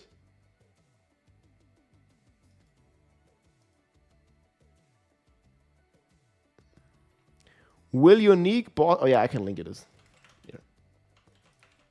Sorry. Yeah, I might watch. Shotgun build. Where did you link it? Well, we can link it again. I'll check it later. Will unique bosses created by whispers drop increased yield? Okay, that's the whole point, yes. Are we going to face monsters as strong as we've seen in the first Path of Exile if we use the wisps too hard?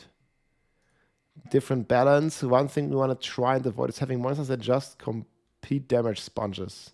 Yeah. I mean, right now we can't have that because we just have so much damage. But long term, that's good to not have. It's important that you have the ability to make mistakes, to go too far with this kind of stuff. If you add a lot of mechanics to maps, you can get to the point where content becomes very, very difficult. But more rewarding, yeah. Oh, here. Do you have any information about the development progress of the Druid class? Anything to announce? Ah, Sag. Plans to announce and release it as soon as we can. Class do take a long time. There's a lot of work involved. One thing we definitely learned is that it's hard to promise a specific release timeline. Yo, guys. There's no way they're going to stick to 6 months to 12 months. It's just not going to happen. There's like so many classes. It's not even in a data mine yet. Yeah. It's like, there's no way. It's not going to come out this year. It's like,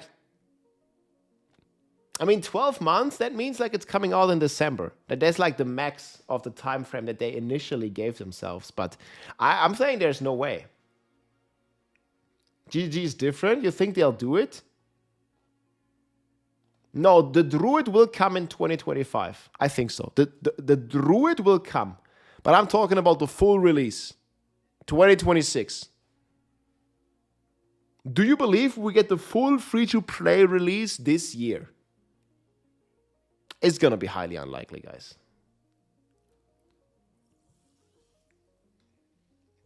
The Druid, I think, will be there in the next patch, but not the full release. I mean, we only have now 17 Ascendancy classes. Is that right? We have 12 Ascendancy classes right now, and we're going to get 5 more. So we have 17 out of 36. So we have 17 out of 36. Like by April, right? Like 17, that's like not even half yet.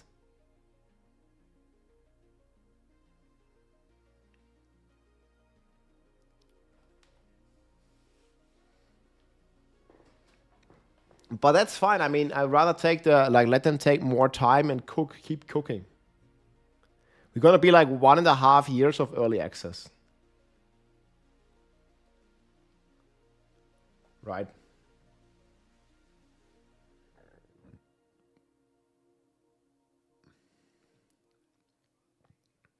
Yeah, marketing is good. In the last season, or league, there wasn't much of balance, nerfs, the class skills or items. Are you going to make balance changes during the season? Okay, this is interesting. So, basically, are they going to nerf stuff mid-season? Or league? Let me actually zoom in a bit. Oh, never mind.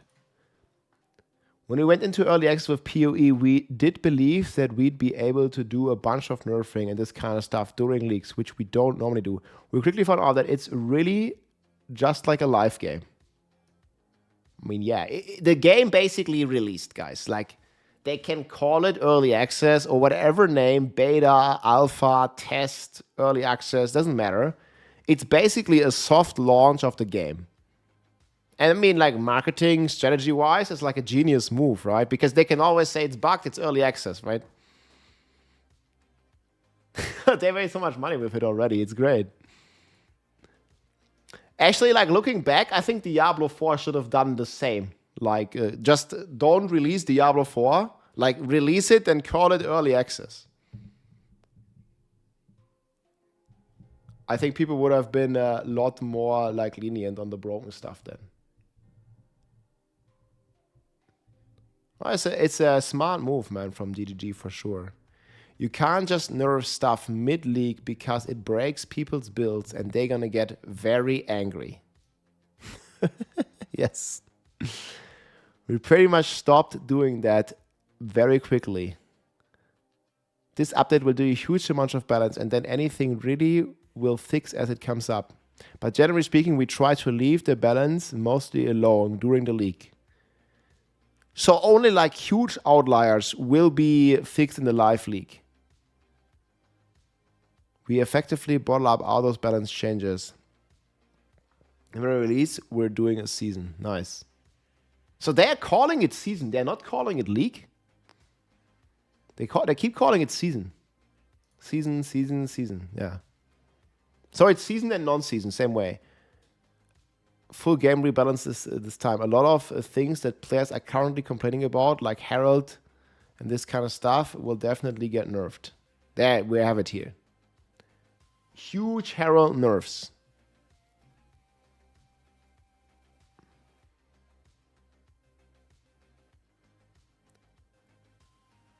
Yeah, I guess there's 12 rogues, okay. A lot of changes in the new content touch on player feedback. How do you balance that with grinding Gears Vision?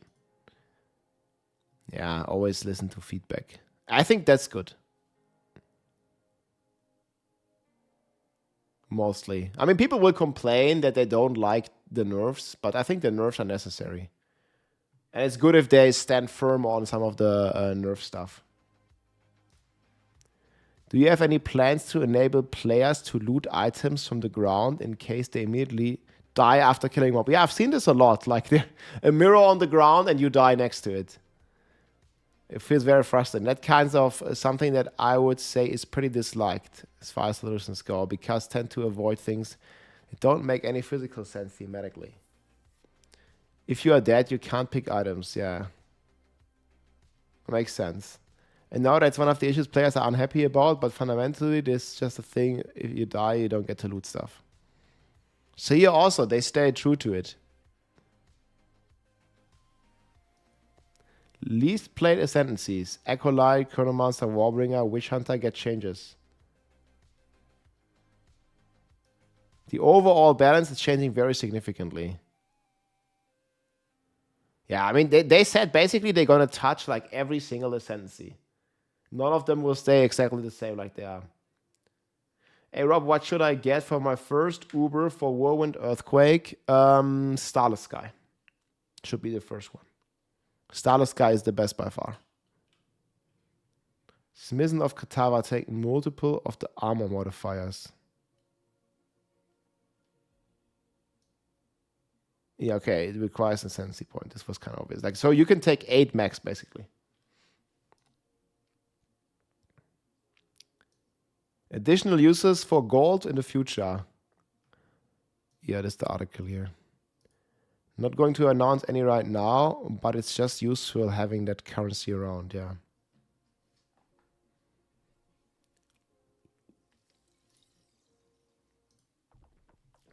So stack some gold. Right now they basically have no use. Yeah, they already tagged this. Yeah, they already addressed this in the live stream. Temporalysis will get removed. It's not getting removed. It's not getting overhauled either. It might get nerfed a little bit. I think they said, like, in regards to Temporalysis, it's going to be harder to obtain as well. Okay, what is this? This is the shotgun build.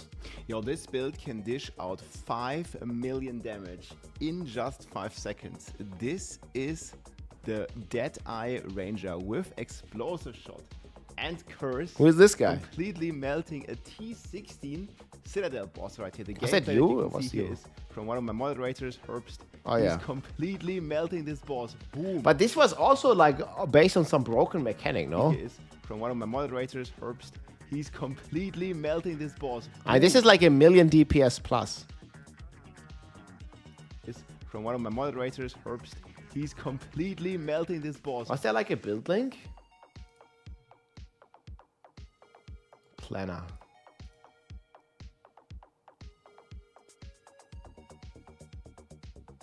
It was this guy.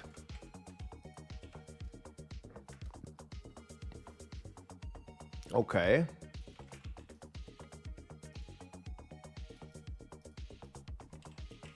So what was the base mechanic? And what's getting buffed? I mean, we don't have Hawa anymore.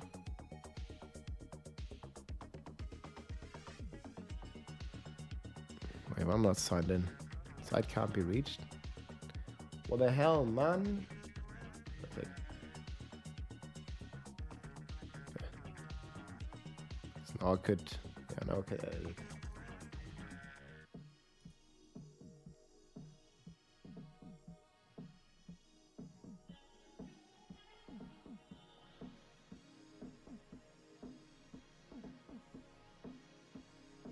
Yeah, fire damage rate contributes to shock chance, ignite chance, and magnitude.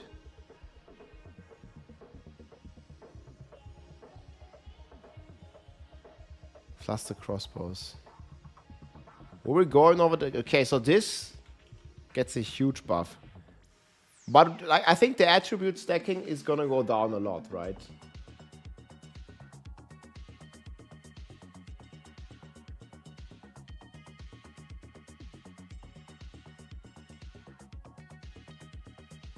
Assume PoE2 will follow the path of D4 and the power creep will continue. Yeah, but no. They did say they nerfed all the stuff. I don't think they're gonna follow the power creep stuff because Jonathan and Mark both clearly stated that the current power level of builds is ridiculous. They do not want the game or like a pinnacle boss encounter to be you just one-shot it.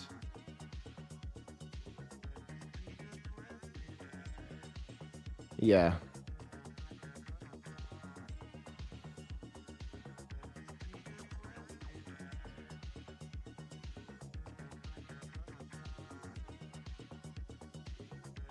Launch a crossbow with a clip of charge bolts.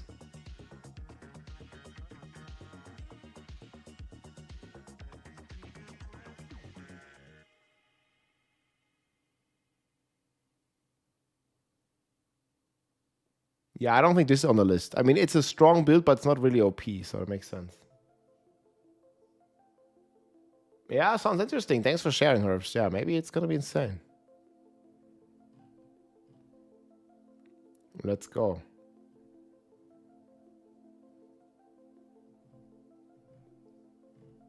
Look at the clear.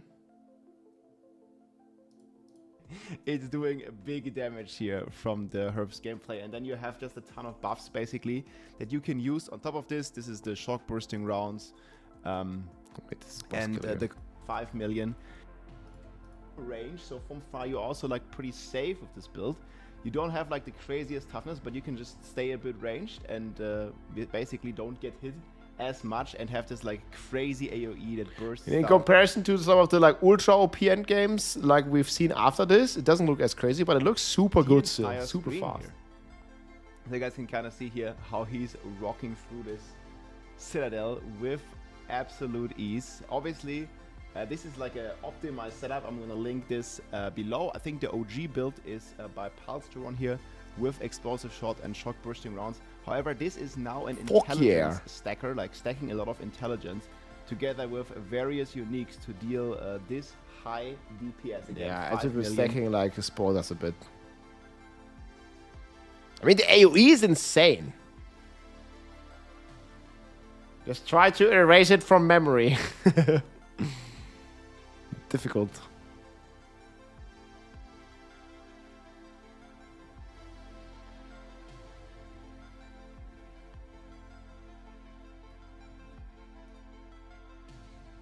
Right, good stuff.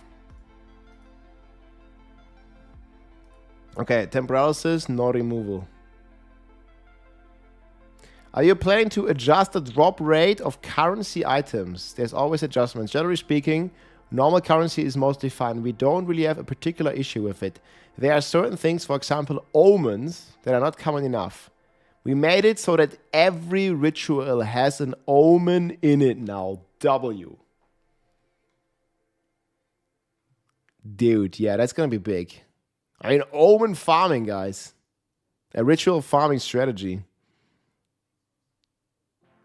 I wouldn't say overall that currency items needed a buff or anything like that. We're mostly happy. Yeah. That's big, man. Yeah, ritual is gonna be super juicy now. And probably also gonna increase the amount of ingenuities in the game, right? Like more people farming ritual. Any hints about the remaining story? We're planning to be launching them later. No new story. Initially talked about wanting PoE2 early access phase to last. Oh, here. Oh, this is the big question. You initially talked about wanting PoE2 early access phase to last at least 1 year. Well, they said 6 to 12 months. Now we're a little further in. Does it still feel like a realistic goal to reach the state you want for 1.0? I'm definitely keen to get it done this year. Whoa, I would be very disappointed if we weren't able to. It's still the plan. It's not 100% guaranteed.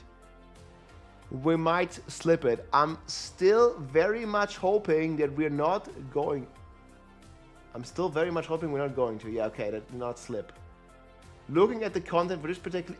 I mean, how though? Like, they release one class.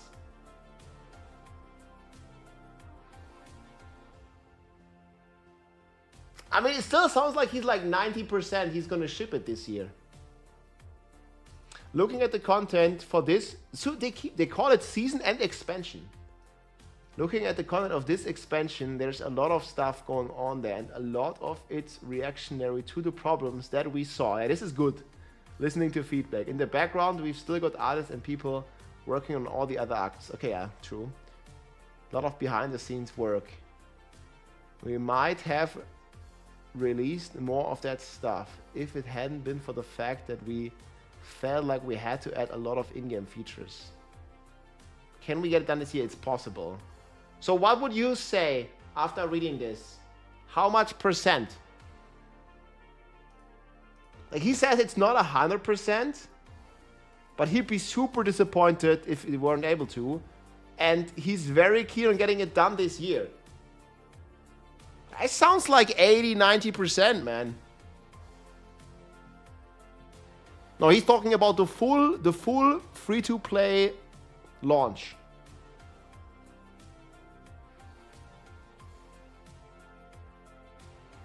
Over promises.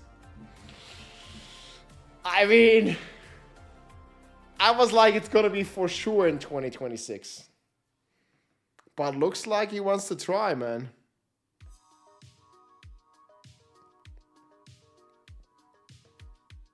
I mean, we'll see. He remains pretty confident.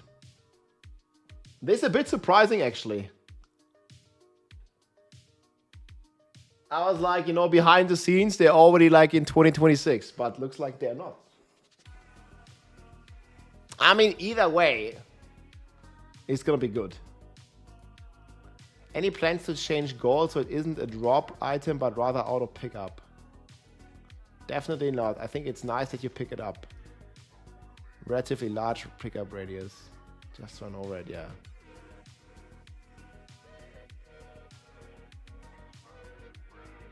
Yeah, I mean, I'm fine with early 2026. That's okay.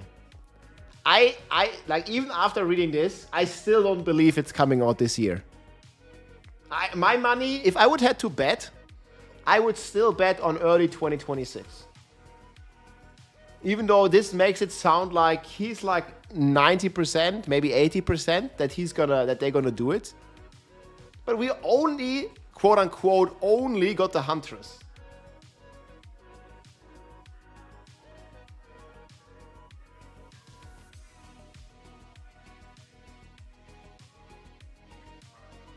Yeah, for cooking more, delaying it is fine, in my opinion. Like, I'm not mad if it's early 2026. Yeah, I don't really think people are going to be mad about that, if that's even going to be the case. But they seem pretty confident.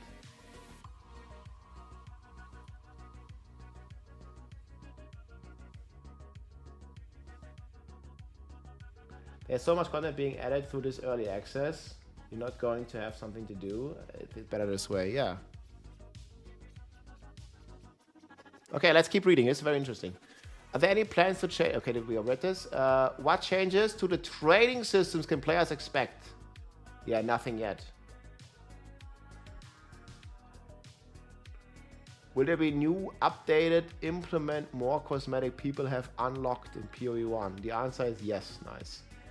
Will you please clarify if this update is a leak on its own? Or will there be server leaks before the next major content update?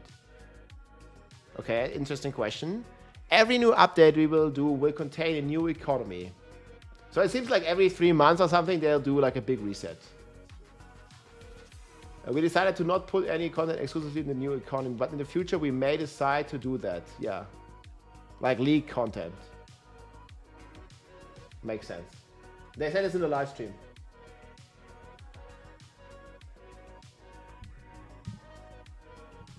Yeah, Lake of Calandra and stuff, I know.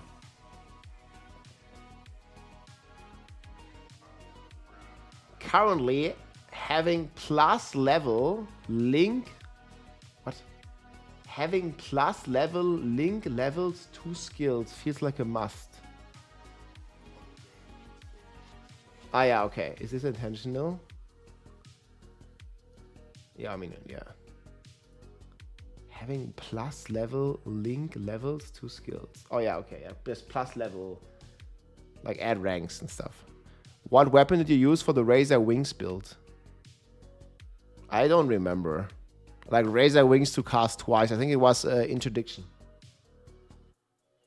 Mana stackers. Any plan to add a higher difficult mode? Yeah, this is kind of stupid. Like, no, they're gonna add the new acts, right? Okay, it's like a couple more questions. Will all the remaining classes be added to early access before release? Oh, big question. Or could some be held for the full launch? There is a chance for that. I suspect we're probably going to have all of them for full release, but we'll see. Depends on how things go. Oh, wait. So he's not 100% chance that all the classes even going to be there. Okay, then it's more realistic to see the full release. He'd like to have all the classes, but gonna take a long time. The most important thing for the full release is that we have a full campaign and there's all the content that we need. Okay, so this is the first time we hear about this, or at least I hear about this. Like, we might not get all the classes on launch, guys. So, like, talking about the 36 ascendancies for the timing doesn't really make that much sense. I think that's a good take as well. I mean, it's fine to release, like, some more classes after. If we didn't have 1 or 2 of the classes for the full release, that wouldn't be the end of the world. We try to get them all in, but if we don't, then whatever. Last time you mentioned that Path of Exile 1 will continue receiving updates as long as it has players. Are the current player numbers sufficient to justify ongoing development? Yes, absolutely. The issue with PoE1 development really just comes down to studio bandwidth. So when do you guys think the new PoE1 league is going to come out?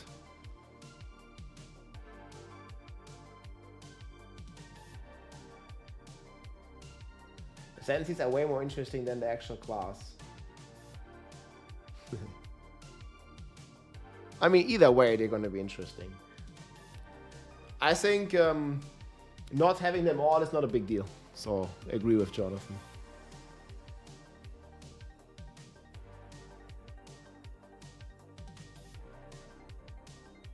Yeah, it's gonna be like a year between the PoE1 leagues. When did it come out? Like in the summer, right? So we're gonna have like April, May, like PoE1, maybe like in May. PoE1 league will be out for a year or longer or won't.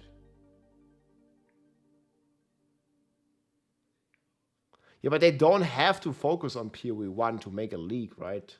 Like, not the full focus, at least. I hope they don't focus on PoE1 for a long time as a PoE1 player. But here, it's worth continuing to support PoE1, they keep saying. I think they should. I mean, they're still, like, such a loyal, like, player base. Yeah, obviously. That's not great. But the success, man, gave them the green light for that. Either way, interesting. Mana cost changes? Yes. Will PoE and its predecessors alternate new seasons from now on, or will there be another Path of Exile 2 season after Dawn of the Hunt? There will be another Path of Exile 1 season between Dawn of the Hunt and the next PoE2 season for sure. There we have it. So that's gonna be like summer, right? So Dawn of the Hunt is April, May, maybe like June, like beginning of June, something like that. Yeah, looks like June is gonna have PoE 1 season.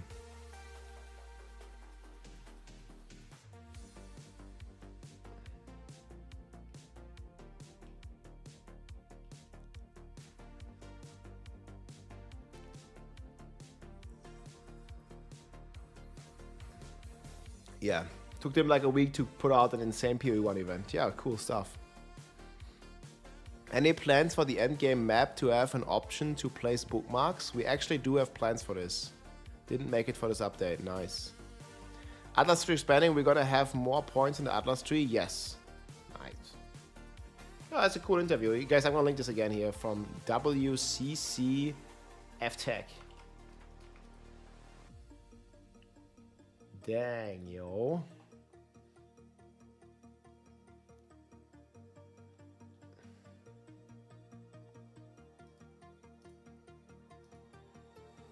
They be rocking.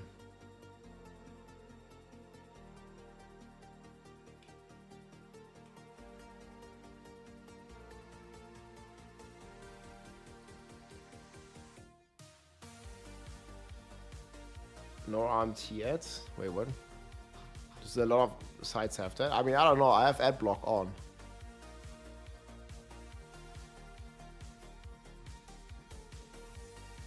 It's very hard to control that, even if you don't want the RMT ads on the website. Like, I mean, it can happen. Can slip through.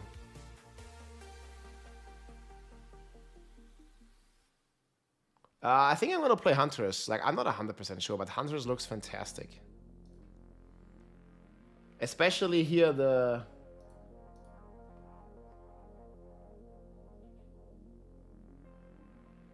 whirlwind part. Where was it? I'll not just make a clip. Here.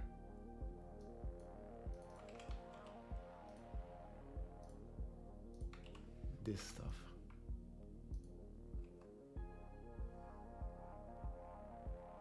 Path of Exile. Inside a fire whirlwind will Look. shoot out fire tornadoes as well. Using whirling slash over ground fire will suck it into the whirlwind. The whirlwind twister bob is back in Path of Using Exile. twisters inside a fire whirlwind will Look. shoot out fire tornadoes as well. And you can do similar combos with ice and lightning too. What?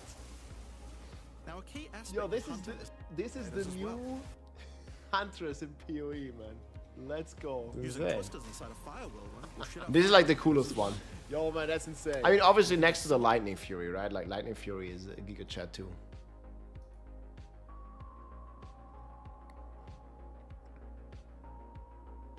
Yeah, okay, moving while attacking. That's fair.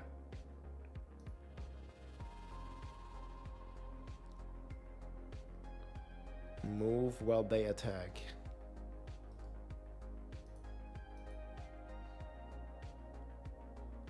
Those are some sick artworks.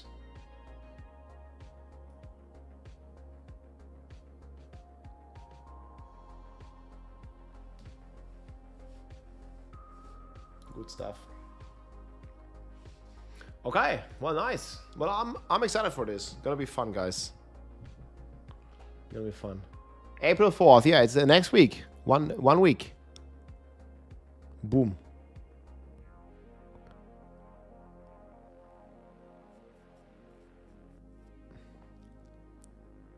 The spear chick with shield. Hella exciting. Ready to eat good with this.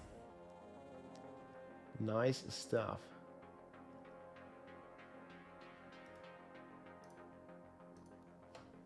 Yeah, I think this is like a big up, man. Big up.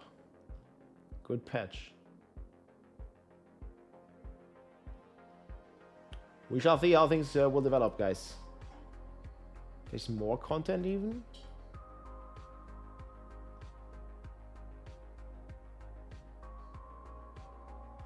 Yeah, but what is this? Yeah, I think that's from the website, right? Yeah. Or maybe that's from here.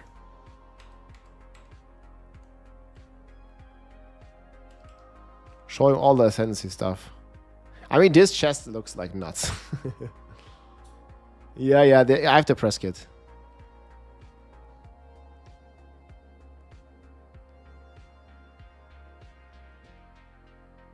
Really good stuff.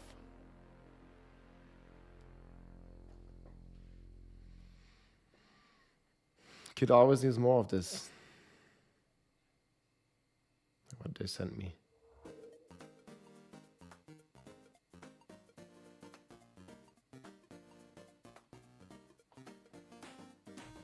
The chest for auto bomber. Bomb them all.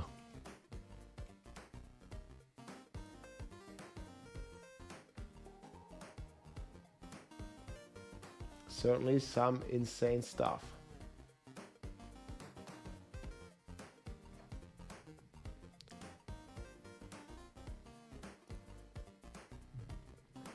Movement speed kills. Second you charge into monsters. All Herald procs explode packs. But you also understand it as like these all gonna be active even if you don't spend spirit, right? You don't have to spend spirit for them to become active. Or reserve spirit, I should say. But they're gonna nerf the Herald, so we'll have to see. We have to wait for the patch notes, like else we just don't know, man. Yo, Info, what do you need help with?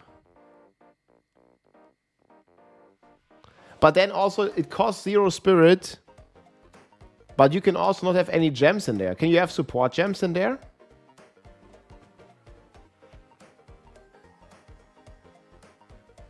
Like, okay, costs no spirit, but no support gems.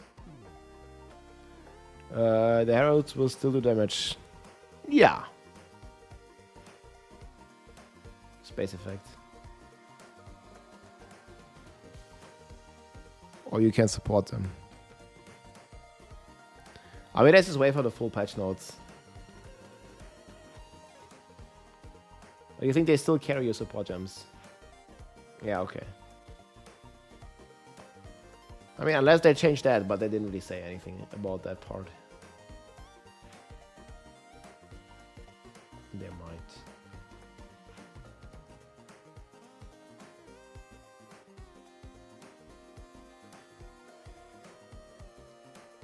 Looking good.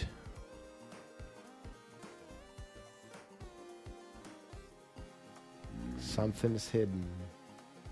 Mac Hayes, thank you so much. Machazku Machaju R2628 login R2628 punch.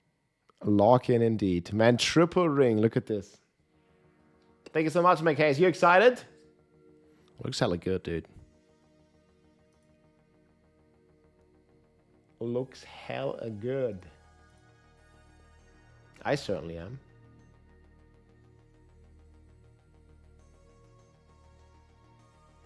Excited.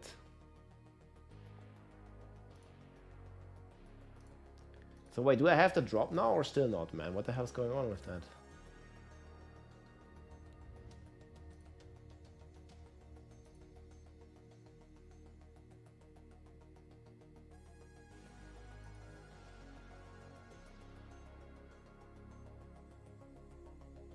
Very excited. Let's go. Man, this is one of the craziest. Unfurled finger skill allows you to equip an additional ring on a finger around your neck. What can the Huntress ascend into? Well, the first ascension class you could choose is the Ritualist. The Ritualist has embraced the darker side of his merry traditions by harnessing the power of animal sacrifice and plague. The Corrupted Life Force skill causes all enemies around you to grow volatile blood boils on their skin. When those enemies are slain, the boils will burst, spreading corrupted blood to all enemies around them. Sounds painful. The Ritualist also excels in taking advantage of magical trinkets. This is the so Unfurled insane, finger skill allows you to equip an additional ring on a finger around your neck. Taking Mystic Attunement increases the bonuses of all the rings and amulets. Look, man, these two combined, +1 slot, plus 25% chance, plus ingenuity. Bro.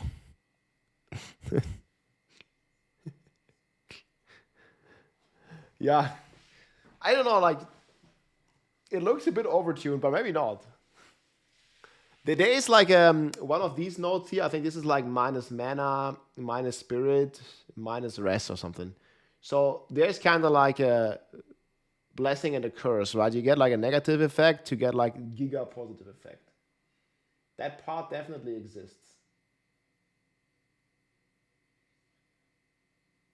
So yeah, but in the end, this is nuts, man. You get some OP stuff. Okay, guys, this is going to be about ascendancies here. I'm going to grab a snack real quick. I'll be back a sec. But this is just insane, though. Like, and these rings double you have equipped. Now, this is one of my favorites. As the Whisper's Ask grants you a new skill, Ritual Sacrifice. Use the skill on the corpses of slain rare monsters to absorb the power in their blood to give you one of their modifiers for a short time. Specialize further into Ritualistic Sacrifice with As the Whispers Demand, which allows you to perform that skill on yourself instead of a corpse.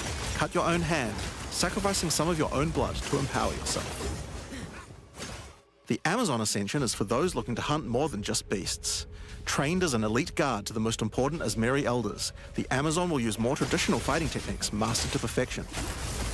The Predatory Instinct skill will cause you to reveal weaknesses in the defenses of rare and unique enemies, causing you to deal more damage. You can see those weak spots represented on their life bars. While using Elemental Infusion, any charges you consume will infuse your weapon with elemental power, causing any projectile attacks to explode on impact. The Critical Strike skill is as simple as it sounds. It takes your excess accuracy and gives it to you as critical strike chance. Additionally, you have skills like Mystic Harvest, which allows your elemental damage to leech life, and Asmeri Brew to be able to use either flask to restore both life and mana. So those are the two new ascendancies for the Huntress, but those are not the only ascendancies in Dawn of the Hunt. We've added a new ascension class for 3 of the other existing classes too. First up, for our warriors out there, we have the Smith of Kitava. The warrior is a blacksmith in origin, taught by his father Renly. With this ascension, you can take your smithing skills to new heights by embracing power from the insatiable one himself, Kitava. Smiths of Kitava are master blacksmiths and have the ability to forge their weapon, quite literally. Using the Against the Anvil notable skill, you can enhance your weapon with fiery destruction before any battle. After doing so, your attacks will release explosions on hit for maximum devastation. You can also use the power of Kitava to summon an animated copy of your weapon to fight alongside you. A great blacksmith can do more than just forging their weapon though. Their armor can be enhanced too. Now you might think this ascendancy class tree looks a little abnormal, and you're right. There's a lot of notable skills all disconnected at the bottom there. By taking this point here, which is free to assign, your character is unable to equip body armors with mods of any kind. So your body armor must be normal. Sounds like a downside, right? Except now in true blacksmith fashion, you get to craft your own body armor by taking those disconnected notables with your points. If you want your body armor to grant life, take this notable. If you want resistances, take this one. There's so many choices. Think of it like you're crafting your own body armor, just in a more literal sense. Now, let's move on to those who prefer the reassuring feel of a crossbow in their hands, the Mercenary. Alongside the existing Ascension classes, the Gemling Legionnaire and the Witch Hunter, you can now play as the Tactician. The Tactician is a former Blackguard elite. Free from the duties of a Blackguard, he is able to use his training to decimate the monsters of Rayclast and earn a healthy income doing so. This training comes in the form of various skills like suppressing fire, which causes all projectiles to pin enemies. When combined with the right where we want them notable, your pin not only stops your enemies from moving, but stops them from performing actions too, similar to freeze. With a soldier's training, the Tactician also works well cooperatively. Using the whoever pays best notable, you can place multiple banners at once. The watch how we do it skill gives a portion of your weapon's damage to your allies as well. But if that isn't enough, you can also command your army of off-screen archers to unleash hell and carpet an entire area with arrows. Finally, Witch players will be able to join their legions by becoming undead themselves. In Dawn of the Hunt, we're introducing the Lich Ascension class. The Lich is a master of chaos and curses and could sacrifice her life to enhance her energy shield. The Crystalline Phylactery skill allows you to nominate a jewel in which to contain part of your soul, massively increasing its power. There's just one downside to splitting your soul this way though. If you have no energy shield, your mana costs will shoot up. The Necromantic Conduit skill causes you and allies in your presence to have unholy might, granting extra damage as chaos damage. Rupture the Soul makes enemies you curse explode with chaos damage when slain. Dominion over Flesh allows you to apply an additional curse. It's safe to say you'll be the true master of the occult by choosing the Lich class. So Dawn of the Hunt has the Huntress and 5 new Ascension classes, but it doesn't end there. Let's take a look at some of the new skills we've added. Now you may remember we've previously talked about the Raised Spectre skill. It's finally complete, and it will be made available in the upcoming expansion. It can be found in the occult skills on the skill gem crafting panel. Raised Spectre is a skill that allows you to trap the soul of almost any monster in the game, which you can then summon in the skill panel. Spectres cost spirit and will revive automatically if they die, but the spirit cost varies based on the power of the monster. You could summon an army of weaker monsters, or a few of the more powerful monsters. You can combine them with your existing skeleton minions, or summon exclusively spectres. It's all up to you and how you want to customize your army of the undead. Given that there are hundreds upon hundreds of monster variants in Path of Exile 2, it's safe to say you'll be experimenting with this one for a while. We look forward to seeing which monsters serve you best. Now let's move on to our next skill. Since we've been talking about summoning undead so much, let's have a change of pace and summon something a little more alive. In Dawn of the Hunt, we're adding the Summon Rower skill.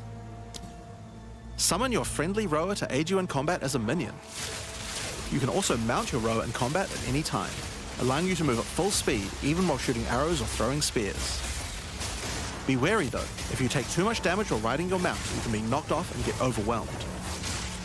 It's worth keeping an eye on your stagger bar, as falling off the mount can mean almost certain death. On the topic of new ways to enhance your character, let's talk about support gems. Support gems are used to modify your skill gems in meaningful and interesting ways. Currently, we feel that a lot of builds have insufficient options here. To alleviate this, we're adding over 100 new support gems.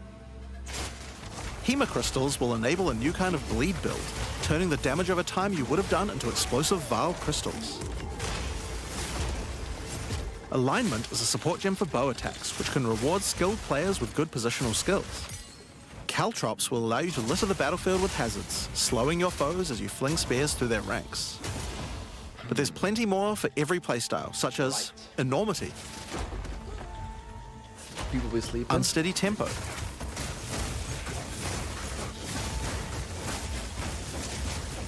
Profanity, Got some snacks, got some water. Whew. I mean, it looks good. Blizzard company only relying on AI tools. Yeah, I don't know if that's really true.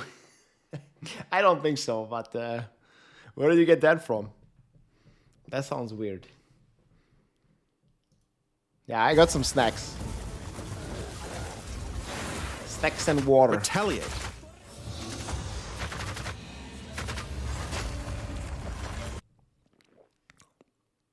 Wait, what? 40% more attack damage. Okay, but the hammer of the gods is still the hammer of the gods. Syzygy. Yep, that's a real word. You feel upset for the Diablo series? Ah, yeah, in a way, a little bit, I guess. People do. I think they save a lot of the stuff for the water is the color blue. Yeah. Have you never been to the ocean? It looks blue. It's a blue bottle. Blue is king. Yes. Cheers. Why would the water not be blue? That's how it goes.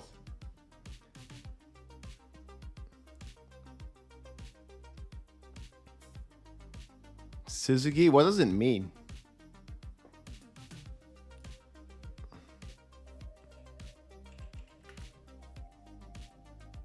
Start off as astronomy?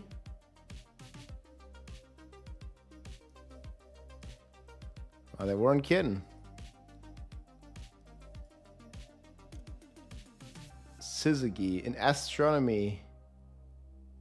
Expressing the sense. Yeah, okay. Or right. The Einstein ring. There you go. And many more. Okay, but let's see this. Hits from supported skills are considered crushing blows against ignited and fully armor broken enemies. Heavily stunned enemies which are ignited and fully armor broken with supportions will permanently intimidate. Pretty cool. And many more. Oh man, look at this. They look fully unlocked, boys. Now, we've talked about a new class, new ascendancy classes, new skills, and new support gems. But let's not forget about the core of a true action RPG, the items. To start with, let's talk about 100 new uniques. Easy. Uniques. We're adding over 100 new unique items. This time, we've made sure to add uniques with a focus on mid and end-game tiers to make sure there are more exciting items to find for higher level characters. Let's look at some examples. Embrace your inner devil with Chernobog's Pillar. I think these were also in the... Yeah, this were in the press kit. Coming Calamity. Barbed Spear.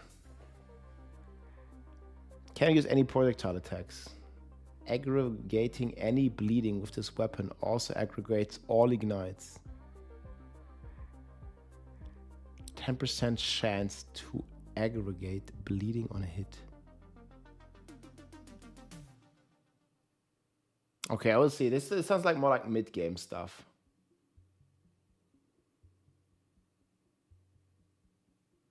This is the PoE1 uniques? What, really?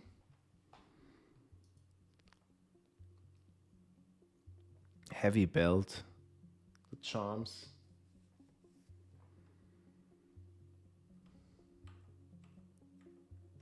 They do look pretty cool. Not these, the ones that they showed.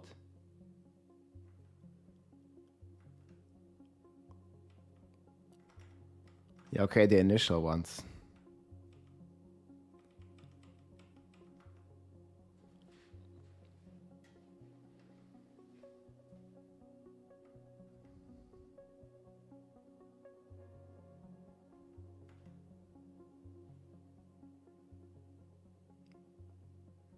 Gonna be hella fun. It looks like they've been cooking up a lot. A lot of good stuff.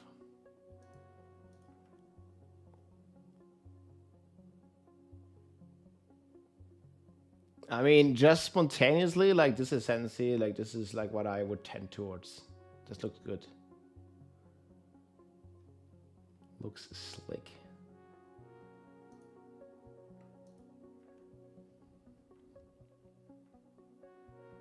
Strong box is also powerful. Well, we'll see.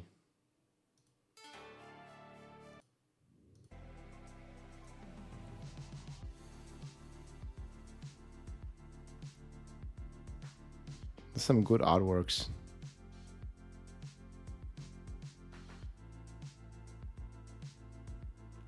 Shout. Critical accuracy, live lead from Ella.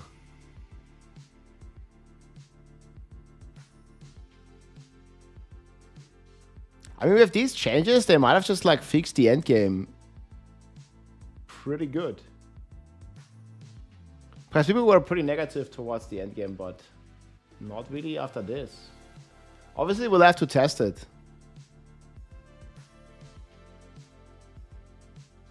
New boss? Boss Mang.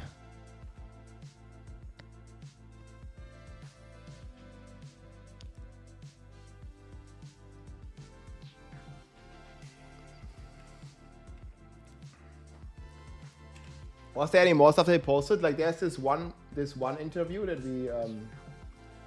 we checked out.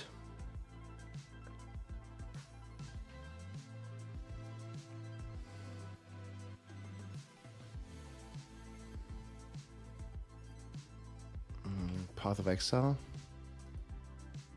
PC crashes. Lake of Kalandra leak. I haven't played it, but there was like mixed opinions, I remember. These look good. A lot to process, that's right.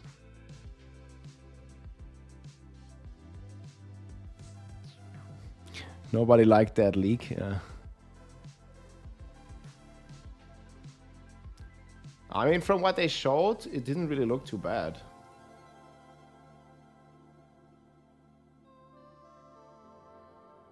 Where was it? If you manage to defeat them, you get full boss rewards, but also... The Fractured Lake contains a surreal waterscape with fractured mirror-like objects. As you move around the map... I mean, it's just a map that basically builds from the ground up. Like, not a big deal. The terrain itself elevates from below, creating the ground you walk on. In this unique map... I guess you can't really speed, because you have to... Like, is there like a certain time until the map generates? It looks like a bit slow. With fractured mirror-like objects. Because you see, like, if you, let's say you have temporalysis and you're just like blinking all the time. I guess you have to wait, right? For the terrain to build. As you move around the map, the terrain itself elevates from below, creating the ground you walk on. In this unique map, all the rare monsters are mirrored, so you're always fighting two of the same rare at the same time, which can prove quite difficult. But that's basically double the loot. If you manage to overcome that challenge and make it to the end of the map, you'll be presented with a broken mirror, a powerful altar-like object that contains an item within it. The item contained within is a new base type, either an amulet or a ring, that can be crafted to have additional prefixes or suffixes at the cost of the other. The last unique map we'll show today is one based around the essence mechanic. Either way. You enter a crystalline cavern, and you will find... But do you like really have to wait for the map to build? Let's say you're like a super fast character. You see it here. Like how he's basically limited. You see it here how he's basically limited by how fast the map can build rather than... Because he's like not moving as fast and he's already kind of kept. Yeah, you'll have to wait. Yeah, that's definitely gonna... Like, early game it's fine, but if you're like in the like more end game, you got a fast character.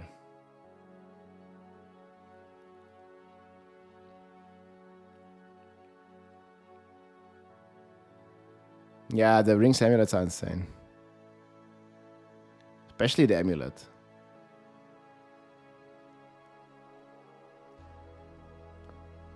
A baseline. Interesting stuff for sure. In PoE1 you had to wait, okay. Hey Rob, I mean the point of temporalysis is to move around the map quickly, which I don't think is necessary there. Well, maybe it's necessary, but it's not possible. You could always argue about it being necessary. But it's just not possible even, right?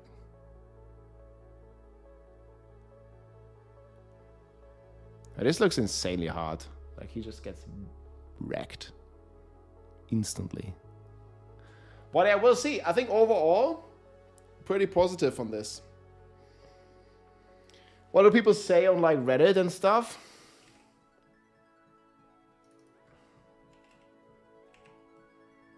People mad that they didn't get Druid. A bit. Can't be too crazy.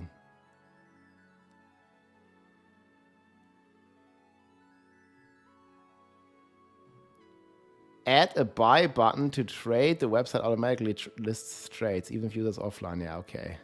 But they don't want to make it like automatic. Yeah, huge thank you for the fixing towers. Like this really fixes it, man. That's big. 3 fingers.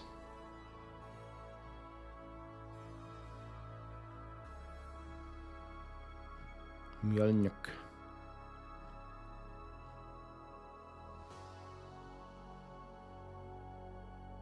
And like the moment you change, you look at it, like we can't reproduce it anymore, and yet for some people it happens all the time, and it's just like it's so horrible. I like it. Like it's such a creative solution.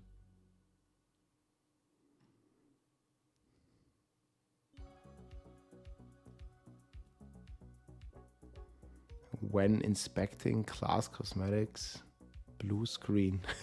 Wait, it's kind of rip. Looks good.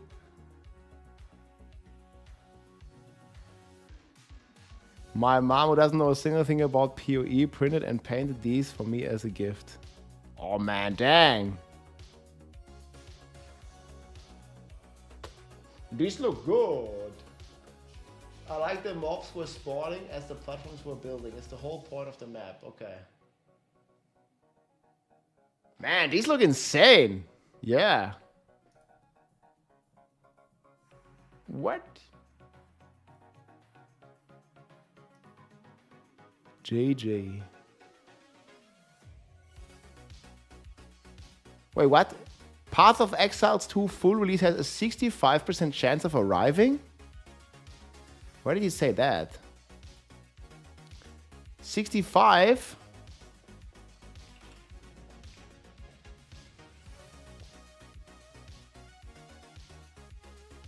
I pressed him on these comments after the full launch release. I think it's quite possible. But not like 90 I think a 65% chance of getting it done this year. That's my current feeling about it. 65%, guys, 2/3.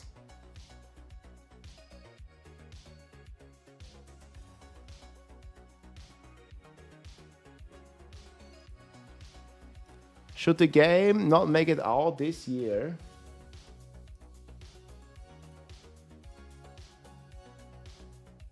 We won't have much longer to wait.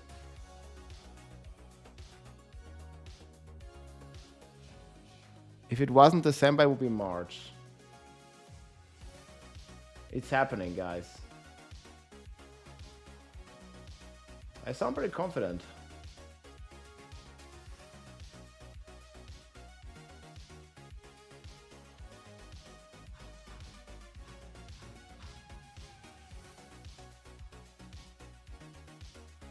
Hell yeah.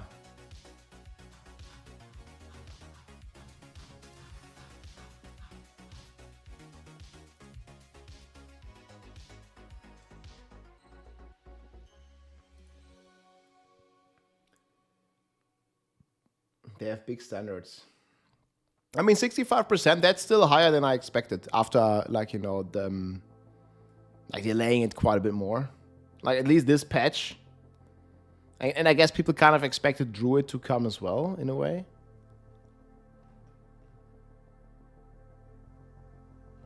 But yeah, good stuff. I want to link this interview as well. 65%. Who wouldn't be PoE without a little gambling? Yep. Guy's got a point. Jonathan, bad estimation, it's 0%. More like 65% of releasing in 2026. And he seems pretty optimistic about it.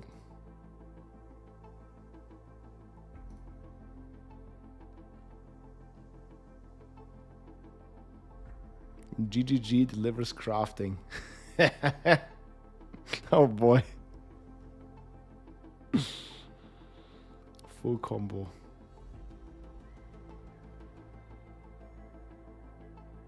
Buff crafting, yeah.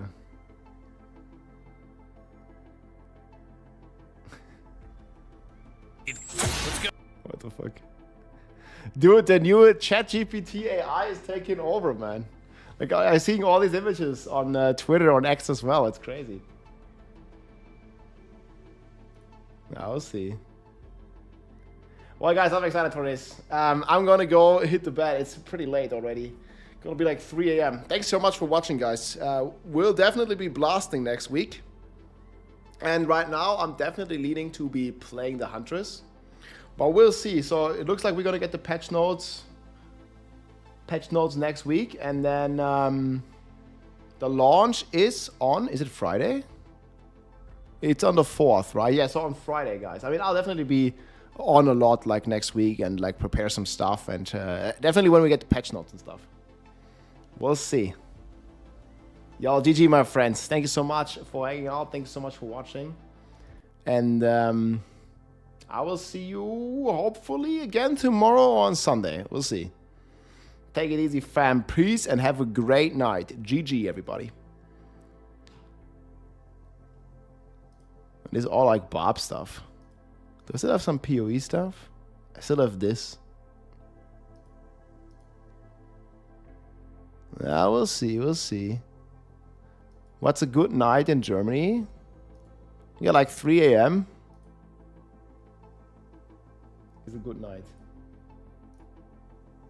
Something along the lines.